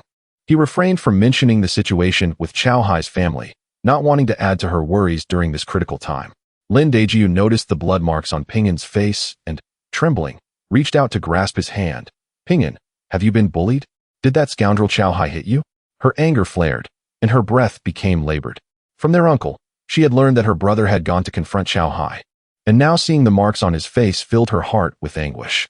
Fearing that eldest sister might agitate her injuries, Lin Ping'an quickly reassured her, it's nothing. I accidentally bumped into something. Chow Hai and his mother have already been taken away by the authorities. He had an affair with Widow Li and intended to harm you in order to marry her. The police have clarified everything. He hesitated to mention the details, fearing that the news would distress eldest sister further, but knowing her nature, he decided to explain, allowing her to prepare herself mentally. Lin Daejiu fell silent. She had thought that Chow Hai's anger was only due to her taking 30 yuan from the household, but that day, his attack was too severe, rendering her unable to stand. The pain in her chest was unbearable. She had hoped to recover, but instead, she collapsed onto the bed. And if it had not been for the maid secretly bringing her food, she might have starved. She pleaded for them to take her to the hospital, but they had thrown her into the woodshed, showing no mercy. Without the maid, she felt as though she might as well perish. Hearing her brother's words now enlightened her. Clenching her fists, tears of resentment streamed down her face. After 6 years of marriage, despite not having born a son, she had contributed her share to the family. Since her father-in-law's passing, she had been responsible for everything. Yet, the thought of her future made her heart heavy. With a dry mouth, she finally uttered, you tell the authorities that if he is willing to sever ties with Widow Li and commit to a proper life with me, then this matter can be considered settled. Chapter 57. Would you consider withdrawing the case? She spoke with difficulty, biting her lip, her heart heavy as she gazed at the tear-streaked face of the maid beside her. Lin Erju was exasperated. Sister, he nearly killed you. How can you still want to stay with him? I cannot agree to this. You must divorce him and come live with us. She could not comprehend her sister's foolishness. Given the circumstances, how could they continue living like this? Her sister wept even more intensely, fully aware that Chow Hai and his mother were not virtuous people. When he struck her, he did so with lethal intent, even breaking a stick in the process. He continued to lash out at her, and had it not been for her daughter, she would have succumbed to despair. How many women would willingly choose divorce? Returning to her family after a divorce would only subject her to ridicule. And with her father and Lingua both injured and hospitalized, they had been forced into the old house. Where could she go if she returned? She would merely be a burden to them. Perhaps enduring this was her fate. Sorrow welled up within her, and tears flowed unabated. Lin Ping'an grasped her hand, understanding that in this era, Divorce was considered shameful, yet he could not bear to see his sister suffer in that household. Chow Hai deserved to face the repercussions of his actions. Sister, I know you may find it hard to accept the idea of divorce, but you must consider the maid. You wouldn't want her to witness you being beaten every day, would you? The maid clung to Lin Daejiu's arm, her tears flowing like unbroken pearls. Mom, I don't want you to get hurt. I don't want Dad and Grandma anymore. They only insult me as a worthless girl and say they'll sell me if you die. Her cries echoed loudly, inciting anger among those in the hospital room. Girl, a man with such a black heart deserves to be left. You cannot continue living with him, or you will end up dead, and your child will suffer alongside you. Yes, no one will laugh at you for getting a divorce. If you don't, your family will think you're foolish and find ways to bully you. The kind-hearted aunts and uncles in the ward offered their advice. Lin Daejiu remained silent, tears streaming down her face. She yearned for a divorce, yet feared the repercussions for her children. Her elder uncle spoke with a serious demeanor. Daejiu, you should divorce him. Ping'an has already built a new house. There is ample space for you and the maid. Although divorce would lead to gossip, given the current situation, it was essential for the well-being of both mother and daughter. Hearing this, a glimmer of hope flickered in Lin Daejiu's eyes. Ping'an, did you really build a new house? But where did you get the money? Lin Ping'an held his sister's hand. Indeed, our house will be finished by tomorrow. Once you divorce him, you need not worry. You can move back in with us. Sister, we can share a room again, just like before. Lin Erju tightly clasped her sister's hand. Although their living conditions had been cramped before her sister married, they had been exceedingly happy. A spark of hope ignited in Lin Daejiu's heart, yet she hesitated to agree, fearing that her brothers might face ridicule when seeking wives. Observing his sister's concerns, Lin Ping'an decided to involve their mother. He concocted an excuse and stealthily made his way to his father's hospital room. Inside, his father lay in bed. And upon seeing Lin Ping'an, his elder brother, who wished to rise, exclaimed with joy, Ping'an, you're here. I have good news. I can be discharged. Lin Gua, delighted, stood with the aid of a cane, having grown weary of being immobile in the hospital for so long. That's wonderful, elder brother. Lin Ping'an exclaimed, quickly assisting him. Lin Jinghua, lying in bed, admonished, you rascal, when you go home, take good care of yourself and don't roam around. He envied his son's impending discharge, having also suggested leaving together, but the doctor insisted he needed more time due to 2 surgeries on his arm. Father, rest assured. Lin Ping'an accompanied his elder brother for a brief walk, then helped him back to bed. Noting their mother's absence, he inquired, where has mother gone? Before his elder brother could respond, the door opened, and Zhang Suilan entered with a thermos, smiling. Ping'an, you're here. I believe I saw your uncle today. He must have come with you. Knowing they were both fishing for profit, he assumed they might have arrived together. My uncle came, but he had something to attend to. Mother, could you step outside for a moment? He led her out of the ward, and once outside, Lin Ping'an recounted the situation regarding his sister's abuse. The smile vanished from her face. You must keep this from your father. If he finds out, he will certainly confront that scoundrel, Chow Hai. Lin Ping'an nodded, guiding their mother to Lin Daejiu's hospital room. Upon reaching the entrance, they beheld the gaunt face of their eldest daughter, her eyes unusually large, tears streaming uncontrollably. My Daejiu, how could that scoundrel, Chow Hai, have tormented you so? He wiped away his own tears, filled with rage. Listen to your mother. We shall not continue this miserable existence. Let him rot in prison for the rest of his life. The transformation of his once beautiful daughter into this state shattered Zhang Suilan's heart. Daejiu cried out hoarsely, reaching to wipe her mother's tears. Zhang Suilan, overcome with compassion, grasped her daughter's hand, gazing at her frail fingers, as thin as chopsticks, and her wrists as slender as bamboo, tears overflowing from her eyes. I am so sorry, my child. Had I known you were living such a life in the Chow household, I would have insisted on bringing you home. Mother, it's all my fault. The two wept together, prompting others nearby to wipe their own tears. Ultimately, with a combination of gentle persuasion and firmness, Lin Daejiu finally agreed to the divorce.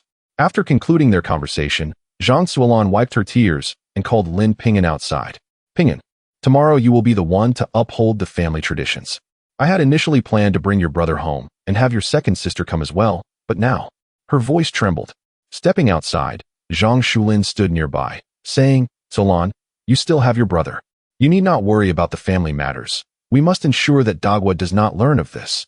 His temper is quite explosive. Zhang Suilan nodded earnestly. knowing Dagua's volatile nature could lead to unforeseen consequences if he learned of the situation. The two departed the hospital and headed to the cooperative, needing to purchase firecrackers, red cloth, and candies for the family tradition.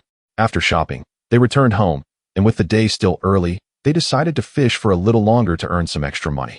Meanwhile, in the hospital, Lin Erju went out to buy dinner while the maid stayed with her mother. An elderly woman stealthily entered the ward and suddenly knelt before Lin Daeju's bed. "Daughter-in-law, I realize my mistakes. Please do not report us. Once you recover, I will abide by whatever you say. If Chao Hai dares to strike you again, I will ensure he is punished, and I will make him kneel and swear never to hurt you again. Would you consider withdrawing the case?" Her plea was sincere, her face filled with desperation. Chapter 58. The result left her stunned inside the police station. Upon hearing that she was to be sentenced to death for the intentional murder of her daughter-in-law, Li Guofu was taken aback by the gravity of the situation. Overwhelmed by her emotions, she fainted. The police took her to the hospital, and upon regaining consciousness, she noticed the officer assigned to her case leaving to buy food. Seizing the opportunity, she slipped out to find Lin Daeju, pleading with her to withdraw the case. The timid girl cowered at the foot of the hospital bed, while Lin Daeju held her daughter's hand, her eyes filled with disdain. Lin Ping'an had informed her that Chao Hai wished for her demise to marry Li Guofu, and this mother-in-law was merely an accomplice, begging for forgiveness out of fear of imprisonment. "A leopard cannot change its spots. Your son wishes to see me dead. And you expect me to withdraw the case? Not in this lifetime." The old woman knelt, her head bowed, her once pitiful gaze transforming into one of malice as she contemplated the death sentence looming over her. Clenching her fists tightly, she banged her head against the ground, pleading, "We were wrong, dear daughter-in-law. You have always been kind and magnanimous. Please forgive us this time." It was all Li Guofu's instigation. Had it not been for her, Chao Hai would not have lost his mind. If you do not forgive him, Chao Hai will face the death penalty. Surely, you do not wish for the girl to grow up without a father? His heart ached for the child, and he reached out to touch her, but she recoiled, her eyes filled with terror. This grandmother had never liked her. Every encounter had been met with scorn or even physical reprimands. Lin Daeju, unable to move, raised her hand to shield her daughter. "Do not come any closer. Can you not see that the girl is terrified of you? Now you feign a caring grandmother's demeanor, but how have you treated her in the past? Even without a father, she will only thrive further." She had long harbored resentment towards this mother-son duo. Had it not been for the inability to return home, she would have considered divorce. "You." The old woman's eyes flashed with ferocity, then softened. "Daeju, please do not be like this. The girl is only 5. How pitiful it would be for her to lose her father. I promise you, if you withdraw the case, Chao Hai will immediately sever ties with that Li Guofu. You will be in charge of the household. Is that agreeable?" She was determined to endure, believing that as long as her son and she remained safe, everything could be negotiated. Lin Daeju coldly scoffed. She had been deceived by their empty promises before. The town's garment factory was hiring, and shortly after giving birth, her mother-in-law had insisted she work, claiming she would care for the child and that a little wage would suffice. Tempted, she returned to work when the baby was just a month old, only to find her child wailing from hunger upon her return. After feeding the child, she was hurriedly urged to prepare dinner, with her mother-in-law returning without a word to join the meal. She persevered, thinking her mother-in-law had simply forgotten, yet this continued for an entire month. On payday, her mother-in-law coaxed the child, urging her to rest, then used the opportunity to take all her earnings. Newly married, she had hoped for a change in her mother-in-law's behavior, yet the reality remained unchanged. She still cooked, fed the child, and worked, with her wages continuously pilfered. Realizing this, she decided to stop. After all, there was no money to be had, so why exhaust herself like a spinning top while her child went hungry? There were countless such incidents, where their words did not match their actions. This mother-son pair was cut from the same cloth. You want to be in charge? If your son desires Li Guofu, let him marry her. Why must you harm me and even contemplate selling my daughter? Do you still possess any humanity? She cried out in despair, feeling the bandages around her ribs grow damp with blood, the pain searing through her. It was Li Guofu who said you would receive half of the family assets in a divorce. Better to have you dead. Our Chao Hai has been bewitched by her. You know his temperament, so please forgive him." The old woman continued to bang her head, blood seeping from her forehead. Lin Daeju turned her face away, unaffected by their ploys of self-pity. "You may leave. I will not withdraw the case. Chow Hai wishes me dead. He must pay the price for his actions, and you too shall face punishment. I will not relent. Ping'an has informed me that once Chow Hai is sentenced, we can proceed with the divorce. If he were to be released, given his temperament, he would undoubtedly not let either me or the girl off the hook.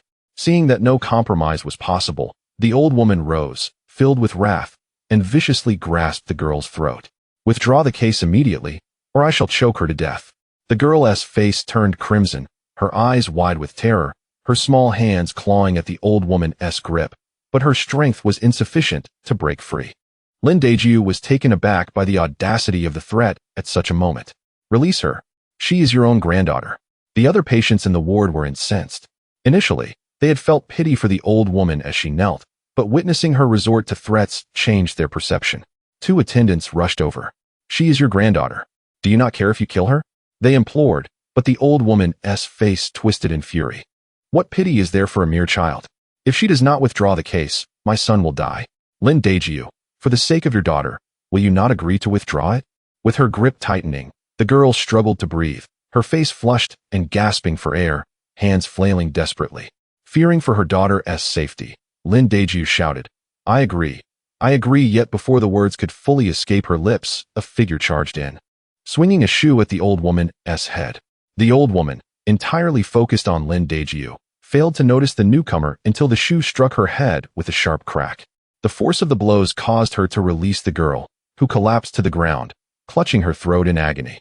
You old hag, dare to bully my sister and the girl? You think you can force her to withdraw the case? Die. Lin Erjiao, wearing one shoe and wielding the other, rained blows upon the old woman, leaving the onlookers in shock at her fierce resolve. It was only when the police arrived that Lin Erjiao ceased her assault. Breathless, she declared, Officer, please execute this old woman.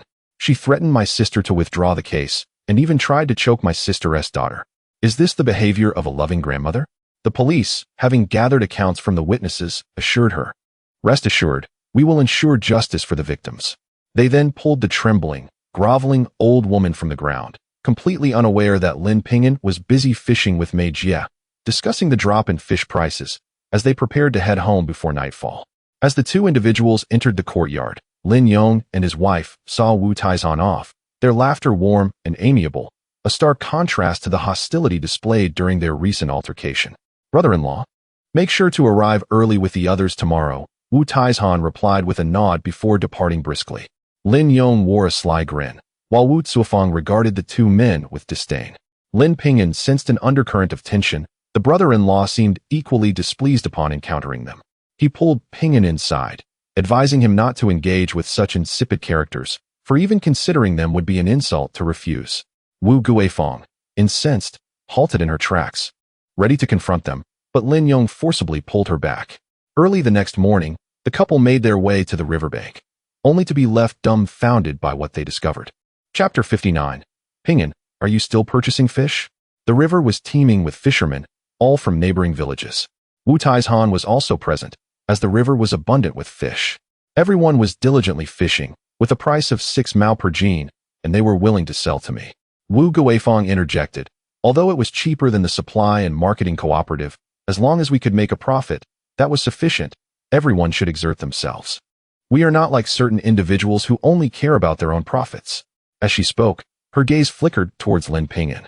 The fishermen in the river also turned their attention to the two. The previous day, Wu Guifeng and her brother had approached them, stating that Lin Ping'an had earned a considerable sum from fishing, and they had found a restaurant for purchases, urging everyone to fish together to profit. One of the fishermen, visibly displeased, shouted at Lin Ping'an, "What's the deal? Look at us fishing, and you still want to drive us away. This river doesn't belong to anyone, and you have no authority here." Others echoed his sentiment, feeling that Lin Ping'an was obstructing their means of income. Lin Ping'an observed the speaker, a robust individual resembling Wu Taizhan, undoubtedly a member of the Wu family. "You fishing is none of my concern, nor do I wish to intervene," he replied. He then turned to Wu Guifeng and added, "Aunt, pressing the price down to 6 mao per jean is rather unscrupulous. Are you helping them to profit, or are they aiding you?" He regarded Wu Guifeng coldly, recognizing that sooner or later, others would emulate their fishing endeavors. Wu Guifeng, sensing the skepticism in the crowd's eyes, immediately set down her fishing basket and approached angrily. Lin Ping'an, how have I profited from them? I informed everyone about making money through fishing. It's better for us to fish together than for you to selfishly pocket everything without sharing. Her assertive tone seemed to resonate, and others appeared to comprehend, agreeing with her. Unlike you, who only thinks of filling your own pockets without telling anyone. That's truly selfish. Lin Ping'an scoffed. Selfish? When my father and brother encountered misfortune, my grandfather cast us out. Who among you offered us a single cent or helped us in any way? I earn money through my own labor. Where is the selfishness in that? Observing the silence of others, Lin Ping'an sighed. Since everyone wishes to profit, I would like to assist. My aunt's acquisition price is 6 mao. I will offer 6 mao 5 fun. After you finish fishing, you may sell to me. Despite their intentions to make a profit, he was not inclined to let them earn easily. Behind him, Zhang Shulin discreetly gave Lin Ping'an a thumbs up. Upon hearing 6 mao 5 fun, the fishermen in the river grew restless. It was a significant increase of 5 fun. For 10 jeans, that amounted to 5 mao. Who wouldn't want to earn a bit more? Someone immediately inquired, is your word trustworthy? 6 mao 5 fun per jean? Of course it is trustworthy. Payment will be made upon weighing the fish. No credit will be extended. Lin Ping'an's declaration brought excitement to every face present. Wu Guifang, witnessing the crowd's reaction, became agitated. Lin Ping'an, are you deliberately opposing us? They are all here fishing at our invitation. She stood with her hands on her hips, breathing heavily. Lin Ping'an chuckled. What of it? Whoever offers the higher price shall purchase the fish. Otherwise, why don't you raise your price? Exactly. You only offer 6 mao, while we, Lin Ping'an, offer 6 mao 5 fun. Naturally, everyone will sell to us. Zhang Shulin laughed joyfully behind, as he realized the situation had turned in favor of his nephew with just a few words. Indeed, education had its merits. Wu Guifang glanced at her older brother. Recalling that a relative of her sister-in-law's family in the county owned a restaurant that purchased fish at 7 mao per jean. She and her brother had agreed on a price of 6 mao to earn a margin. Unexpectedly, Lin Ping'an directly raised it to 6 mao 5 fun. Wu Taizhan, perceiving the circumstances, concluded that if they did not increase their price, they might not even earn the 5 fun difference. Gritting his teeth, he said, all right. We will also offer 6 mao 5 fun. Once everyone finishes fishing, they will all sell to me, and I will pay in cash. Hearing this, the crowd responded in agreement. Wu Guifang smugly remarked, what do you think, Lin Ping'an? We are also offering 6 mao 5 fun. Everyone will sell to us. Lin Ping'an smiled and leaned closer. If I were to raise it to 7 mao, would they sell to you or to me? You wouldn't dare. I don't believe you are genuinely so kind-hearted as to work for free without earning a single cent, Wu Guifang muttered, her tone resolute. From her words, it was clear their bottom line was 7 mao. Lin Ping'an chuckled, amused by their satisfaction in earning a significant margin. I wish you success in selling your fish. Today, the village head had stated that at 10 o'clock, they needed to hurry and catch fish. So there was no time to linger. After speaking, he and his uncle pushed the cart forward. Once they departed, Wu Guifang spat on the ground in frustration. Just 5 fun short, that cursed Lin Ping'an.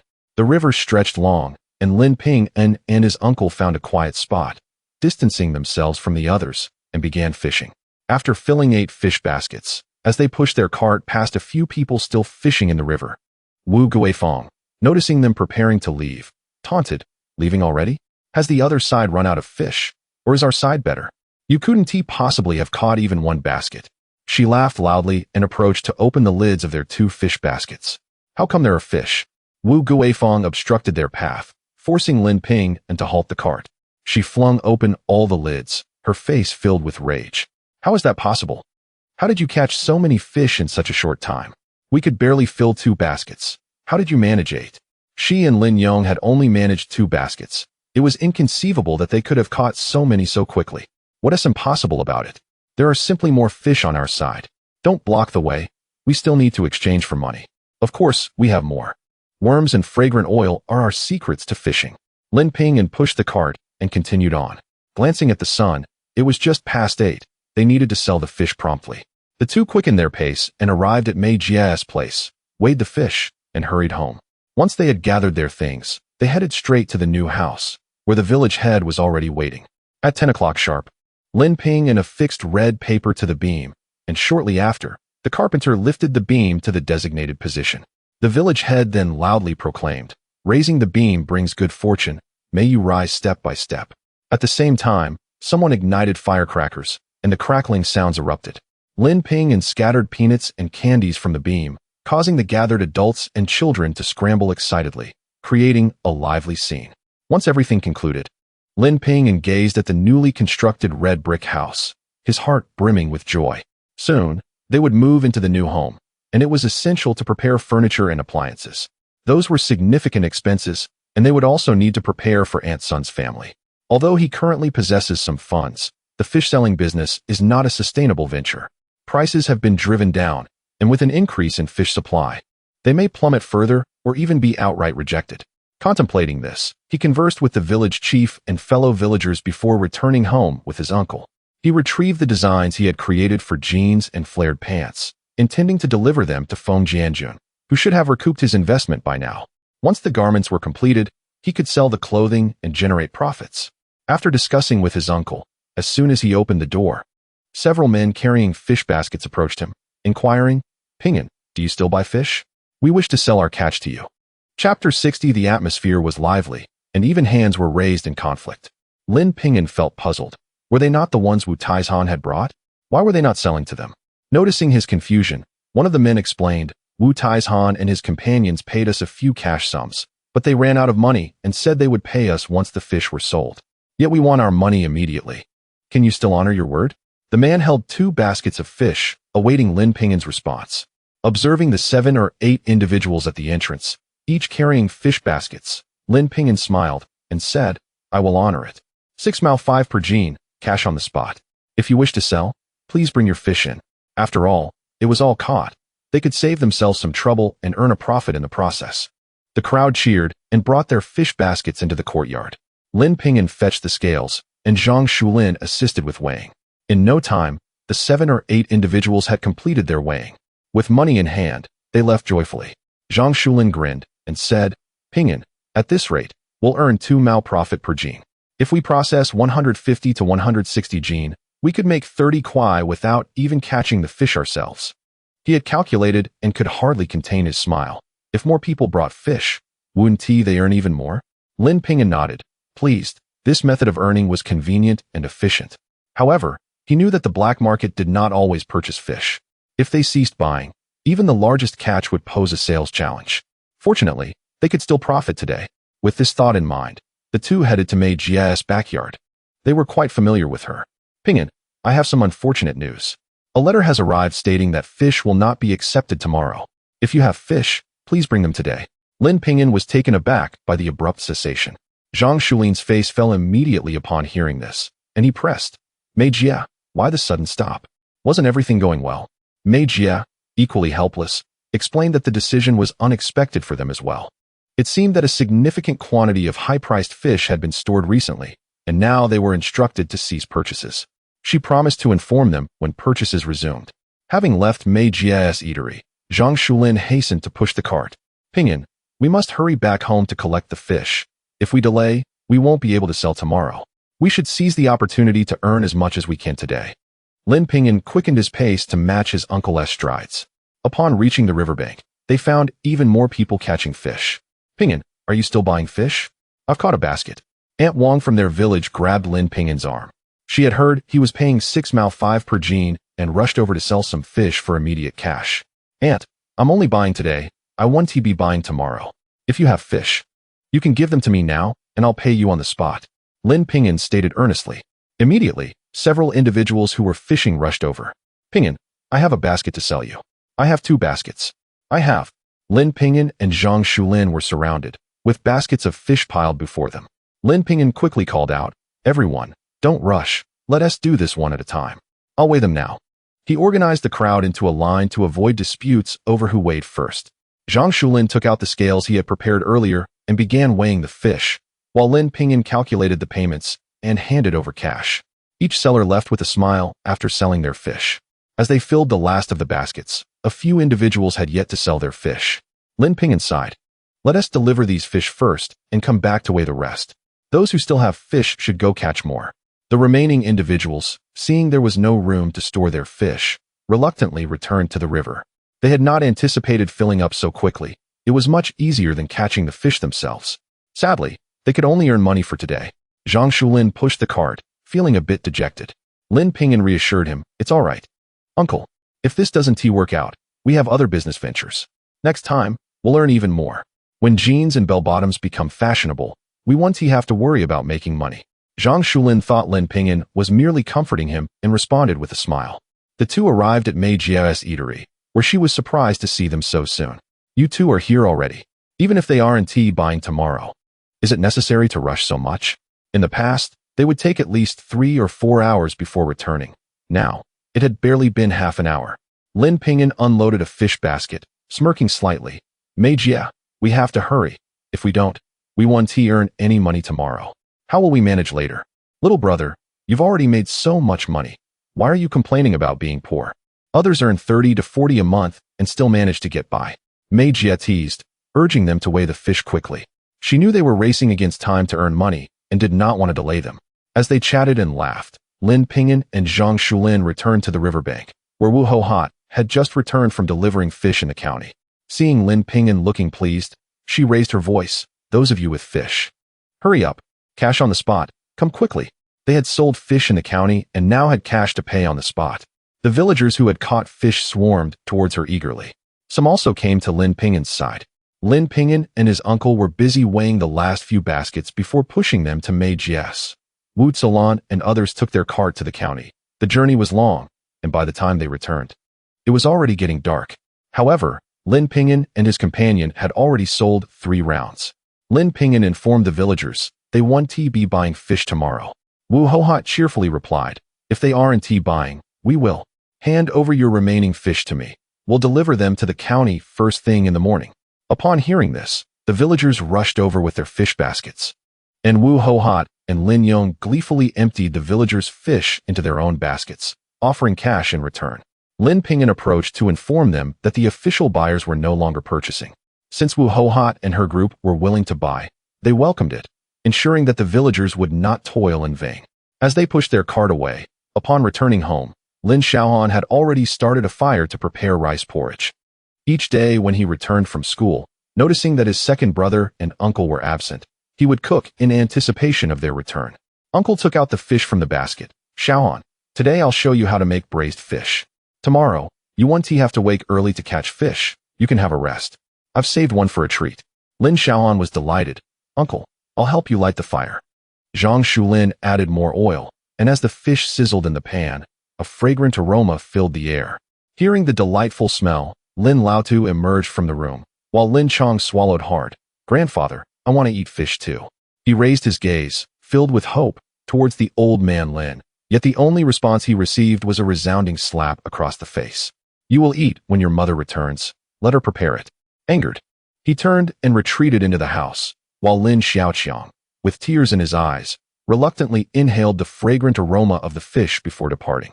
Lin Ping'an chose to ignore the scene, serving the fish into a bowl before heading back inside. The following day, with no need to rise early to catch fish, and with Xiaohan not required to attend school, the 3 of them awoke rather late. Lin Ping'an turned over, wondering what the commotion outside was about, as it seemed quite raucous. Zhang Shulin, unable to sleep any longer, rose to open the door and exclaimed, "My goodness, it is truly lively out there. It seems a fight has broken out." Chapter 61. Termination of cooperation. Upon hearing these words, Lin Ping'an's drowsiness vanished instantly, and he hastily sprang up from the Kong. Lin Xiaohan darted off the Kong like an agile loach. At the entrance, Wu Tsohua was being tugged by a woman, crying out that the fish could not be sold and demanded a refund. "Why should we give you a refund? We settled our accounts yesterday. You expect to reclaim your money after the fish have perished? What face do you have to ask for money? Indeed, if you weren't making a profit, would you have bought fish from us only to sell them in the county? You are nothing but unscrupulous merchants and deserve a beating." The crowd outside began to clash, while Lin Yong and Wu Taizhan shouted, only to be knocked to the ground by several burly men. Lin Gang crouched at the side, frightened to watch. This morning, fearing the fish would die, they had gone to the county to sell them before dawn. Upon arrival, Lin Ping'an's nephew, Lu Yong, unexpectedly declared that he would not accept the fish, claiming he had forgotten to inform them yesterday. They had spent over 200 yuan to acquire 4 carts of fish, and Lu Yong's refusal was unacceptable. Seeing Wu Taizhan attempting to evade responsibility, he ordered his men to drive them away. He too was delivering fish to the black market. If they refused, What could he do? Disheartened, Wu Taizhan and the others returned with their fish carts. Upon reaching home, they found those who had sold fish yesterday waiting with baskets in hand. Wu Zuihua wanted everyone to refund the money from yesterday's sales, which amounted to 200 yuan. They could not let all the money fall into the hands of the sellers. The villagers, having received their payments, were unwilling to return any funds, leading to the current chaotic scene. Old Lin and Lin Xiaoqiang also emerged, terrified to approach. Spotting Zhang Shulin and Lin Ping'an watching the commotion with amusement, they angrily scolded, "Lin Ping'an, they are your uncle and aunt. How can you just stand by and let them be beaten?" Before Lin Ping'an could respond, Zhang Shulin shot him a disdainful glance. "Now you recognize them as your uncle and aunt? When they were out promoting the profits we made, did you not know they were your relatives? Now you speak with such cold sarcasm. Ping'an, ignore him. This is not just our affair. Even their father dares not intervene, while we would rather see them beaten a few more times. You. Old Lin stammered angrily, witnessing the throng assaulting his son and daughter-in-law. How could he, with his frail limbs, dare to step forward? If he did, he would surely suffer the same fate. Lin Xiaoqiang clung to old Lin's leg, sobbing, "Grandpa, please help them. My parents are about to be beaten to death." Old Lin, distressed by the tears, shouted at the crowd, "Stop it! Stop it!" Yet, who would heed his pleas? Wu Hohat was thrown to the ground, with some pulling her hair and others striking her. Her cries of pain pierced through the din as she glimpsed Lin Ping'an standing nearby, laughing. Summoning all her strength, she shouted, "Everyone, stop! Lin Ping'an buys fish. Sell them to him." They had known yesterday that he would not accept the fish. Why had they not informed them, causing them to suffer such losses? Her resentment boiled, and she hoped to persuade the crowd to sell their fish to Lin Ping'an. Upon hearing this, the crowd ceased their violence, for they had come to sell fish. Since Wu Taizhan was unwilling to accept them, they resolved to sell to Lin Ping'an instead. Several hopeful individuals turned to him. "Ping'an, may we sell the fish to you? You do buy fish, don't you? We already stated yesterday that we would not accept fish. My uncle and aunt did not declare the same. You must sell the fish to them." Lin Ping'an, relishing the unfolding drama, continued, "Look at these fish. If you don't sell them soon, they will die. Uncle and aunt, you promised to buy fish yesterday. The villagers have worked hard to catch these fish. Can you really go back on your word?" The villagers anxiously watched the fish turning belly up. "Wu Hohat, you agreed to buy the fish yesterday. We all went to the river early this morning to catch them. How can you refuse now? You must accept these fish." Others echoed their sentiments. Wu Taizhan, with his shirt torn and blood seeping from his nose, lamented, "It's not that we don't want to buy, but the buyer has refused. We couldn't sell the batch from yesterday, so we can't accept them now." Wu Hohat and Lin Yong, faces reflecting despair, attempted to explain. One cannot only think about personal gain, one must consider the collective. The fish in their hands represent their hard-earned money, and you must honor your commitments. Otherwise, we cannot let this go unchallenged. Lin Ping'an shouted, and those present with fish joined in unison. "Buy the fish. If you refuse, we will not leave. Yes, we want to leave. If you dare to refuse, we will report you for hoarding and speculation, and see you imprisoned." The crowd echoed their defiance. Wu Taizhan felt a wave of fear wash over him. Should they truly report him for speculation, he could face dire consequences. He glanced at Wu Hohat. "Perhaps you should just accept them. Your father-in-law has money. Borrow some from him. I will search my house. If there is none, you too must find another way." With that, he fled the crowd.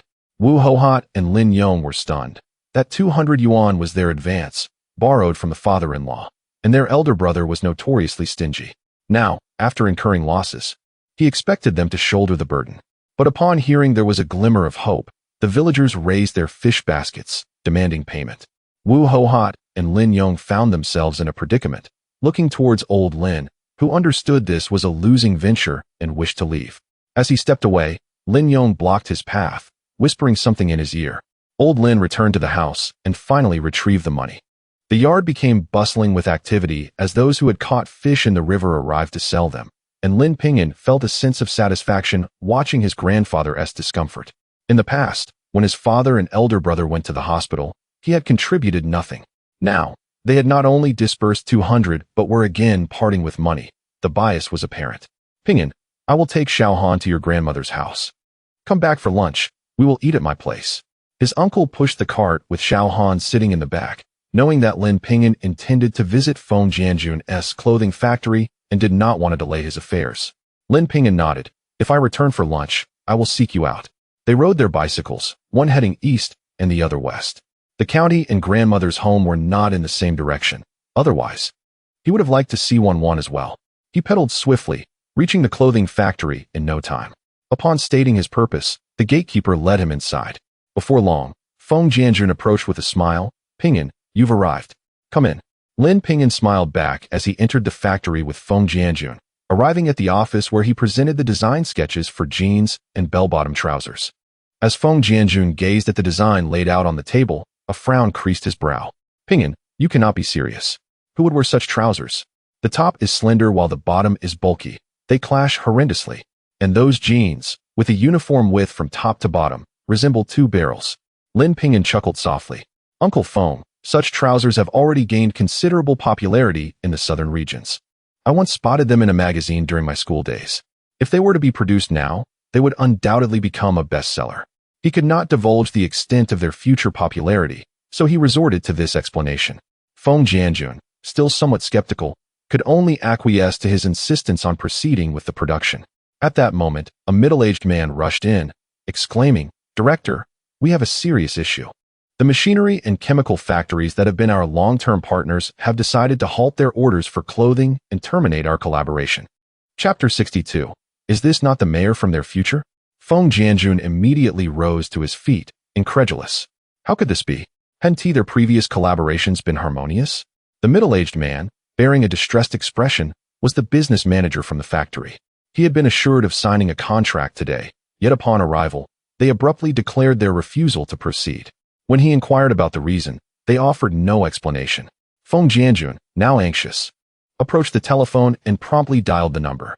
After 2 beeps, the call was answered. He spoke courteously, but upon hanging up, his hand gripping the receiver trembled with tension, and his face darkened further. Catching sight of Lin Ping'an, he attempted to ease the atmosphere. "It's nothing. Ping'an, let us discuss our matters." At that moment, the phone rang again, and Feng Jianjun answered. After hanging up, he swayed slightly before collapsing into his chair. "Damn Feng Jianli," he muttered. "He's intent on obliterating my garment factory. With prices pushed so low, it's no wonder they canceled the cooperation." The call had come from the steel factory, informing him that they would no longer require their work uniforms and mentioning Feng Jianli's price-cutting tactics. With only a limited number of factories in the county, the 3 major plants were now opting to sign contracts with Feng Jianli instead. Without orders, what was to become of his garment factory? "Director, you must take care of your health. The factory relies entirely on you." Manager Li expressed his concern. Feng Jianjun waved his hand dismissively. "I'm fine, Manager Li. Focus on pursuing other orders. Even if we have to concede some profit, we cannot afford to lose any more contracts." Manager Li nodded and exited the office. Lin Ping'an recognized that Feng Jianjun's orders had been snatched by his brother. Previously, there had been only one garment factory in the county, with no competition. Now, with 2 factories in the fray, it was inevitable that orders would be contested, though he anticipated such rapid developments. Uncle Feng, merely conceding on prices isn't a viable solution. The styles of the garments are outdated and also require improvement. He recalled that the current work uniforms were loose-fitting, often cumbersome during work. He remembered reports of employees getting caught in machinery due to the ill-fitting uniforms, resulting in injuries. If they could create more streamlined and appealing work uniforms, perhaps they could regain those lost orders. Feng Jianjun sighed. "The enterprises you mention have indeed provided feedback, but our factory simply cannot design innovative work uniforms. Despite employing seamstresses with decades of experience, the designs remain stagnant and unvaried." Lin Ping'an pondered before speaking. "Uncle Feng, if you trust me, may I assist you in designing a few sets?" "You?" Feng Jianjun frowned. Designing clothing is no trivial task. Without decades of experience, one cannot even comprehend the sketches, let alone someone like you who has never been involved in fashion. Noticing the skepticism in his eyes, Lin Ping'an confidently took a pen and paper from the desk. In his previous life, he had seen countless work uniforms. He could easily sketch 2 sets suitable for this era. He began drawing fluidly, recalling how his son had enrolled him in an art class, hoping to enhance his skills. However, his son had skipped classes, compelling him to attend alongside him. To his surprise, he found his own skills improving day by day, eventually even winning awards, all the accolades attributed to his son. Reflecting on that time, he felt foolish for not recognizing his own potential sooner. Shaking off the past, he focused intently on his sketches. Feng Jianjun did not intervene, assuming Lin Ping'an merely wished to assist him. When Lin Ping'an finished, he hesitated to dampen the child's spirits. He glanced at the sketches, and as he did, he leapt up from his chair, his voice filled with excitement. These designs are neat and tidy, featuring button cuffs and pockets that add flair to the work uniforms. They are truly exquisite. How did you conceive such a brilliant design? His joy was palpable, and his hands trembled slightly as he held the paper. If these two outfits were produced and presented to the leaders of the machinery and steel factories, they might reconsider their stance. Lin Ping'an, seeing Feng Jianjun's delight, felt a rush of happiness himself, though he was aware these designs were not entirely his own. He had merely drawn inspiration from the work uniforms he had seen before. I simply had this idea in a moment of inspiration and sketched it out. If it can help recover those orders, that would be excellent. All right, Ping'an, if we can regain those orders, I shall reward you with a design bonus for these outfits. Feng Jianjun was elated. Ping'an, come home with me for lunch today. Your aunt has mentioned you several times and wishes to see you. Lin Ping'an politely declined. I appreciate the invitation, but it would be too much trouble for Andy. I must also go pick up my elder brother from the hospital. I promised to visit Aunt Feng another time. Very well. As they left the office, Feng Jianjun suddenly recalled something and pulled Lin Ping'an aside. Regarding the incident where the school reported you, I spoke with my second uncle. He mentioned he contacted the vice principal of your school. This matter is rather complicated. The school is taking it seriously, and unfortunately, they have recorded a disciplinary note against you. So it was Feng Jianjun who had sought assistance from the vice principal. No wonder he had advocated on his behalf. Lin Ping'an immediately bowed deeply, expressing his gratitude. Thank you, Uncle Feng. Without your help, I would likely be unable to continue my studies this term. Feng Jianjun chuckled, supporting him by the arm. You're quite welcome, my boy. It's not easy to gain admission to Qingbei. During their conversation, Lin Ping'an learned that Feng Jianjun's second uncle had a military background and had transitioned to civilian life in Jing City, with whom they had lost contact over the years. He had approached the situation with a sense of uncertainty, yet to his surprise, his uncle had indeed assisted him.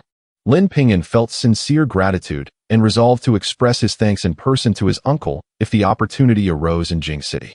After departing the garment factory, he made his way to the hospital, eager to check on his elder sister's condition. In the ward, their grandmother and uncle were present, having rushed over upon hearing that Daju had been assaulted by Chow Hai. If your grandmother finds out, she will surely take revenge on that scoundrel. The uncle warned. You must not be foolish enough to return to him. Their grandmother wiped her tears, lamenting how her once beautiful granddaughter had now become so emaciated, a sight that would sadden anyone. Lying in the hospital bed, Dajia appeared slightly better than in previous days, nodding repeatedly as tears streamed down her face, with her younger sister beside her, wiping away her tears. Zhang Suilan, noticing her son, pulled him aside. Ping'an, please go home and have the second uncle bring the cattle cart over. Your elder brother is being discharged. I shall also return home to see how things are going. With the house completed, we should begin preparing for the move. Lin Ping'an nodded, relieved to see his sister recovering, and set off home. He mounted his bicycle, pedaling swiftly, eager to summon the second uncle and bring his brother home. However, in his haste, he failed to notice a stone in his path. The bike swerved, and fortunately, his long legs managed to steady it. Just as he was about to continue, he spotted a young man sitting on the ground nearby, covering his face and sobbing, with a large bundle beside him. He wept softly. Had he not ridden over the stone, he would have remained oblivious to the presence of this individual. Lin Ping'an initially wished to disregard the situation. Yet the young man's increasing sorrow evoked a sense of empathy within him. If there were truly no burdens to bear, who would weep in secrecy? Moved by compassion, he decided to lend a helping hand. He propped his bicycle upright and approached the man, squatting beside him. Brother, have you encountered some difficulties? The man, upon hearing the voice, wiped his face and turned his head, responding, It's nothing, young brother. Please continue on your journey. Upon seeing the man's face, Lin Ping'an's composure faltered. Was this not the mayor from the future? Chapter 63. Who the hell took down his door as he lifted himself to depart? He was firmly restrained by Lin Ping'an. Brother Xiao, you are in tears yet you insist that everything is fine. I am Lin Zhiyuan's nephew, Lin Ping'an. You have even visited my home. If there is anything I can assist you with, please let me know. He and his uncle Lin Zhiyuan were classmates, both having gained admission to a southern school. In his previous life, he had learned of Lin Ping'an through his uncle, Yet now he found himself bewildered by Qiao Yu's sorrow. Lin Yuan. Qiao Yu murmured this name, then scrutinized Lin Ping'an closely. I remember you. You have grown quite a bit. He managed a weak smile. Brother Qiao, what troubles you? Weren't you supposed to be at school? As memories of sorrow flooded back, tears flowed from the corners of Qiao Yu's eyes once more. My father is ill, and I was hoping to earn some money to help pay for his treatment. I borrowed 200 yuan from several classmates and wholesale purchased 200 cotton coats from my friend's family's clothing factory. They claim they sold particularly well in the south, offering me a wholesale price of 1 yuan each. Yet, in our town, not a single one has sold. He choked on his sobs, tears streaming down his face. His intentions to make money had turned into a loss, and who could endure such a burden? Lin Ping'an suspected that his classmate had deceived him. 1 yuan each was indeed a low price. How could they not sell? In their county, cotton coats typically sold for 3 to 5 yuan each. Qiao Yu opened his bundle to reveal a bright red cotton coat. If they were of another color, they might sell better, but everyone despises red. I can't even sell them for 150. He bit his lip, striving to hold back his tears. Seeing the cotton coat brought Lin Ping'an unexpected joy. Brother Qiao, sell them to me. I will take all 200. What? Qiao Yu waved his hand. No, I cannot take advantage of you. If these do not sell, they will weigh me down. I cannot act against my conscience. Lin Ping'an interrupted him with a smile. I will not suffer a loss. I can sell these clothes. I will give you 150 each. Sell them to me. In his previous life, during the new year, his aunt returned home, having learned that they had been moved to the old house. She arrived wearing such a large red cotton coat, saying, Sister-in-law, I will leave these here. I want to enter your home. For this coat cost me 8 yuan, and I fear getting it dirty at your place. Her words were laced with sarcasm, leaving an indelible mark on his memory, especially regarding the large red cotton coat. Later, he learned that red was in vogue, eagerly sought after by Southerners, and even becoming fashionable in the provincial capital, a rarity to find. Yet, in their county, trends were foreign. Red coats were typically only purchased for children at the new year. In the county, colors like black, blue, and army green were the norms. No adult would buy red, deeming it too gaudy. Qiao Yu's eyes widened in disbelief. You cannot be buying these out of pity for me. My classmate said I could return them if they do not sell. You need not do this. He tightened the bundle, still grappling with doubts about his classmate's honesty. He contemplated calling, to inquire about mailing them back. But he lacked even the postage money. The hospital had warned that without payment, his father would be discharged today, which was why he found himself crying here. Brother Qiao, rest assured that I can sell these garments. I will give you the money now. Lin Ping'an pulled out 300 yuan from his pocket, as he usually carried cash for emergencies, and today it proved invaluable. Upon seeing the money, Qiao Yu could no longer contain his tears. Lin Ping'an was curious. Was this still the same spirited and decisive mayor he had known? In his previous life, his tenure as mayor had significantly contributed to the city's development, with policies that were unwavering, compelling many enterprises to seek his assistance. He was strict in his oversight, directly rejecting gifts, even facing disciplinary action. If you truly wish to buy them, I only need 200. You can keep the remaining 100. Qiao Yu placed 10 large denomination bills into Lin Ping'an's hand. He had not sold a single coat and felt he should give back an additional 100. He simply could not accept more. Lin Ping'an again pressed the money into his hand. You have gone to great lengths to bring these goods from the south. How could I benefit at your expense? Use this to help your father. If you feel indebted, simply remember me when an opportunity to prosper arises. These cotton garments, if free from quality issues, would undoubtedly sell for 3 to 5 yuan each. Selling them to him for 150 would still yield a good profit. Seeing Lin Ping'an's insistence, Qiao Yu reopened the bundle. Take a look. Here are 50 coats. If there are quality issues, keep them for me, and I shall take them back when school resumes. Lin Ping'an was unreserved in his inspection, carefully examining the 50 coats. The stitching was exquisite, with not a single loose thread in sight. Initially suspecting his classmate to be a fraud, he now realized that the classmate genuinely wished to assist him. After his thorough inspection, he stated, there are no issues. The workmanship and fabric of these coats are commendable. Your classmate's clothing factory must be quite substantial, yes? Yes, Qiao Yu confirmed, it is quite large. They sell thousands of pieces at 1 yuan each, and I was fortunate to receive them for that price. Lin Ping'an, I will take 50 for now. You keep this bundle of coats. Once I have given you all the coats, you can settle the remaining balance. He offered Lin Ping'an 250 yuan. Lin Ping'an did not accept it, saying, I trust you. I know where you live. I will come to collect tomorrow. I must return home now. My brother is waiting for me at the hospital. He secured the package in the back seat of the car. Xiao Yu accepted the money, saying, "All right, I will wait for you at home tomorrow morning." The two parted ways, one heading home and the other to the hospital. Lin Ping'an rode his bicycle with a joyful heart, contemplating how to earn money during this time, never expecting such a business opportunity to arise. He had visited the provincial capital, where there was a large market dedicated to clothing. Setting up a stall there required a management fee, and he wondered if he could find a suitable spot. Nevertheless, he knew that with quality products, sales would not be a concern. Upon arriving home, he placed the clothes inside and locked the door. He soon encountered the stern-faced Lin Laotu. Through the window of Lin Yang's house, his second aunt's large face peered out. Lin Ping'an cast a glance before turning away, heading to his second uncle's home. His second uncle was resting inside, and upon learning that Lin Ping'an had a vehicle, his daughter-in-law hurried in to fetch him. His second uncle harnessed the ox cart and took Lin Ping'an to the hospital. After a bumpy ride, the two arrived at the hospital just before noon. Entering, he found Zhang Chuilan had already prepared his elder brother for departure. Lin Guo's face was alight with excitement, eager to return home, having longed for it. Lin Erju was tending to her father in the hospital, while her uncle and grandmother cared for her elder sister. Zhang Chuilan, feeling reassured, helped Lin Ping'an assist his brother onto the ox cart.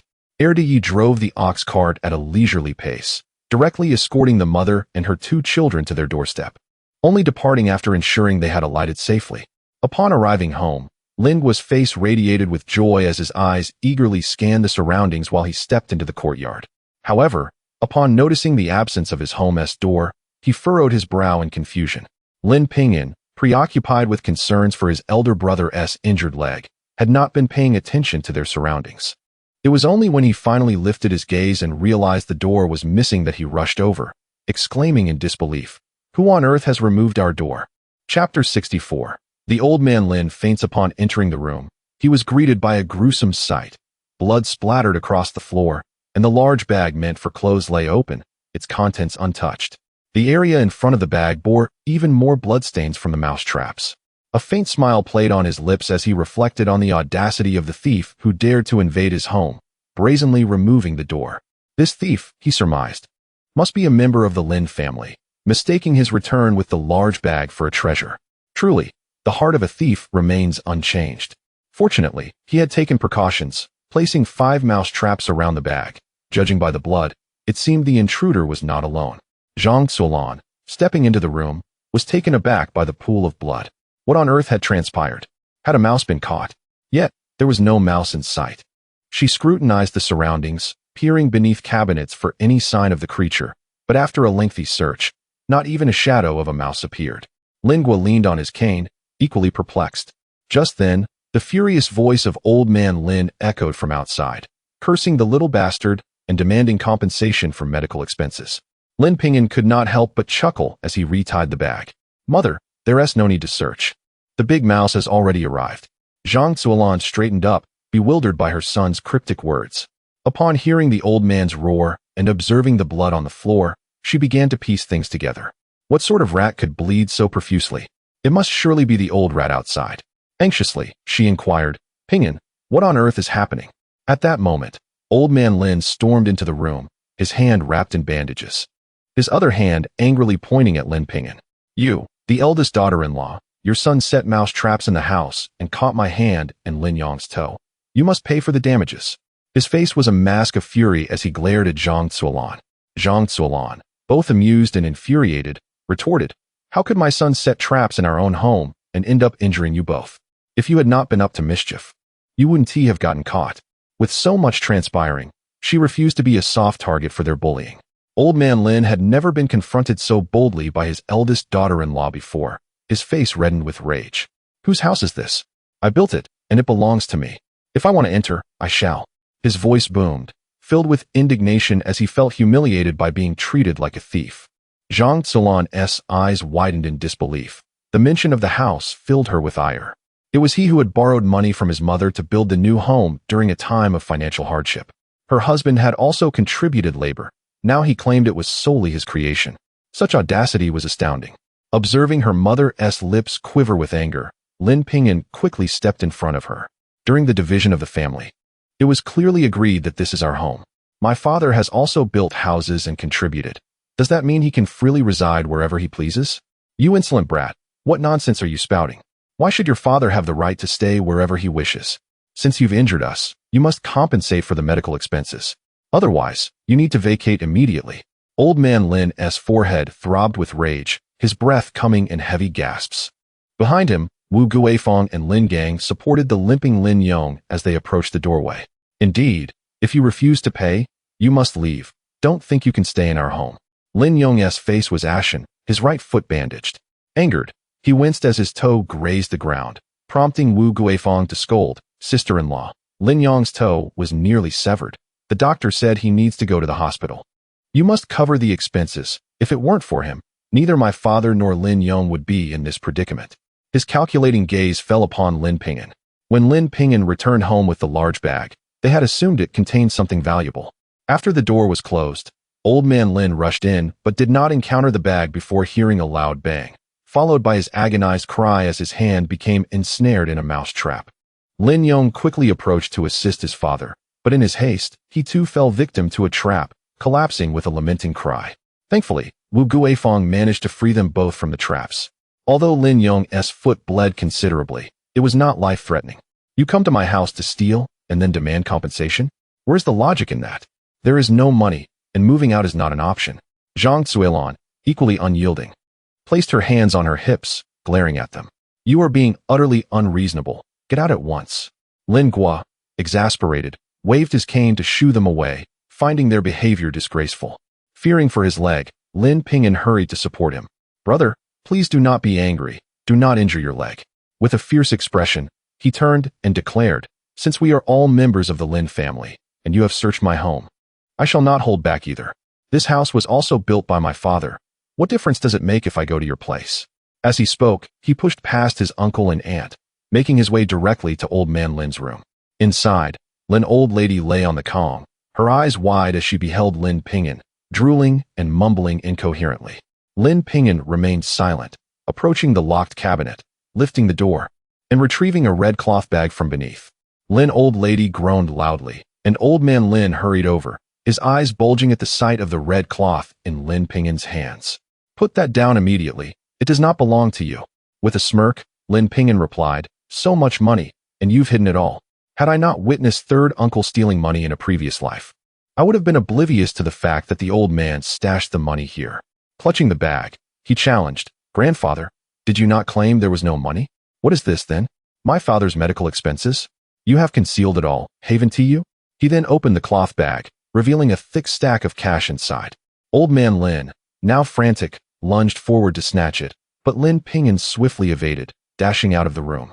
I wondered why we had saved so little over the past few years. It turns out grandfather has been hoarding it. Since I have found it, let us divide it. He waved the thick stack of money in front of his uncle and aunt, their faces filled with greed. They readily conceded, very well, Ping'an, since you found it, let us share it. If not now, in time, it would all belong to the third brother. Thus, one should seize what they could while they had the chance. It cannot be divided. That is all my money, old man Lin protested, rushing to seize the cash from Lin Ping'an's hands, only to be thwarted once again. After several attempts, his injured hand and aging legs were no longer compliant, leaving him panting for breath. Meanwhile, Lin Ping'an counted the money and declared, Grandfather, you have quite a stash here. There are 400 in total, just enough for each family member to receive 100. As he counted out 10 large bills and handed them to Lin Yong, he said, Uncle, this is your share. Old man Lin's face contorted with rage. Lin Yong, if you dare take even a single penny, you are no longer my son. You will not reside in my home again. He believed that money had been set aside for the third brother, and he would not allow anyone to take a single cent. Upon encountering the sight of money, Lin Yong became oblivious to other matters, for it was a sum of 100 yuan. He promptly accepted the money from Lin Ping'an's hand, asserting, Father, this money ought to be fairly divided. It cannot all be given to the third brother. Moreover, with the eldest brother's family having taken their share and the third brother absent, you all are relying solely on us. His words resonated with conviction. Lin Laotu, overwhelmed with anger and breathlessness, fainted on the spot. Chapter 65. Ping'an, you robbed a bank. Lin Yong immediately panicked, his hands trembling with the money.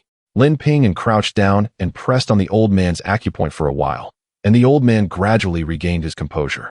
Upon opening his eyes, he weakly exclaimed, Give me back my money, my money. Truly, greed drives people to their demise. Even at such a critical moment, he still fixated on his wealth. Lin Ping'an stood up, counted out 10 large bills, and stuffed them into his pocket, placing the remaining 200 yuan into the old man's hand. Here, grandfather, I've settled our accounts. Old man Lin trembled as he examined the money in his hand, insisting, No, this isn't enough. It's only 400. Give me back that 200. In a fit of anger, he collapsed to the ground, his body weak and unable to rise. His mouth incessantly muttering, while his outstretched hand reached out in vain.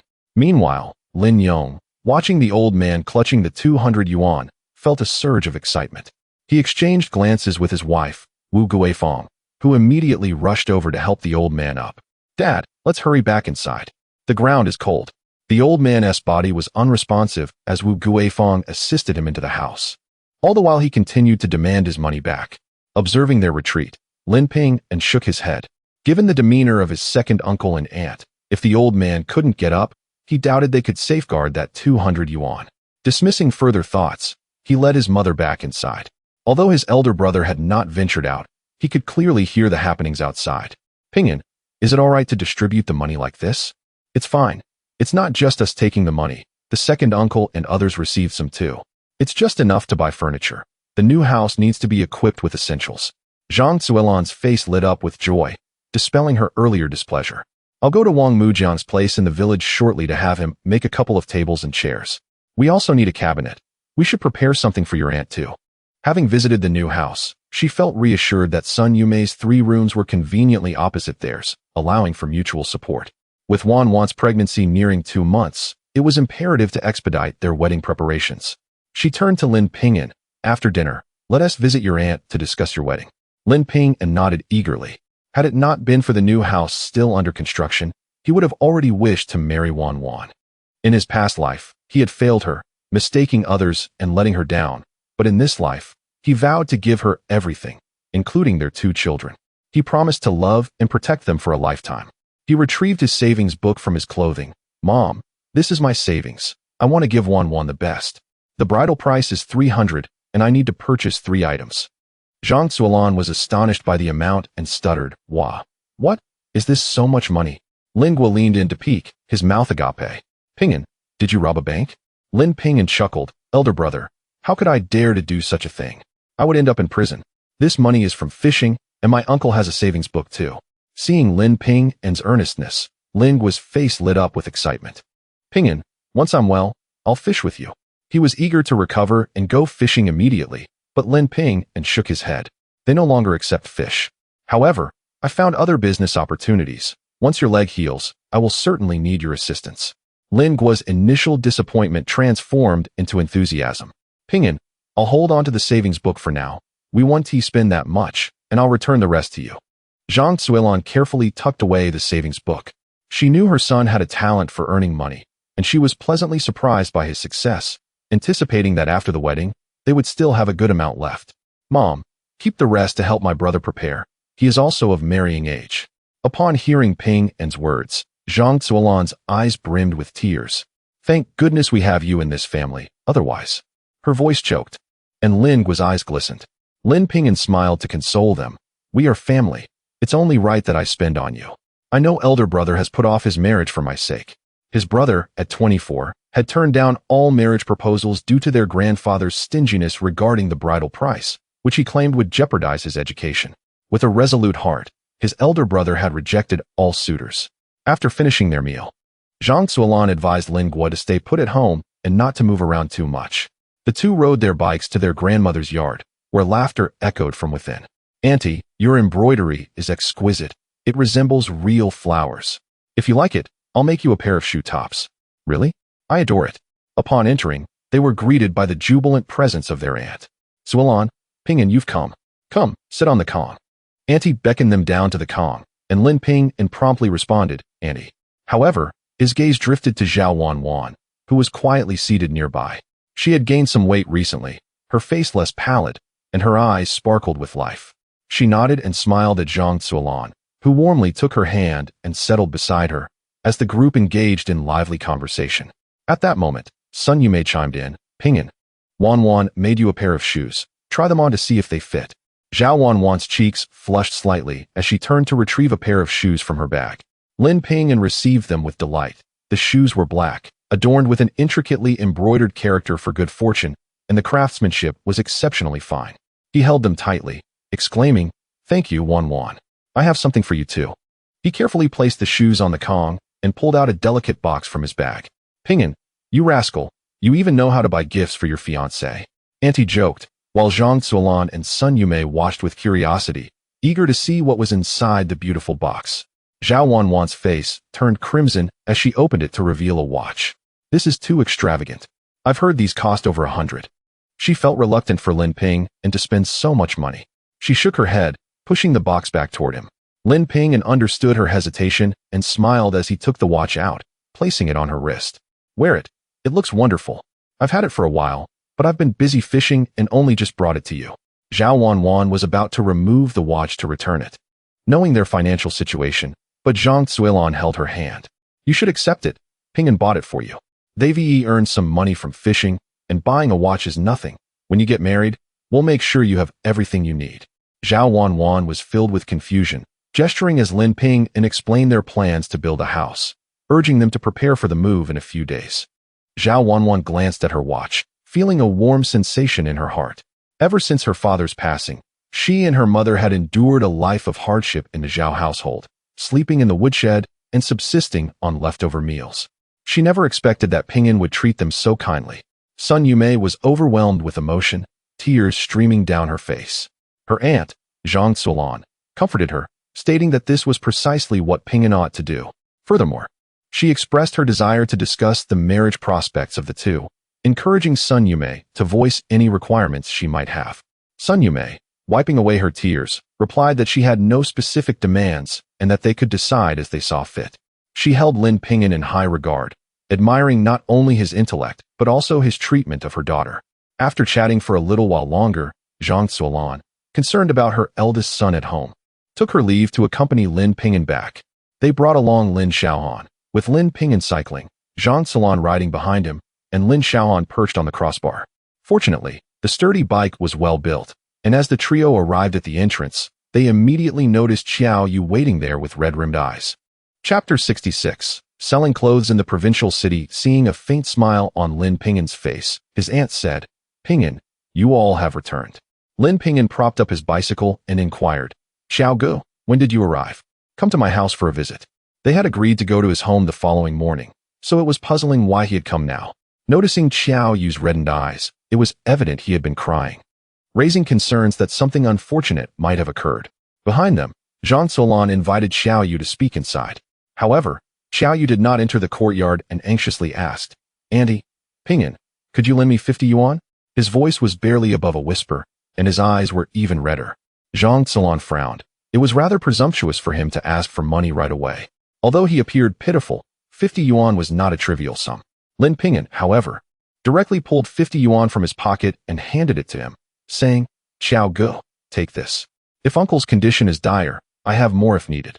Xiao Yu stared at the 50 in his hand, biting his lip as tears streamed down his face. It's not for my father, it's for my younger brother. He fell while gathering herbs in the mountains to help pay for my father's medical expenses. Our relatives are reluctant to lend us money given our situation, but I cannot stand by and watch my brother suffer. I promise I will repay you. His voice trembled with emotion. No wonder he was in such a hurry. Xiao Gu, you can ride a bicycle, right? Quickly head to the hospital and pay for my brother's treatment. Xiao Yu wiped away his tears, grateful for the 300 yuan Lin Ping'an had previously lent him. With that, he could pay for his brother's care. I've brought back the remaining cotton-padded jackets for you to inspect, and there's a bag of headbands my classmate gave me, which I have no use for. You can sell those as well. Beside him were 3 large bundles and a small cloth bag.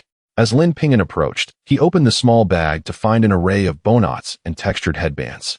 A variety of styles reminiscent of the 1980s craze, though such trends had yet to reach their rural area. Gratefully, he said, Xiao Gu, come inside and sit for a moment. I have matters to discuss with you. Xiao Yu nodded and followed him inside. Upon hearing that Lin Ping'an intended to sell cotton-padded jackets in the provincial city, the others expressed their disapproval, worried about the unfamiliar environment and potential scams. However, Lin Ping'an reassured them that the current relaxed national policies presented a great opportunity for business. Besides, his aunt lived in the provincial city, and should anything go awry, he could seek her assistance. Despite his reservations, Zhang Zuolan recognized her son's desire to earn money. Though she lacked knowledge of business, she considered that his aunt was indeed family and might lend a helping hand in times of need. Thus, she ceased her objections. Xiao Yu fully supported Lin Ping'an's decision. He had heard much about the open policies while in the south and said, "Ping'an, go ahead and try. If you can't sell them, you can give the jackets back to me. They can be returned, and I will repay you then." He hoped Lin Ping'an would succeed in selling the jackets, but he also did not want them to become a burden. Lin Ping'an smiled at him, declaring, "Xiao Gu, I am confident these jackets will sell. If they do well, I will ask you to speak to our classmates and help me procure more stock. They are good people and have assured me they will send more if I can sell well. Just let me know if you want any." Lin Ping'an's smile grew wider. Although there was uncertainty, he was determined. The red cotton-padded jackets had once been all the rage, and with the new year just over 2 months away, there was ample time for sales. Concerned for Lin Ping'an's solo venture, Zhang Zuolan suggested that her brother accompany him, but Lin Ping'an declined, stating he had an older brother to look after at home, and he was unfamiliar with the provincial city, preferring to go alone.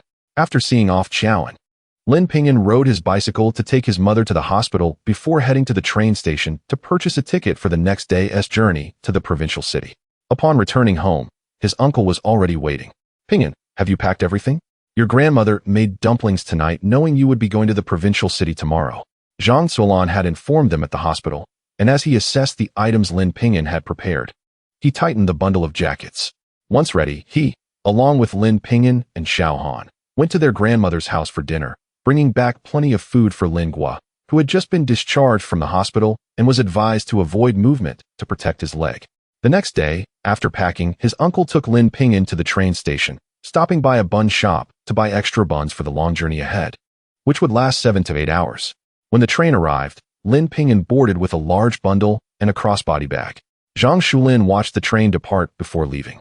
Once on the train, Lin Ping'an struggled to fit his large bundle beneath the seat, which still protruded significantly.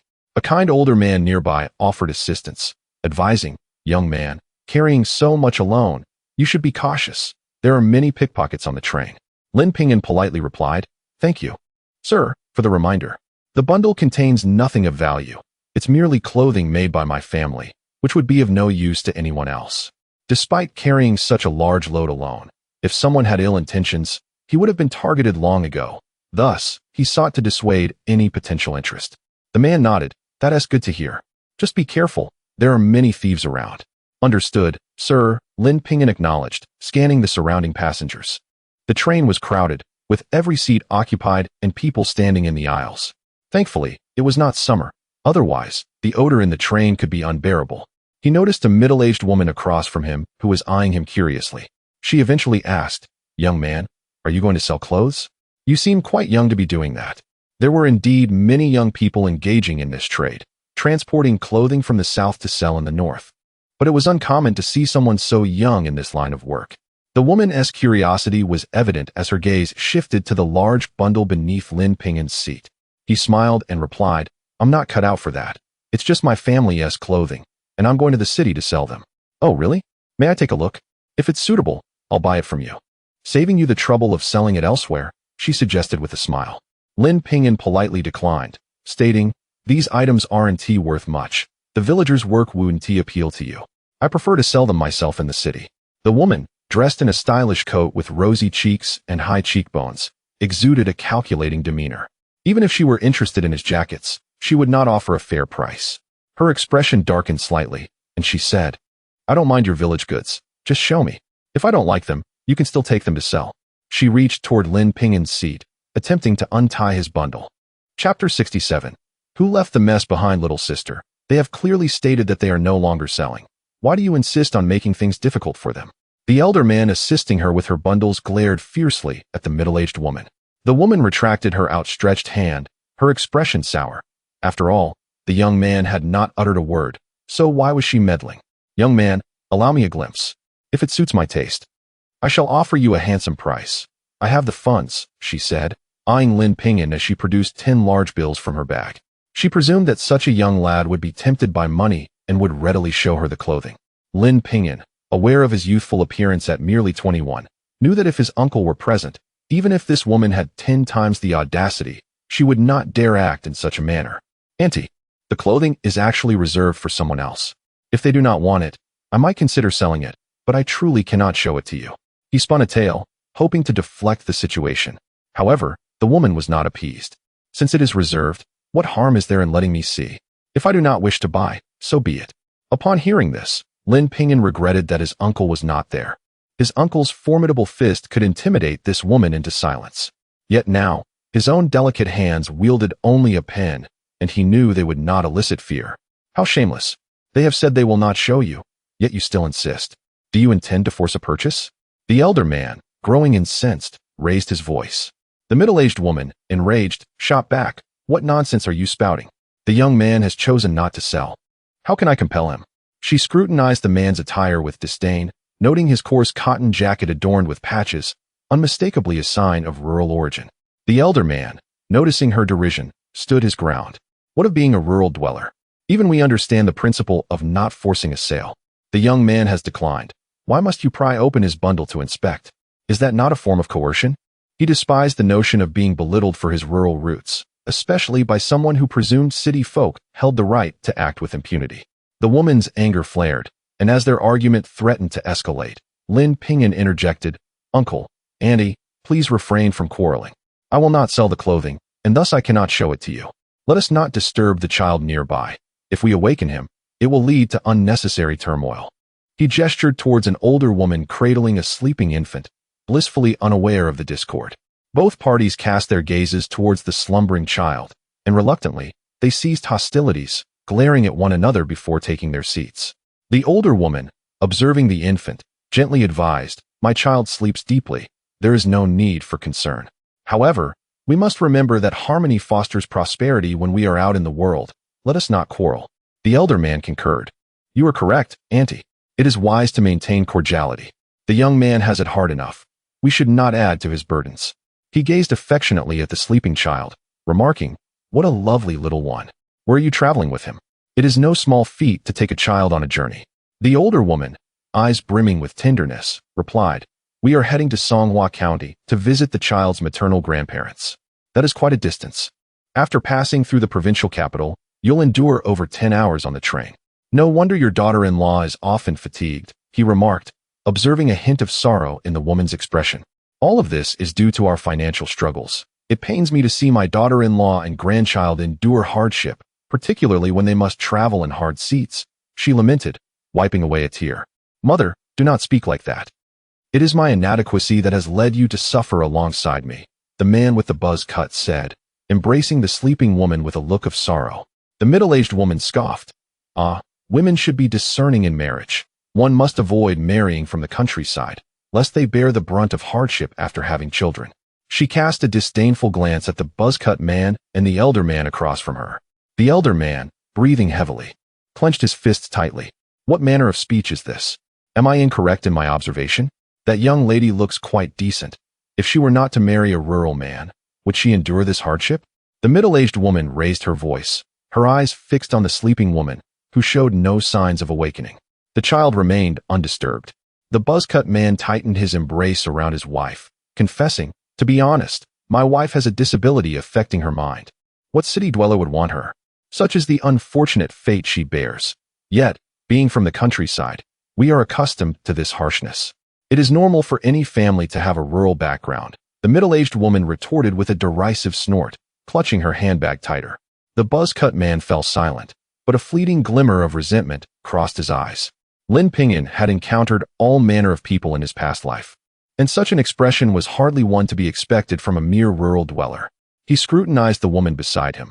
Her hair was dark and lustrous, her complexion fair and rosy, and she donned a fine wool coat, evidently of superior quality compared to the middle-aged woman's attire. A colorful silk thread bracelet adorned her wrist, which, if he recalled correctly, would cost a considerable sum at the supply and marketing cooperative. The items used by Ergio and her companions were far less expensive. If she were indeed from the countryside, she would not indulge in such luxuries. An unsettling premonition gripped Lin Ping'an. As if sensing his gaze, the buzz-cut man turned to meet his eyes, offering a warm smile. Lin Ping'an reciprocated with a nod. The buzz-cut man, with his dark complexion and patched coat, seemed an incongruous match for the woman in his arms. At this juncture, the elder man turned to Lin Ping'an and inquired, "Young man, do you have accommodations in the provincial capital? If you do not mind, you may stay at my home. Though we hail from the countryside, we are not far from Peicheng." Despite his irritation with the woman's remarks, he extended a warm invitation to Lin Ping'an. "Thank you, uncle, but my aunt resides in Peicheng, so I shall be visiting her." Lin Ping'an politely declined. He understood that Peicheng, as the provincial capital, was on the verge of development, and many affluent individuals would soon flock to the surrounding villages. It appeared that the elder man's future was indeed promising. As long as you have a place to stay, that is splendid. Should you require assistance, feel free to visit Xingfu village and seek me out. I am Zhang Fuwang, the village party secretary. You may call me Uncle Fuwang." The elder man's pride was evident. The middle-aged woman, overhearing this exchange, chuckled, "Uncle Fuwang, why not simply go by Uncle Wealthy? It seems you wish to deceive this young man." Zhang Fuwang, filled with indignation, extracted his letter of introduction from his bag. Upon closer inspection, it bore the seal of our brigade and his name. If you doubt it, feel free to inquire whether the village secretary of Xingfu Ciyuan is indeed named Zhang Fuwang.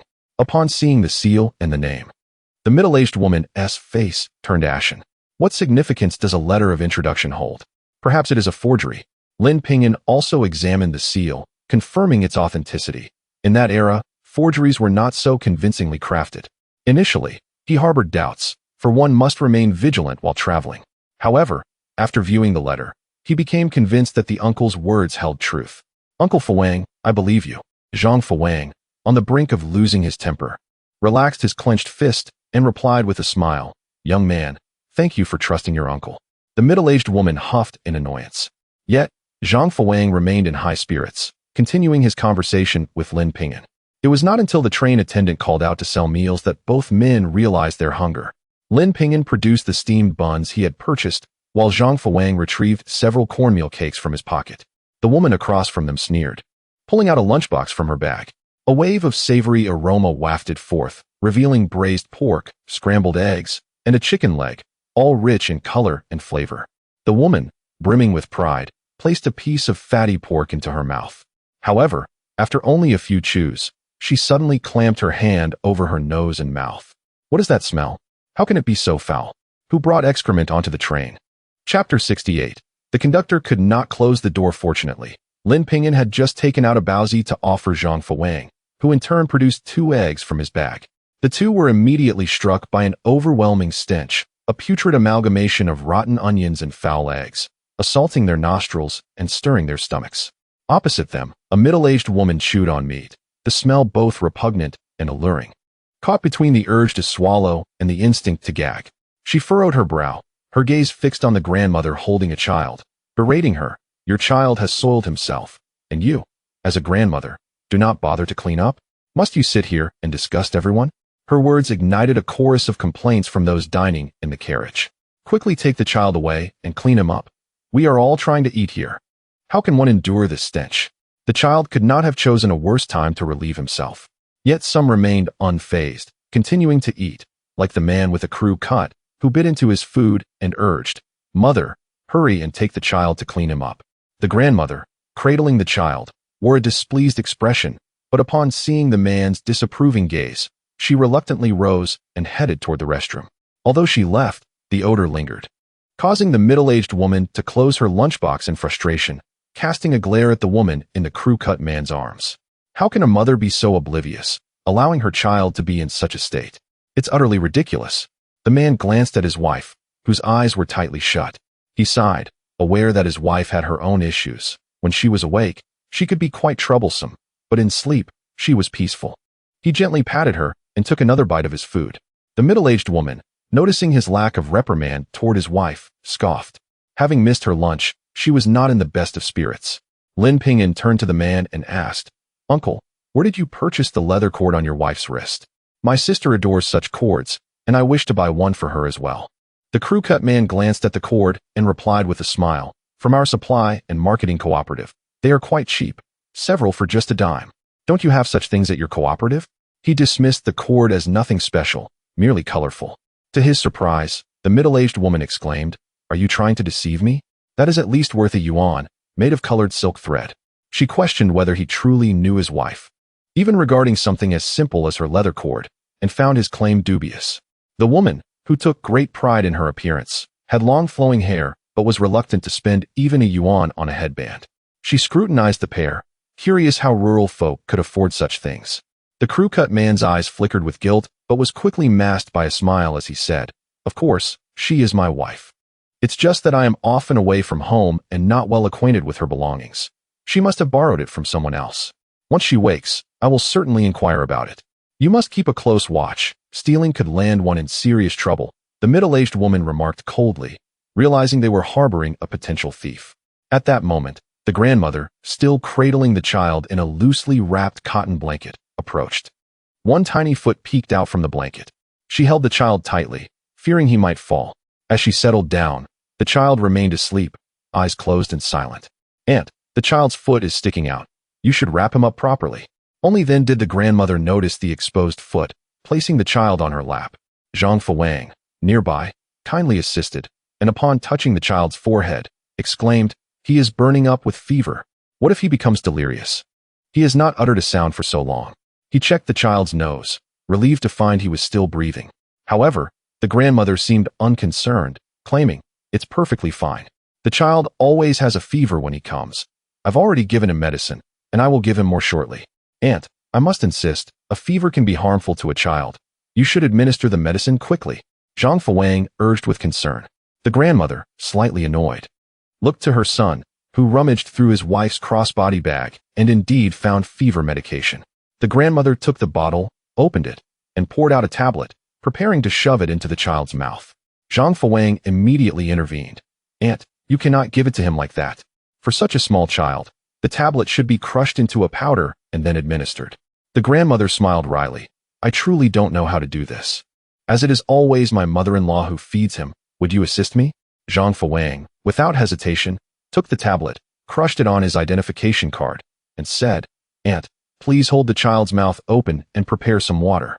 As the grandmother pried the child's mouth open, Zhang Fuwang poured the powdered medicine inside. The child's face contorted at the bitter taste. The grandmother instinctively reached for the water jug to offer the child a drink. Zhang Fuwang felt exasperated. Did she truly believe a child so small could drink from a jug? "Aunt, use a spoon to feed the child water." The grandmother appeared slightly impatient, but, for the sake of appearances, picked up a spoon from the table to offer the child water.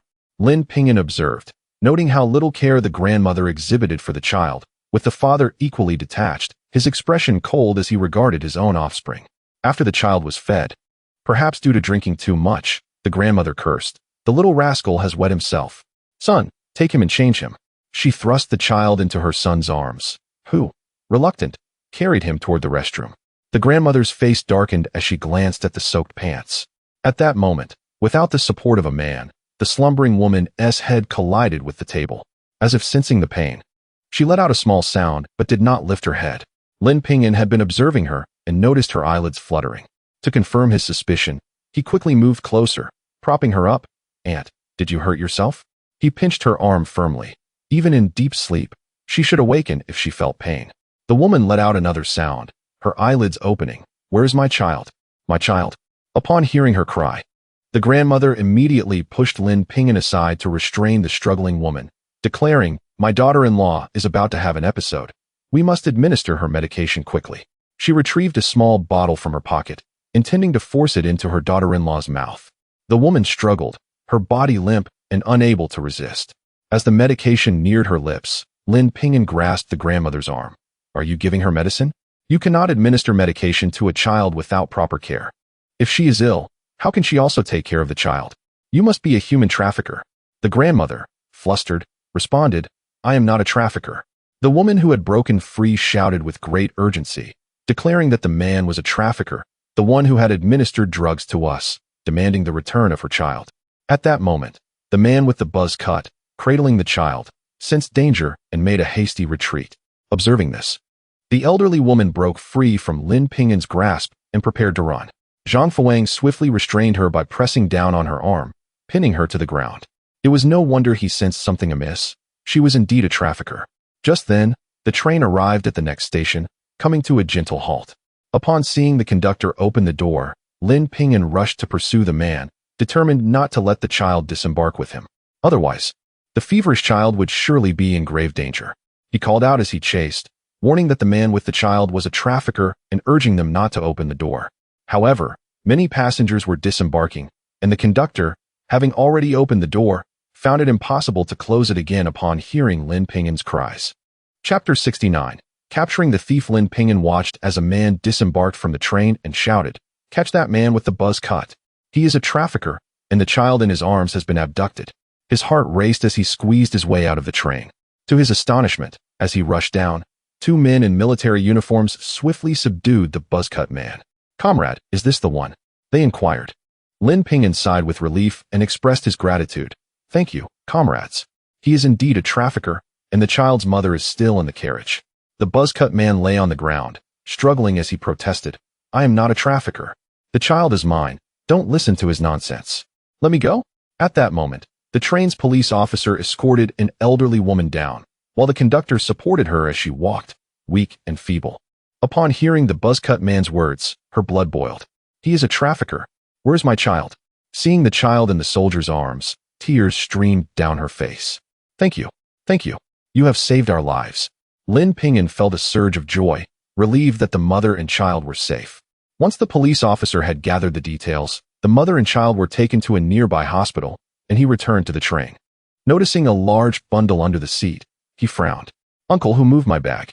Zhang Fuang looked at the bundle with wide eyes and replied, "I'm not sure. I just took the trafficker to the police. You should check if anything is missing." He had only been away for a moment, so he wondered who had meddled with his belongings. Frowning, he surveyed the surrounding passengers, only to have a middle-aged woman sitting across from him laugh. "Young man, I was watching it out of curiosity. By the way, I'll buy your red cotton coat. How much is it?" "I'll take them all." Lin Ping'an clenched his fists. Before he could respond, Zhang Fuang angrily interjected, "Who gave you permission to rummage through someone else's belongings? What if you took something?" The woman dismissed his concerns, saying, "Nothing is missing, and I only took a quick look." She eagerly grabbed Lin Ping'an's arm, saying, "Just sell me the coat." Lin Ping'an observed her eagerness to purchase his clothing. The red cotton coat must be selling well in the province. Therefore, he resolutely stated, "I will not sell. These garments are reserved for someone else. It is wrong to invade my privacy. You should apologize." Although he initially wished to avoid conflict, he could no longer tolerate her audacity. Upon hearing Lin Ping'an's refusal and demand for an apology, the woman's expression soured. "Do not deceive me.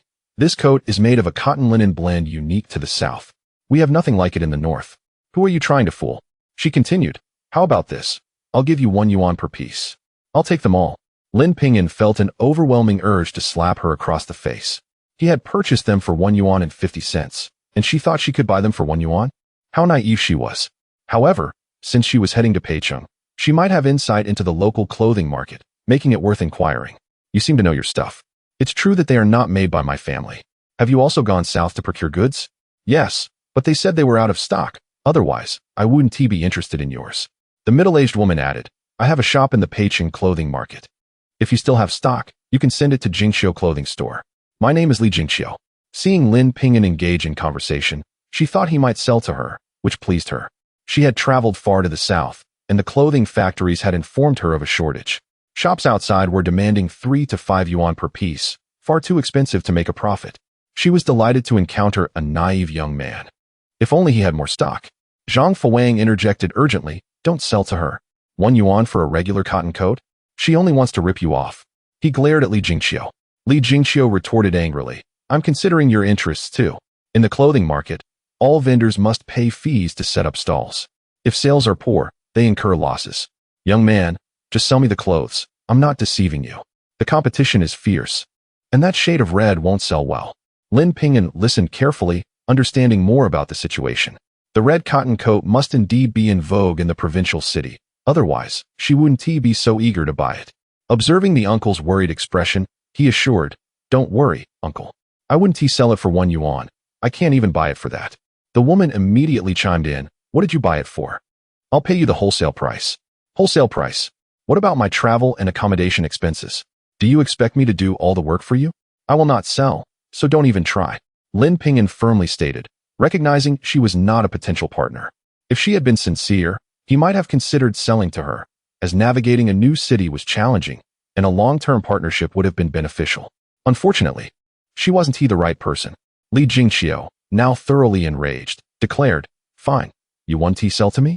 I assure you, once you arrive at the Peichin clothing market, you won't have a chance to sell a single coat." Her eyes glinted with malice as she uttered a threatening remark. "Is the clothing market yours?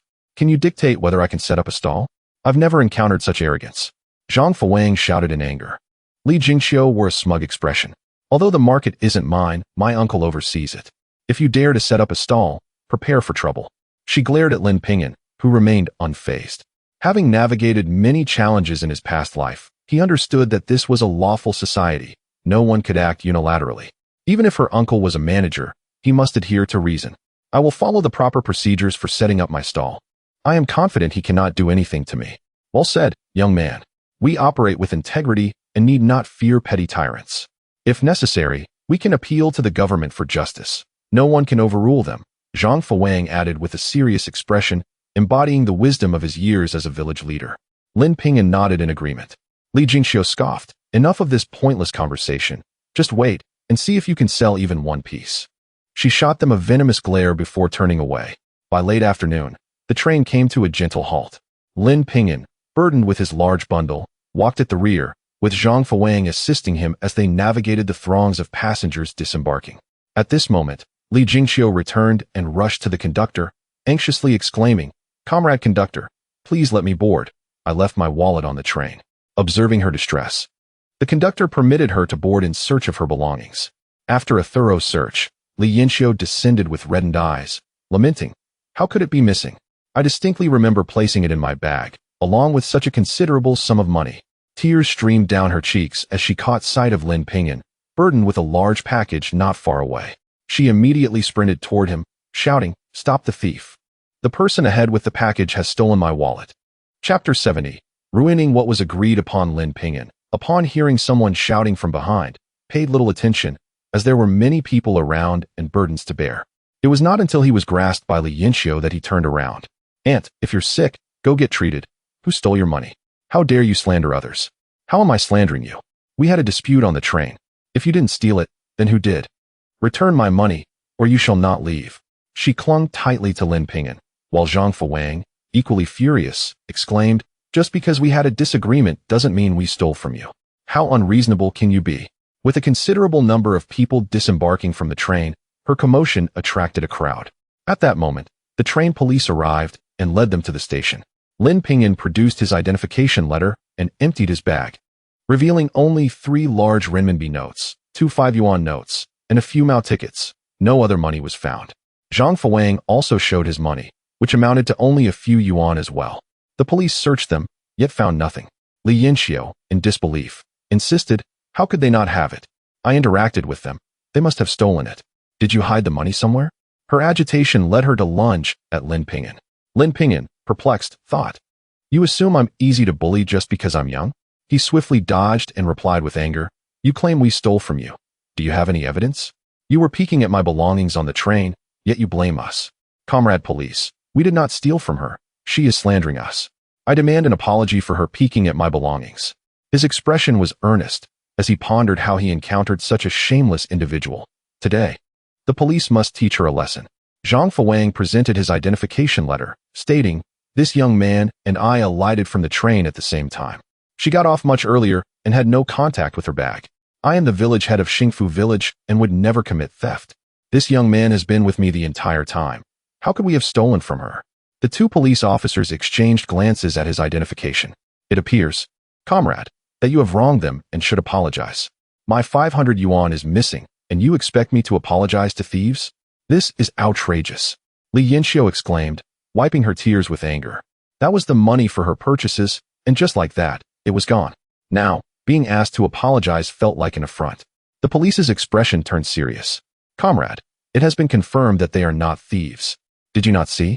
There is no trace of your 500 yuan here. Slandering others can also lead to detention. Quickly apologize to them."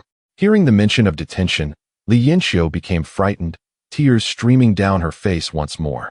All right, I will apologize. Reluctantly, she uttered a forced apology to Lin Ping'an and Zhang Fuang. Lin Ping'an, wishing to avoid further entanglement, needed to head to the guest house. Night would soon fall. Comrade Police, may we leave now? Upon receiving a nod from the officers, Lin Ping'an hastily gathered his belongings. Li Yinxiu tried to stop them, but dared not do so in front of the police. Feeling wronged as she lamented, "What will happen to my 500 yuan?" The two police officers glanced at her. "We will do our utmost to help you locate your money. Please register your details. We will inform you once we have news." Watching Lin Ping'an and Zhang Fuang depart, Li Yinxiu felt a sense of injustice. However, without finding the money on them, she could not prove they were thieves. Resigned, she filled out the registration, hoping to recover her lost money. Upon exiting, Zhang Fuang was enraged, to accuse us of stealing money, and to flaunt her cash on the train. Who would steal from her? It will be a challenge to retrieve it now. Given the current investigative techniques, especially in crowded train stations, it will be even more difficult.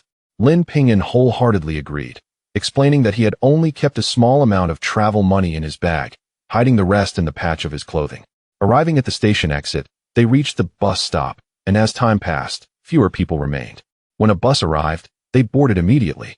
Upon reaching Qingyan Road, Lin Ping'an shouldered his burden and waved goodbye to Zhang Fuang, who had to travel to the last stop in their village.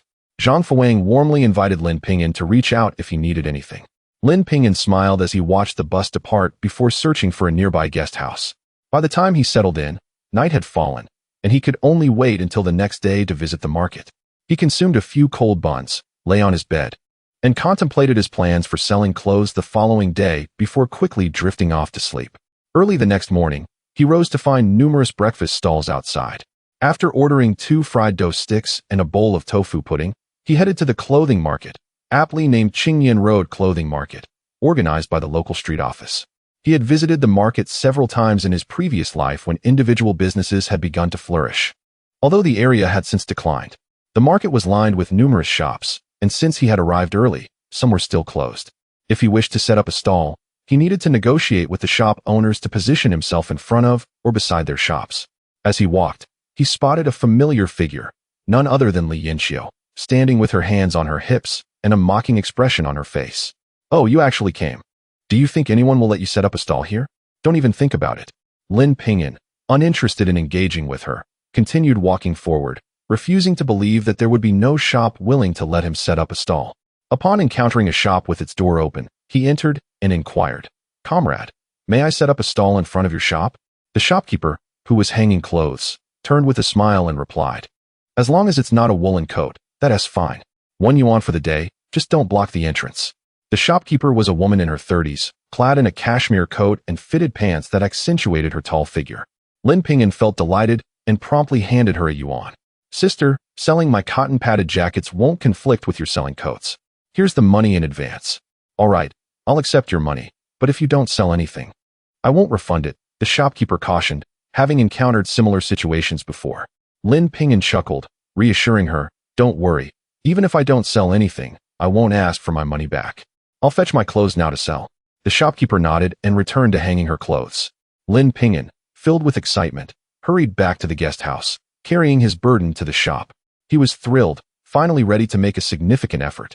Just as he began to unwrap his package, the female shopkeeper emerged, holding the yuan and apologetically saying, "I'm sorry, young comrade, but please take this money back. You cannot set up a stall in front of my shop."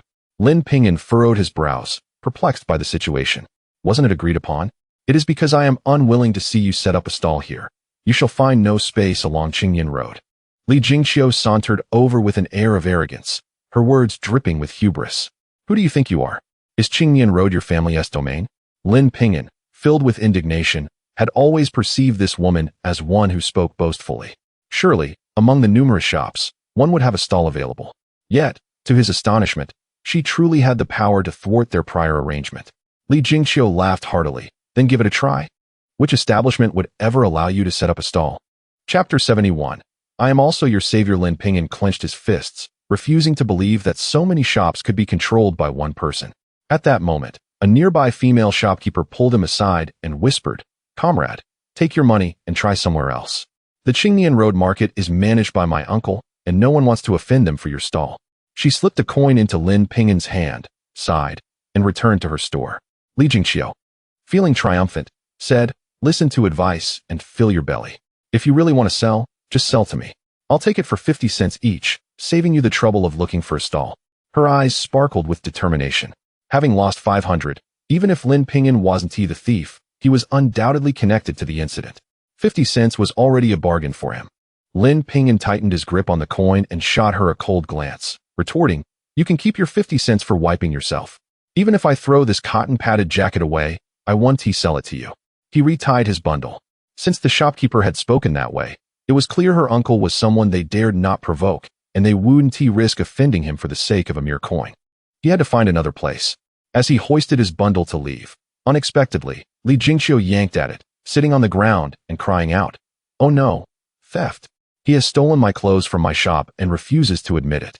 Everyone, come quickly and see. Lin Ping'an was taken aback by her audacity, nearly toppling over, as the bundle slipped into Li Jingqiu's embrace. He had never encountered such a shameless woman before, in a lifetime of wandering. This was a rare breed. He grasped the bundle, attempting to pull it back, but Li Jingqiu held on tightly. You've stolen my red cotton-padded jacket, and now you want to snatch it back? Everyone, come and see, there's a robbery. Her loud cries attracted a sparse crowd in the market. Lin Ping'an hurried to explain, I did not steal anything from her shop. This bundle is mine. She wanted to buy my red cotton-padded jacket. And since I refused, she is trying to extort me. Please help me report this to the police, let them adjudicate. Since she dared to act this way, he was confident that even the police wouldn't let her get away with it. Sitting on the ground, Li Jingqiu panicked. She only intended to scare Lin Ping'an into selling to her. If the police were truly involved, with so many witnesses, who knew what might be said? Realizing this, she said, young man, I've been through a lot myself and don't wish for you to end up in jail at such a young age. How about this? You give me my red cotton-padded jacket, and I'll buy the rest. Lin Ping'an was both amused and infuriated. Her shamelessness knew no bounds. Your red cotton-padded jacket? Everything here is what I've brought from the south. None of it belongs to your shop. If you insist, let us go to the police station and have them investigate. With a sudden surge of strength, he yanked the bundle from her hands. Angered, Li Jingqiu stood up, glaring at him just as two market supervisors approached, asking, what is going on? The market cannot have disturbances, disperse quickly. One older man with a protruding belly approached Li Jingqiu. Jingqiu, what is wrong? Who is bothering you? Feeling reassured, she pointed at Lin Ping'an. It's him. He stole clothes from my shop and won't admit it. And he is even trying to get physical. Uncle, you must stand up for me. The man, referred to as her uncle, scolded. At such a young age, you're stealing? You must not be from the provincial city. What are you doing here? Open that bag and let us see what is inside. His thick beard and large eyes made him look somewhat intimidating when he was angry. His tone was reminiscent of interrogating a criminal. Others in unfamiliar territory would likely be intimidated. However, Lin Ping'an had been reborn. He had seen such bullying before. He calmly replied, just because she is your niece, does that give you the right to favor her? No matter who you are, you do not have the authority to demand I open my bundle. If you wish to see, call the police. Otherwise, no one will touch it. Lin Ping'an held onto his bundle firmly, his expression grave. Hey, you little brat, dare to act tough in front of me? I am the supervisor of the clothing market. If you're stealing, we must inspect it. Xiao Wang, open his bag for inspection. If he resists, send him to the police station. In the past, such commands would have been obeyed without question, but Lin Ping'an stood his ground, watching them unwaveringly. Xiao Li, filled with rage, approached, intending to seize the bundle. Lin Ping'an forcefully grabbed his arm, declaring, I've said it before, you are not the police and have no authority to search. If you want to search, call the police. These individuals were colluding, and even if they opened the bundle, they wouldn't afford him justice. He could only wait for the police to arrive. Seeing that Li Jingqiu's threats had failed, she tugged at her uncle, who understood her intent. Fine. Since you refuse our inspection, we'll take you to the office. You're disturbing the normal order of the market with this crowd. Lin Ping'an noticed the gathering crowd growing larger and lifted his bundle. Li Jingqiu smirked triumphantly, thinking that as long as they went to the office, things would be manageable. However, Lin Ping'an simply shifted his bundle closer to the shop, stating, this way, I won't be obstructing anyone. I'll wait here for the police. Li Jingqiu nearly fainted upon hearing this, and her uncle gritted his teeth in anger. This is the market. Why won't you listen? Wouldn't it be better to wait at the office? Lin Ping'an, reading their expressions, suspected that going to the office wouldn't yield a favorable outcome. Waiting here with the crowd was the safest option. As he remained, Li Jingqiu grew anxious. Just as she was about to urge him, 2 police officers approached, asking who reported the case. Lin Ping'an immediately stepped forward, saying, "Officers, it is I. They are falsely accusing me of theft and want to forcibly open my bundle. I intend to sue them for defamation." Li Jingqiu, refusing to admit her wrongdoing, feigned innocence, saying, "He is lying. My shop is missing items, and I suspect him of stealing. I wanted to check his bag, but he refused and even tried to hit me. Officers, I'm just a legitimate seller. I've never wronged him. Even if it turned out he hadn't stolen anything, this incident would ensure that he couldn't sell his cotton-padded jacket." The officers asked a few questions of the onlookers, but received no useful information. With the crowd continuing to grow, they decided to take both parties to the police station. As they left, Li Jingqiu's uncle shot her a reassuring glance. He was the one in charge here, and anyone who spoke against his niece would not find it easy to sell clothes in this market. Upon arriving at the compound of the Public Security Bureau, Lin Ping'an alighted from the police vehicle, carrying a large package.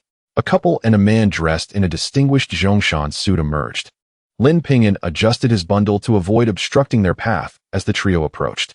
2 officers politely greeted the man as director, to which the man in the Zhongshan suit nodded before accompanying the couple out. Suddenly, the woman turned back to look at Lin Ping'an, and their eyes met, evoking a sense of familiarity. A look of exuberance spread across her face as she exclaimed, "It's you, my husband. He is the one who saved me." She grasped the face of the man beside her, brimming with delight. Li Jingqiu scrutinized the woman, realizing she was indeed the one who had been abducted in the vehicle.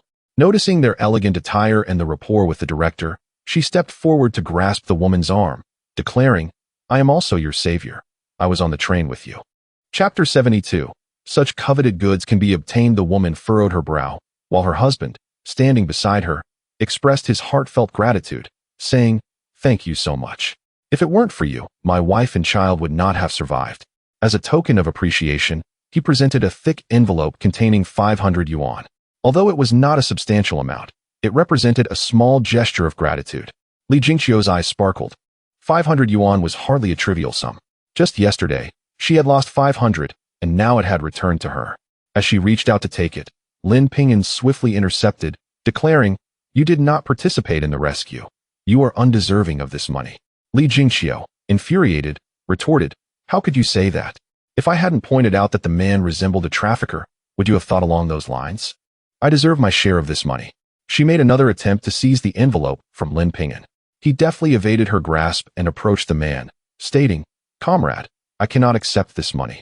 Even if she were not your wife, we would still have intervened. Please, take it back." The man, mistaking Lin Ping'an's politeness for reluctance, smiled and insisted, "Please accept it, young comrade. It is merely our heartfelt gesture." Li Jingqiu stepped forward and snatched the envelope from Lin Ping'an's hands, exclaiming, "If he doesn't want it, then I shall take it." She clutched the money tightly. The man frowned slightly, and at this moment, the woman beside him interjected, "You did not save me. You cannot take this money." It was this young lad and another uncle, 2 soldiers, who came to my aid. She fixed her gaze on Li Jingqiu, confirming that the person before her had not lifted a finger to assist. Li Jingqiu held the money protectively against her chest, saying, "I see you are reluctant. You do not wish to part with this 500, do you? You were unconscious, and I contributed as well. I cannot let this money slip away." Her words left the woman uncertain. Having been drugged, she had no recollection of who had helped her. Observing her indecision, Lin Ping'an quickly added, "There was also an uncle in the vehicle. He is the village secretary of Xingfu village. If we locate him, the truth will come to light." Li Jingqiu's eyes darted, knowing that if that man did arrive, her deceit would be exposed. In a fit of anger, she hurled the envelope back at the man, causing the money to scatter. "I no longer want it. If you do not wish to give it, just say so instead of resorting to this charade." With her hands on her hips, she glared mockingly, "Madam, how can you speak so? Do you even know who he is? He wouldn't flinch at 1,000 yuan, let alone 500. The man, referred to as Director Zhang, wore an expression of anger. Lin Ping'an scrutinized the man, noting the finely tailored suit, cashmere sweater, and an expensive watch adorning his wrist. At that moment, the man picked up the fallen envelope and stuffed the money back inside, saying, Uncle Zhang, while I am not concerned about the amount, if I had not saved my wife, wouldn't he claiming this money be tantamount to fraud? Director Zhang understood the implication and instructed Xiao Wang, investigate whether this lady indeed saved anyone on the train. A police officer immediately complied. Li Jingxiu, trembling, pleaded, Director, I was wrong. I did not save this lady. I was merely tempted by the money. Please, spare me. Tears streamed down her face as she realized that if she were convicted of fraud, her life would be irrevocably altered. Director Zhang regarded her coldly, stating, You should not be pleading with me. You deceived someone, and if they choose not to pursue charges, we will not investigate further. Li Jingxiu quickly turned to the couple, grasping the woman's arm, and exclaimed, I apologize. It was my fault. Please forgive me this time. I was anxious after losing 500 yuan yesterday, and I acted foolishly. The man shook her hand from his wife's arm, shielding her behind him. Just because you lost something does not give you the right to steal from others. His voice was firm as he turned to Lin Ping'an, expressing concern, Young comrade, thank you for saving my wife and child. What brings you to the police station? Lin Ping'an recounted the events that transpired at the clothing market, inciting Director Zhang's ire. How could such individuals exist? Are they not monitored by the industrial and commercial administration? A mere market supervisor dares to be complicit? Li Jingxiu quickly interjected, It is not as it seems. My uncle was conducting himself normally. He stole from my shop first. Lin Ping'an opened his bundle to reveal a red cotton coat, declaring, All my coats are identical, totaling 50 pieces. Yours is not among them, and I have never set foot in your shop. You conspired to prevent me from setting up my stall, forcing me to sell to you, and now you seek to frame me. The police, observing the cotton coats on the ground and Li Jingxiu's guilty demeanor, quickly discerned her deceit. Rest assured, Director, I will investigate immediately and clear the young comrade's name. The man added, Uncle Zhang. Please contact Uncle Li at the Industrial and Commercial Bureau and have him send someone to investigate her uncle. I will accompany the young brother to the clothing market to help him sell the coats. Director Zhang nodded, instructing, Go ahead. Your Uncle Li needs to manage his subordinates properly. He walked into the police station, leaving Li Jingxiu paralyzed with fear on the ground. If the investigation were to proceed, her uncle would undoubtedly face severe consequences, and she would be implicated. A police officer dragged her into the station while another escorted Lin Ping'an and the couple to the market.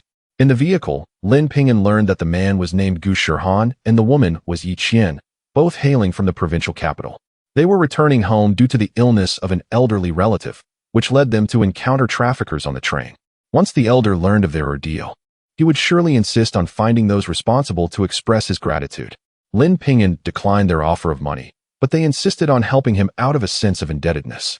Upon arriving at the market, the police began their investigation, and Gu Shiyu led Lin Ping'an to a clothing store. A man of similar age to Gu Shiyu expressed surprise. Shiyu, what brings you here? Aren't you in Haishur? The two recognized each other as old friends. And Gu Shiyu sighed, My grandfather is ill, so I had to return to take care of him. You certainly did the right thing. However, is there something you need while you're here? Gu Shiyu gestured towards Lin Ping'an, saying, Jiang, this is my brother. He has some clothing he needs help selling. The store owner looked at Lin Ping'an, remarking, So young and already in the business, no wonder you're friends. Lin Ping'an smiled and opened his bundle, revealing the red cotton coats. Jiang squatted down, feeling the fabric, and then excitedly patted Lin Ping'an on the shoulder, saying, No wonder you are from the Gu family. You have procured such sought-after goods. Currently, a red cotton jacket is priced at 7 yuan, and acquiring one has become quite a challenge. Since we are brothers, a commission of 50 cents for each piece would suffice. 50 cents? Lin Ping'an was astonished. The shopkeeper, assuming he was dissatisfied with the fee, remarked that if he wished to sell them himself, he could either display them in their store or set up a stall at the entrance. The commission for selling items through them is typically 1 yuan for larger goods such as cotton jackets. He mentioned that 50 cents was already a friendly price. Lin Ping'an was aware of this, but what shocked him was that after deducting costs of 1 yuan 50, plus the 50 cents commission, he could earn 5 yuan per piece. With a total of 200 pieces, his profit would amount to 1,000 yuan. Noticing that the three of them were staring at him, he snapped back to reality. Brotherly, I truly appreciate your willingness to help me sell, but 50 cents is too little. It should at least be 1 yuan. Jiang, having felt a bit awkward earlier, chuckled upon hearing this. I've known Shihan since childhood. We are brothers, so just a token amount will do. At that moment, a sudden wailing sound echoed from the entrance. Chapter 73. The elder of the Gu family, what is happening? Let us go outside and take a look. Ji Yong furrowed his brows, concerned that such a loud commotion so close to his shop might indicate trouble. He dashed out first, with several others following closely behind. Outside, a crowd had gathered, and Lin Ping'an immediately spotted Li Jingqiu's uncle being escorted away by the police, his eyes filled with tears and a face full of grievance. Completely devoid of his former arrogant demeanor. Director Li, I swear I did not accept bribes. They are fabricating lies. You must believe me. I am innocent. Director Li, visibly enraged, retorted, if you haven't accepted bribes, then what is this? The pile of receipts is substantial. Our market has never authorized you to collect money so brazenly. And where has all this money gone? There is no record of such funds on the books. Officer, please take him to the police station. He held a thick stack of receipts in his hands, astonished that someone would dare to collect money right under his nose, even issuing receipts, thinking they wouldn't come to investigate. The more he thought about it, the angrier he became. Market management personnel were called to the office for a meeting. If they did not rectify the situation soon, the market would inevitably be ruined. The market management staff were taken aback by the director's personal appearance. Previously, such inspections were merely routine. They would coordinate things beforehand, but now everything had changed. Just as Director Li was about to leave, he caught sight of Gu Shirhan in the crowd, and his anger visibly softened. Shirhan, if it weren't for you, I would have remained unaware of the chaos in the management below. Gu Shirhan stepped forward, warmly greeting him, Uncle Li. How could I know? They were bullying my friends. It was only then that I became aware. After exchanging a few pleasantries, Director Li departed. Ji Yong, filled with excitement, remarked, had I known you were acquainted with the director of the Industry and Commerce Bureau, I wouldn't have had to beg for the market supervisor, spending money and getting nothing in return. Gu Shirhan chuckled, now that you know, it is not too late. If you have any issues, just let me know, and I will assist you. All right, brother, for that statement, lunch is on me. The four of them agreed to meet for lunch at the state-run restaurant. After the couple left, Ji Yong returned to the shop with Lin Ping'an. Just as Ji Yong hung up Lin Ping'an's red cotton-padded jacket, a female customer walked in, her eyes sparkling with delight. Boss, you have red cotton-padded jackets. Please get me a small size. I want to try it on. The customer gazed at the jacket with excitement. This year, such red jackets were all the rage, with nearly everyone at her workplace owning one. She had wanted to purchase one, but had found none at various stores, so encountering one here was a pleasant surprise. All right, I will find one for you. Red cotton-padded jackets are difficult to procure right now. I had to pay a high price to acquire a few, and they are a bit more expensive than before. Ji Yong retrieved a jacket, observing the customer's expression. She immediately took the garment, feeling the fabric with delight. 8 yuan, right? It's hard to find now, and if it's a bit pricier, then so be it. I will try it on. She headed to the fitting room with the jacket. Ji Yong shot Lin Ping'an a smug look and whispered, take notes. If there's a chance to earn, seize it. Lin Ping'an nodded with a smile. Soon, the customer emerged from the fitting room, looking very pleased in the red jacket. Boss, I will take it. After paying, she intended to return to the fitting room to change back into her clothes. At that moment, Lin Ping'an approached her, saying, Sister, you look stunning in that red jacket. It's festive and elegant. Our jackets have great cuts and quality fabric, but they need someone like you, who knows how to wear them, to showcase them. Would you mind helping us out by wearing it outside to promote our shop? Next time you come, we will prioritize you for new arrivals. Flattered by the compliments, the customer beamed and agreed, stepping out in her red jacket. You've got talent, little brother. No wonder you're doing well, being Gu Shirhan's brother. You can get your hands on goods from military factories. Why did you decide to venture into clothing? Ji Yong was puzzled, as Gu Shirhan's elder was a military leader, with capable soldiers beneath him. It seemed unlikely for his brother to be involved in the clothing business. Lin Ping'an sensed the misunderstanding and explained, Brother Ji, I saved Gu Dage's wife on a train. He recounted his relationship with Gu Shirhan. Ji Yong then realized the connection. Everything happens for a reason. If you wish to pursue clothing, come work with me. I also have a shop in the department store. If you want to sell clothes, I can assist you. His smile was sincere, devoid of any disdain for Lin Ping'an simply because he hailed from a rural background. Lin Ping'an smiled back, suggesting, how about we collaborate? I can supply you with stock, and you can pay me a commission. Sounds good. As for the red jackets, just take as many as you need. Ji Yong was straightforward. Lin Ping'an felt a surge of happiness, thinking that the commission should not be a mere 50 cents, but should be increased. Ji Yong patted his shoulder, grinning brightly. Earlier, you saw that I sold it for 8 yuan. earning an extra yuan. You needn't pay me the 50 cents. I will give you one for 7 yuan instead. It's tough for those from rural areas. If I can help, I will. Thinking this way, he did not want to overcharge. Lin Ping'an found him genuine and replied, "All right, I will have my brother send the remaining 150 pieces over." Ji Yong nearly spat out the water he had just sipped, exclaiming that these traders hadn't even managed to acquire a single jacket, while he had directly obtained 200. You didn't pay a high price, did you? How much did you get them for? 3 yuan 50. Seeing Lin Ping'an shake his head, Ji Yong's spirits sank. 4 yuan at most. The jackets were originally sold for 5 yuan, and they only rose in price due to scarcity. They had been hesitant to purchase because the cost was high. Lin Ping'an clarified, "No, it was below 3 yuan 50. A relative of mine is over there," and he wouldn't disclose the price. Ji Yong understood that no one would reveal their bottom price as long as it wasn't exorbitantly high. Just then, several female customers entered, asking, "Do you sell red cotton padded jackets here?" One sharp-eyed customer pointed at the jackets hanging on the wall, exclaiming, "They really have them." Yin Yin was right after all. "Boss, I would like a small size. I would like 2 medium sizes." The women hurriedly grabbed the jackets and rushed to the fitting rooms. When they emerged, their faces were beaming with joy. After paying, they left wearing their new jackets.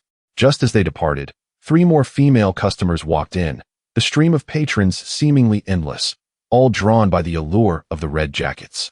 Once the flurry of activity subsided, Lin Ping'an counted the remaining stock and found only 23 jackets left. So quick. If I had known, I would have raised the price to 9 yuan. Ji Yong's face radiated happiness. At that moment, Gu Shihan entered with his long legs, heading towards the dining area. "Everyone has been waiting for you too. Who else is here?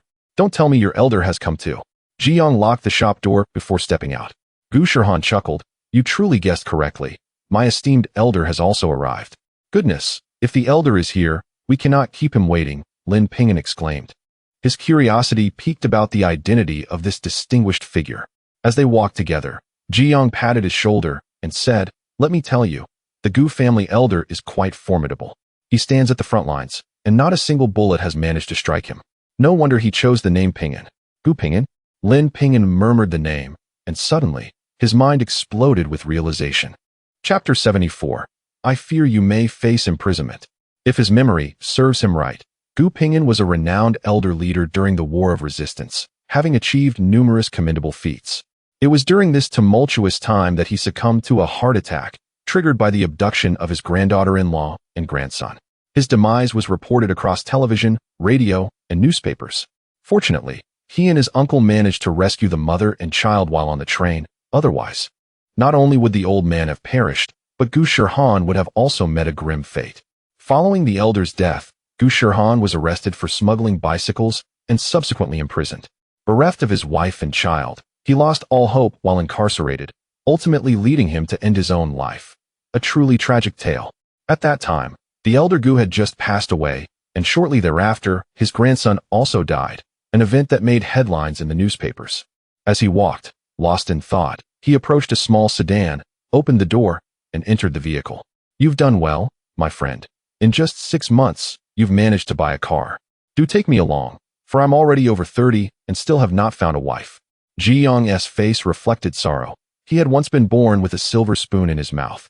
His father a military officer who lived in the same compound as Gu Wenzhou. However, after his father's unfortunate demise, he moved with his ailing mother, and his meager salary was insufficient for her medical expenses. It was only during the era of reform and opening up that he ventured into clothing sales, with his initial capital provided by Gu Shihan. Seated in the driver's seat, Gu Shihan mentioned, "I've just secured a batch of bicycles. If you're interested, I can include you in the deal at a purchase price that is merely 30% of the retail price here." Such an incredible bargain. "I happen to have some idle funds. I'm in," Ji Yong exclaimed, feeling elated. He turned to Lin Ping'an. "Brother, what do you say? Are you joining us?" Lin Ping'an furrowed his brow at the mention of bicycles, perceiving it as a harbinger of imprisonment. He could not align himself with them, nor could he bear to witness them plunge into such peril. "Gu, these bicycles aren't smuggled, are they? They seem too cheap," Lin Ping'an inquired. "Absolutely not. I've reviewed the customs declaration and import permits. There's no possibility of smuggling. This batch is substantial, starting at a minimum of 150,000, Gu Shiyu replied while driving. Ji Yong, astonished, gasped, 150,000? You're quite ambitious. How much do you intend to invest? Gu Shiyu smiled. I've already invested 200,000. If you wish to join, I can inform them to include your share. What? You've already paid? Lin Ping'an's voice rose in alarm. Paying 200,000 is a lot. If the amount exceeds 150,000, one could face 10 years in prison. Gu Shihan assumed Lin Ping'an was shocked by the sum, but he calmly asserted, I've paid. Such a rare opportunity must be seized. Indeed, it was an exceptional opportunity, yet the gates of prison had already begun to open for them. Lin Ping'an could no longer restrain himself. Gu, can you retrieve your money now? I fear you may face imprisonment. Upon hearing this, Gu Shihan nearly collided with the car ahead. He patted his chest, pulled over, and turned to Lin Ping'an. What do you mean by that? I am conducting legitimate business.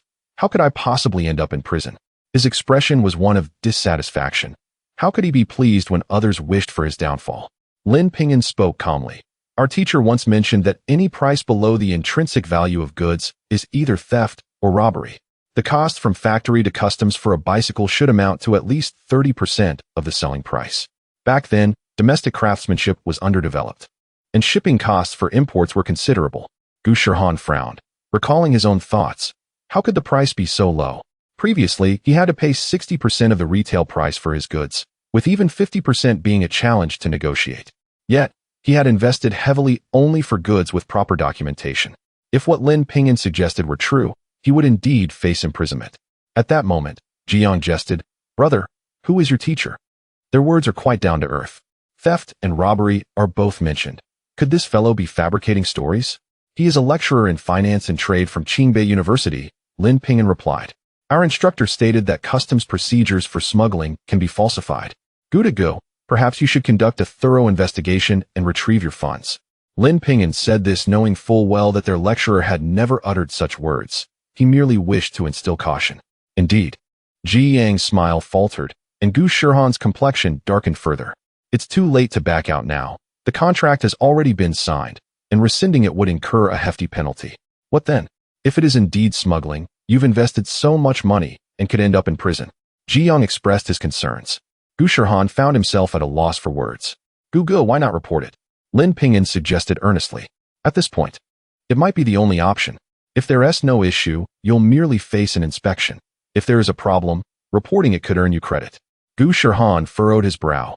Now in his 30s, with an aged grandfather and parents lost to an accident, he pondered what would become of his family should he encounter trouble. Contemplating this, he gazed out the car window. I'm going to report it now. Please wait for me in the car. With that, he swiftly exited the vehicle and headed towards a nearby phone booth. In the car, Jiang looked at Lin Ping'an. You're quite the hidden gem. A student from Qingbei? How did you end up in the clothing business? Lin Ping'an chuckled ruefully, briefly recounting his own misfortunes. What sort of lineage does your family have? A talent like you should surely be valued more than your third uncle, who is merely a regular undergraduate. Ji Yang expressed indignation on Lin Ping'an's behalf. However, Lin Ping'an had long since let go of his earlier anger. He understood that no matter how exceptional he was, his grandfather's heart would always belong to his third uncle. Ji Yang, growing increasingly agitated, reiterated his frustrations when Gu Shihan returned to the car. Upon arriving at the state-run restaurant, the three disembarked and entered their reserved private room, which was already filled with patrons. Gu Shihan led them inside. Grandfather, I've brought some friends. I just learned that he is also an outstanding student from Qingbei, sharing the same name as you, Ping'an. What a coincidence. He pulled Lin Ping'an closer to the elder. Lin Ping'an looked at the kindly old man before him and respectfully greeted. Good day, grandfather. The elder beamed with joy. Excellent, excellent. No wonder you bravely rescued Qianqian and her child. I shall write a letter of gratitude to your school to express my appreciation. They have cultivated such a remarkable talent. If such a prominent figure as the elder were to write a letter of thanks, the school would undoubtedly take heed, easing many future troubles for Lin Ping'an. Lin Ping'an felt a surge of joy within, as his grandfather, unreserved and amiable, would naturally extend a helping hand in such circumstances as anyone would. The old gentleman nodded with a smile, and the two middle-aged men beside him regarded Lin with approving glances. Indeed, if we had more youths like you, our public security efforts would be greatly alleviated, remarked Director Zhang of the Public Security Bureau, whom Lin had encountered that morning. Beside him, Director Li of the Industry and Commerce Bureau echoed similar sentiments. Lin Ping'an, unperturbed, engaged in conversation with them effortlessly, and as the meal progressed, their camaraderie deepened. Just as they were finishing their meal, the door was suddenly thrust open. Chapter 75. From now on, you are my true brother. A middle-aged man, breathless and bespectacled, exclaimed, "Goo. This is terrible. The customs have seized our goods, claiming they are smuggled." His urgency was palpable as he had rushed over upon receiving the call. Upon seeing the crowd, he took a step back, noticing Gu Shirhan signaling him to close the door again. The elder Gu was present. Should he learn of this matter, it could lead to dire consequences. He felt a pang of guilt for potentially causing trouble for his employer. At that moment, Gu Shirhan saw the elder's disapproving gaze and quickly clarified, "Grandfather, I had no knowledge that this was smuggled goods. You have always said that if I engaged in illegal activities, you would disown me as your grandson. How could I dare? How could you not know? Now that the situation has arisen, you feign ignorance." The elder rose, his hand trembling on the cane, his face pale with anger, exacerbated by his recent illness. The two directors beside him quickly rose to support him, urging, "Please do not be so upset. I have faith that Shirhan would never knowingly commit such an offense. He has always been a sensible child. How could he engage in smuggling?" With patience, they soothed the elder, who sat down, clutching his chest. "Grandfather, do not be angry. In fact, it was I who reported that batch of goods. Thanks to Lin Ping'an's reminder, otherwise, I would have been at a loss for words." Gu Shirhan recounted the events succinctly. The onlookers cast appreciative glances at Lin Ping'an, acknowledging his sharp intellect as a student from Qingbei. "You should learn from him. A small gain can lead to great losses. If not for Ping'an, none of us could have safeguarded you." The elder, filled with trepidation, reflected that Gu Shirhan was the last remaining hope of the family. If anything were to happen to him, how could he face the ancestors of the Gu family? Gu Shirhan nodded, expressing sincere gratitude. "Ping'an, I truly thank you. Without you, I would have faced inevitable imprisonment." He grasped Lin Ping'an's arm, speaking with fervor, "From now on, you are my true brother. Should you need anything, do not hesitate to call on me." Lin Ping'an felt a slight tremor in Gu Shirhan's body as he replied with a smile, "Then I shall not be polite. Henceforth, you are my elder brother." They came from a family of soldiers, and such a bond was indeed commendable. Hearing this, the elder smiled. "Then I shall have another grandson." He laughed heartily, prompting Director Li to raise his glass in celebration. "Let us toast to the elder for acquiring such a fine grandson." Everyone lifted their glasses, with Li Qian, unable to drink alcohol, raising a beverage instead, gratefully clinking her glass with Lin Ping'an's before downing it in one go. Upon exiting the restaurant, the elder Gu took Lin Ping'an's hand, inviting him to visit the family home. Lin Ping'an declined, explaining that he had to sell clothes in the afternoon and needed to retrieve the remaining cotton jackets. Furthermore, Gu Shirhan was bound to face complications from this incident, and the elder would certainly need to address them. Gu Shirhan reassured, "Do not worry, grandfather. As soon as he has the opportunity, I will bring him to our home." The elder nodded with a smile, assisted by Li Qian, as they boarded Director Zhang's car. Gu Shirhan, accompanied by Lin Ping'an and Ji Yong, returned to the clothing market. In the car, Ji Yong observed Lin Ping'an with envy. "I have never seen the elder treat any junior with such warmth. You are the first. The way the two directors looked at you has changed. It is truly enviable. Shirhan, why don't you speak to the elder about making me another grandson?" Gu Shirhan, unable to contain his laughter while driving, replied, "You might as well say it to him yourself." Ji Yong, realizing the futility of that idea, concluded, "In that case, as long as you two succeed, just help me out a bit." He was not foolish. Lin Ping'an had saved his grandson's wife and great-grandson, and today, he had spared him from imprisonment. A student from Qingbei with limitless potential was indeed someone the elder would cherish as a true grandson. Lin Ping'an and Gu Shirhan smiled in agreement. Soon they arrived at the market, and as Ji Yong and Lin Ping'an approached the store, they noticed several women waiting outside. "You finally arrived. Hurry and open the door. We are here to buy red cotton jackets." One of the women spoke, someone they recognized from earlier that day. Ji Yong, having never encountered customers waiting outside the store, quickly opened the door, and the women rushed in. Before long, they emerged joyfully with their purchases, exclaiming, "Wonderful. We saved 2 yuan. The department store sells them for 10 yuan each. And we bought them for 8. If we sell them, we can make an extra 2 yuan. Their conversation reached Ji Yong and Lin Ping'an's ears, causing Ji Yong to feel frustrated. No wonder they came to us. Had I known the price would rise to 9 yuan 50, we would have lost 2 yuan. Yet Lin Ping'an smiled. We should actually thank the department store for selling them at 10 yuan. If they had priced them lower, we wouldn't sell so quickly. After a moment of thought, Jiang nodded. Your perspective is indeed different. If only we had more stock, we could make a substantial profit. With only 20 pieces remaining, he anticipated they would soon sell out. Sure enough, a few more customers entered, heading straight for the red cotton jackets, purchasing them in pairs. Lin Ping'an suspected some were reselling them. In no time, the remaining jackets were sold out. Jigu, I will return to the village to fetch the remaining stock and see if I can bring back more. Lin Ping'an stood to leave, eager to return and have Xiao Yu assist him in acquiring additional merchandise, seizing the opportunity to earn more. Jiang stopped him, pulling out a stack of money from the drawer. This is the payment for 50 jackets. Take it for now. Lin Ping'an counted the money, which amounted to 350 yuan. For the next batch, I will charge you a commission of 1 yuan 50. He had inquired about the consignment prices beforehand, knowing that a well-selling cotton jacket usually earned a commission of 1 yuan 50. He could not take advantage of Ji Yang as a friend, especially since he had earned quite a bit from this batch. Ji Yang playfully punched him. We are brothers. Why keep such a clear account? The closer the brothers, the clearer the accounts should be.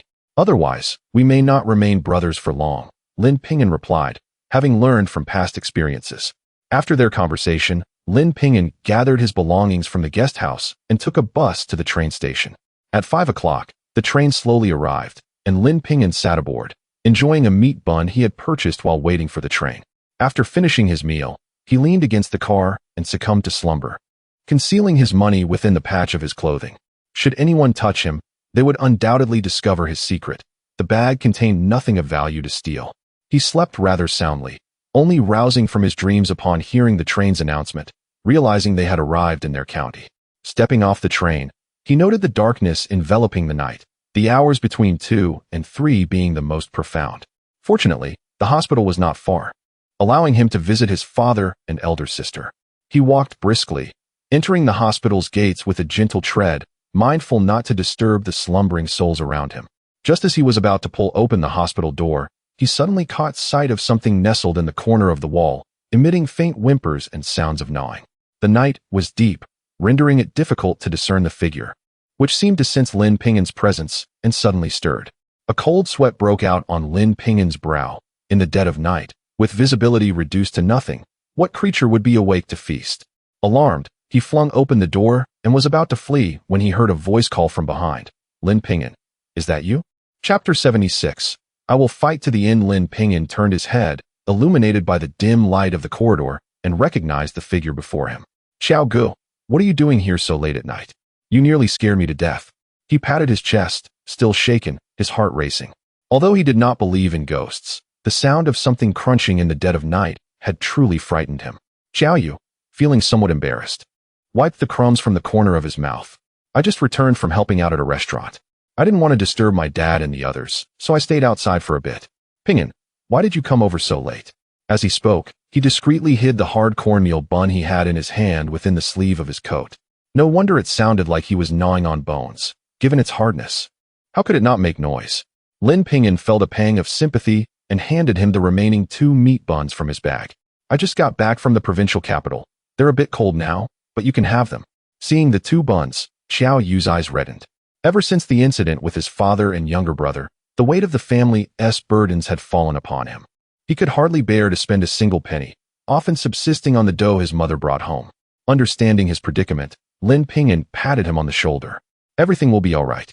Once you finish school, the country will need your contributions. You could be the future mayor. Your potential is boundless. However, upon hearing this, Xiao Yu's spirits sank further. I might not be able to continue my studies. With our family's financial situation, there's no way they can support me. Lin Ping'an suddenly realized why. In his previous life, his third uncle had mocked him for graduating a year late. It must have been due to family circumstances. I have money here. Take it and finish your studies. You'll graduate in a year. You cannot give up now. He tore open a patch on his cotton coat and pulled out 300 yuan, offering it to Xiao Yu. With tears welling in his eyes, Xiao Yu pushed the money away. No, I've already told the school I can't continue. He wished to pursue his education, but his family truly needed him. Although his mother and 2 sisters were there, how could they manage without a source of income? Lin Ping'an recognized his pride and desire for self-reliance. Xiao Gu, how much do you earn doing labor in our county? Why not go to the south for school and help me with sourcing goods? I'll give you a commission. Xiao Yu frowned as Lin Ping'an explained, your classmates must be producing more than just red cotton coats. There are other garments as well. Keep an eye out for me. As long as I manage to procure goods, I will share the profits with you. He understood that if he simply handed Xiao Yu money, he would likely refuse. So he had to approach it this way. After some contemplation, Xiao Yu finally nodded. The wages in the county were indeed too low, making it difficult to support their family. If he could assist Lin Ping'an and earn some money, he could also take on odd jobs to help with household expenses. Seeing him agree, Lin Ping'an smiled. Help me source another batch of red cotton coats. I need 2,000 pieces. Xiao Yu's eyes widened, his mouth stammering. How many did you say? 2,000. He hadn't sold a single piece yet and was worried about Lin Ping'an's ability to sell them in the provincial capital. The request for 2,000 pieces was staggering. That required a significant sum. How could any family come up with that amount all at once? I found a supplier in the provincial capital who specializes in this. I will just hand over the goods. And you need not worry about the money. I will ensure it is ready. Lin Ping'an understood that Xiao Yu was concerned about his ability to sell them, and, more importantly, about not being able to gather 2,000 yuan. He had considered borrowing from his uncle if necessary, as even if his mother spent all her savings, it would still be enough.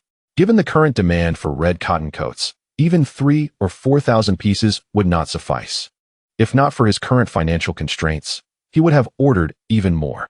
Seeing Lin Ping'an's earnestness, Xiao Yu agreed to ask his classmates for the goods the next day. The two then walked into the corridor together. Lin Ping'an quietly opened the door to his father's hospital room a crack. The steady sound of breathing and his father's familiar snoring filled the air, prompting him to gently close the door again. He sat on a bench in the corridor, preparing to endure a little longer. It was the latter half of the night, and soon everyone would be up. Although he had slept on the train, he was not at all tired, his mind racing with thoughts of how to earn money, gradually leading him to close his eyes. When he opened them again, Zhang Zuolan was shaking his arm, her expression filled with concern. Why are you sleeping out here? You might catch a cold in this weather. Hurry inside and have some hot sugar water. Though his son had only been in the provincial capital for a day, a mother's worry never ceased, especially when he returned without notice, sleeping outside in the cold. She entered, pouring hot water from a thermos and adding some sugar. Drink up. Don't catch a cold. Thank you, Mom. Lin Ping'an smiled as he accepted the enamel cup from her. Meanwhile, Lin Dagua, known for his impatience, anxiously inquired about the clothes Lin Ping'an had taken to the provincial capital. So, were you able to sell them? Zhang Zuolan shot her husband a glance, realizing their son had returned so soon, indicating that sales must not have gone well. Ping'an, hurry and drink. Don't mind your father. Whether or not they sold well doesn't matter.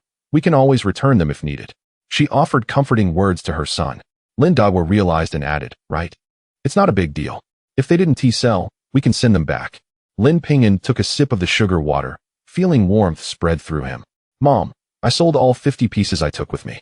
I returned to get the remainder and plan to order more. Lin Dagua, lying in the hospital bed, nearly shot up in excitement, but was held down by his wife. Our son is doing well. Why are you getting so worked up? If you injure your arm again, you'll have to stay here even longer. Though chastised, Lin Dagua smiled. You're right, dear. I need to be strong and get out of here soon. Ping'an, it doesn't matter if you didn't make much money, as long as the clothes sold, that's a good start. He reasoned that their son's early return must mean he had sold them cheaply. For how could 50 pieces be sold in just one day otherwise? Lin Ping'an wanted to explain but refrained, noticing the many other patients in the room. Yes, being able to sell them is a success. Zhang Zuolan nodded, and after a brief conversation, Lin Ping'an decided to check on his elder sister. Upon reaching the second floor, he found the corridor filled with people and moved closer to see. You wasteful daughter-in-law, return my money at once, or you will never be able to be with my son.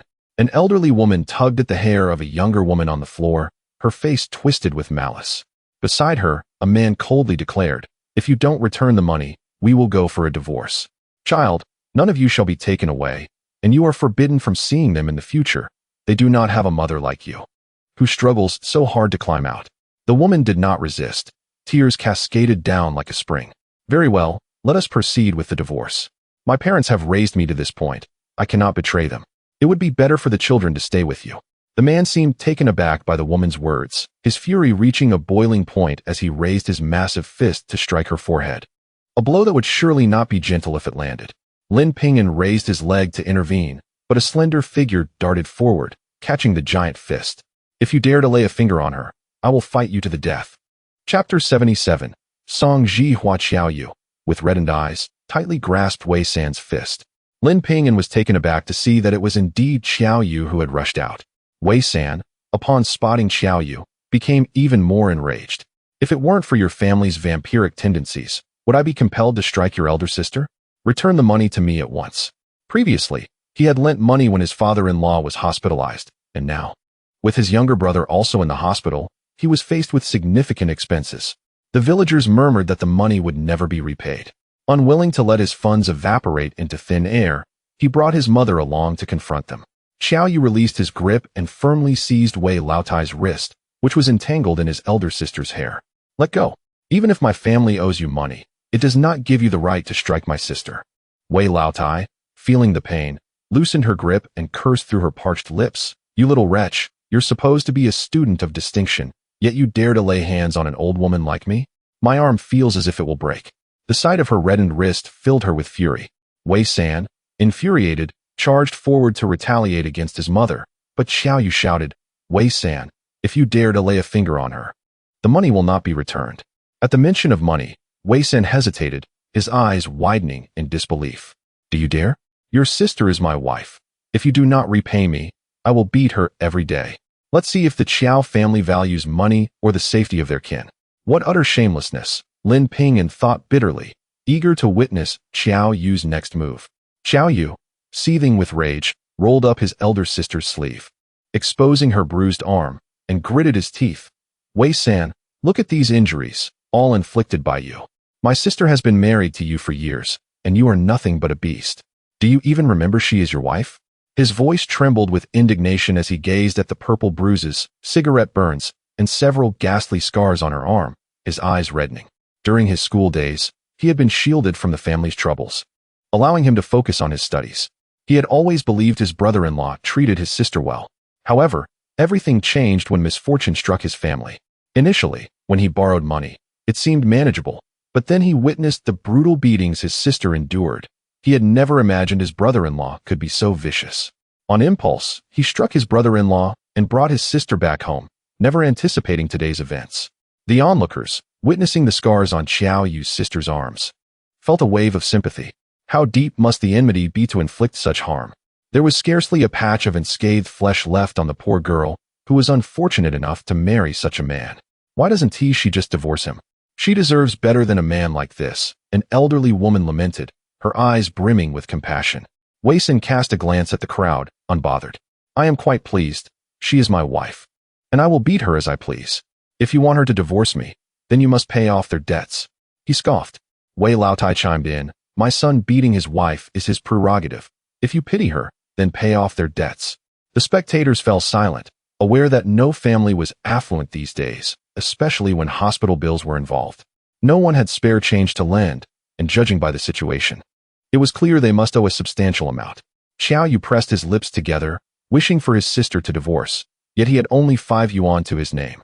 Xiao Lan's tears flowed endlessly. She understood the family's difficulties. Wei San, can I repay you gradually?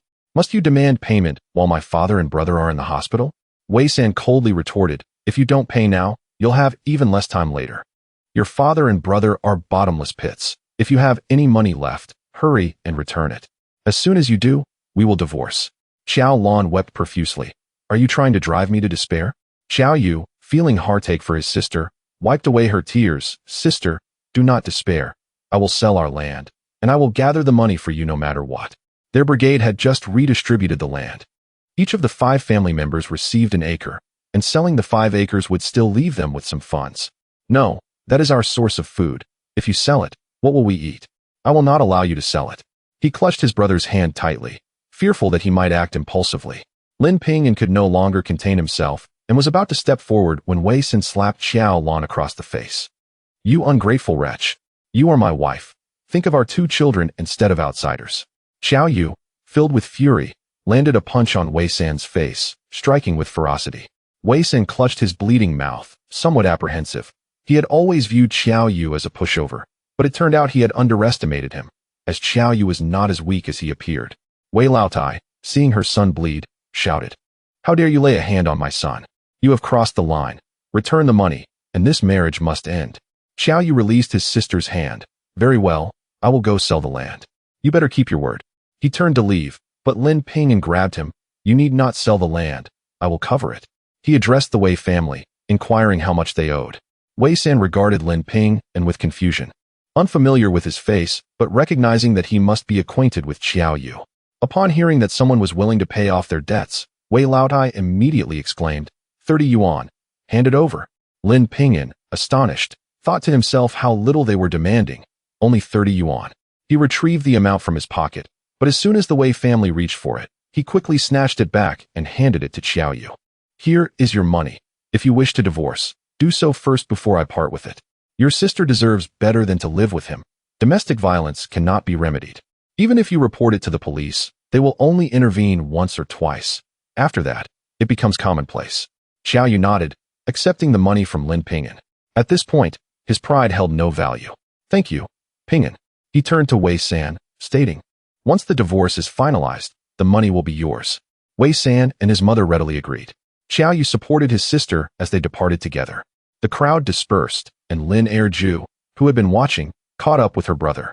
Ping'an, when did you return? Do you know that person? Lin Ping'an briefly recounted his acquaintance with Xiao Yu, and they shared light-hearted banter as they entered Xiao Lan's hospital room. Upon entering, a tall, handsome young man approached. Erju, I've already prepared hot water for you. Who is this? The young man scrutinized Lin Ping'an, who, in turn, was taken aback by how familiar the young man's features were, particularly the mole on his forehead. Lin Erju, noticing the young man's slight blush, spoke with warmth. This is my brother, just returned from the provincial capital. Lin Ping'an sensed an unspoken connection between them, as if they were courting. And the young man's face lit up with joy upon learning of his identity as her brother. Is it Ping'an? I am staying in the hospital with my mother in the adjacent bed. In this way, we can keep an eye on each other. Lin Ping'an responded with a smile and entered the ward, noticing that his elder sister appeared to be in much better spirits. Ping'an, you have arrived. His elder sister greeted him with a wave. A little girl rushed over and hugged his leg. Ergio, I can recite the 3-character classic now. Let me recite it for you. She recited it with remarkable fluency, and Lin Ping'an praised her, saying, you recited it splendidly. Was it your second aunt who taught you? It was Teacher Song who taught me. He has imparted so much knowledge to me, the little girl replied, pointing at the young man standing nearby. Lin Ping'an's elder sister further praised. Teacher Song is a primary school teacher in our county, and he is truly a person of good character. The woman lying in the adjacent bed looked at her son with admiration, stating, Jihua has always been diligent in his studies, and he is a filial child at home. Jihua, Song Jihua. The very thought of that name sent a chill down Lin Ping'an's spine. Chapter 78. The collapse of Feng Jianli's garment factory. No wonder he looked familiar. In his previous life, images of him had graced both television screens and newspapers. Although he had aged considerably, the prominent mole on his forehead and his name remained etched in his memory. The abominable nature of his actions sent a chill down his spine.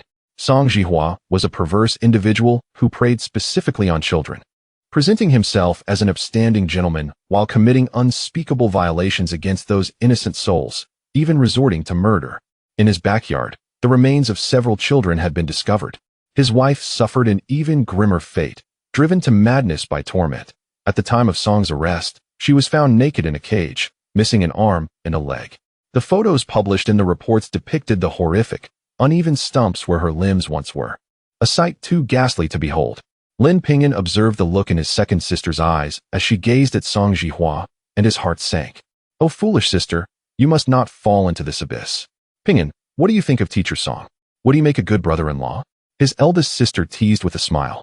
He could discern Song Jihua's interest in his second sister, and their mother had also mentioned her fondness for the girl, suggesting she should speak to him on the matter. Upon hearing this, Lin Erjiao's cheeks flushed crimson as she shyly glanced at the warm smile of Song Jihua and replied, Sister, I don't wish to marry just yet. Please don't speak so carelessly. Feeling embarrassed, she took a seat off to the side. The aunt from the adjacent bed covered her mouth in laughter, saying, Erjiao is merely shy. When I recover, how about I visit your home to propose? Her suggestion stemmed from her desire to see her son content, believing it would ease her own burdens. However, Lin Ping'an suddenly stood up, exclaiming no. His impulsive outburst drew the curious gazes of everyone in the room. After a moment, he composed himself and continued, I cannot bear the thought of my sister marrying. Moreover, we know nothing of his background. I would not feel at ease with my sister marrying him. It is better to wait until they understand each other better. He aimed to delay this matter, resolutely refusing to allow his sister to wed such a man. Song Jihua clenched his fists, a glimmer of hatred flashing in his eyes, yet he maintained a gentle facade as he replied, Ping'an is correct. We live in a new era, where love should be free. It is beneficial to interact and understand one another better. Seeing that his previously gloomy second sister smiled at this statement, Lin Ping'an felt a surge of frustration. It seemed she had developed feelings for him. He could not allow his sister to become ensnared in such a situation. If they wished to interact, he would ensure they could not. Observing his eldest sister still nodding along, he seized the opportunity to call his second sister outside. Erjiao, I would like you to accompany me to the provincial city. I have brought too many clothes this time and cannot manage them all. The provincial city? That is quite far. Lin Erjiao hesitated. Lin Ping'an wore an expression of concern. If he brought their uncle along, his fearsome appearance would frighten away customers. If you truly do not wish to come because you fancy Song Jihua, I will not force you, he added, knowing she was more inclined to respond to a gentle approach. Previously, she would have readily agreed. But now her reluctance suggested she did not want to part with Song Jihua. Unable to explain his intentions, he resolved to take her far away. Seeing the troubled look on her brother's face softened Lin Erjiao's heart. All right, I will go with you. How long will it take? I'm not quite sure, but it should be quick, Lin Ping'an replied, planning to return once she had forgotten about Song Jihua. After all, their bond had only recently formed. And by exposing her to the allure of city life, she might well forget him entirely. Once she agreed, Lin Ping'an ceased further discussion.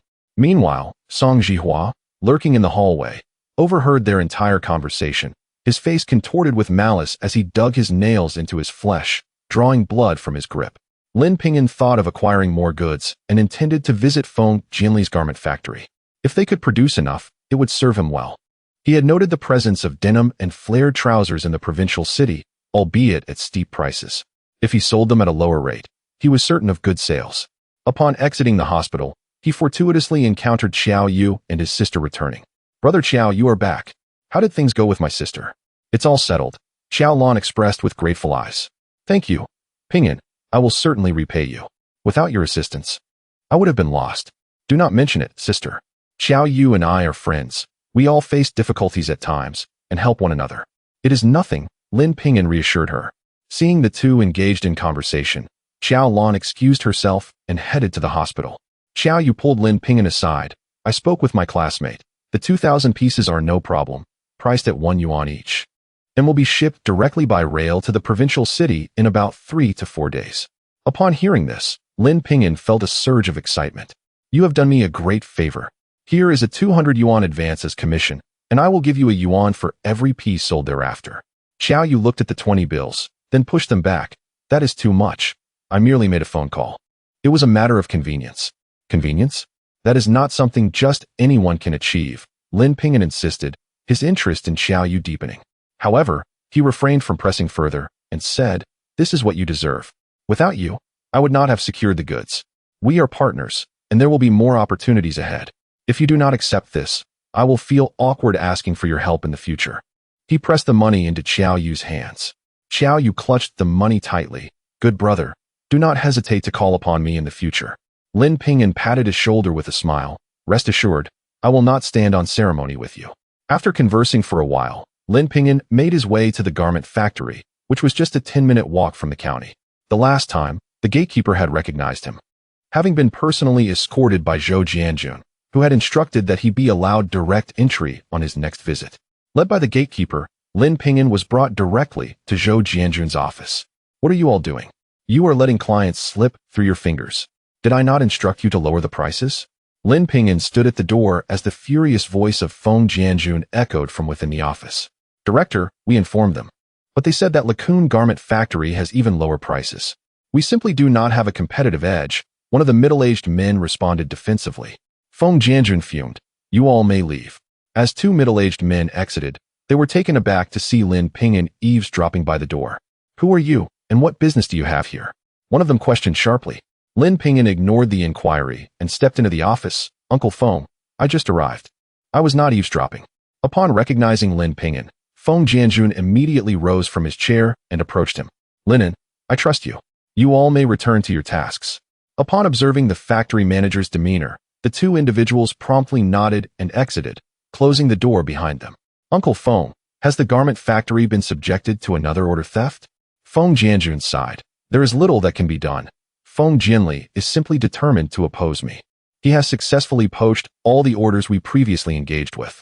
Thankfully, due to the work uniforms you designed for me last time, those 3 factories have resumed their collaboration.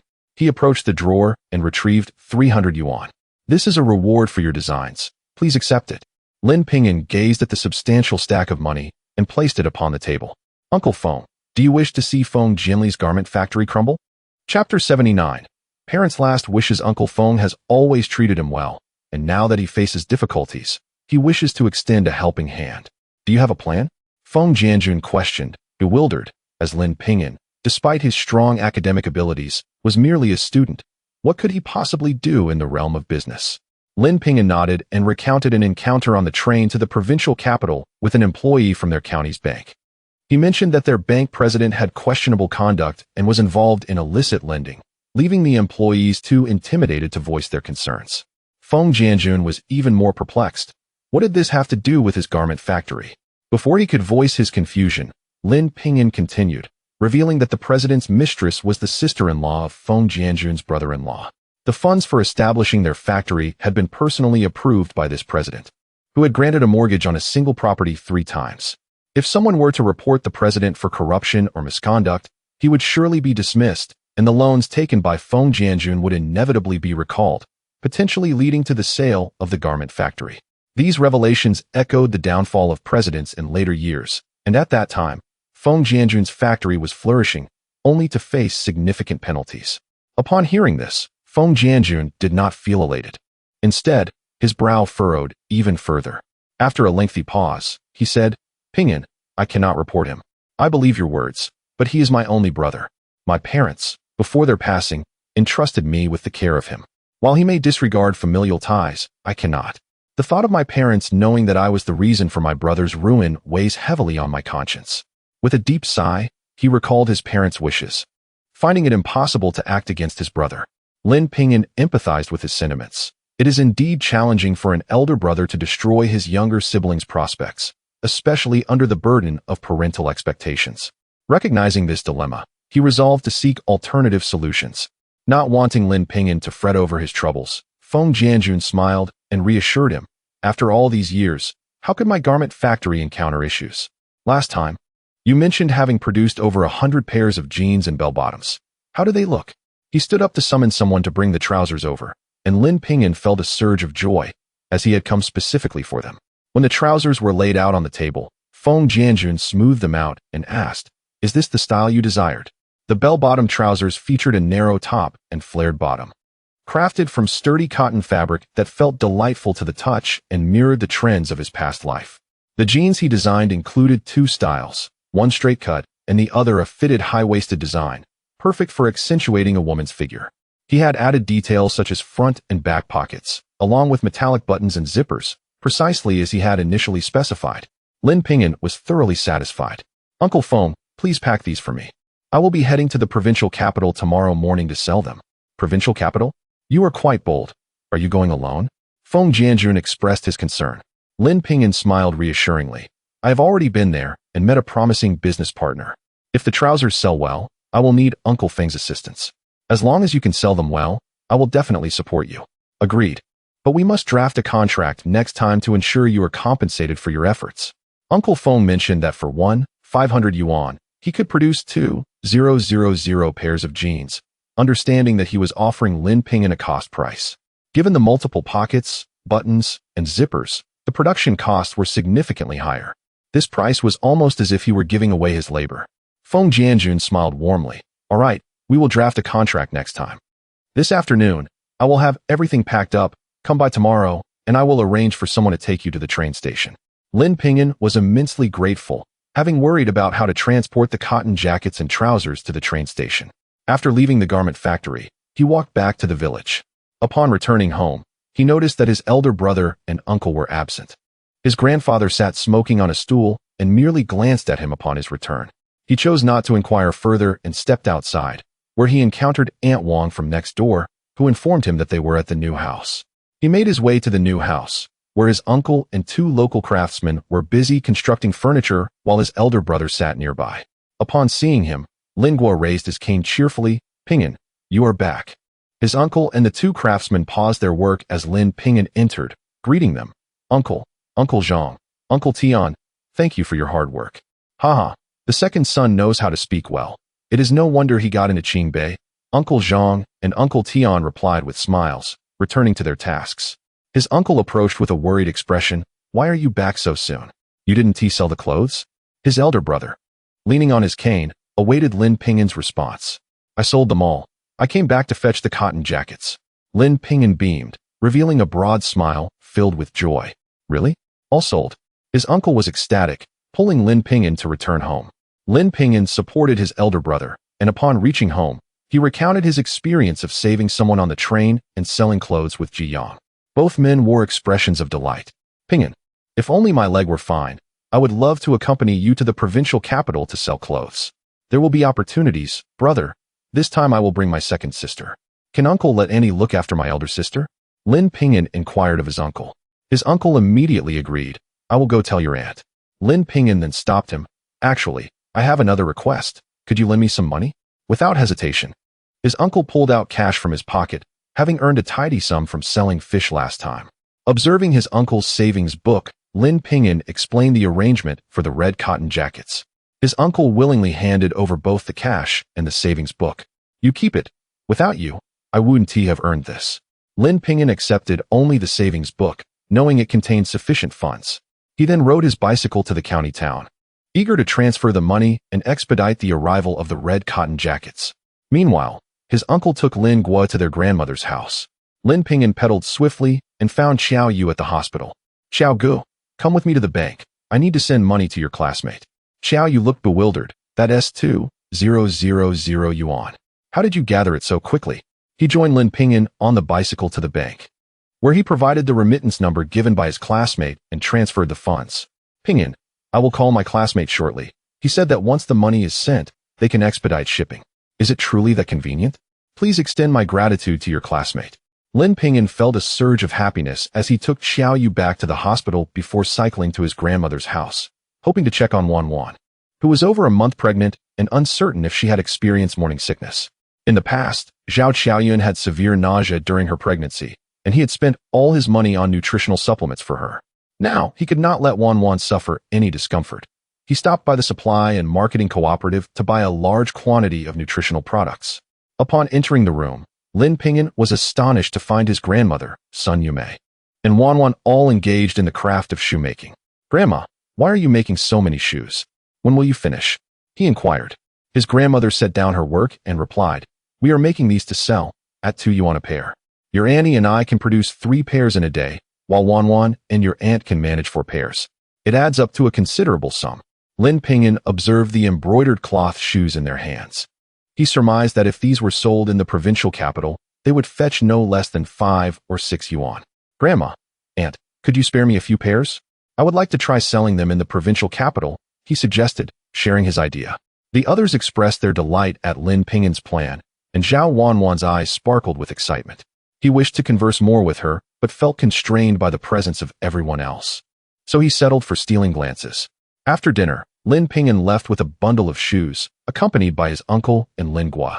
Lin Shaoan was thrilled to see his elder brother return and eagerly accepted the candies Lin Ping'an had brought for him. As night fell, the 4 of them lay on the same kong, engaged in endless conversation. Early the next morning, his uncle set off to fetch his aunt for a hospital visit. Lin Ping'an pushed a cart toward the garment factory, intending to wait there for his uncle to bring his second sister over. Upon arriving at the factory, he found Feng Jianjun already waiting alongside a tractor. Lin Ping'an loaded all 3 large bundles into the vehicle's bed, alongside 2 tightly packed bundles of trousers. Handling this alone would have been quite a challenge, but fortunately, he had his second sister. However, to his surprise, Song Jihua arrived riding a bicycle with his second sister. Chapter 80. Is there any physical contact? Lin Ping'an leapt from the car, a hint of irritation gracing his visage. "Erji, why did you allow him to bring you here? Where is Dijio?" Lin Erju dismounted from the rear of Song Jihua's bicycle. Dejio fell and injured his leg while coming downstairs. I was concerned we might miss the train, so I asked Brother Song to bring me. She could perceive her brother's disdain for Song Jihua, yet she found it perplexing. Brother Song was diligent in his work, of decent appearance, and possessed a kind heart. She could not fathom why her brother held such aversion towards him. Lin Ping'an furrowed his brow.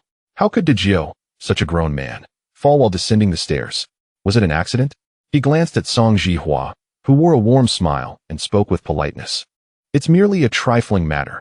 As long as it doesn't delay your journey to the train station, that is what matters. You have quite a few belongings, I presume. I have no engagements today. Allow me to escort you to the station. No need. We don't have much to carry, so we won trouble teacher Song. Lin Ping'an promptly declined, unwilling to form any association with this peculiar individual.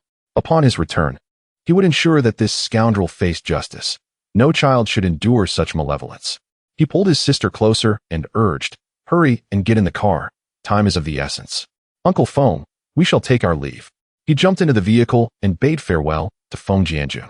After giving the driver a few instructions, the tractor rumbled to life, and until they were out of sight, Lin Erju's gaze remained fixed upon the direction of Song Jihua.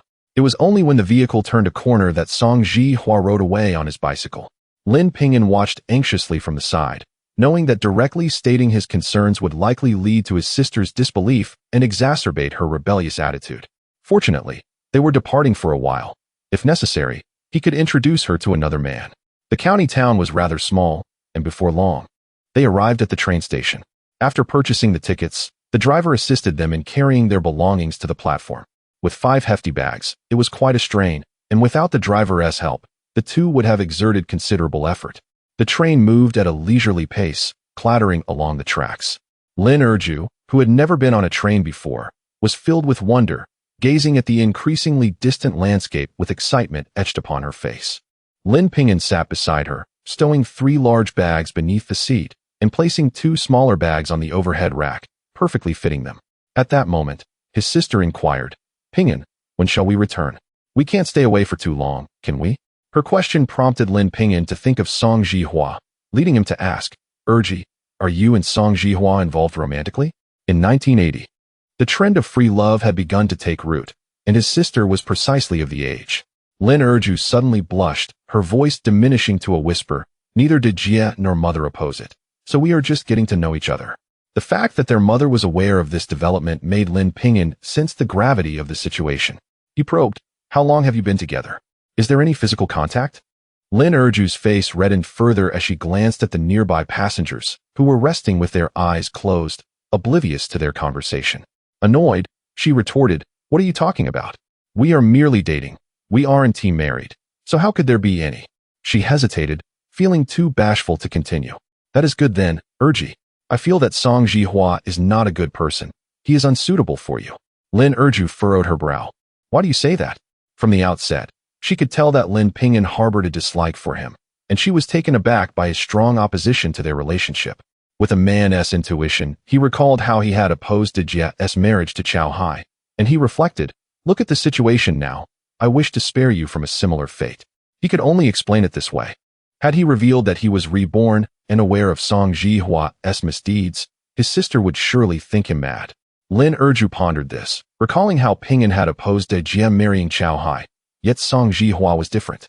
He was a teacher, a gentleman, kind-hearted, and certainly would never harm a woman. He could not possibly be the next Chao Hai. Seeing his sister hesitate, Lin Ping'an continued to dissuade her throughout the train ride.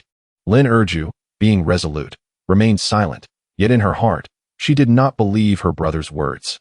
Upon disembarking, Lin Ping'an hoped that his sister had been swayed and that she would have no further dealings with Song Jihua. It was only later that he realized his efforts were akin to speaking to a wall. A throng of passengers disembarked, and Lin Ping'an carried 1 bag under each arm while cradling another in his embrace. Lin Erju shouldered 1 bag and clutched another. From behind, one could only see the bags without any glimpse of the individuals. They finally managed to reach the station. Lin Ping'an immediately hailed a tricycle. The driver, a middle-aged man, assisted them in loading their bags, and the two climbed aboard, panting from exertion. The vehicle sped along, the cool breeze tousling Lin Erju's long hair. "Ping'an, is that a sedan? It looks magnificent." Lin Erju pointed to a brand new red sedan whizzing past them. Lin Ping'an noticed it too and wondered, what important figure has come to Peicheng? The car vanished from sight in the blink of an eye. Lin Erju gazed longingly after it. If only I could ride in such a car, I would have no regrets. Bah, what do you mean by regrets? When I have money, I shall buy you one, Lin Ping'an declared confidently. Lin Erju chuckled at her naive brother, realizing that such a luxurious vehicle was far beyond their means, and they would likely never afford one. As they bantered, they arrived at the clothing market, and the tricycle pulled up directly outside Ji Yang's shop. Lin Ping'an jumped out and helped his sister down. Hearing the commotion, Ji Yang emerged and, upon seeing Lin Ping'an assisting his sister, approached with a smile. Ping'an, I see you've brought your wife along. He was aware that Lin Ping'an had an unwed fiancée. Brother Ji, what nonsense are you spouting? This is my Erji. Can't you see we are twins? Lin Ping'an turned to Ji Yang, who, upon looking at Lin Erju, felt his heart race uncontrollably, like a startled deer. His gaze was drawn to her involuntarily, and after a moment, he realized he was behaving inappropriately. Your sister is far more beautiful than you, though you are twins. You bear no resemblance, he jested while pretending to scrutinize Lin Ping'an, yet his eyes were irresistibly drawn to Lin Erju. He fancied himself someone who had encountered many lovely young ladies, yet Lin Erju's beauty was unparalleled. Is that true? My parents have always said we look alike. How could we not? Lin Erju interjected, attempting to diffuse the situation. Brother Ji, please don't tease my brother. Let us hurry and bring the clothes inside. The master is still waiting. Only then did Ji Yang turn his attention to the cargo area. Ping'an, you two have managed quite well, bringing so many clothes. As he spoke, he lifted 2 bags and headed into the shop. Lin Ping'an unloaded the remaining bags, settled the fare, and began transferring the clothes into the store. Ji Yang gazed joyfully at the 5 bulging bundles before him and exclaimed, You must be utterly exhausted after riding the train all day. Let me take you out for a proper meal. After all, dusk is already drawing near, and it's unlikely anyone will drop by to buy clothes now. He gently took Lin Ping'an's hand, intending to lock up the shop and treat his guests to an especially fine dinner. Yet no sooner had they reached the threshold than an elegant woman stepped gracefully into the shop. Shopkeeper, she inquired with a note of urgency, has the crimson cotton-padded jacket arrived? I've been eagerly awaiting it. To ensure optimal service quality, please refrain from downloading this book. Alternatively, you may visit our website to make a contribution, after which the notice will refresh and disappear. Chapter 81. On what grounds do you give her money? A middle-aged woman was clad in a deep gray overcoat, paired with crisp black trousers and petite leather shoes. Her face was adorned with subtle makeup, presenting an exquisitely polished appearance. Upon sighting her, Ji Yang promptly ushered her inside, exclaiming, Zhou Jie, your timing is impeccable. Our goods have just arrived, and we haven't even had the chance to display them yet. A few days prior, she had visited, claiming to be from the Wengong Tuan, as they required red cotton-padded jackets for an upcoming performance. Upon hearing this, Zhou Jie's anxious expression transformed into one of delight as she eagerly approached the open parcel to touch the red jackets within. These are of excellent quality. I would like 20 pieces. Can you deliver them to the Wengong Tuan? She had come in haste, fearing the goods might not have arrived, and was pleasantly surprised to find them in stock. Purchasing these at the department store would cost 10 yuan each, thus saving her 40 yuan and significantly easing the troops' budget.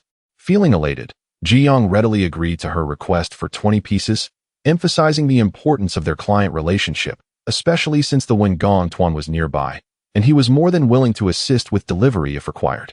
Lin Ping'an, filled with excitement, promptly began arranging the jackets, while Lin Erju also began to unwrap another package.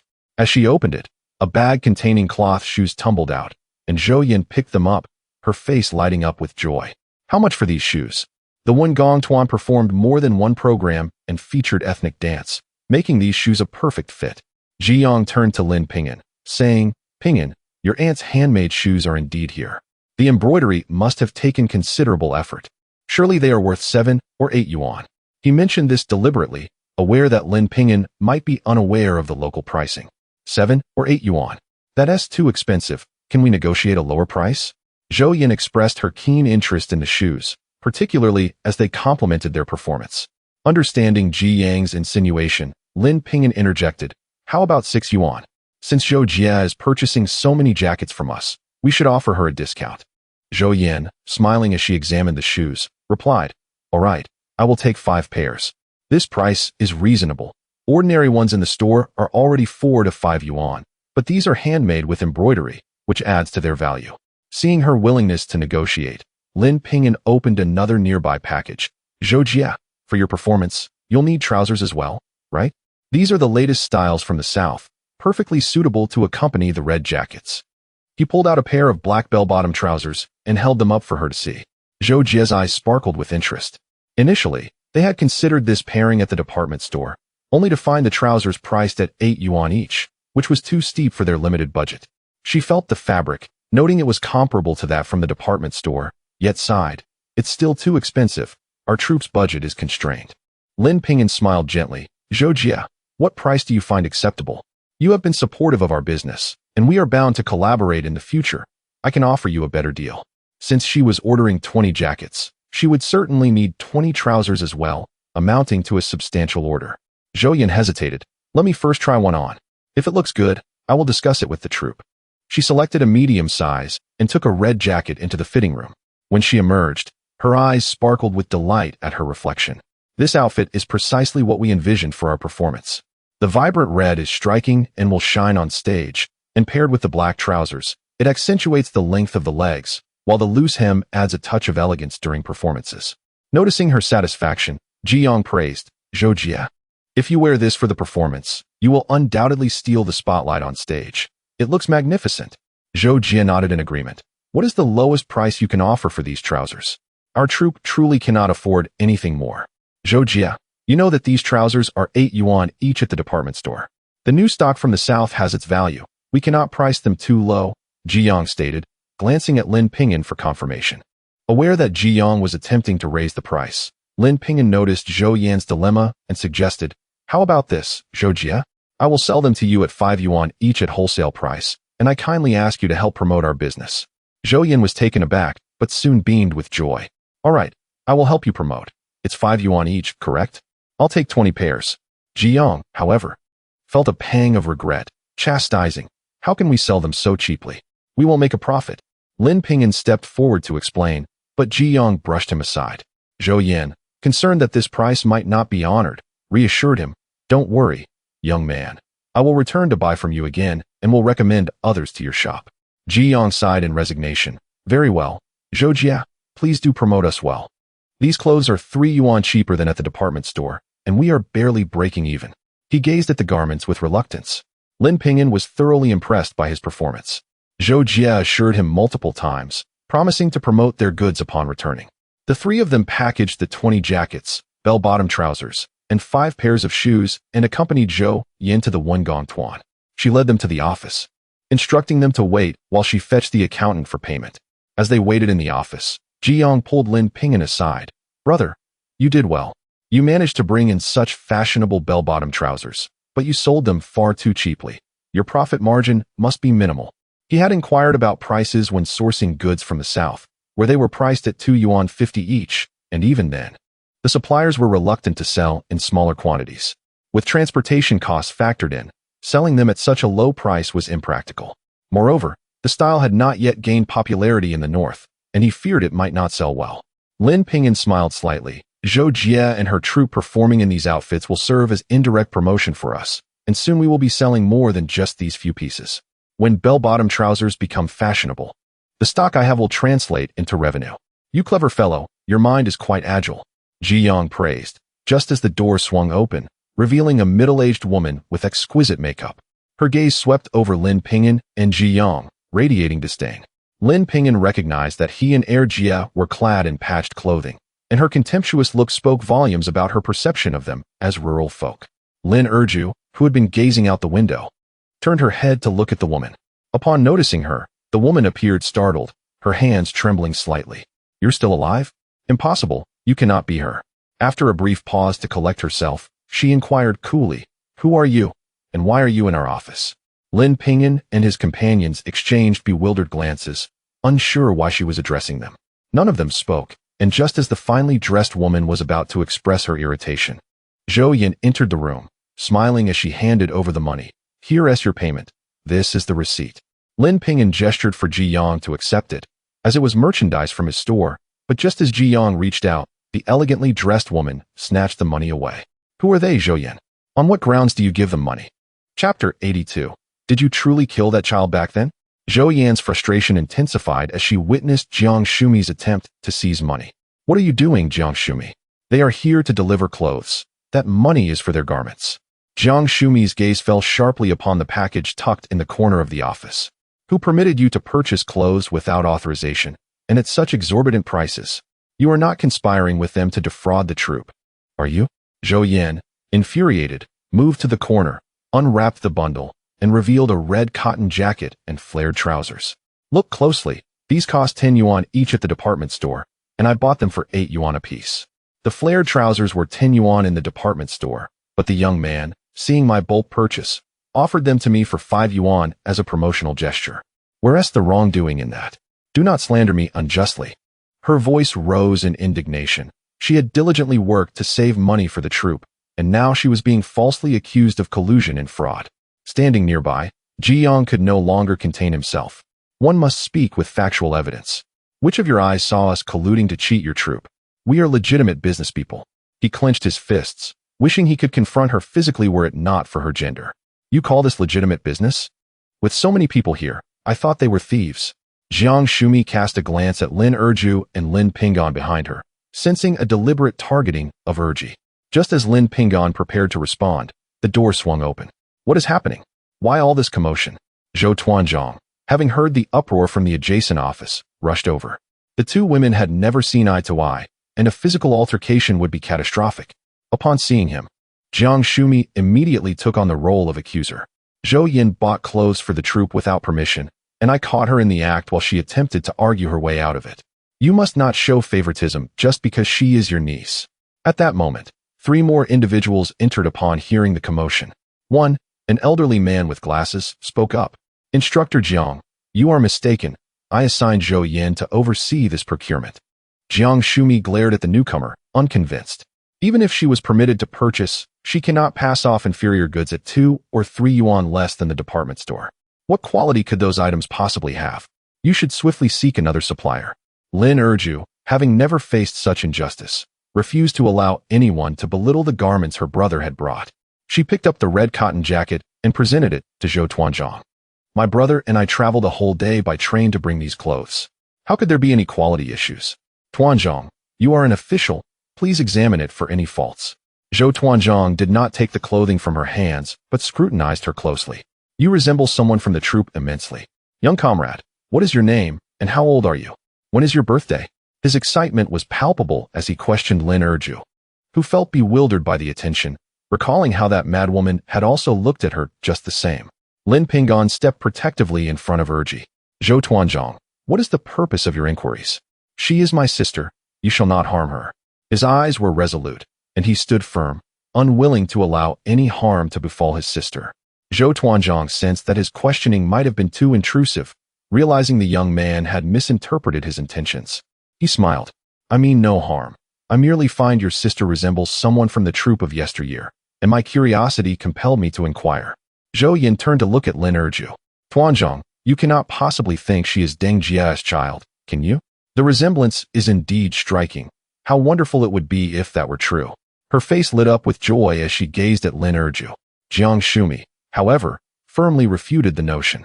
That is impossible. She merely bears a passing resemblance to Deng Jia. No way could she be her child. Lin Ping'an comprehended the implication. They believed Erji to be Deng Jia's child from the troop. You are mistaken. My sister and I are twins, and she cannot possibly be that person's child. He asserted. I always thought that such a beautiful and kind-hearted person like Deng Jia could never have her child end up in a poor village. Jiang Shumi scoffed, casting a disdainful glance at Lin Erju. Though Lin Erju felt angered, she recognized that her attire indeed reflected her humble village upbringing, which diminished her confidence. Lin Ping'an pulled his sister closer. What of the villagers?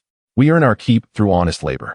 Unlike some, who only elevate themselves by belittling others, forgetting their own roots. He glared at Jiang Shumi, who was about to retort, but Zhou Tuanzhang interjected. Instructor Zhang, do you still believe you are in the right? Our nation has progressed to this point thanks to the rural populace. No one should belittle them. He crouched down, examining the red cotton jacket and flared trousers. The quality of your garments is commendable, comparable to those I have seen in the department store. Thank you for providing such reasonable prices to our troop. We will uphold our promise to promote your products. He understood that conducting business was challenging, and that transporting goods from the south took several days. Offering them at such a low price was a gesture of goodwill. As Lin Ping'an exited the troop's premises, he felt dejected, particularly sensing the animosity in Jiang Shumi's gaze directed at Erji. Zhou Yan accompanied them outside, filled with apologies. Lin Ping'an inquired, "Does Deng Jie from your troop truly resemble my sister?" Zhou Yan glanced at Lin Erju. Indeed, the resemblance is uncanny, but alas. Deng Jie has passed away. Her daughter was stolen when she was young and has yet to be found. Lin Ping'an nodded. Then does Jiang Shumi harbor a grudge against Deng Jie? Her gaze towards my sister was distinctly hostile. Zhou Yan sighed. She is likely the last person who would wish to see Deng Jie's daughter returned. Rest assured, your sister is not Deng Jie's child. She will not trouble you. Zhou Yan refrained from elaborating further. And Lin Ping'an understood that this was indeed a matter concerning their troop, and it was improbable that his sister was Deng Jie's child. As the three departed, darkness began to envelop the sky. Ping'an, why don't you stay at my house? I have a quadrangle with plenty of rooms, and it's not far from the clothing store. It would be quite convenient for you. Lin Ping'an glanced at Erji, who had no objections. The three made their way toward Li Yang's home. Passing a small eatery, Ji Yang pulled them inside. The sweet and sour carp here is the best. Today, I'll treat you all to celebrate our promising start. We made 290 yuan on our first day. Indeed, it is a remarkable beginning. Despite its modest size, the small eatery was bustling with patrons. As soon as they settled in, the place quickly filled up, and fortunately, they had arrived early. Lin Erju gazed at the enticing sweet and sour pork on the table, picked up her chopsticks, and took a bite. It was delectable, a perfect balance of sweet and tangy. Truly, the culinary skills in the provincial capital were remarkable. Unable to resist, she took another bite. Ji Yang watched her relish the dish, a smile illuminating his face, and decided to sample the exceptional sautéed yellow vegetables as well. Lin Erju was thoroughly delighted, having never tasted such exquisite dishes at home.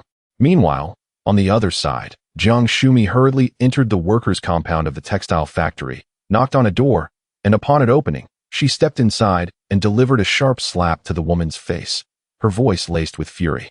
What happened to that child all those years ago? Did you truly kill him?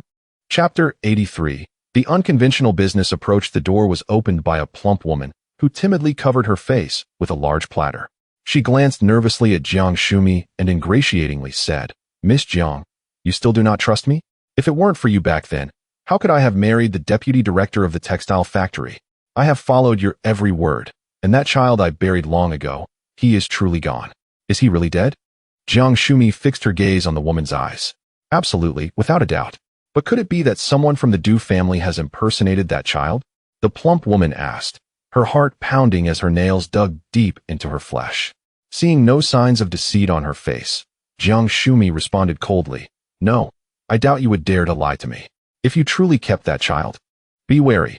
Your daughter in the art troupe may not have a pleasant life." With that, she picked up her bag, stood up, and left the statement hanging in the air. The woman plastered a smile on her face. Rest assured, how could I keep that child? I need you to look after my daughter.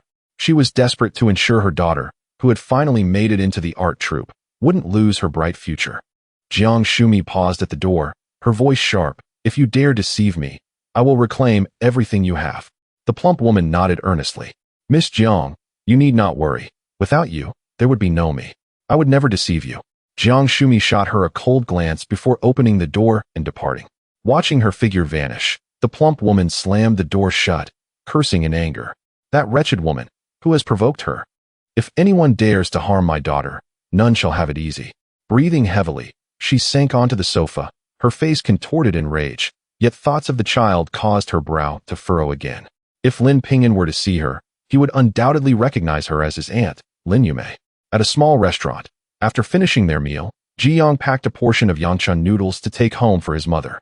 She had been unwell lately, and he had taken on the responsibility of cooking. Accompanied by Lin Ping'an and Lin Erju, they walked home as night fell. Upon reaching the doorstep, they found Jiang Mei sitting on a small stool, propped up by a cane as she gazed outside. Ji Yang rushed over. "Mom, didn't I tell you not to wait for me at the door? It's chilly outside." As he spoke, he helped his mother to her feet. "You must be hungry. I brought you your favorite yancha noodles. Seeing the noodles in his hands, Jiang Mei chided. Earning money is not easy. Save it to find a wife. I can eat anything.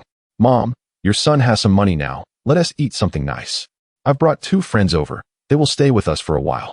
Jiang supported his mother while glancing back at Lin Ping'an and Lin Erju, who followed closely behind. Jiang Mei's eyes sparkled with delight as she observed the young couple. Come inside quickly. It's cold out here. She warmly invited them in. Lin Ping'an and Lin Erju exchanged awkward glances, prompting Jiang to quickly clarify. Mom, they are siblings, not a couple. Please don't say that. Siblings?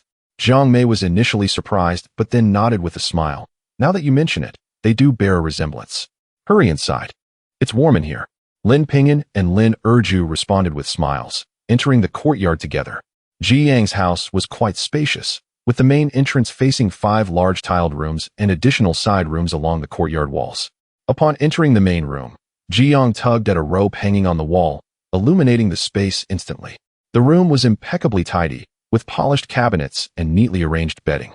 Jiang Mei leaned on her cane and poured hot water from a nearby thermos into an enamel jar. Here, drink some hot water to ward off the cold. She picked up the enamel jar, but Lin Erju quickly took it from her. Auntie, please don't trouble yourself. Let us eat the noodles instead. She assisted Jiang Mei in sitting on the kong, while Jiang set a small table for his mother to enjoy her meal. Jiang Mei smiled approvingly, observing the 2 attractive individuals, and said, Jiang, why didn't you bring them home sooner? Now that it's dark, we can't get the room ready in time. Girl, if you don't mind staying with me, let your brother and Jiang manage for the night, she suggested, considering the cold weather and lack of heating. Lin Erju chuckled. Auntie, then we will impose on you tonight. Jiang wrapped his arm around Lin Ping'an's shoulder. Ping'an, come with me to the next room. I'll find you some bedding. After a short while, Jiang returned with bedding for Lin Erju. Jiang Mei finished her meal and engaged Lin Erju in conversation, growing increasingly fond of her as they chatted. The next morning, Lin Erju rose early and made her way to the kitchen to prepare breakfast. Jiang Mei had intended to wake up early to cook for them, but upon emerging, she discovered Lin Erju had already started the fire. Girl, why are you up so early? You shouldn't be cooking. Go rest. I can handle it. Auntie, I can cook. I'm used to it at home. Lin Erju smiled as she fetched a stool for Jiang Mei to sit on. At that moment, Jiang emerged, his gaze on Lin Erju shifting noticeably. And he muttered to himself, if only it could always be like this. Lin Ping'an followed closely behind and playfully tapped Jiang on the shoulder. What are you saying? Always like what? Nothing, nothing. I just meant it would be great if my mom could always be this happy, Jiang stammered, not wanting Lin Ping'an to misunderstand. If he were to discover his true feelings, they would likely have to move out. It was not that he lacked confidence in pursuing Lin Erju. Rather, he was 31 while she was only 21, 10 years apart. What girl would agree to that? As Lin Ping'an saw Jiang Mei smiling at his sister, a sense of pride washed over him. My sister is kind-hearted and capable both at home and outside. Auntie seems to like her too. Hey, you rascal. Thankfully you 2 are siblings. Otherwise, I might think you have a crush on your sister. Jiang teased. Lin Ping'an chuckled. Unfortunately, I've missed my chance. If there is a suitable match, please introduce someone to my sister. The one at home, Song Jihua, must be forgotten by her. Jiang silently nodded, pondering. How about introducing me to your sister? But he dared not voice it. After breakfast, the trio headed to the clothing store. Upon learning that Lin Ping'an had ordered 2,000 red cotton jackets, Jiang was taken aback. Ping'an, can we really sell this many? Although we've sold quite a few in the past few days, 2,000 is a lot. If we don't sell them by the new year, we will be stuck with them. Lin Ping'an smiled lightly. I've also ordered 2,000 pairs of jeans and bell-bottomed pants. Jiang felt his legs weaken. While they sold quickly, they couldn't keep ordering in such large quantities. How long will it take to sell all that?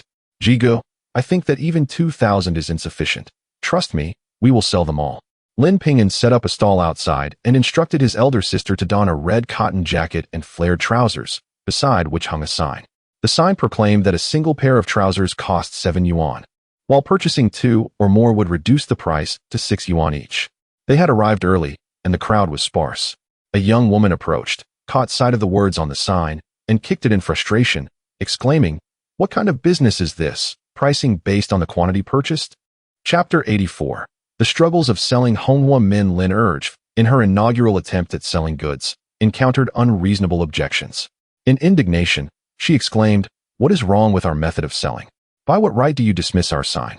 It was unjust that the business world operated on a hierarchy, with lower quantities commanding exorbitant prices.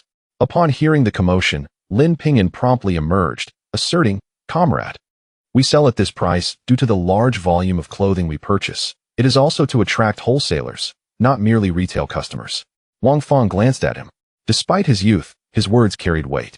She softened her tone, inquiring, "If I were to buy 500 pieces, what price would you offer?" "Comrade, 500 pieces can only be priced at 4 yuan each. However, for 1,000 pieces, we might consider 3 yuan 50. And for 2,000 pieces, 3 yuan, Lin Ping'an replied. "Is that genuinely the case? 2,000 pieces at 3 yuan? Wang Fang's eyes sparkled with excitement. She had been sourcing goods from the south at 3 yuan per piece, yet had found prices increased by 50 cents when ordering smaller quantities. After consulting several vendors, she was willing to endure the pain of purchasing 100 pairs at 3 yuan 50, convinced that the trousers would eventually gain popularity in the north. However, the recent discovery of local competition had stirred her frustrations. 2,000 pieces is indeed excessive, comrade. I am returning to the city and cannot carry that much stock at once. How about this? I will take a smaller quantity this time, and you can sell me at 3 yuan. Wang Fang's tone had softened considerably. Yet, Jiang, who had stepped out, immediately interjected, "No way. How do we know you can actually procure 2,000 pieces? If you cannot, we would incur losses." He shook his head, urging Lin Ping'an not to acquiesce. "I assure you, once I sell out, I will return for the full 2,000 pieces. The savings on transportation from Peicheng would be substantial. If I can initially purchase at 3 yuan, the profit margin would be considerable," Wang Fang calculated, repeatedly assuring him. Lin Ping'an, aware that returning to the city referred to a market beneath Peicheng, recognized that the area was developing well. If Wang Fang possessed business acumen, her sales should not pose a problem. He then inquired, "Comrade, how well does your store perform?" Thinking it over, Wang Fang replied candidly, "I have a store in the department store and one in the town, and the sales are quite satisfactory." "Why do you ask?" She furrowed her brow, suspecting he might consider opening a clothing store in her city. "I have no ulterior motives, merely assessing whether your store can handle 2,000 pieces. If so, I could contemplate signing a contract for long-term collaboration," Lin Ping'an stated. Wang Fang frowned at the mention of a contract. If she could not sell the merchandise, it would become a liability. Her prior suggestion of purchasing at 3 yuan was merely an initial thought. "I need to think it over. 2,000 pieces is indeed quite a lot." Despite her 2 stores, she feared they might not sell. "Very well, it is not a trivial matter. Take your time to consider," Lin Ping'an courteously concluded as he watched her depart. Jiang pulled him aside, his brows knitted in concern. "Ping'an, you cannot sell to her at cost. What profit would you make?" In response, Lin Ping'an smiled and calculated, "If I sell at 3 yuan, I earn 1 yuan per piece. 2,000 pieces would yield 2,000 yuan. Would you not agree that is a sound decision?" He had not disclosed the actual cost price, as it was prudent to remain cautious. Upon hearing this, Ji Yang's expression brightened. To earn 2,000 yuan with such a low cost, and with the quality and style being the most fashionable from the south, I thought you had paid a premium. His excitement quickly shifted to concern. But who would buy such a large quantity? Perhaps I should retrieve that woman and have her take some stock to sell. Lin Ping'an restrained him. "No need. If she possesses ambition, she will return on her own. Our priority is to establish a thriving business that attracts attention, and eventually, there will be those willing to sign contracts." In his previous life, he had built his fortune through the wholesale clothing route. Mere reselling was a temporary measure. He arranged the outer garments and instructed his elder sister to stand next to the display. For the first time, Lin urged don such vibrant attire. The novelty of the pants caught the attention of passers-by, causing her to feel bashful as she lowered her head. "You look splendid in that outfit," urged. "Far more appealing than that Jiang woman from yesterday, who claims our rural folk lack style." "We can dress just as well," Lin Ping'an remarked with a smile. Upon mentioning Jiang Shumi, Lin urged straightened her posture. "You are right, Ping'an. The people in our village are no less than those in the city." Lin Ping'an nodded, noting the significant improvement in her demeanor. As more people gathered around their stall, he began to call out, "Behold the latest fashion, vibrant red cotton jackets for 8 yuan each. Passers-by, do not miss this opportunity. Trendy flared jeans from the south, priced at 7 yuan each, and 6 yuan for 2 or more. Perfect for sharing with a friend. Hurry and grab yours." With his enthusiastic shouts and the sight of Lin Urge in her eye-catching red jacket and stylish flared pants, Several individuals quickly approached, eager to purchase. "I want a pair of those flared jeans she is wearing and the red jacket," exclaimed a young girl, her eyes gleaming with excitement. "Give me an outfit too. I want to try it on." Lin Ping'an promptly assisted them in finding their sizes, astonished by the popularity of such vibrant clothing in the provincial city. Encouraged by the onlookers, Lin urged stood tall, adopting her brother's sales pitch, smiling as she exclaimed, "Do not miss out on this incredible sale. 1 piece for 7 yuan, and 2 for 6 yuan. The more you buy, the cheaper it gets." Though her speech was slightly hesitant, her clear and gentle voice attracted more customers.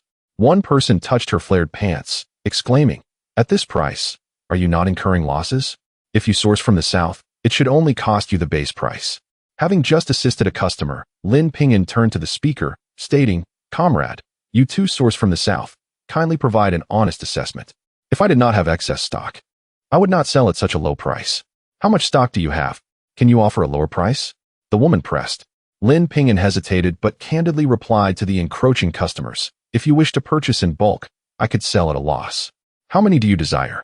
The woman scrutinized Lin Ping'an before proposing, "How about this? I will offer 2 yuan 50 per piece if you sell me your entire stock." Did she take him for a fool? Even if he were to profit, he could not sell at such a low price. Lin Ping'an remained unperturbed, smiling as he responded, "Comrade, you cannot source goods from the south at 2 yuan 50. I have transported these goods from afar. Although there is an abundance, they will eventually sell, albeit slowly." However, Lin Erju appeared somewhat irked and said, "Comrade, if you lack the sincerity to purchase, perhaps you should explore elsewhere." The woman, feeling slightly embarrassed, decided to let it go. Lin Ping'an, observing her departure, chose not to speak further, instead attending to those interested in buying clothes. Consequently, Lin Ping'an's earlier words instilled confidence among the crowd, convincing them that they were indeed selling at cost. Some called upon friends and family to join in the purchase, lured by the enticingly low prices. In no time, a considerable number of people gathered around the stall, while Jiang inside busily collected payments. 8 yuan for the cotton-padded jacket, and 2 pairs of trousers for a total of 20 yuan. He held the money with a beaming smile. However, not far away, a pair of malevolent eyes watched intently, harboring ill intentions amidst the bustling scene. Chapter 85. Exhausting oneself for the family. Li Jingqiu's gaze was fierce. Her uncle had been imprisoned, and she had suffered considerable financial penalties, all due to Lin Ping'an's accusations that had brought them to such a plight. Witnessing his thriving street vendor business, she could scarcely contain her resentment. She spat on the ground, vowing to herself that she would not let this go unchallenged. She had already sent someone to the south to procure goods. Once the red cotton jackets and bell-bottomed pants arrived, she would prove that she could outshine this young upstart. With a cold huff, she entered the store. Meanwhile, on stage, 20 performers from the art troupe donned vibrant red cotton jackets, their black bell-bottomed pants swirling rhythmically with their movements, the wide hems resembling blooming trumpet flowers, each step resonating with melody. The young women danced like flickering flames, instantly igniting the entire stage. 2 cameras continually shifted angles to capture the performance. As the dance concluded, a thunderous applause erupted from the audience. Zhou Tuanzhong, observing from backstage, noted the enthusiastic clapping of the leaders from Jing City, nodding in appreciation, his heart swelling with excitement. Zhou Yin had done remarkably well. The costumes complemented the performance splendidly. Although this piece had been performed before, it had never had such an impact. Zhou Yan's face beamed with excitement. Her uncle had never publicly praised her in front of so many people. Due to their familial ties, he had seldom spoken to her, much less offered compliments. However, Jiang Shumi interjected, "Leader, it is our troupe's rehearsal that makes this performance shine. Costumes are merely external, the essence lies within." She rolled her eyes at Zhou Yan. From the moment they joined the troupe, the two had been at odds, and Zhou Yan's close association with her adversary only fueled her disdain. Zhou Yan shot her a glance, asserting, "A good performance also requires suitable costumes. I selected this outfit well. Do you have any objections? Are you questioning the leader, or do you think the audience's applause is insincere?" Jiang Shumi was momentarily speechless, ready to retort when Zhou Tuanzhong cut in, "Enough of this bickering. The performance is still ongoing. Do you wish for everyone to witness your quarrel?" Jiang Shumi fell silent, turning to sit apart. Zhou Yin cast her a cold glance, thinking that had it not been for Sister Deng's passing, she might have married the vice-governor and had the audacity to speak to the leader in such a manner. She dismissed her and focused her attention on the stage. At the Jiang clothing store, Lin Erju slumped on a stool after standing all day. She hastily consumed a few steamed buns for lunch, feeling the fatigue set in as customers flowed in and out, her legs growing weary. Jiang counted a thick stack of money in his hands and exclaimed, "Today, we sold 638. In all my years of running this store, I've never earned this much in a single day, even including the department store." Lin Erju stood up abruptly, 600. My goodness, how many garments did we sell? As Ping'an organized the remaining stock, he realized that at this rate, in about a month and a half, they could sell nearly 2,000 cotton jackets, although the pants were not selling as well, with only 40 sold. While the pants were stylish, they had yet to gain popularity in the north. He thought they needed to accelerate the trend, perhaps through advertising to promote the bell-bottoms. Jiang, however, remarked, "Over 40 pieces is already impressive. This is just the first day. It will only get better. Let's head home for dinner." He locked the store, and the three of them made their way home. Passing a small restaurant, Jiang ordered a takeout of sweet and sour fish and dompa pork. Lin Ping'an hurriedly paid the waiter, insisting that he could not let Jiang spend money, feeling embarrassed enough staying at his home. "All right, you take it. Lest my mother sees and accuses me of spending my wife's dowry," Jiang laughed as he walked ahead. Lin Erju observed his retreating figure, noting how pleasant Jiang and his mother were after just a day together. Jiang's mother had held her hand for an entire evening, discussing her son. It was all her fault for being ill, burdening her son, who at 31 had yet to find a wife. All his peers were already married with children. While now that conditions had improved, there were no suitable matches. She scrutinized Jiang, considering the unmarried girls in their village, eventually settling on her good friend Yi Hong, who was 27. "Brother Jiang, do you have any requirements for a wife? Would a girl from the village suffice?" Lin Erju walked alongside Jiang, who was closely observing her face, his heart racing as he tried to suppress his emotions. What was wrong with the village girls? They were gentle, gracious, and hardworking. If only she were like you. He thought to himself. "Is that so? Since you do not mind, I will introduce Yi Hong to you when we get home. She is diligent, capable, beautiful, and an excellent caretaker." Lin Ping'an, overhearing, immediately dismissed the idea. "Too far.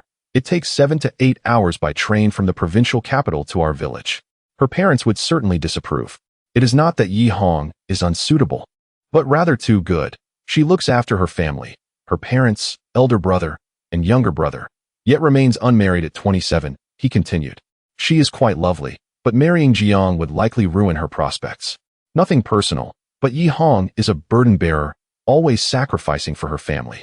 Her mother is ill, and she helps with her brother's children, and when he marries and has kids, she supports them, ending up exhausted and financially drained.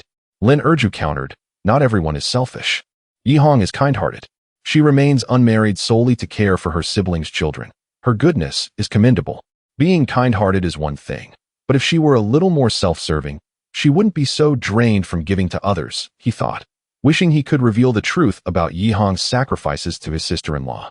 Unable to persuade her, he pulled Jiang aside and whispered, "Brother Jiang, I advise you not to consider Yi Hong. You should seek someone younger. Around 23 or 24. 27 is too old. By the time she has a child, she will be 30. You cannot possibly expect to have just one child." He felt justified in saying this, as his aim was merely to dissuade Jiang from considering Yi Hong. Jiang pondered, what did Ping'an mean by this? Was he hinting that he should pursue his sister? 21 or 22 would not be too excessive. His heart surged with excitement, thinking, what a good friend. I wholeheartedly agree with your suggestion. Lin Ping'an, taken aback by Jiang's sudden cheerfulness, felt a twinge of guilt, worried that if Jiang sought a younger woman, it might lead to the misfortune of a promising young man. Lin Erju wished to hear their conversation, but found herself falling behind as the two tall figures walked swiftly. Upon reaching the front door, Jiang Mei emerged from the kitchen and called, "You're back. Come in for dinner. I've made chive-filled dumplings for you." Guests had arrived, and she had specially prepared stuffed rice. Lin Ping'an placed 2 shopping bags on the table. "Ping'an, there's no need to go to such trouble. Treat this place as your own home," Aunt Jiang Mei said warmly. "Next time, please don't bring anything. Otherwise, I'll truly be upset." Gazing at the dishes laid out before her, she couldn't bear to see him spend money so freely. Lin Ping'an smiled and nodded, then gently placed a tender piece of meat into Aunt Jiang's bowl. The following morning, the three finished breakfast early and headed promptly to the marketplace. Having sold quite well the day before, They intended to arrive early to tidy up and set up their stall, yet even before stepping into the shop, they found a crowd already gathered before their storefront. Chapter 86. Dead Girl, what brings you to the provincial capital? What is going on? Why are there so many people gathered outside our store? Ji Yang frowned as he observed the crowd of 20 to 30 individuals waiting at their shop entrance, filled with confusion. Lin Ping'an was equally perplexed. They had arrived not too late, and at this hour, other shops were still shuttered. What could they possibly want? Surely no one would be out shopping for clothes this early. As the crowd spotted the trio, one person rushed toward Lin Erju, exclaiming with excitement, "It's that outfit. Just like the one on TV. Boss, please open the door quickly. We all want to buy this set." Lin Erju had worn this outfit home yesterday and had not changed before coming in this morning. Seeing how much the crowd admired her attire filled her with delight. Upon hearing that they were there to purchase clothing, Ji Yang hurried over to unlock the door. Lin Ping'an and Lin Erju quickly joined him to assist. With so many people, they had their work cut out for them. As the throng surged into the store, the cramped space quickly became overcrowded, leaving no room to move. Thus, the trio swiftly brought the clothes outside, allowing everyone to select their garments before heading indoors to try them on. Ji Yang remained inside to handle the payments, while Lin Erju and Lin Ping'an sold the clothes outside. The atmosphere buzzed with excitement as the crowd gathered around their stall. Through snippets of conversation, Lin Ping'an and his companions soon discovered the reason behind the sudden influx of customers. The previous day, the provincial television station had aired a performance by the art troupe, featuring vibrant red cotton jackets and flared trousers that were both festive and stylish. During the closing remarks, Captain Zhou had specifically thanked Ji Yang's clothing store for sponsoring their outfits. Those who had seen the broadcast rushed over early to make their purchases. Lin Ping'an had considered how to promote their store, never anticipating that Captain Zhou would provide such significant assistance. Now, everyone who had watched the program would know of Ji Yang's clothing store. The influx of customers promised that sales would soar. Ji Yang couldn't contain his joy as he counted the money, his palms growing sweaty with each transaction. In stark contrast, other stores remained desolate, leading to complaints from some and others deciding to venture south to buy clothes. Li Jingqiu watched Lin Ping'an's success with gritted teeth, frustrated that her stock had yet to arrive and she could only wait. Just as Lin Ping'an took a moment's respite, a few lovely young ladies approached, their eyes sparkling at the sight of the clothing on display. They hurriedly found their sizes and rushed to the store to try them on. When they emerged, joy radiated from them as they clutched their chosen garments. By noon, the crowd began to thin, but Lin Erju anxiously rushed over, saying, "Ping'an, we only have 2 pairs of trousers left. What will we do if we run out of stock?" Lin Ping'an had not anticipated such rapid sales. He had brought 100 pairs, selling over 40 the previous day, and nearly selling out within half a day. "I need to make a call," he decided, wanting to inquire with Uncle Feng about the current inventory. This was the peak selling time.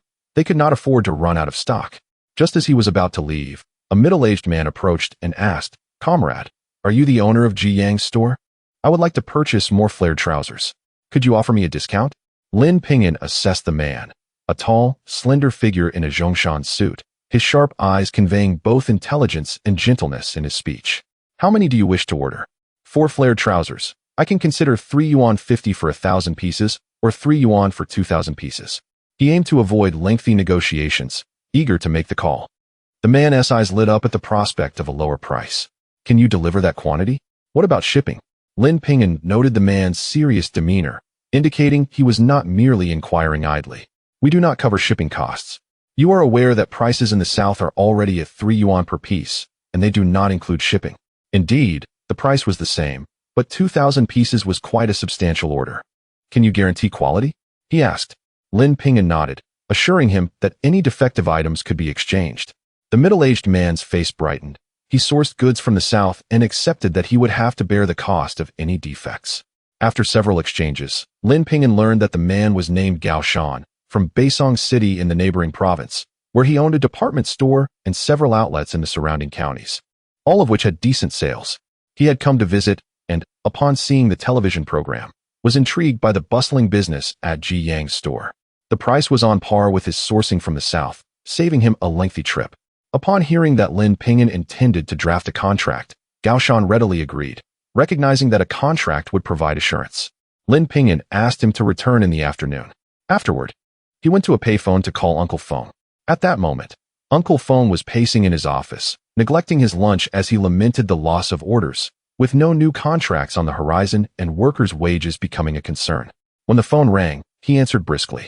Uncle Feng, this is Lin Ping'an. How many pairs of flared trousers have been produced from my order? With no orders to fill. All the workers were dedicated to producing Lin Ping'an's goods. Having inspected the workshop recently, Uncle Feng noted they had managed to produce over 200 flared trousers and more than 100 pairs of jeans in the last couple of days. Lin Ping'an frowned at the news. At this rate, it would take 10 days to produce 2,000 trousers, which was too slow. Could you possibly recruit more workers to expedite the production of 2,000 flared trousers? I need to deliver them promptly. Worried that Lin Ping'an might struggle to sell them, Uncle Feng only agreed once he understood the situation in the provincial capital. If I can get all my workers back, we can manage to produce them in 5 days. Uncle Feng, aware of Lin Ping'an's pressing need for stock, instructed him to wait at the bus station at 8 in the morning, promising to deliver the goods. After years in the garment industry, he knew that even during shortages, drivers would ensure deliveries were completed. Lin Ping'an felt elated as he pondered how to retrieve the goods. Just as he was about to hang up, Uncle Feng added, Your friend Xiao Yu has asked you to go to the train station at noon tomorrow to pick up the shipment of red cotton jackets. Lin Ping'an felt even more thrilled. His classmate Xiao Yu was impressively efficient. It must have been Xiao Yu who had arranged the shipment so swiftly. After ending the call, he returned to the store, and by the afternoon, the last 2 pairs of jeans were sold. Customers became increasingly anxious about the red cotton jackets, which were also flying off the shelves. When Gao Shan arrived, he waited patiently for some time before approaching Lin Ping'an, remarking, Little brother, business is booming here. You need to stock up more, otherwise you won't have enough to sell. Lin Ping'an smiled and nodded, inviting the individual into the store. He informed him that the flared pants would be ready for collection in 5 days, while the cotton padded jacket could be picked up tomorrow. Upon learning that he needed 1,000 pieces, priced at 3 yuan and 50 fen each, Gao Shan promptly agreed to the order of 1,000 pieces. Lin Ping'an fetched paper and pen, meticulously drafting a contract, which both parties signed and affixed their red handprints upon. Given that this was their inaugural collaboration, Lin Ping'an waived the requirement for a deposit, much to Gao Shan's delight. Upon discovering that he had yet to arrange transportation for the goods, Lin Ping'an kindly offered to assist in delivering the merchandise. As the 3 of them engaged in lively conversation, an argument erupted outside. You little wretch, why are you in the provincial capital? Shouldn't you be staying in your hometown? What are you doing here? This is no place for you. Hurry back. Chapter 87. Do you not know whose child Hu Yu is? Lin Yumei desperately clutched Lin Urge, attempting to pull her away, when Lin Ping'an rushed over and immediately yanked Lin Yumei aside. Aunt, what are you doing? Why does my sister not deserve to be in the provincial city? We are here selling clothes and earning an honest living. Lin Yumei stared wide-eyed, yanking a cotton-padded jacket hanging on the stall and throwing it harshly onto the ground. Earning an honest living? Just look at what your second sister is wearing, all flamboyant. She hardly resembles a proper lady. Anyone who sees her would think she is selling herself. Her thick fingers pointed accusingly at Lin Urge, her ample flesh quaking with each movement. Lin Urge felt tears welling up in her eyes, humiliated in public by her own aunt. Lin Ping'an, furious, stood protectively in front of his second sister, just as Jiang stormed over in indignation. Are you really her biological aunt? To publicly defame your niece's reputation? And what about her attire is so improper? Did you not also come here to buy clothes? Urge, don't cry. People with dirty hearts see everything is tainted. We are selling clothes and earning honest money. He comforted Lin Urge, casting a cold glance at Lin Yumei. Lin Yumei scolded, Who is this wild brat? Are you involved with Lin Urge? I didn't come to your place to buy clothes. My daughter would never look at your merchandise. In anger, she stomped on the red cotton-padded jacket on the ground, leaving a large footprint. Lin Ping'an could no longer contain himself. He grabbed her arm and called out to the crowd, Please, everyone, help report to the police. Someone is causing a scene at our shop, slandering my second sister and damaging our clothes. She must compensate us. What could her being an aunt do? In the past life, she had never done anything kind for their family, and now speaking ill of his second sister, he would not let her off easily. Lin Yumei struggled against Lin Ping'an's grip, trying to pull her arm away but to no avail. So the little brat has grown some backbone, huh? I am your aunt. You dare report me to the police? Just wait until your father hears how I dealt with you. Lin Ping'an sneered. Did you treat my second sister as your own niece? You come here accusing her of being improper and chasing after men. With what eyes do you see that? Today is the first time we've met in the provincial city, and you're already slandering her. Let the police come and investigate. Restore my sister's honor. There were quite a few customers around, and upon hearing Lin Ping'an's words, they found the fat woman's remarks detestable. What is wrong with wearing such clothes? How dare you judge? We all wear them. Does that mean we are all improper? Exactly. How can an aunt say such things about her niece at first sight? How can those words even leave your mouth? They could see she was simply envious of the pretty young girl. Flushed with anger, Lin Yume retorted. What do you all know? She is a vixen, deliberately seducing men.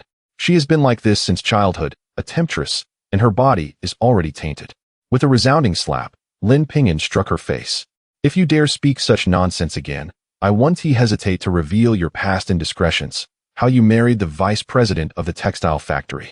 Don't think no one knows. Who stood nearby, elegantly dressed and slender, immediately shielded her mother upon witnessing the slap. What are you doing hitting my mom? She is right. Your second sister has always been a seductress, mingling with the village boys. Lin Ping'an raised his hand, but a crisp slap landed on Hu Yu's face before he could react. You, a city girl, have visited the countryside only a few times. You look down on it as dirty, and you don't even step down from your bed. Have you ever truly been there? Lin wiped her tears. Earlier, her tears flowed due to the humiliation of being in front of so many people, but now, seeing her cousin, Hu Yu, daring to smear her reputation, she was no longer someone easy to bully. Jiang clenched his fists, wanting to stand up for her, but was taken aback by her boldness. The way she slapped Hu Yu was undeniably impressive, and seeing her furious little face made his heart race. Hu Yu, covering her face, cried out, I will report to the police. You dare hit me? Mom, I want them jailed. Her voice, already shrill, pierced through the ears of everyone present. Lin Ping'an coldly scoffed, Go ahead and report. Let us see who will be in the right when the police arrive. I'll report. My father is the vice president of the textile factory. I don't believe we can't deal with you village bumpkins. Hu Yu's eyes nearly sparked with fury. As long as she encountered trouble, her father had always smoothed things over. She stood with her hands on her hips, radiating arrogance. Jiang laughed heartily. The vice president of the textile factory? Even if the factory president comes, it won't matter. Ping'an is. Lin Ping'an quickly caught his arm, signaling him to stop. While having support was good, if others thought he relied on someone else for justice, it would undermine his credibility. Hu Yu sneered, and what of it? You are just a country bumpkin who has come from the village. You can't even get into college. What capabilities do you possess? If you have the ability, call the police over. Her arrogant demeanor thoroughly infuriated the onlookers. I cannot stand such bullying of villagers. I am one of them. I will see whose side the police take when they arrive. After saying this, he rushed off to call the police. What a fool, Hu Yu scoffed, rolling her eyes. Meanwhile, Lin Yume had remained silent, her gaze fixed on Lin Ping'an. Ping'an, your uncle marrying me was a legitimate union. You don't need to tarnish your aunt's name. Lin Ping'an met her gaze. Is that so? Do you truly wish for me to speak of your past deeds here? Are you unaware of whose child Hu Yu is? Lin Yume's body trembled, her complexion dramatically changing. How could he know about this? Beside them, Hu Yu seethed with anger. What nonsense are you spouting? I am definitely my father's child. My mother loves my father so much. She would never betray him. Is that so? Then we should ask your good mother. She has many secrets. Lin Ping'an, reluctant to divulge the truth, knew his father would worry if his aunt returned home divorced, and he did not want to stir up that trouble. Lin Ping'an, be quiet. Hu Yu, let us go. Lin Yume attempted to pull Hu Yu away, but Lin Ping'an blocked their path.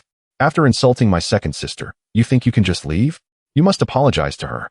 Ping'an, I am your aunt, your elder. You want me to apologize to a junior in front of so many people? Where would I put my face? If you refuse to apologize, I will go tell your husband. Before he could finish, Lin Yume shouted, I will apologize, all right? Your aunt was just a bit impatient. Don't take it to heart. She expressed her unwillingness with reluctance, while Hu Yu wore a cold expression. Mom, why are you apologizing to her? What will Dad think? She cares for me so much. She will surely deal with them.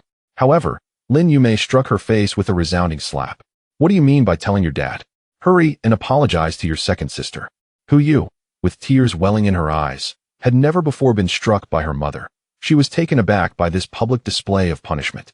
In a fit of anger, she shook off Lin Yume's arm and fled outside. Lin Yume, in a moment of panic, sighed heavily at her daughter's retreating figure. Ping'an, Ju, it is our fault as mother and daughter. I apologize on her behalf. May I leave now? Her only desire was to swiftly exit and soothe her daughter, ensuring that the news did not reach her father. Lin Ping'an picked up the garment she had trampled upon and demanded 8 yuan in compensation. You ruined our clothes. Lin Yumei, clenching her jaw, reluctantly retrieved the money from her pocket. After receiving the payment, Lin Ping'an allowed her to depart. The crowd murmured and pointed at Lin Yumei, offering comfort to Lin Erju. Upon returning home, Lin Yumei had barely closed the door when it was forcefully kicked open. Chapter 88 sealed off. As Lin Yumei was about to explode with anger, she turned to see the visitor and her legs gave way, causing her to kneel down. Hu Yu, emerging from the bedroom, immediately rushed to support her. Mother, what's wrong? Please don't scare me. Her mother, usually in good health, was inexplicably on the ground. Given her mother's considerable girth, Hu Yu struggled to help her up. At that moment, Jiang Shumi appeared at the door, stating, Hu Yu, the troop needs you. You should go there while I take care of your mother. Only then did Hu Yu notice Jiang Shumi's serious demeanor. Weren't they supposed to have a day off after their performance?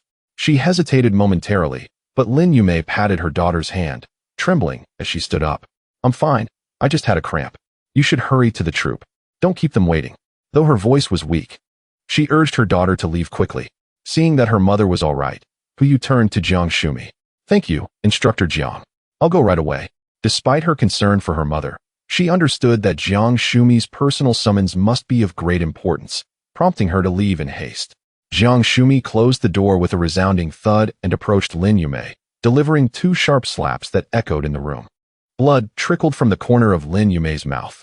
Trembling all over, she dared not retort, gritting her teeth as she knelt at Jiang Shumi's feet. Miss Jiang, you know everything. It was my fault. I couldn't bear to part with that child. I thought to send her away, and if you ever need her, I could bring her back. Another fierce slap landed, punctuated by Jiang Shumi's furious words. I told you to handle it. Yet you acted on your own. What if Ming Tang sees her in the provincial city? She gasped for breath, her voice a low growl. Lin Yumei trembled, her heart racing. Initially motivated by compassion, she also harbored selfish intentions, hoping to hold something over Jiang Shumi. But as the situation spiraled out of control, fear set in. Miss Jiang, I understand my mistake. Please grant me a chance to rectify it. I will have my elder brother bring Lin Erju back and ensure she never appears again. Is that acceptable? Her eyes were filled with desperate hope as she gazed at Jiang Shumi. With a frosty expression, Jiang Shumi kicked her, her eyes flashing with menace. Do you think she will obediently return? You fool. If Lin Erju discovers she was adopted, matters will become complicated. Leaning closer, she whispered in Lin Yumei's ear. Lin Yumei nodded earnestly. Rest assured, I will return to my hometown immediately and ensure they remain silent. I will not expose the past. Should you err again, do not blame my ruthlessness, Jiang Shumi warned coldly as she exited. Meanwhile, at the entrance of Ji Yang's shop, customers continued to flood in, eager to purchase clothing. A person who had gone to report the incident returned, their frustration evident. Weren't they fearless? Why apologize now? Just because their father is the deputy factory director. They think they can act with impunity. Sweating profusely from the effort of calling the police, they vented their anger. Lin Ping'an approached. Thank you, Auntie, for your assistance. If you like the red cotton jacket, I'd like to gift you one. He presented her with a jacket. Really? That is far too generous of you. The aunt beamed with joy, having come to see her daughter after watching a television program. She had insisted on buying. But upon learning it cost 8 yuan, she hesitated. Though she lived in the city, her husband earned only a little over 30 yuan a month. As Lin Ping'an placed the red jacket in her hands, she smiled widely. Such kindness. I'll spread the word when I get home. If you need anything, just let me know. I live just across the street, not far from here. Seeing her with a fresh piece of clothing, she regretted not helping them report the incident earlier. It was 8 yuan, after all. Thank you, Auntie. We'll look out for each other in the future. If anything happens at your shop, it's always better to have someone to help. Noticing the expressions of envy and admiration from the crowd directed at Auntie, Lin Ping'an quickly announced, in appreciation for everyone's support today, if you buy 2 items or partner up to buy, it's only 7 yuan each. The generous offer led to cheers among the people as they rushed to take advantage of the deal. Some immediately sought out partners to buy together, while others exclaimed, Great, I need one too. The excitement around the stall intensified. Earlier, Lin Erju had felt a pang of sympathy when she saw Ping'an giving away clothes. Now, witnessing the crowd, she realized her brother was indeed clever, having gained admission to Qingbei. Meanwhile, Gao Shan, who had been observing the commotion, nodded repeatedly at Lin Ping'an. In business, popularity is essential. The more customers, the broader the sales. This young man, despite his youth, displayed considerable acumen in commerce. That night, the three returned home, with Ji Yong lying on the Kong, unable to sleep from excitement. Ping'an, we sold over 1,300 yuan today. I never imagined we could achieve such sales. Ji Yong joyfully wrapped his arm around Lin Ping'an's shoulder, resting his head against him. Lin Ping'an felt awkward under the weight of the embrace, fearing others might misinterpret their closeness. He shifted slightly, pulling the blanket higher, and spoke with gravity. Jigu, I need to discuss something important. Whatever it is, just say it. With the profits we've made, we're in this together from now on, Ji Yong replied, sitting up, his face alight with enthusiasm. Lin Ping'an continued. You know I won't stay in the provincial city for long. We should clarify our partnership. We will split profits 50-50, you help me sell the goods, and I'll provide the supplies. Collaborations like with Gao Shan will also follow the same profit share. If you find any other partners in the future, the same applies. He observed Ji Yang's expression, aware that Ji Yong would handle future matters in the provincial city. If he felt disadvantaged, it was best to clarify now. Ji Yong rubbed his forehead, frowning. So, if the profit for the bell-bottom pants is 2,000 yuan for 2,000 pieces, you're saying I would get 1,000, correct? Lin Ping'an nodded affirmatively. Suddenly, Ji Yong embraced Lin Ping'an tightly. Ping'an, you're my fortune. Who would refuse such a generous offer? You can trust me to handle things in the provincial city from now on. He clung to Lin Ping'an, his arms wrapped around him firmly. Feeling suffocated beneath the weight of over 100 kilograms of Ji Yong along with the blanket, Lin Ping'an gasped, let go. Do you want me to meet the king of hell? Realizing his grip, Ji Yong quickly released him. Are you all right? Fortune, you must not leave us. He rose to his feet. Yet his mind was preoccupied with the notion that Lin Ping'an had entrusted him with such a substantial sum of money, undoubtedly considering him as family. Could it be that he intended to facilitate a union between him and his second sister? Observing the blush on his face, Lin Ping'an